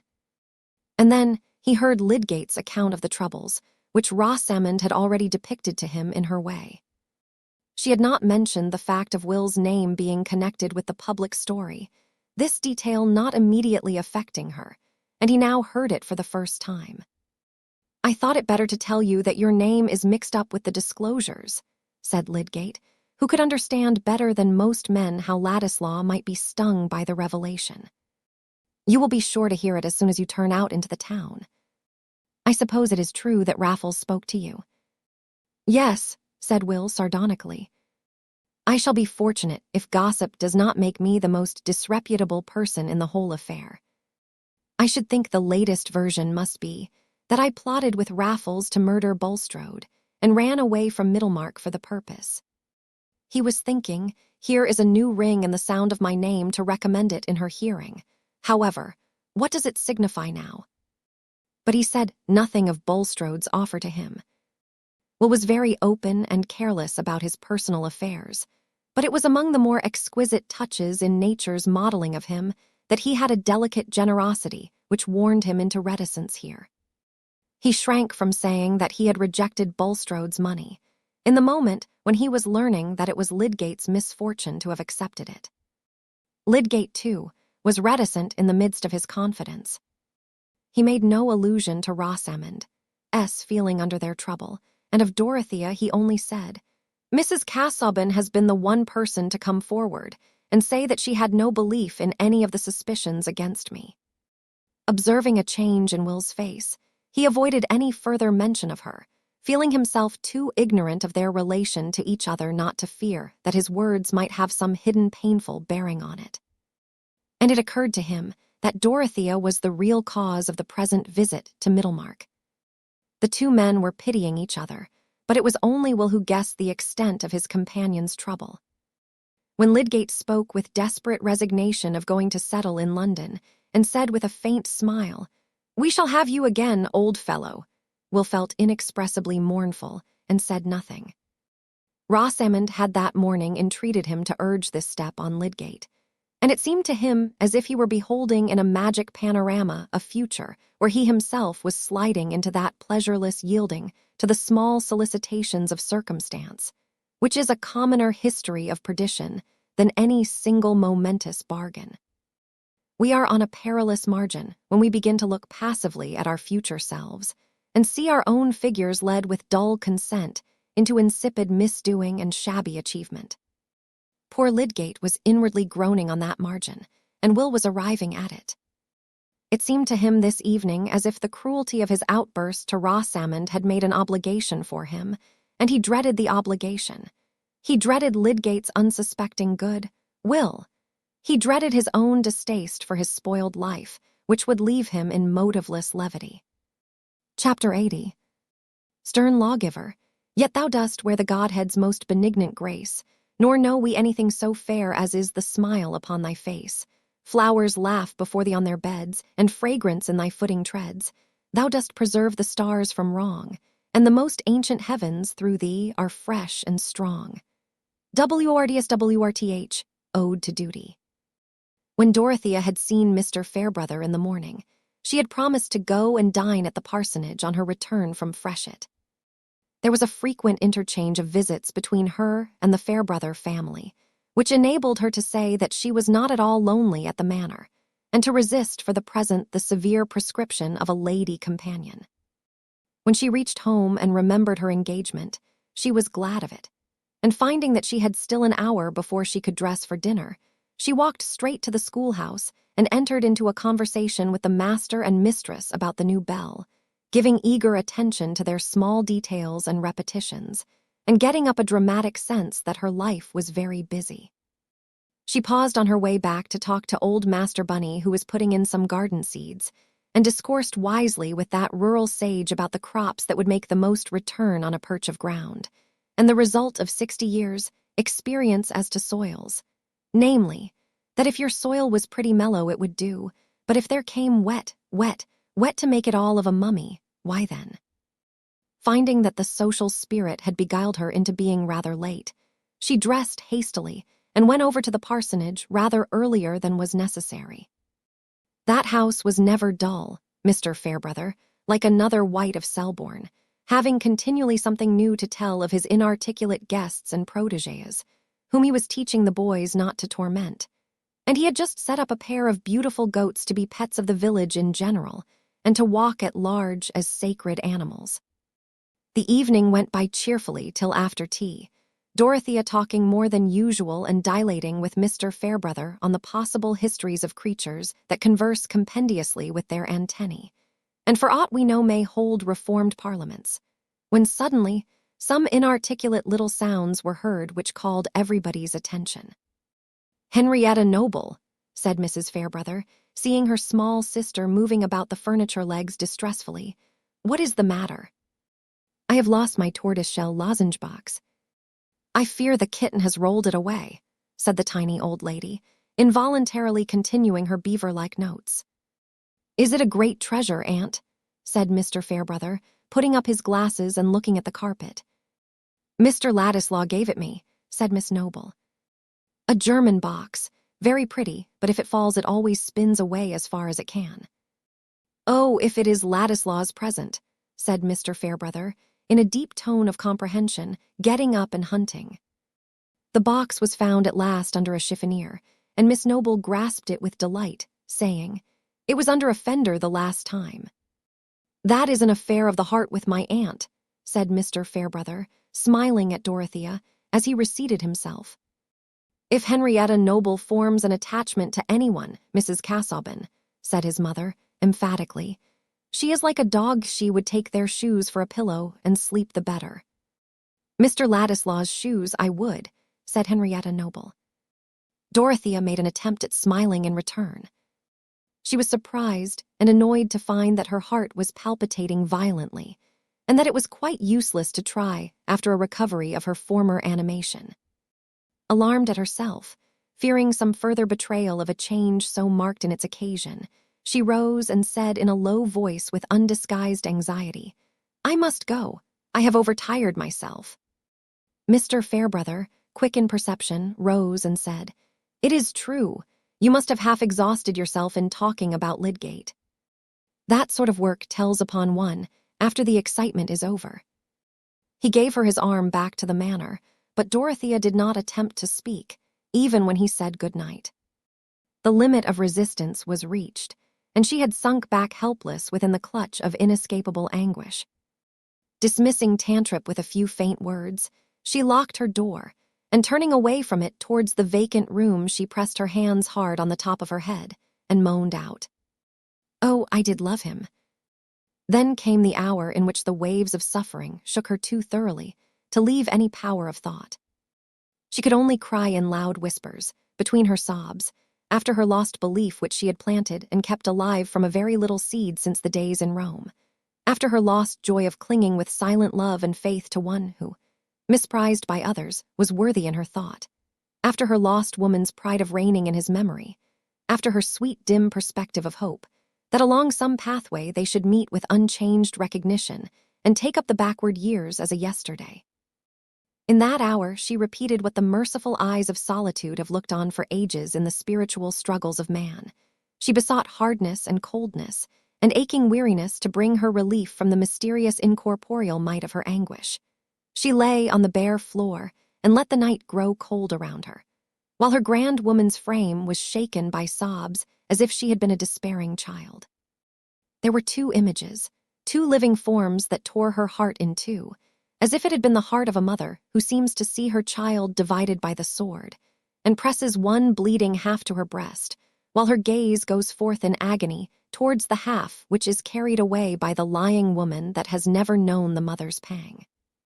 Here, with the nearness of an answering smile, here within the vibrating bond of mutual speech, was the bright creature whom she had trusted, who had come to her like the spirit of morning visiting the dim vault where she sat as the bride of a worn-out life. And now, with a full consciousness which had never awakened before, she stretched out her arms towards him and cried with bitter cries that their nearness was a parting vision. She discovered her passion to herself in the unshrinking utterance of despair. And there, aloof, yet persistently with her, moving wherever she moved, was the Will Ladislaw who was a changed belief exhausted of hope, a detected illusion. No, a living man towards whom there could not yet struggle any wail of regretful pity, from the midst of scorn and indignation and jealous, offended pride. The fire of Dorothea's anger was not easily spent, and it flamed out in fitful returns of spurning reproach. Why had he come obtruding his life into hers, hers that might have been whole enough without him? Why had he brought his cheap regard, and his lip-born words to her, who had nothing paltry to give in exchange? He knew that he was deluding her, wished, in the very moment of farewell, to make her believe that he gave her the whole price of her heart, and knew that he had spent it half before. Why had he not stayed among the crowd of whom she asked nothing, but only prayed that they might be less contemptible? But she lost energy at last even for her loud-whispered cries and moans. She subsided into helpless sobs, and on the cold floor she sobbed herself to sleep. In the chill hours of the morning twilight, when all was dim around her, she awoke, not with any amazed wondering where she was or what had happened, but with the clearest consciousness that she was looking into the eyes of sorrow. She rose and wrapped warm things around her, and seated herself in a great chair where she had often watched before. She was vigorous enough to have borne that hard night without feeling ill in body, beyond some aching and fatigue, but she had waked to a new condition. She felt as if her soul had been liberated from its terrible conflict. She was no longer wrestling with her grief, but could sit down with it as a lasting companion and make it a sharer in her thoughts. For now the thoughts came thickly. It was not in Dorothea's nature, for longer than the duration of a paroxysm, to sit in the narrow cell of her calamity, in the besotted misery of a consciousness that only sees another's lot as an accident of its own.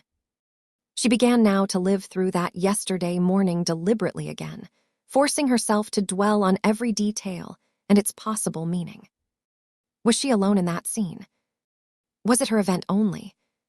She forced herself to think of it as bound up with another woman's life, a woman towards whom she had set out with a longing to carry some clearness and comfort into her beclouded youth. In her first outleap of jealous indignation and disgust, when quitting the hateful room, she had flung away all the mercy with which she had undertaken that visit. She had enveloped both Will and Rosamond in her burning scorn, and it seemed to her as if Rosamond were burned out of her sight forever. But that base prompting which makes a woman more cruel to a rival than to a faithless lover could have no strength of recurrence in Dorothea when the dominant spirit of justice within her had once overcome the tumult, and had once shown her the truer measure of things. All the active thought with which she had before been representing to herself the trials of Lydgate's lot, and this young marriage union which, like her own, seemed to have its hidden as well as evident troubles, all this vivid, sympathetic experience returned to her now as a power. It asserted itself as acquired knowledge asserts itself, and will not let us see as we saw in the day of our ignorance. She said to her own irremediable grief that it should make her more helpful instead of driving her back from effort. And what sort of crisis might not this be in 3 lives, whose contact with hers laid an obligation on her, as if they had been suppliants bearing the sacred branch? The objects of her rescue were not to be sought out by her fancy, they were chosen for her. She yearned towards the perfect right, that it might make a throne within her and rule her errant will. What should I do? How should I act now, this very day, if I could clutch my own pain and compel it to silence and think of those 3? It had taken long for her to come to that question, and there was light piercing into the room. She opened her curtains and looked out towards the bit of road that lay in view, with fields beyond outside the entrance gates. On the road there was a man with a bundle on his back and a woman carrying her baby. In the field she could see figures moving, perhaps the shepherd with his dog. Far off in the bending sky was the pearly light, and she felt the largeness of the world and the manifold wakings of men to labor and endurance. She was a part of that involuntary, palpitating life, and could neither look out on it from her luxurious shelter as a mere spectator, nor hide her eyes in selfish complaining. What she would resolve to do that day did not yet seem quite clear, but something that she could achieve stirred her as with an approaching murmur which would soon gather distinctness. She took off the clothes, which seemed to have some of the weariness of a hard watching in them, and began to make her toilet. Presently she rang for Tantripp, who came in her dressing gown. "Why, madam, you've never been in bed this blessed night," burst out Tantripp, looking first at the bed and then at Dorothea's face, which in spite of bathing had the pale cheeks and pink eyelids of a Mater Dolorosa. "You'll kill yourself, you will. Anybody might think now you had a right to give yourself a little comfort." "Don't be alarmed, Tantripp," said Dorothea, smiling. "I have slept, I am not ill. I shall be glad of a cup of coffee as soon as possible. And I want you to bring me my new dress, and most likely I shall want my new bonnet today. They've lain there a month and more ready for you, madam, and most thankful I shall be to see you with a couple £, worth less of crepe," said Tantripp, stooping to light the fire. "There's a reason in mourning, as I've always said, and 3 folds at the bottom of your skirt and a plain quilling in your bonnet, and if ever anybody looked like an angel, it's you in a net quilling, is what's consistent for a 2nd year. At least that's my thinking," ended Tantripp, looking anxiously at the fire. "And if anybody was to marry me flattering himself I should wear those higeous weepers 2 years for him, he'd be deceived by his own vanity, that's all." "The fire will do, my good Tan," said Dorothea, speaking as she used to do in the old Lausanne days, only with a very low voice. "Get me the coffee." She folded herself in the large chair and leaned her head against it in fatigued quiescence, while Tantripp went away wondering at this strange contrariness in her young mistress, that just the morning when she had more of a widow's face than ever, she should have asked for her lighter mourning which she had waived before. Tantripp would never have found the clue to this mystery. Dorothea wished to acknowledge that she had not the less an active life before her because she had buried a private joy, and the tradition that fresh garments belonged to all initiation, haunting her mind, made her grasp after even that slight outward help towards calm resolve. For the resolve was not easy. Nevertheless, at 11 o'clock, she was walking towards Middlemarch, having made up her mind that she would make as quietly and unnoticeably as possible her 2nd attempt to see and save Rosamond. Chapter 81. Du Erd Warstock Diesnacht bestendig, und Athamist nu Urquicht zu meinen Füßen, beginnest skan mit Lust mich zu umgeben, du regst und ruhest ein kräftiges Beschlissen zum Höchsten Dasein immer fort zu streben. Faust, tu Arthale. When Dorothea was again at Lydgate's door speaking to Martha, he was in the room close by with the door ajar, preparing to go out. He heard her voice and immediately came to her. "Do you think that Mrs. Lydgate can receive me this morning?" she said, having reflected that it would be better to leave out all allusion to her previous visit. "I have no doubt she will," said Lydgate, suppressing his thought about Dorothea's looks, which were as much changed as Rosamond's. "If you will be kind enough to come in and let me tell her that you are here. She has not been very well since you were here yesterday, but she is better this morning, and I think it is very likely that she will be cheered by seeing you again." It was plain that Lydgate, as Dorothea had expected, knew nothing about the circumstances of her yesterday's visit. Nay, he appeared to imagine that she had carried it out according to her intention. She had prepared a little note asking Rosamond to see her, which she would have given to the servant if he had not been in the way, but now she was in much anxiety as to the result of his announcement. After leading her into the drawing-room, he paused to take a letter from his pocket and put it into her hands, saying, "I wrote this last night and was going to carry it to Lowick in my ride." When one is grateful for something too good for common thanks, writing is less unsatisfactory than speech. One does not at least hear how inadequate the words are. Dorothea's face brightened. "It is I who have most to thank for, since you have let me take that place." "You have consented," she said, suddenly doubting. "Yes, the check is going to Bulstrode today." He said no more, but went upstairs to Rosamond, who had but lately finished dressing herself, and sat languidly wondering what she should do next.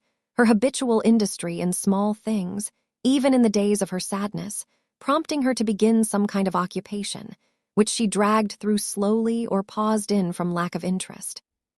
She looked ill, but had recovered her usual quietude of manner, and Lydgate had feared to disturb her by any questions. He had told her of Dorothea's letter containing the check, and afterwards he had said, "Ladislaw is come, Rosie. He sat with me last night. I dare say he will be here again today."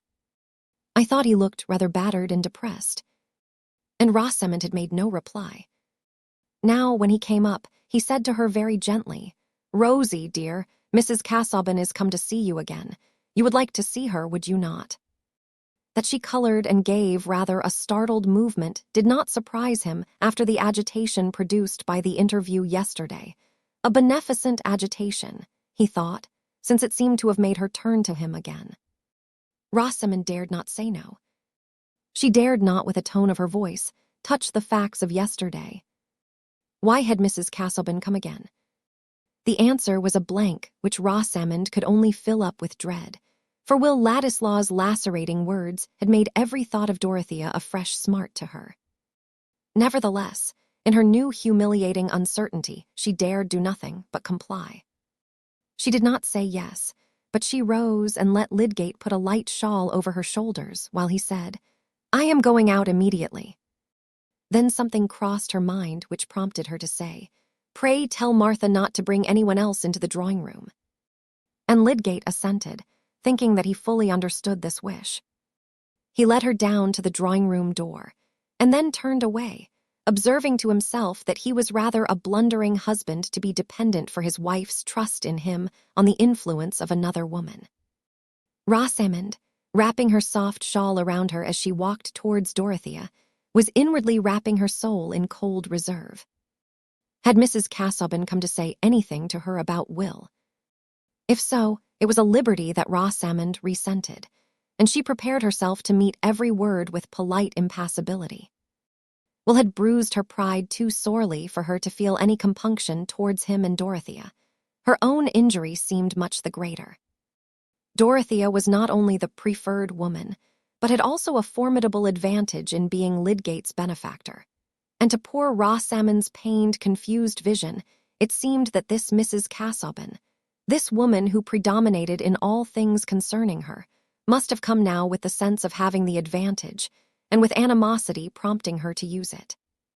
Indeed, not Rosamond only, but anyone else, knowing the outer facts of the case, and not the simple inspiration on which Dorothea acted, might well have wondered why she came. Looking like the lovely ghost of herself, her graceful slimness wrapped in her soft white shawl, the rounded infantine mouth and cheek inevitably suggesting mildness and innocence. Rosamond paused at 3 yards' distance from her visitor and bowed. But Dorothea, who had taken off her gloves from an impulse which she could never resist when she wanted a sense of freedom, came forward, and with her face full of a sad yet sweet openness, put out her hand. Rosamond could not avoid meeting her glance, could not avoid putting her small hand into Dorothea's, which clasped it with gentle motherliness, and immediately a doubt of her own prepossessions began to stir within her. Rosamond's eye was quick for faces. She saw that Mrs. Casaubon's face looked pale and changed since yesterday, yet gentle, and like the firm softness of her hand. But Dorothea had counted a little too much on her own strength. The clearness and intensity of her mental action this morning were the continuance of a nervous exaltation which made her frame as dangerously responsive as a bit of finest Venetian crystal. And in looking at Rosamond, she suddenly found her heart swelling and was unable to speak. All her effort was required to keep back tears. She succeeded in that, and the emotion only passed over her face like the spirit of a sob. But it added to Rosamond's impression that Mrs. Casaubon's state of mind must be something quite different from what she had imagined. So they sat down without a word of preface on the 2 chairs that happened to be nearest, and happened also to be close together, though Rosamond's notion when she first bowed was that she should stay a long way off from Mrs. Casaubon. But she ceased thinking how anything would turn out, merely wondering what would come. And Dorothea began to speak quite simply, gathering firmness as she went on. "I had an errand yesterday which I did not finish. That is why I am here again so soon. You will not think me too troublesome when I tell you that I came to talk to you about the injustice that has been shown towards Mr. Lydgate. It will cheer you, will it not, to know a great deal about him, that he may not like to speak about himself just because it is in his own vindication and to his own honor. You will like to know that your husband has warm friends who have not left off believing in his high character.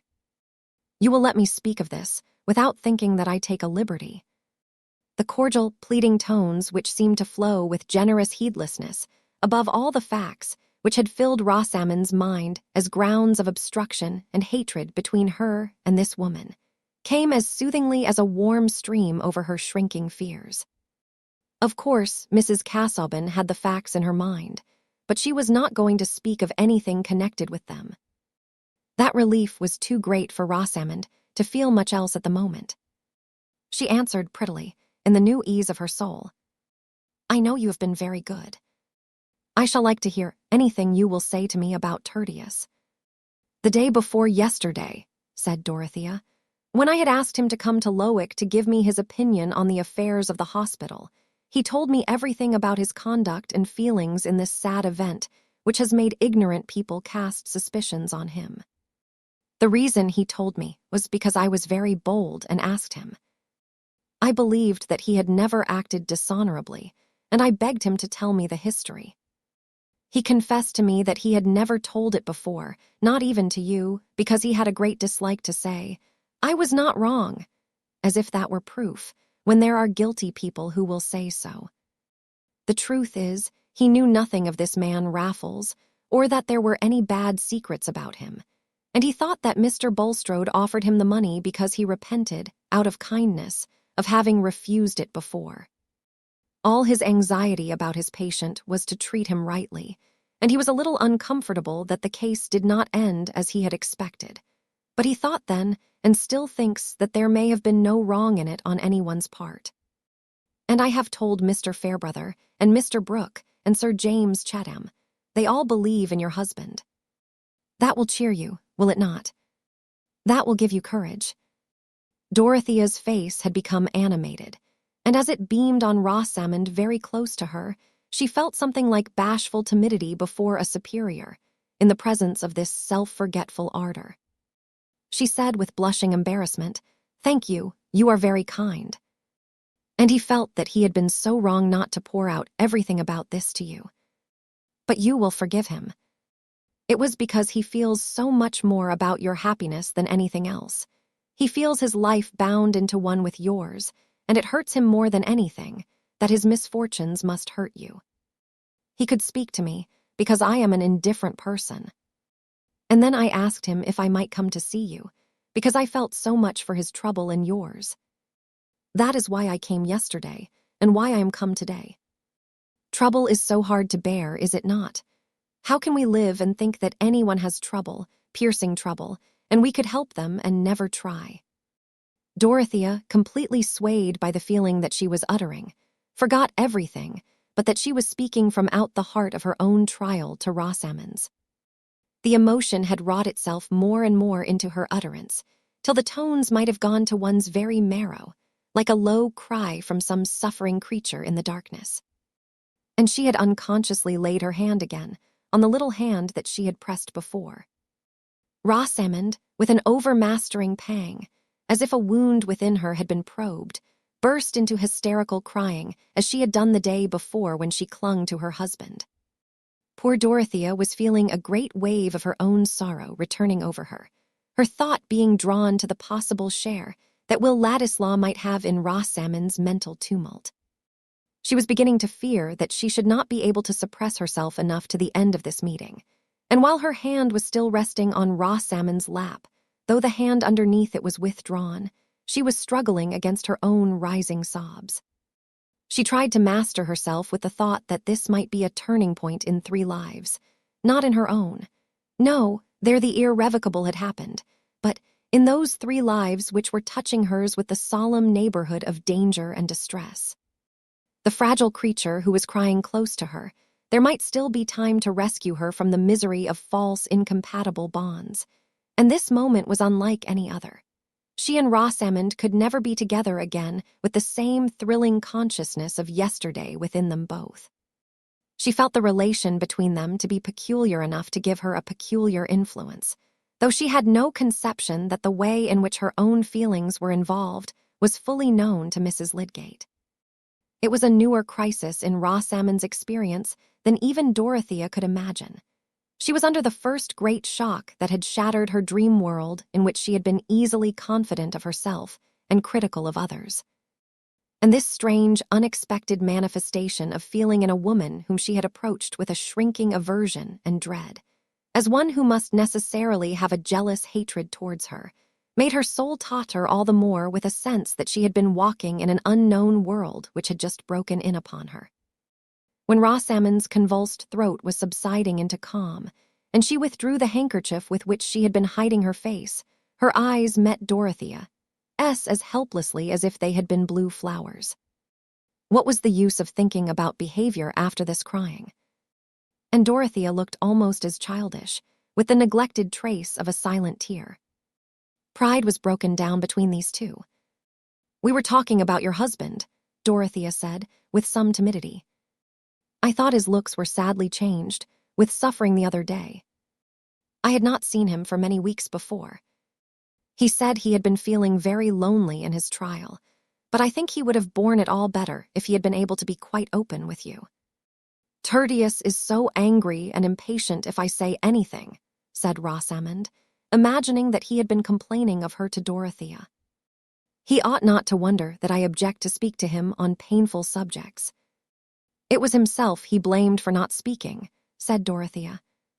"What he said of you was that he could not be happy in doing anything which made you unhappy, that his marriage was of course a bond which must affect his choice about everything, and for that reason he refused my proposal that he should keep his position at the hospital, because that would bind him to stay in Middlemarch, and he would not undertake to do anything which would be painful to you.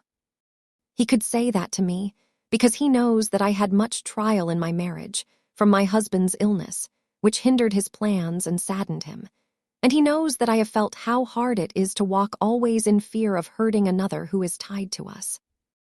Dorothea waited a little. She had discerned a faint pleasure stealing over Rosamond's face. But there was no answer, and she went on with a gathering tremor. "Marriage is so unlike everything else. There is something even awful in the nearness it brings. Even if we loved someone else better than those we were married to, it would be no use." Poor Dorothea, in her palpitating anxiety, could only seize her language brokenly. I mean, marriage drinks up all our power of giving or getting any blessedness in that sort of love. I know it may be very dear, but it murders our marriage, and then the marriage stays with us like a murder, and everything else is gone.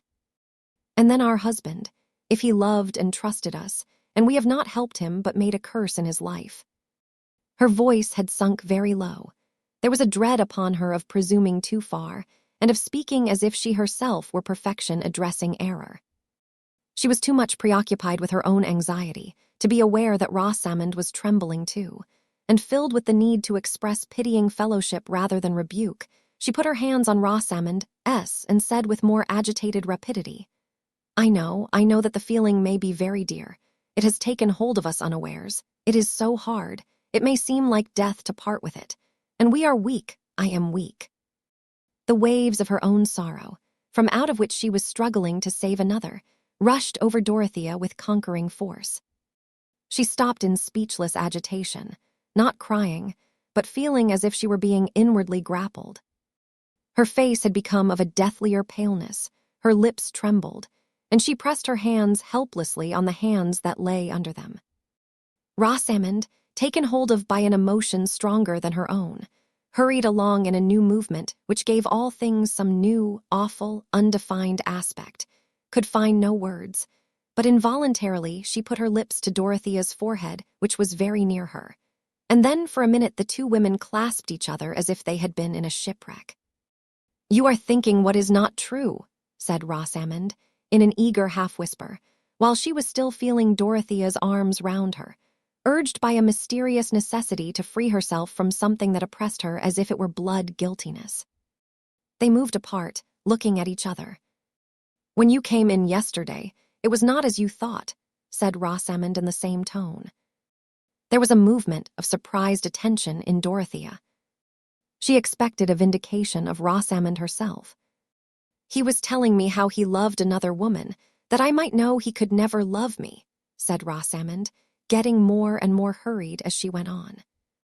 "And now I think he hates me because you mistook him yesterday. He says it is through me that you will think ill of him, think that he is a false person. But it shall not be through me. He has never had any love for me. I know he has not. He has always thought slightly of me. He said yesterday that no other woman existed for him beside you.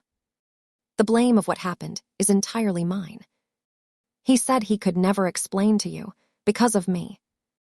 He said you could never think well of him again. But now I have told you, and he cannot reproach me any more." Rosamond had delivered her soul under impulses which she had not known before. She had begun her confession under the subduing influence of Dorothea's emotion, and as she went on, she had gathered the sense that she was repelling Will's reproaches, which were still like a knife wound within her. The revulsion of feeling in Dorothea was too strong to be called joy. It was a tumult in which the terrible strain of the night and morning made a resistant pain. She could only perceive that this would be joy when she had recovered her power of feeling it. Her immediate consciousness was one of immense sympathy without check. She cared for Rosamond without struggle now, and responded earnestly to her last words. "No, he cannot reproach you any more." With her usual tendency to overestimate the good in others, she felt a great outgoing of her heart towards Rosamond, for the generous effort which had redeemed her from suffering, not counting that the effort was a reflex of her own energy. After they had been silent a little, she said, "You are not sorry that I came this morning?" "No, you have been very good to me," said Rosamond. "I did not think that you would be so good. I was very unhappy. I am not happy now. Everything is so sad. But better days will come. Your husband will be rightly valued, and he depends on you for comfort. He loves you best. The worst loss would be to lose that, and you have not lost it," said Dorothea. She tried to thrust away the too overpowering thought of her own relief, lest she should fail to win some sign that Rosamond's affection was yearning back towards her husband. "Tertius did not find fault with me, then," said Rosamond, understanding now that Lydgate might have said anything to Mrs. Casaubon, and that she certainly was different from other women. Perhaps there was a faint taste of jealousy in the question. A smile began to play over Dorothea's face as she said, "No, indeed. How could you imagine it?" But here the door opened, and Lydgate entered. "I am come back in my quality of doctor," he said. "After I went away, I was haunted by two pale faces. Mrs. Casaubon looked as much in need of care as you, Rosie. And I thought that I had not done my duty in leaving you together. So when I had been to Coleman's, I came home again. I noticed that you were walking, Mrs. Casaubon, and the sky has changed. I think we may have rain. May I send someone to order your carriage to come for you?" "Oh, no, I am strong. I need the walk," said Dorothea, rising with animation in her face. "Mrs. Lydgate and I have chatted a great deal, and it is time for me to go. I have always been accused of being immoderate and saying too much." She put out her hand to Rosamond, and they said an earnest, quiet goodbye without kiss or other show of effusion. There had been between them too much serious emotion for them to use the signs of it superficially. As Lydgate took her to the door, she said nothing of Rosamond, but told him of Mr. Fairbrother and the other friends who had listened with belief to his story. When he came back to Rosamond, she had already thrown herself on the sofa, in resigned fatigue. "Well, Rosie," he said, standing over her and touching her hair, "what do you think of Mrs. Casaubon now you have seen so much of her?" "I think she must be better than anyone," said Rosamond, "and she is very beautiful. If you go to talk to her so often, you will be more discontented with me than ever." Lydgate laughed at the "so often." "But has she made you any less discontented with me?" "I think she has," said Rosamond, looking up in his face. "How heavy your eyes are, Tertius, and do push your hair back." He lifted up his large white hand to obey her, and felt thankful for this little mark of interest in him. Poor Rosamond's vagrant fancy had come back terribly scourged, meek enough to nestle under the old despised shelter. And the shelter was still there. Lydgate had accepted his narrowed lot with sad resignation. He had chosen this fragile creature, and had taken the burthen of her life upon his arms. He must walk as he could, carrying that burthen pitifully. Chapter 82. My grief lies onward and my joy behind. Shakespeare, Sonnets. Exiles notoriously feed much on hopes, and are unlikely to stay in banishment unless they are obliged. When Will Ladislaw exiled himself from Middlemarch, he had placed no stronger obstacle to his return than his own resolve, which was by no means an iron barrier, but simply a state of mind liable to melt into a minuet with other states of mind, and to find itself bowing, smiling, and giving place with polite facility. As the months went on, it had seemed more and more difficult to him to say why he should not run down to Middlemarch, merely for the sake of hearing something about Dorothea. And if on such a flying visit he should chance by some strange coincidence to meet with her, there was no reason for him to be ashamed of having taken an innocent journey which he had beforehand supposed that he should not take. Since he was hopelessly divided from her, he might surely venture into her neighborhood. And as to the suspicious friends who kept a dragon watch over her, their opinions seemed less and less important with time and change of air. And there had come a reason quite irrespective of Dorothea, which seemed to make a journey to Middlemarch a sort of philanthropic duty. Will had given a disinterested attention to an intended settlement on a new plan in the far west, and the need for funds in order to carry out a good design had set him on debating with himself whether it would not be a laudable use to make of his claim on Bulstrode, to urge the application of that money which had been offered to himself as a means of carrying out a scheme likely to be largely beneficial. The question seemed a very dubious one to Will, and his repugnance to again entering into any relation with the banker might have made him dismiss it quickly, if there had not arisen in his imagination the probability that his judgment might be more safely determined by a visit to Middlemarch. That was the object which Will stated to himself as a reason for coming down.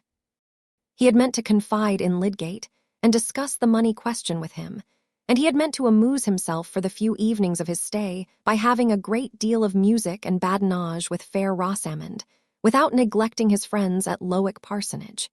If the parsonage was close to the manor, that was no fault of his. He had neglected the Fairbrothers before his departure, from a proud resistance to the possible accusation of indirectly seeking interviews with Dorothea. But hunger tames us, and Will had become very hungry for the vision of a certain form and the sound of a certain voice. Nothing had done instead, not the opera, or the converse of zealous politicians, or the flattering reception in dim corners of his new hand in leading articles. Thus he had come down, foreseeing with confidence how almost everything would be in his familiar little world, fearing, indeed, that there would be no surprises in his visit. But he had found that humdrum world in a terribly dynamic condition, in which even badinage and lyrism had turned explosive, and the first day of this visit had become the most fatal epoch of his life. The next morning he felt so harassed with the nightmare of consequences, he dreaded so much the immediate issues before him, that seeing while he breakfasted the arrival of the Riverston coach, he went out hurriedly and took his place on it, that he might be relieved, at least for a day, from the necessity of doing or saying anything in Middlemarch. Will Ladislaw was in one of those tangled crises which are commoner in experience than one might imagine, from the shallow absoluteness of men's judgments. He had found Lydgate, for whom he had the sincerest respect, under circumstances which claimed his thorough and frankly declared sympathy. And the reason why, in spite of that claim, it would have been better for Will to have avoided all further intimacy, or even contact, with Lydgate, was precisely of the kind to make such a course appear impossible. To a creature of Will's susceptible temperament, without any neutral region of indifference in his nature, ready to turn everything that befell him into the collisions of a passionate drama, the revelation that Rosamond had made her happiness in any way dependent on him was a difficulty which his outburst of rage towards her had immeasurably increased for him.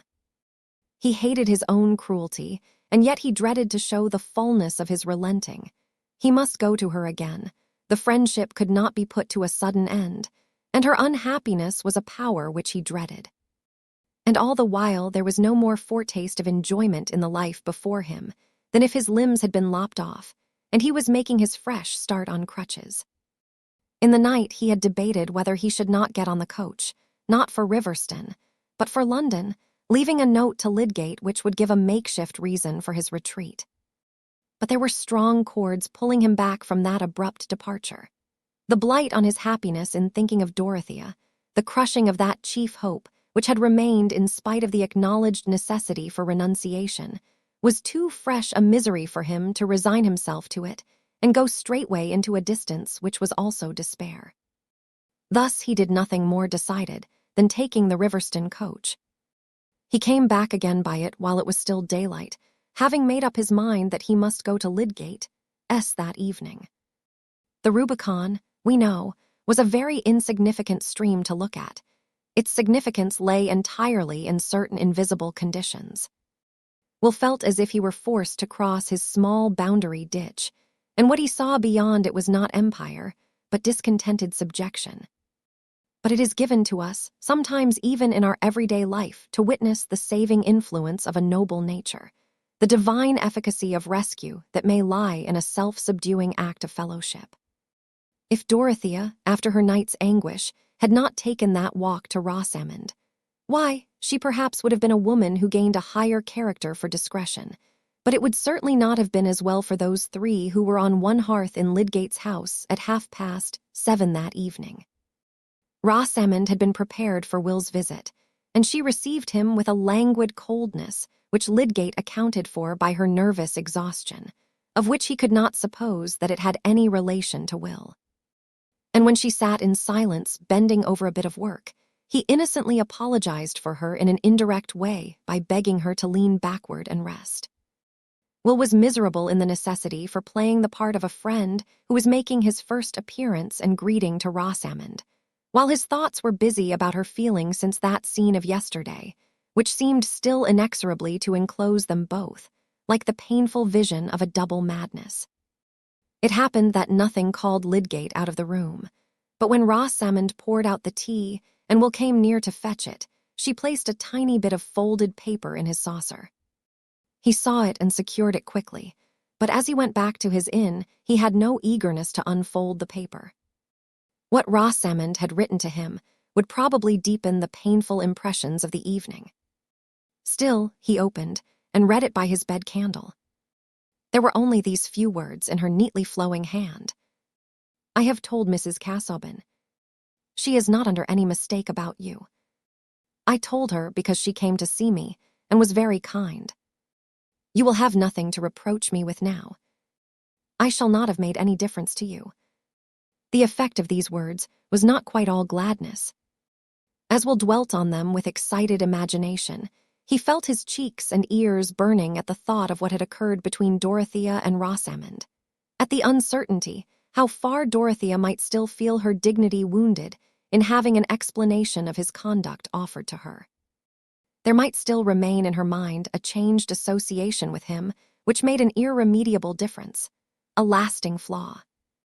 With active fancy, he wrought himself into a state of doubt little more easy than that of the man who has escaped from wreck by night and stands on unknown ground in the darkness. Until that wretched yesterday, except the moment of vexation long ago in the very same room and in the very same presence, all their vision, all their thought of each other, had been as in a world apart, where the sunshine fell on tall white lilies, where no evil lurked and no other soul entered. But now, would Dorothea meet him in that world again? Chapter 83. And now good morrow to our waking souls which watch not one another out of fear, for love all love of other sights controls, and makes one little room and everywhere. Dr. Donne. On the second morning after Dorothea's visit to Rosamond, she had had 2 nights of sound sleep, and had not only lost all traces of fatigue, but felt as if she had a great deal of superfluous strength. That is to say, more strength than she could manage to concentrate on any occupation. The day before, she had taken long walks outside the grounds, and had paid 2 visits to the parsonage. But she never in her life told anyone the reason why she spent her time in that fruitless manner, and this morning she was rather angry with herself for her childish restlessness. Today was to be spent quite differently. What was there to be done in the village? Oh dear, nothing. Everybody was well and had flannel, nobody's pig had died, and it was Saturday morning when there was a general scrubbing of doors and doorstones, and when it was useless to go into the school. But there were various subjects that Dorothea was trying to get clear upon, and she resolved to throw herself energetically into the gravest of all. She sat down in the library before her particular little heap of books on political economy and kindred matters, out of which she was trying to get light as to the best way of spending money so as not to injure one's neighbors, or, what comes to the same thing, so as to do them the most good. Here was a weighty subject which, if she could but lay hold of it, would certainly keep her mind steady. Unhappily, her mind slipped off it for a whole hour, and at the end she found herself reading sentences twice over with an intense consciousness of many things, but not of any one thing contained in the text. This was hopeless. Should she order the carriage and drive to Tipton? No, for some reason or other she preferred staying at Lowick. But her vagrant mind must be reduced to order. There was an art in self-discipline, and she walked round and round the brown library considering by what sort of maneuver she could arrest her wandering thoughts. Perhaps a mere task was the best means, something to which she must go doggedly. Was there not the geography of Asia Minor, in which her slackness had often been rebuked by Mr. Casaubon? She went to the cabinet of maps and unrolled one. This morning she might make herself finally sure that Paphlagonia was not on the Levantan coast, and fix her total darkness about the Chalybes firmly on the shores of the Euxine. A map was a fine thing to study when you were disposed to think of something else, being made up of names that would turn into a chime if you went back upon them. Dorothea set earnestly to work, bending close to her map, and uttering the names in an audible, subdued tone, which often got into a chime. She looked amusingly girlish after all her deep experience, nodding her head and marking the names off on her fingers, with a little pursing of her lip, and now and then breaking off to put her hands on each side of her face and say, "Oh dear, oh dear." There was no reason why this should end any more than a merry-go-round, but it was at last interrupted by the opening of the door and the announcement of Miss Noble. The little old lady, whose bonnet hardly reached Dorothea's shoulder, was warmly welcomed, but while her hand was being pressed, she made many of her beaver-like noises, as if she had something difficult to say. "Do sit down," said Dorothea, rolling a chair forward. "Am I wanted for anything? I shall be so glad if I can do anything." "I will not stay," said Miss Noble, putting her hand into her small basket and holding some article inside it nervously. "I have left a friend in the churchyard." She lapsed into her inarticulate sounds and unconsciously drew forth the article which she was fingering. It was the tortoiseshell lozenge box, and Dorothea felt the color mounting to her cheeks. "Mr. Ladislaw," continued the timid little woman, "he fears he has offended you, and has begged me to ask if you will see him for a few minutes." Dorothea did not answer on the instant. It was crossing her mind that she could not receive him in this library, where her husband's prohibition seemed to dwell. She looked towards the window. Could she go out and meet him in the grounds? The sky was heavy, and the trees had begun to shiver as at a coming storm. Besides, she shrank from going out to him. "Do see him, Mrs. Casaubon," said Miss Noble pathetically. "Else I must go back and say no, and that will hurt him." "Yes, I will see him," said Dorothea. "Pray tell him to come." What else was there to be done? There was nothing that she longed for at that moment except to see Will. The possibility of seeing him had thrust itself insistently between her and every other object, and yet she had a throbbing excitement like an alarm upon her, a sense that she was doing something daringly defiant for his sake. When the little lady had trotted away on her mission, Dorothea stood in the middle of the library with her hands falling clasped before her, making no attempt to compose herself in an attitude of dignified unconsciousness. What she was least conscious of just then was her own body. She was thinking of what was likely to be in Will's mind, and of the hard feelings that others had had about him. How could any duty bind her to hardness? Resistance to unjust dispraise had mingled with her feeling for him from the very first, and now in the rebound of her heart, after her anguish, the resistance was stronger than ever. If I love him too much, it is because he has been used so ill. There was a voice within her saying this to some imagined audience in the library when the door was opened, and she saw Will before her. She did not move, and he came towards her with more doubt and timidity in his face than she had ever seen before. He was in a state of uncertainty, which made him afraid lest some look or word of his should condemn him to a new distance from her, and Dorothea was afraid of her own emotion. She looked as if there were a spell upon her, keeping her motionless and hindering her from unclasping her hands, while some intense, grave yearning was imprisoned within her eyes. Seeing that she did not put out her hand as usual, Will paused a yard from her and said with embarrassment, "I am so grateful to you for seeing me." "I wanted to see you," said Dorothea, having no other words at command. It did not occur to her to sit down, and Will did not give a cheerful interpretation to this queenly way of receiving him, but he went on to say what he had made up his mind to say. "I fear you think me foolish, and perhaps wrong for coming back so soon. I have been punished for my impatience. You know, everyone knows now, a painful story about my parentage. I knew of it before I went away, and I always meant to tell you of it if we ever met again."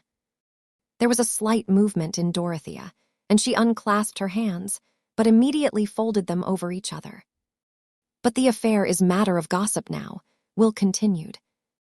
"I wished you to know that something connected with it, something which happened before I went away, helped to bring me down here again. At least I thought it excused my coming. It was the idea of getting Bulstrode to apply some money to a public purpose, some money which he had thought of giving me. Perhaps it is rather to Bulstrode's credit that he privately offered me compensation for an old injury. He offered to give me a good income to make amends, but I suppose you know the disagreeable story." Will looked doubtfully at Dorothea, but his manner was gathering some of the defiant courage with which he always thought of this fact in his destiny. He added, "You know that it must be altogether painful to me." Yes, I know," said Dorothea hastily. "I did not choose to accept an income from such a source.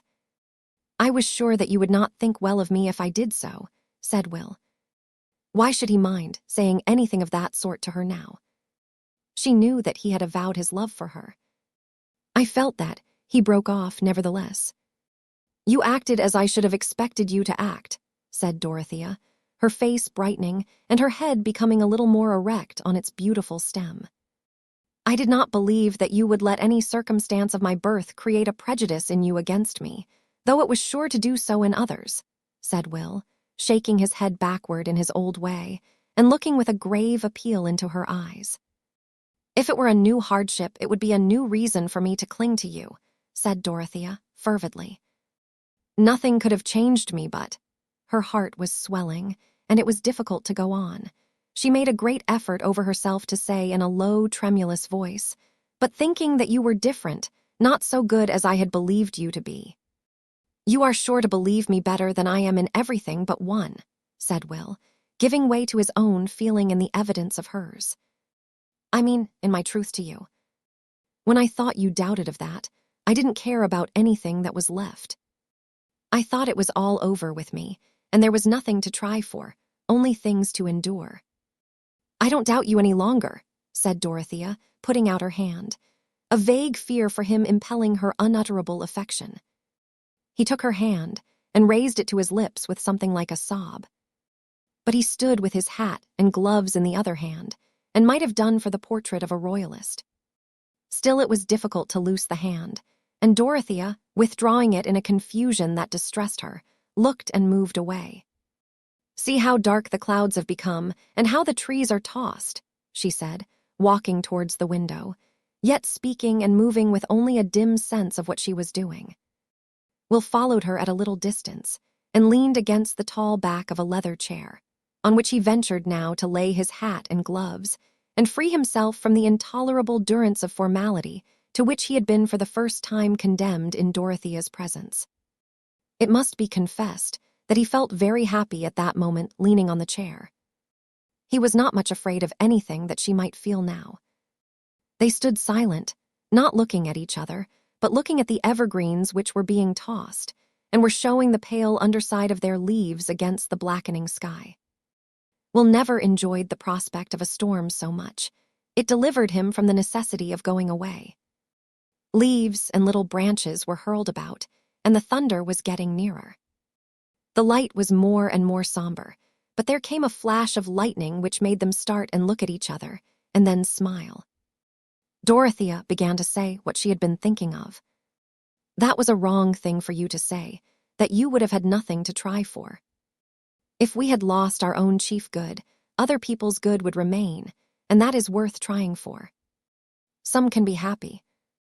I seem to see that more clearly than ever, when I was the most wretched. I can hardly think how I could have borne the trouble, if that feeling had not come to me to make strength. You have never felt the sort of misery I felt, said Will, the misery of knowing that you must despise me. But I have felt worse. It was worse to think ill. Dorothea had begun impetuously, but broke off. Will colored. He had the sense that whatever she said was uttered in the vision of a fatality that kept them apart. He was silent a moment, and then said passionately, We may at least have the comfort of speaking to each other without disguise. Since I must go away, since we must always be divided, you may think of me as one on the brink of the grave. While he was speaking there came a vivid flash of lightning which lit each of them up for the other, and the light seemed to be the terror of a hopeless love. Dorothea darted instantaneously from the window. Will followed her, seizing her hand with a spasmodic movement. And so they stood, with their hands clasped, like two children, looking out on the storm, while the thunder gave a tremendous crack and roll above them, and the rain began to pour down. Then they turned their faces towards each other, with the memory of his last words in them, and they did not loose each other's hands. There is no hope for me, said Will. Even if you loved me as well as I love you, even if I were everything to you, I shall most likely always be very poor. On a sober calculation, one can count on nothing but a creeping lot. It is impossible for us ever to belong to each other. It is perhaps base of me to have asked for a word from you. I meant to go away into silence, but I have not been able to do what I meant." "Don't be sorry," said Dorothea in her clear, tender tones. "I would rather share all the trouble of our parting." Her lips trembled, and so did his. It was never known which lips were the first to move towards the other lips, but they kissed tremblingly, and then they moved apart. The rain was dashing against the window panes as if an angry spirit were within it, and behind it was the great swoop of the wind. It was one of those moments in which both the busy and the idle pause with a certain awe. Dorothea sat down on the seat nearest to her, a long, low ottoman in the middle of the room, and with her hands folded over each other on her lap, looked at the drear outer world. Will stood still an instant looking at her, then seated himself beside her and laid his hand on hers, which turned itself upward to be clasped. They sat in that way without looking at each other, until the rain abated and began to fall in stillness. Each had been full of thoughts, which neither of them could begin to utter. But when the rain was quiet, Dorothea turned to look at Will. With passionate exclamation, as if some torture screw were threatening him, he started up and said, "It is impossible." He went and leaned on the back of the chair again, and seemed to be battling with his own anger, while she looked towards him sadly. "It is as fatal as a murder or any other horror that divides people," he burst out again. "It is more intolerable to have our life maimed by petty accidents." "No, don't say that. Your life need not be maimed," said Dorothea gently. "Yes, it must," said Will angrily. "It is cruel of you to speak in that way, as if there were any comfort. You may see beyond the misery of it, but I don't. It is unkind. It is throwing back my love for you as if it were a trifle, to speak in that way in the face of the fact. We can never be married." "Sometime we might," said Dorothea in a trembling voice. "When?" said Will bitterly. "What is the use of counting on any success of mine? It is a mere toss-up whether I shall ever do more than keep myself decently, unless I choose to sell myself as a mere pen and a mouthpiece. I can see that clearly enough.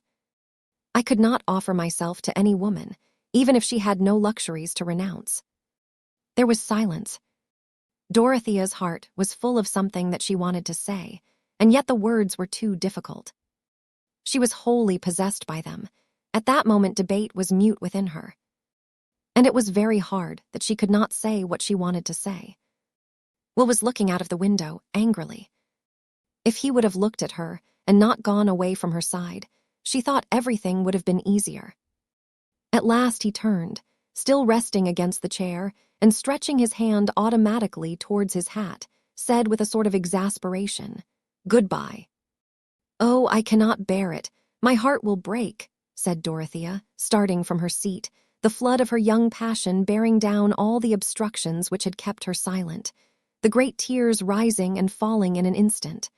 "I don't mind about poverty. I hate my wealth."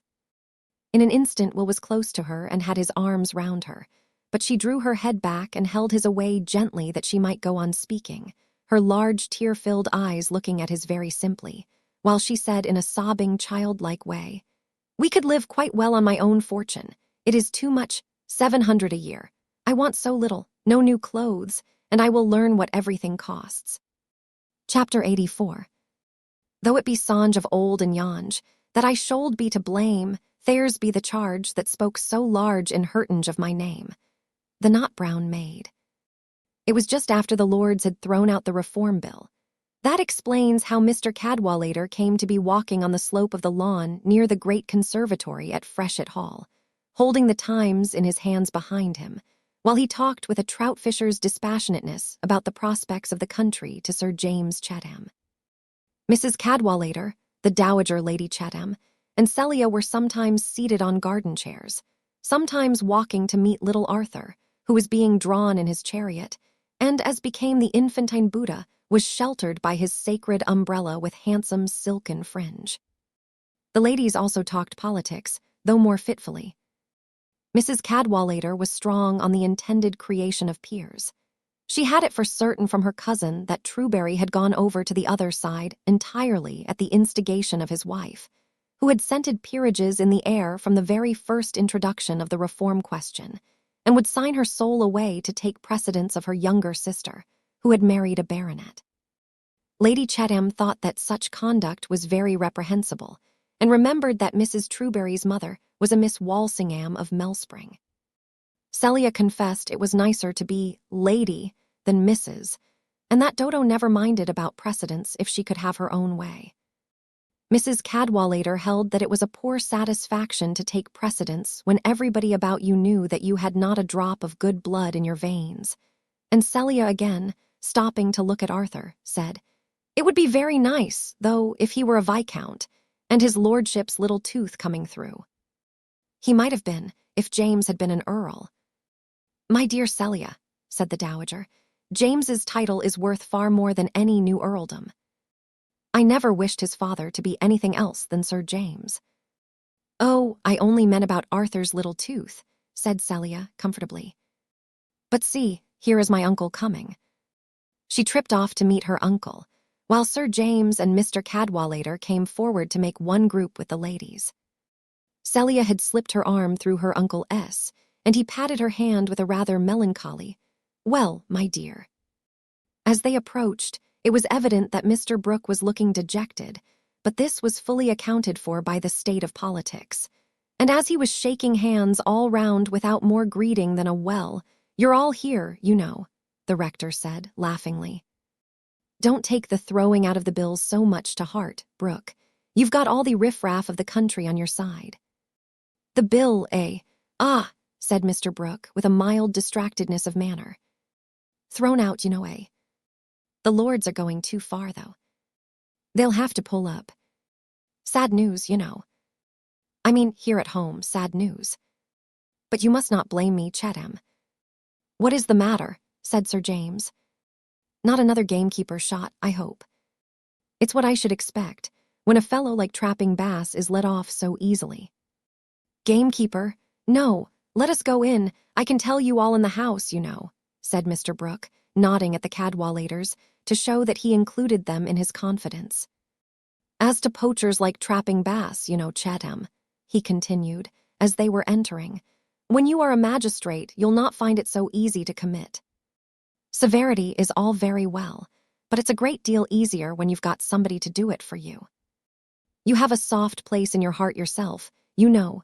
You're not a Draco, a Jeffreys, that sort of thing." Mr. Brooke was evidently in a state of nervous perturbation.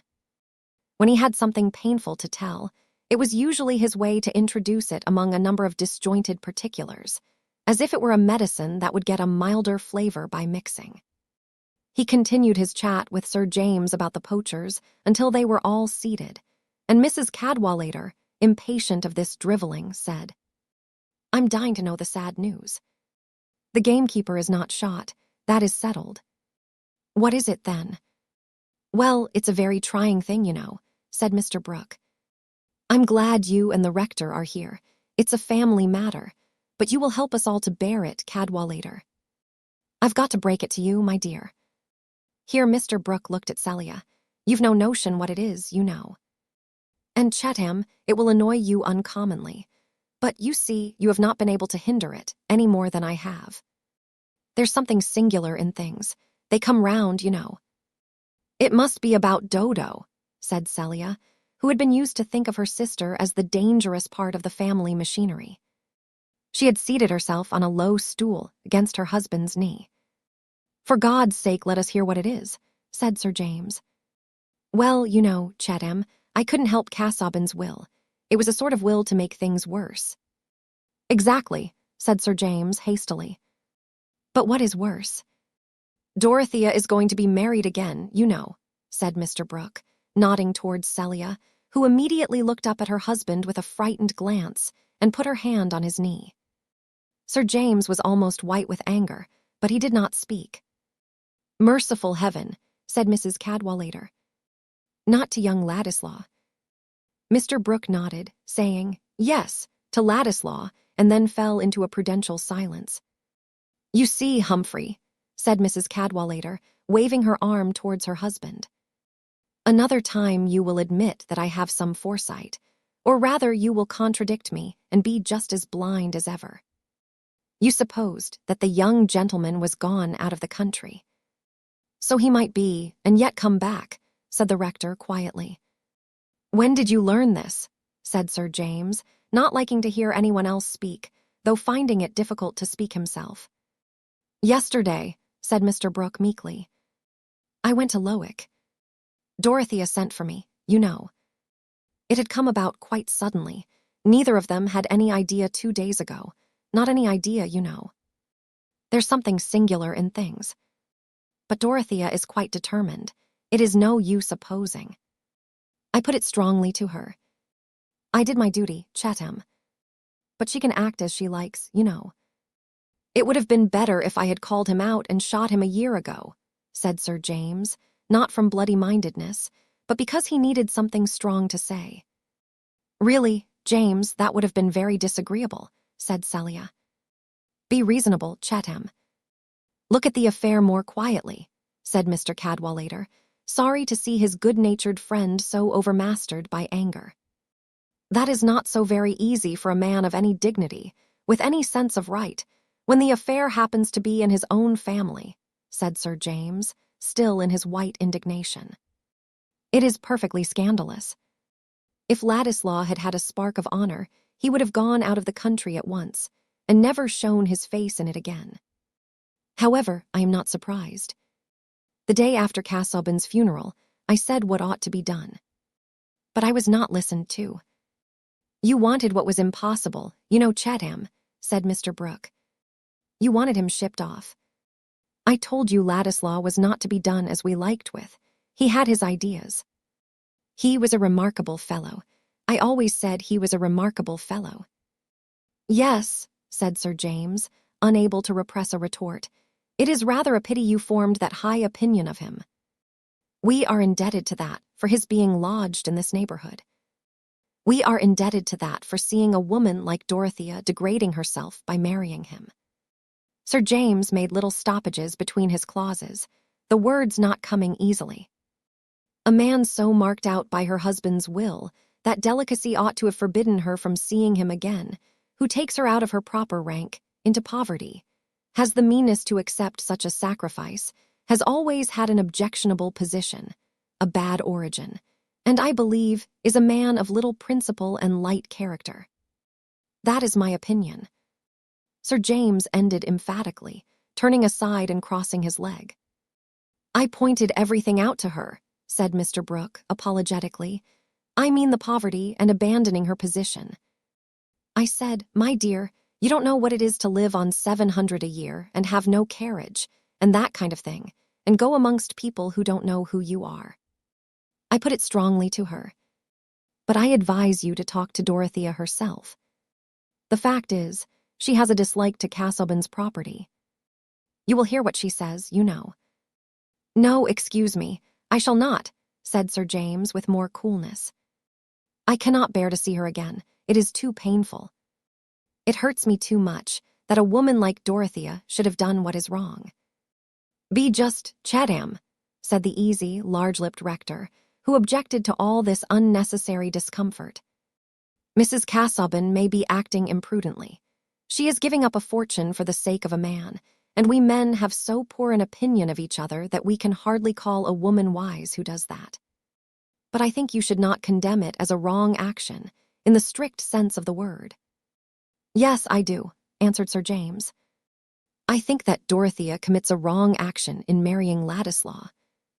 My dear fellow, we are rather apt to consider an act wrong because it is unpleasant to us, said the rector quietly.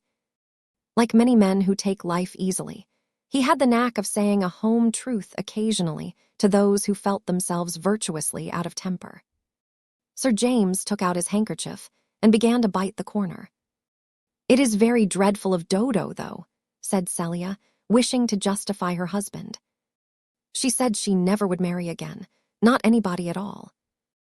I heard her say the same thing myself, said Lady Chatham, majestically, as if this were royal evidence. Oh, there is usually a silent exception in such cases, said Mrs. Cadwallader. The only wonder to me is that any of you are surprised. You did nothing to hinder it. If you would have had Lord Triton down here to woo her with his philanthropy, he might have carried her off before the year was over. There was no safety in anything else. Mr. Casaubon had prepared all this as beautifully as possible. He made himself disagreeable, or it pleased God to make him so, and then he dared her to contradict him. It's the way to make any trumpery tempting, to ticket it at a high price in that way. I don't know what you mean by wrong, Cadwallader, said Sir James, still feeling a little stung, and turning round in his chair towards the rector. He's not a man we can take into the family. At least I must speak for myself, he continued, carefully keeping his eyes off Mr. Brooke. I suppose others will find his society too pleasant to care about the propriety of the thing. Well, you know, Chettam, said Mr. Brooke, good-humoredly nursing his leg, I can't turn my back on Dorothea. I must be a father to her up to a certain point. I said, my dear, I won't refuse to give you away. I had spoken strongly before. But I can cut off the entail, you know. It will cost money and be troublesome, but I can do it, you know.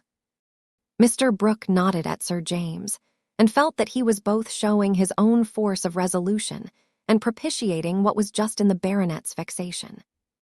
He had hit on a more ingenious mode of parrying than he was aware of. He had touched a motive of which Sir James was ashamed. The mass of his feeling about Dorothea's marriage to Ladislaw was due partly to excusable prejudice, or even justifiable opinion, partly to a jealous repugnance hardly less in Ladislaw's case than in Casaubon's. He was convinced that the marriage was a fatal one for Dorothea. But amid that mass ran a vein of which he was too good and honorable a man to like the avowal even to himself. It was undeniable that the union of the two estates, Tipton and Freshitt, lying charmingly within a ring fence, was a prospect that flattered him for his son and heir. Hence, when Mr. Brooke noddingly appealed to that motive, Sir James felt a sudden embarrassment. There was a stoppage in his throat. He even blushed. He had found more words than usual in the first jet of his anger, but Mr. Brooke's propitiation was more clogging to his tongue than Mr. Cadwallader's caustic hint. But Celia was glad to have room for speech after her uncle's suggestion of the marriage ceremony, and she said, though with as little eagerness of manner as if the question had turned on an invitation to dinner, "Do you mean that Dodo is going to be married directly, uncle?" "In 3 weeks, you know," said Mr. Brooke helplessly. "I can do nothing to hinder it, Cadwallader," he added, turning for a little countenance toward the rector, who said, "I should not make any fuss about it. If she likes to be poor, that is her affair. Nobody would have said anything if she had married the young fellow because he was rich. Plenty of beneficed clergy are poorer than they will be. Here is a Linner," continued the provoking husband. "She vexed her friends by me. I had hardly 1,000 a year. I was a lout. Nobody could see anything in me. My shoes were not the right cut. All the men wondered how a woman could like me. Upon my word, I must take Ladislaw's part until I hear more harm of him." "Humphrey, that is all sophistry, and you know it," said his wife. "Everything is all one. That is the beginning and end with you. As if you had not been a Cadwallader. Does anyone suppose that I would have taken such a monster as you by any other name?" "And a clergyman, too," observed Lady Chettam with approbation. "A Linner cannot be said to have descended below her rank. It is difficult to say what Mr. Ladislaw is, James?" Sir James gave a small grunt, which was less respectful than his usual mode of answering his mother. Celia looked up at him like a thoughtful kitten. "It must be admitted that his blood is a frightful mixture," said Mrs. Cadwallader. "The Casaubon cuttlefish fluid to begin with, and then a rebellious Polish fiddler or dancing master, was it? And then an old clo." "Nonsense, a Linner," said the rector, rising. "It is time for us to go." "After all, he is a pretty sprig," said Mrs. Cadwallader, rising too and wishing to make amends. "He is like the fine old Critchley portraits before the idiots came in." "I'll go with you," said Mr. Brooke, starting up with alacrity. "You must all come and dine with me tomorrow, you know. Celia, my dear." "You will, James, won't you?" said Celia, taking her husband's hand. "Oh, of course, if you like," said Sir James, pulling down his waistcoat, but unable yet to adjust his face good-humoredly. "That is to say, if it is not to meet anybody else." "No, no, no," said Mr. Brooke, understanding the condition. "Dorothea would not come, unless you had been to see her." When Sir James and Celia were alone, she said, "Do you mind about my having the carriage to go to Lowick, James?" "What now directly?" he answered with some surprise. "Yes, it is very important," said Celia. "Remember, Celia, I cannot see her," said Sir James. "Not if she gave up marrying." "What is the use of saying that? However, I'm going to the stables. I'll tell Briggs to bring the carriage round." Celia thought it was of great use, if not to say that, at least to take a journey to Lowick in order to influence Dorothea's mind. All through their girlhood, she had felt that she could act on her sister by a word judiciously placed, by opening a little window for the daylight of her own, understanding to enter among the strange colored lamps by which Dodo habitually saw. And Celia, the matron, naturally felt more able to advise her childless sister. How could anyone understand Dodo so well as Celia did, or love her so tenderly? Dorothea, busy in her boudoir, felt a glow of pleasure at the sight of her sister so soon after the revelation of her intended marriage. She had prefigured to herself, even with exaggeration, the disgust of her friends, and she had even feared that Celia might be kept aloof from her. "Oh, Kitty, I am delighted to see you," said Dorothea, putting her hands on Celia's shoulders and beaming on her. "I almost thought you would not come to me." "I have not brought Arthur because I was in a hurry," said Celia, and they sat down on two small chairs opposite each other, with their knees touching. "You know, Dodo, it is very bad," said Celia, in her placid guttural, looking as prettily free from humors as possible. "You have disappointed us also. And I can't think that it ever will be. You never can go and live in that way. And then there are all your plans. You never can have thought of that. James would have taken any trouble for you, and you might have gone on all your life doing what you liked." "On the contrary, dear," said Dorothea, "I never could do anything that I liked. I have never carried out any plan yet. Because you always wanted things that wouldn't do. But other plans would have come. And how can you marry Mr. Ladislaw, that we none of us ever thought you could marry? It shocks James so dreadfully. And then it is all so different from what you have always been. You would have Mr. Casaubon because he had such a great soul, and was so old and dismal and learned. And now, to think of marrying Mr. Ladislaw, who has got no estate or anything. I suppose it is because you must be making yourself uncomfortable in some way or other." Dorothea laughed. "Well, it is very serious, Dodo," said Celia, becoming more impressive. "How will you live? And you will go away among queer people. And I shall never see you, and you won't mind about little Arthur, and I thought you always would." Celia's rare tears had got into her eyes, and the corners of her mouth were agitated. "Dear Celia," said Dorothea with tender gravity, "if you don't ever see me, it will not be my fault." "Yes, it will," said Celia, with the same touching distortion of her small features. "How can I come to you or have you with me when James can't bear it? That is because he thinks it is not right. He thinks you are so wrong, Dodo. But you always were wrong, only I can't help loving you. And nobody can think where you will live. Where can you go?" "I am going to London," said Dorothea. "How can you always live in a street? And you will be so poor. I could give you half my things, only how can I when I never see you?" "Bless you, Kitty," said Dorothea with gentle warmth. "Take comfort. Perhaps James will forgive me some time." "But it would be much better if you would not be married," said Celia, drying her eyes and returning to her argument. "Then there would be nothing uncomfortable. And you would not do what nobody thought you could do. James always said you ought to be a queen, but this is not at all being like a queen. You know what mistakes you have always been making, Dodo, and this is another. Nobody thinks Mr. Ladislaw a proper husband for you. And you said you would never be married again.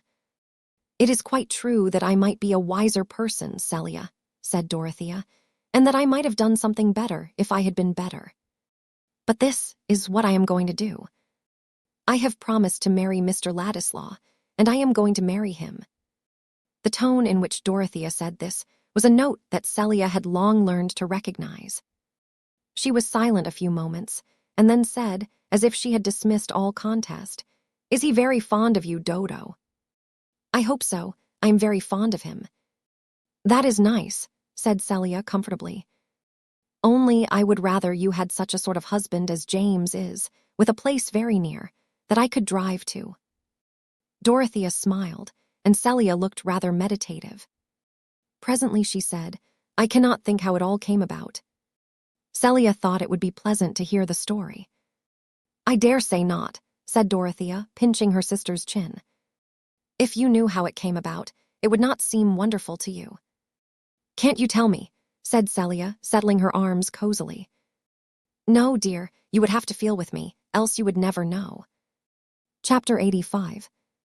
Then went the jury out, whose names were Mr. Blindman, Mr. No Good, Mr. Malice, Mr. Lovelust, Mr. Liveloose, Mr. Heady, Mr. High Mind, Mr. Enmity, Mr. Liar, Mr. Cruelty, Mr. Hate-light, Mr. Implacable, who every one gave in his private verdict against him among themselves, and afterwards unanimously concluded to bring him in guilty before the judge.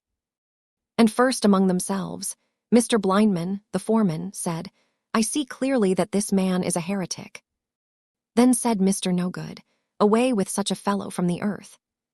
"I," said Mr. Malice, "for I hate the very look of him." Then said Mr. Lovelust, "I could never endure him."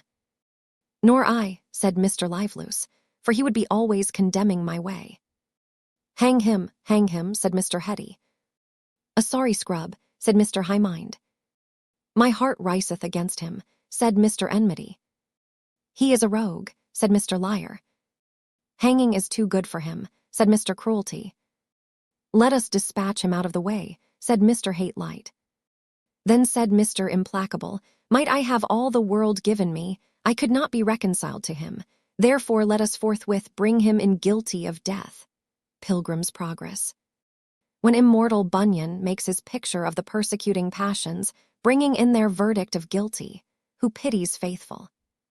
That is a rare and blessed lot which some greatest men have not attained, to know ourselves guiltless before a condemning crowd, to be sure that what we are denounced for is solely the good in us. The pitiable lot is that of the man who could not call himself a martyr even though he were to persuade himself that the men who stoned him were but ugly passions incarnate, who knows that he is stoned, not for professing the right, but for not being the man he professed to be. This was the consciousness that Bulstrode was withering under while he made his preparations for departing from Middlemarch, and going to end his stricken life in that sad refuge, the indifference of new faces. The duteous, merciful constancy of his wife had delivered him from one dread, but it could not hinder her presence from being still a tribunal before which he shrank from confession and desired advocacy. His equivocations with himself about the death of Raffles had sustained the conception of an omniscience whom he prayed to, yet he had a terror upon him which would not let him expose them to judgment by a full confession to his wife. The acts which he had washed and diluted with inward argument and motive, and for which it seemed comparatively easy to win invisible pardon, what name would she call them by?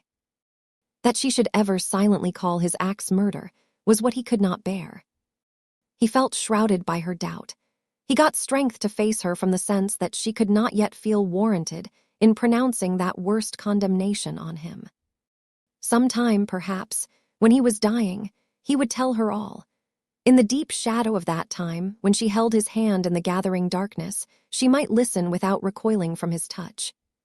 Perhaps, but concealment had been the habit of his life, and the impulse to confession had no power against the dread of a deeper humiliation.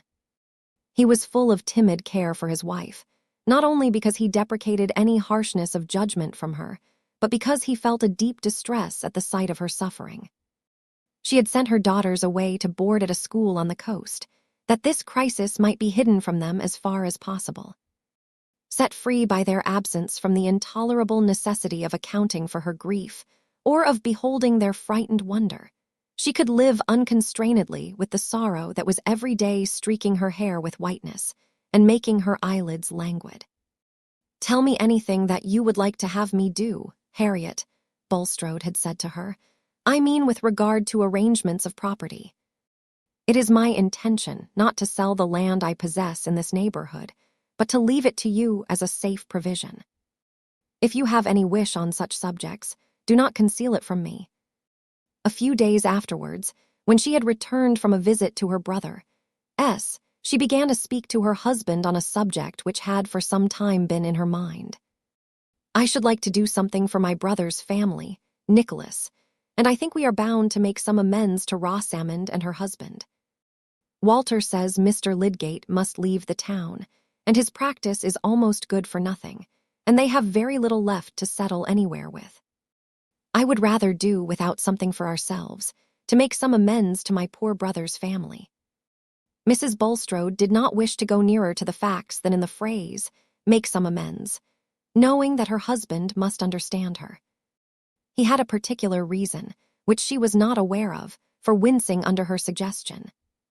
He hesitated before he said, "It is not possible to carry out your wish in the way you propose, my dear.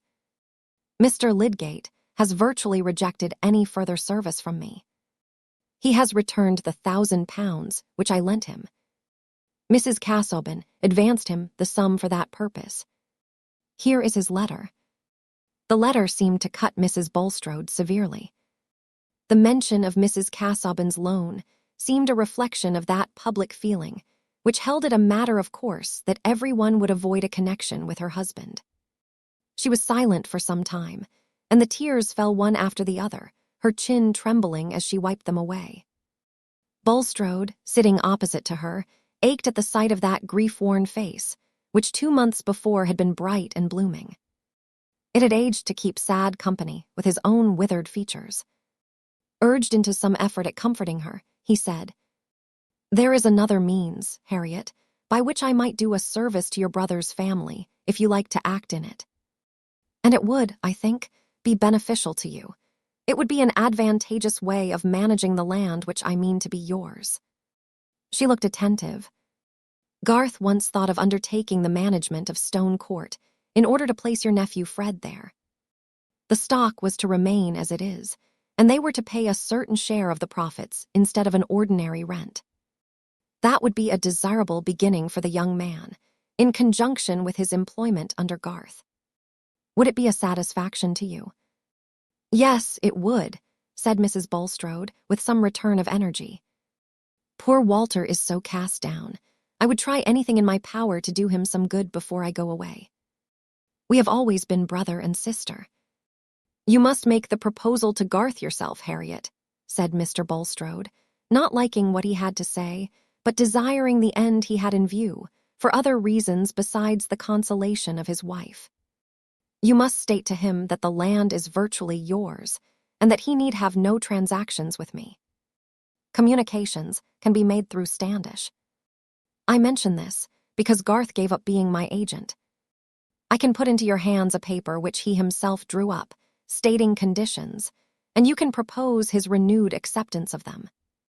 I think it is not unlikely that he will accept when you propose the thing for the sake of your nephew." Chapter 86. Le cursi sacer, de mort comme d'un sel divin qui le conserve, de la l'incorruptible adherence de ceux qui si sont aimés des élobes de la vie, et la fraîcheur des vielles amours prolongées. Il existe un embaument d'amour. C'est de Daphnis et Chloé, puissant fates Philemon et Baucis. Cette vieillesse la ressemblance du soir avec l'aurore, Victor Hugo, Elham qui rit. Mrs. Garth, hearing Caleb enter the passage about tea-time, opened the parlor door and said, "There you are, Caleb. Have you had your dinner?" Mr. Garth's meals were much subordinated to business. "Oh yes, a good dinner, cold mutton and I don't know what." "Where is Mary?" "In the garden with Letty, I think." "Fred is not come yet." "No. Are you going out again without taking tea, Caleb?" said Mrs. Garth, seeing that her absent-minded husband was putting on again the hat which he had just taken off. No, I'm only going to Mary a minute." Mary was in a grassy corner of the garden, where there was a swing loftily hung between two pear trees. She had a pink kerchief tied over her head, making a little poke to shade her eyes from the level sunbeams, while she was giving a glorious swing to Letty, who laughed and screamed wildly. Seeing her father, Mary left the swing and went to meet him, pushing back the pink kerchief and smiling afar off at him with the involuntary smile of loving pleasure. "I came to look for you, Mary," said Mr. Garth. "Let us walk about a bit." Mary knew quite well that her father had something particular to say. His eyebrows made their pathetic angle, and there was a tender gravity in his voice. These things had been signs to her when she was Letty's age. She put her arm within his, and they turned by the row of nut trees. "It will be a sad while before you can be married, Mary," said her father, not looking at her, but at the end of the stick which he held in his other hand. "Not a sad while, father. I mean to be Mary," said Mary laughingly. "I have been single and merry for 24 years and more. I suppose it will not be quite as long again as that." Then, after a little pause, she said, more gravely, bending her face before her father, "If you are contented with Fred." Caleb screwed up his mouth and turned his head aside wisely. "Now, father, you did praise him last Wednesday. You said he had an uncommon notion of stock and a good eye for things." "Did I?" said Caleb rather slyly. "Yes, I put it all down, and the date, Anno Domini, and everything," said Mary. "You like things to be neatly booked. And then his behavior to you, father, is really good. He has a deep respect for you, and it is impossible to have a better temper than Fred has." Aye, you want to coax me into thinking him a fine match." "No, indeed, father. I don't love him because he is a fine match." "What for then?" "Oh dear, because I have always loved him. I should never like scolding anyone else so well, and that is a point to be thought of in a husband." "Your mind is quite settled then, Mary," said Caleb, returning to his first tone. "There's no other wish come into it, since things have been going on as they have been of late." Caleb meant a great deal in that vague phrase, because better late than never. A woman must not force her heart. She'll do a man no good by that. "My feelings have not changed, father," said Mary calmly. "I shall be constant to Fred as long as he is constant to me. I don't think either of us could spare the other, or like anyone else better, however much we might admire them. It would make too great a difference to us, like seeing all the old places altered and changing the name for everything. We must wait for each other a long while, but Fred knows that." Instead of speaking immediately, Caleb stood still and screwed his stick on the grassy walk. Then he said, with emotion in his voice, "Well, I've got a bit of news. What do you think of Fred going to live at Stone Court and managing the land there?" "How can that ever be, father?" said Mary wonderingly. "He would manage it for his Aunt Bulstrode. The poor woman has been to me begging and praying. She wants to do the lad good, and it might be a fine thing for him. With saving, he might gradually buy the stock, and he has a turn for farming. Oh, Fred would be so happy. It is too good to believe."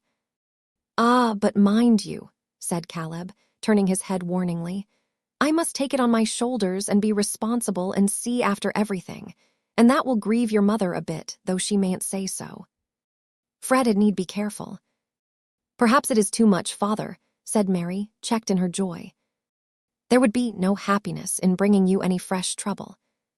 Nay, work is my delight, child, when it doesn't vex your mother. And then, if you and Fred get married," here Caleb's voice shook just perceptibly, "he'll be steady and saving, and you've got your mother's cleverness and mine too in a woman's sort of way, and you'll keep him in order. He'll be coming by and by, so I wanted to tell you first, because I think you'd like to tell him by yourself. After that, I could talk it well over with him, and we could go into business and the nature of things." "Oh, you dear good father," cried Mary, putting her hands round her father's neck, while he bent his head placidly, willing to be caressed. "I wonder if any other girl thinks her father the best man in the world." "Nonsense, child. You'll think your husband better." "Impossible," said Mary, relapsing into her usual tone. "Husbands are an inferior class of men who require keeping in order." When they were entering the house with Letty, who had run to join them, Mary saw Fred at the orchard gate and went to meet him. "What fine clothes you wear, you extravagant youth," said Mary, as Fred stood still and raised his hat to her with playful formality. "You are not learning economy." "Now that is too bad, Mary," said Fred. "Just look at the edges of these coat cuffs. It is only by dint of good brushing that I look respectable. I am saving up 3 suits, one for a wedding suit. How very droll you will look, like a gentleman in an old fashion book." "Oh no, they will keep 2 years. 2 years. Be reasonable, Fred," said Mary, turning to walk. "Don't encourage flattering expectations." "Why not? One lives on them better than on unflattering ones. If we can't be married in 2 years, the truth will be quite bad enough when it comes. I have heard a story of a young gentleman who once encouraged flattering expectations, and they did him harm. Mary, if you've got something discouraging to tell me, I shall bolt. I shall go into the house to Mr. Garth. I am out of spirits. My father is so cut up. Home is not like itself. I can't bear any more bad news. Should you call it bad news to be told that you were to live at Stone Court and manage the farm and be remarkably prudent and save money every year till all the stock and furniture were your own, and you were a distinguished agricultural character, as Mr. Borthrop Trumbull says, rather stout, I fear, and with the Greek and Latin sadly weather-worn." "You don't mean anything except nonsense, Mary," said Fred, coloring slightly nevertheless. "That is what my father has just told me of as what may happen, and he never talks nonsense," said Mary, looking up at Fred now, while he grasped her hand as they walked, till it rather hurt her. But she would not complain. "Oh, I could be a tremendously good fellow, then, Mary, and we could be married directly." "Not so fast, sir. How do you know that I would not rather defer our marriage for some years? That would leave you time to misbehave, and then if I liked someone else better, I should have an excuse for jilting you." "Pray don't joke, Mary," said Fred with strong feeling. "Tell me seriously that all this is true, and that you are happy because of it, because you love me best." "It is all true, Fred, and I am happy because of it, because I love you best," said Mary, in a tone of obedient recitation. They lingered on the doorstep under the steep-roofed porch, and Fred almost in a whisper said, "When we were first engaged, with the umbrella ring, Mary, you used to." The spirit of joy began to laugh more decidedly in Mary's eyes, but the fatal Ben came running to the door with Brownie yapping behind him, and bouncing against them, said, "Fred and Mary, are you ever coming in, or may I eat your cake?" Finale. Every limit is a beginning as well as an ending. Who can quit young lives after being long in company with them, and not desire to know what befell them in their after years? For the fragment of a life, however typical, is not the sample of an even web. Promises may not be kept, and an ardent outset may be followed by declension. Latent powers may find their long-waited opportunity. A past error may urge a grand retrieval. Marriage, which has been the bourne of so many narratives, is still a great beginning, as it was to Adam and Eve, who kept their honeymoon in Eden, but had their first little one among the thorns and thistles of the wilderness. It is still the beginning of the home epic, the gradual conquest or irremediable loss of that complete union, which makes the advancing years a climax, and age the harvest of sweet memories in common.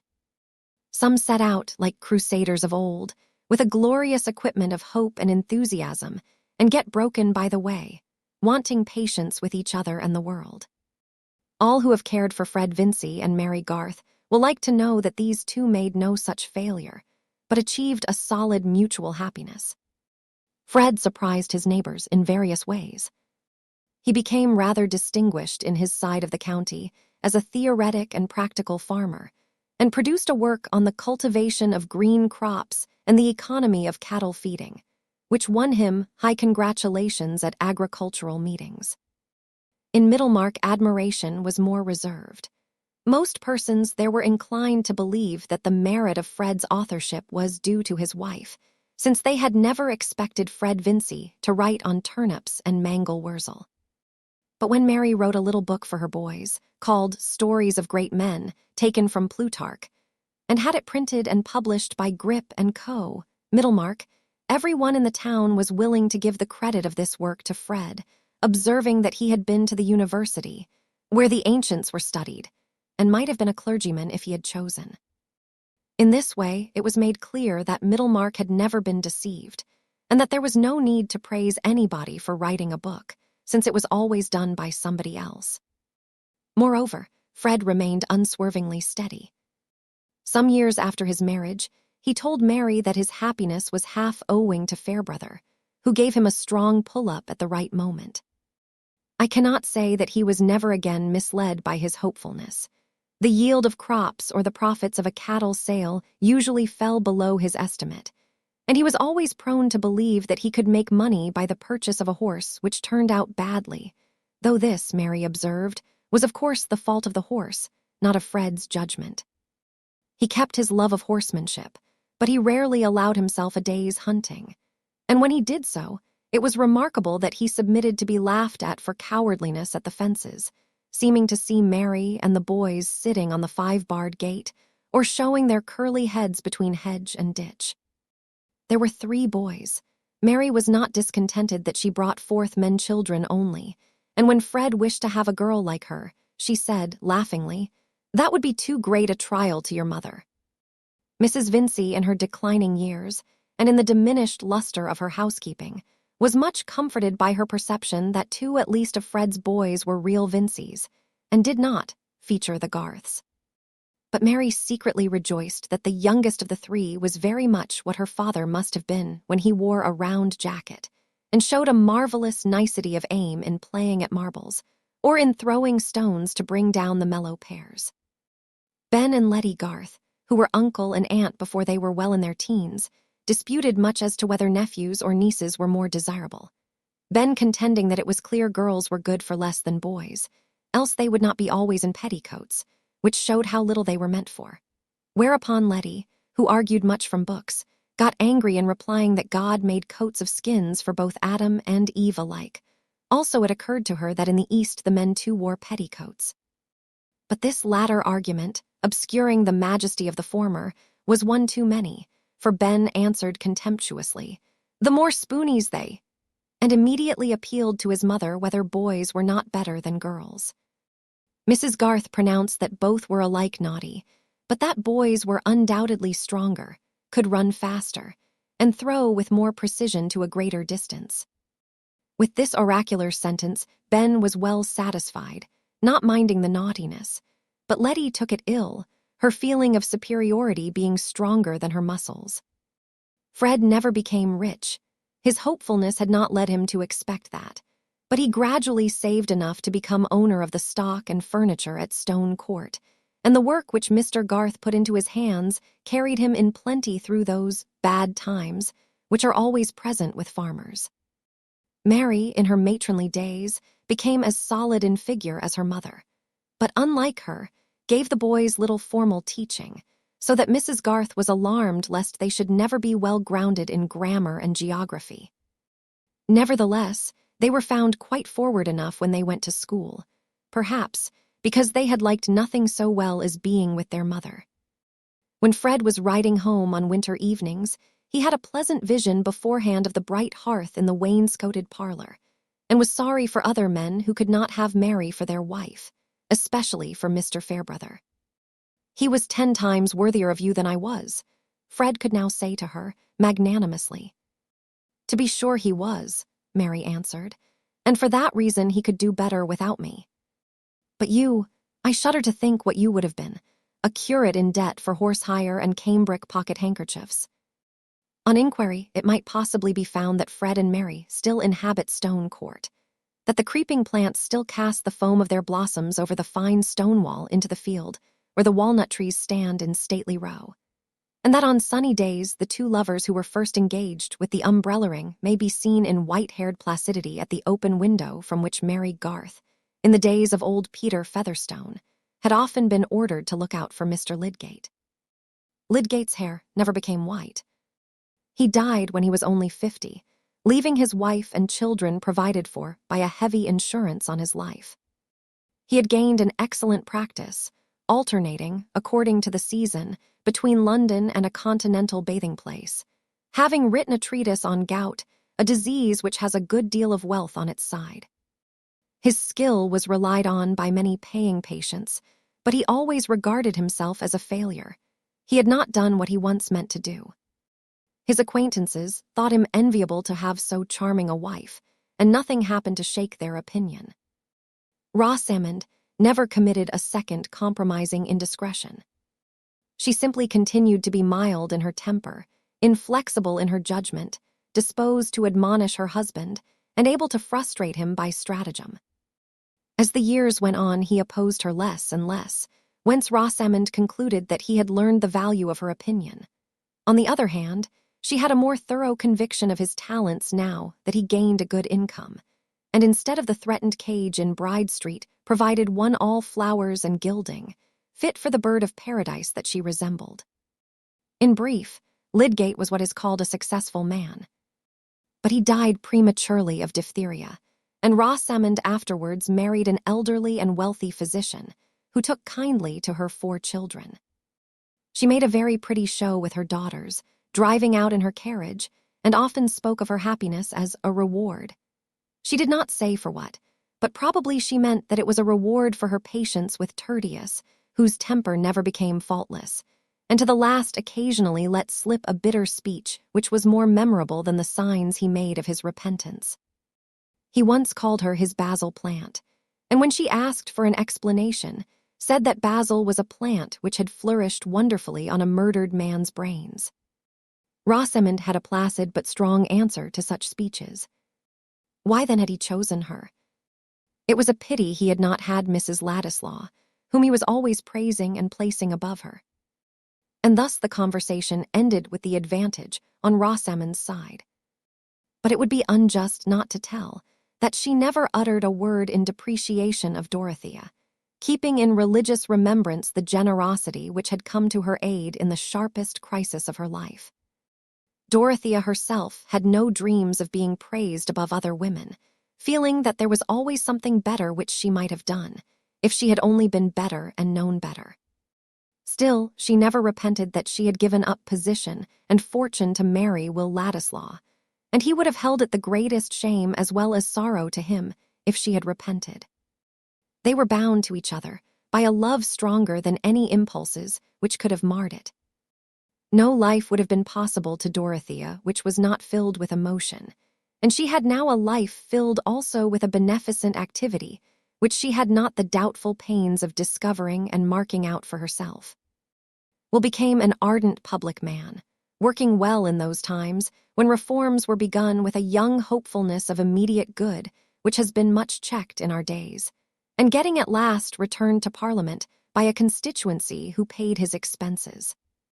Dorothea could have liked nothing better, since wrongs existed, than that her husband should be in the thick of a struggle against them, and that she should give him wifely help. Many who knew her thought it a pity that so substantive and rare a creature should have been absorbed into the life of another, and be only known in a certain circle as a wife and mother. But no one stated exactly what else that was in her power she ought rather to have done, not even Sir James Chatham, who went no further than the negative prescription that she ought not to have married Will Ladislaw. But this opinion of his did not cause a lasting alienation, and the way in which the family was made whole again was characteristic of all concerned. Mr. Brooke could not resist the pleasure of corresponding with Will and Dorothea, and one morning when his pen had been remarkably fluent on the prospects of municipal reform, it ran off into an invitation to the Grange, which, once written, could not be done away with at less cost than the sacrifice, hardly to be conceived, of the whole valuable letter. During the months of this correspondence, Mr. Brooke had continually, in his talk with Sir James Chatham, been presupposing or hinting that the intention of cutting off the entail was still maintained. And the day on which his pen gave the daring invitation, he went afresh it expressly to intimate that he had a stronger sense than ever of the reasons for taking that energetic step as a precaution against any mixture of low blood in the heir of the Brookes. But that morning, something exciting had happened at the hall. A letter had come to Celia which made her cry silently as she read it. And when Sir James, unused to see her in tears, asked anxiously what was the matter, she burst out in a wail such as he had never heard from her before. "Dorothea has a little boy, and you will not let me go and see her. And I am sure she wants to see me. And she will not know what to do with the baby. She will do wrong things with it. And they thought she would die. It is very dreadful. Suppose it had been me and little Arthur, and Dodo had been hindered from coming to see me. I wish you would be less unkind, James." "Good heavens, Celia," said Sir James, much wrought upon. "What do you wish?" "I will do anything you like. I will take you to town tomorrow if you wish it." And Celia did wish it. It was after this that Mr. Brooke came, and meeting the baronet in the grounds, began to chat with him in ignorance of the news, which Sir James for some reason did not care to tell him immediately. But when the entail was touched on in the usual way, he said, "My dear sir, it is not for me to dictate to you, but for my part one would let that alone. I would let things remain as they are." Mr. Brooke felt so much surprised that he did not at once find out how much he was relieved by the sense that he was not expected to do anything in particular. Such being the bent of Celia's heart, it was inevitable that Sir James should consent to a reconciliation with Dorothea and her husband. Where women love each other, men learn to smother their mutual dislike. Sir James never liked Ladislaw, and will always preferred to have Sir James's company mixed with another kind. They were on a footing of reciprocal tolerance, which was made quite easy only when Dorothea and Celia were present. It became an understood thing that Mr. and Mrs. Ladislaw should pay at least 2 visits during the year to the Grange, and there came gradually a small row of cousins at Freshitt, who enjoyed playing with the 2 cousins visiting Tipton, as much as if the blood of these cousins had been less dubiously mixed. Mr. Brooke lived to a good old age, and his estate was inherited by Dorothea's son, who might have represented Middlemarch, but declined, thinking that his opinions had less chance of being stifled if he remained out of doors. Sir James never ceased to regard Dorothea's second marriage as a mistake, and indeed this remained the tradition concerning it in Middlemarch, where she was spoken of to a younger generation as a fine girl who married a sickly clergyman, old enough to be her father, and in little more than a year after his death gave up her estate to marry his cousin, young enough to have been his son, with no property, and not well born. Those who had not seen anything of Dorothea usually observed that she could not have been a nice woman, else she would not have married either the one or the other. Certainly, those determining acts of her life were not ideally beautiful. They were the mixed result of young and noble impulse struggling amidst the conditions of an imperfect social state, in which great feelings will often take the aspect of error, and great faith the aspect of illusion. For there is no creature whose inward being is so strong that it is not greatly determined by what lies outside it. A new Teresa will hardly have the opportunity of reforming a conventual life, any more than a new Antigone will spend her heroic piety in daring all for the sake of a brother's burial. The medium in which their ardent deeds took shape is forever gone. But we insignificant people with our daily words and acts are preparing the lives of many Dorotheas, some of which may present a far sadder sacrifice than that of the Dorothea whose story we know. Her finely touched spirit had still its fine issues, though they were not widely visible. Her full nature, like that river of which Cyrus broke the strength, spent itself in channels which had no great name on the earth. But the effect of her being on those around her was incalculably diffusive, for the growing good of the world is partly dependent on unhistoric acts, and that things are not so ill with you and me as they might have been, is half owing to the number who lived faithfully a hidden life and rest in unvisited tombs. The end.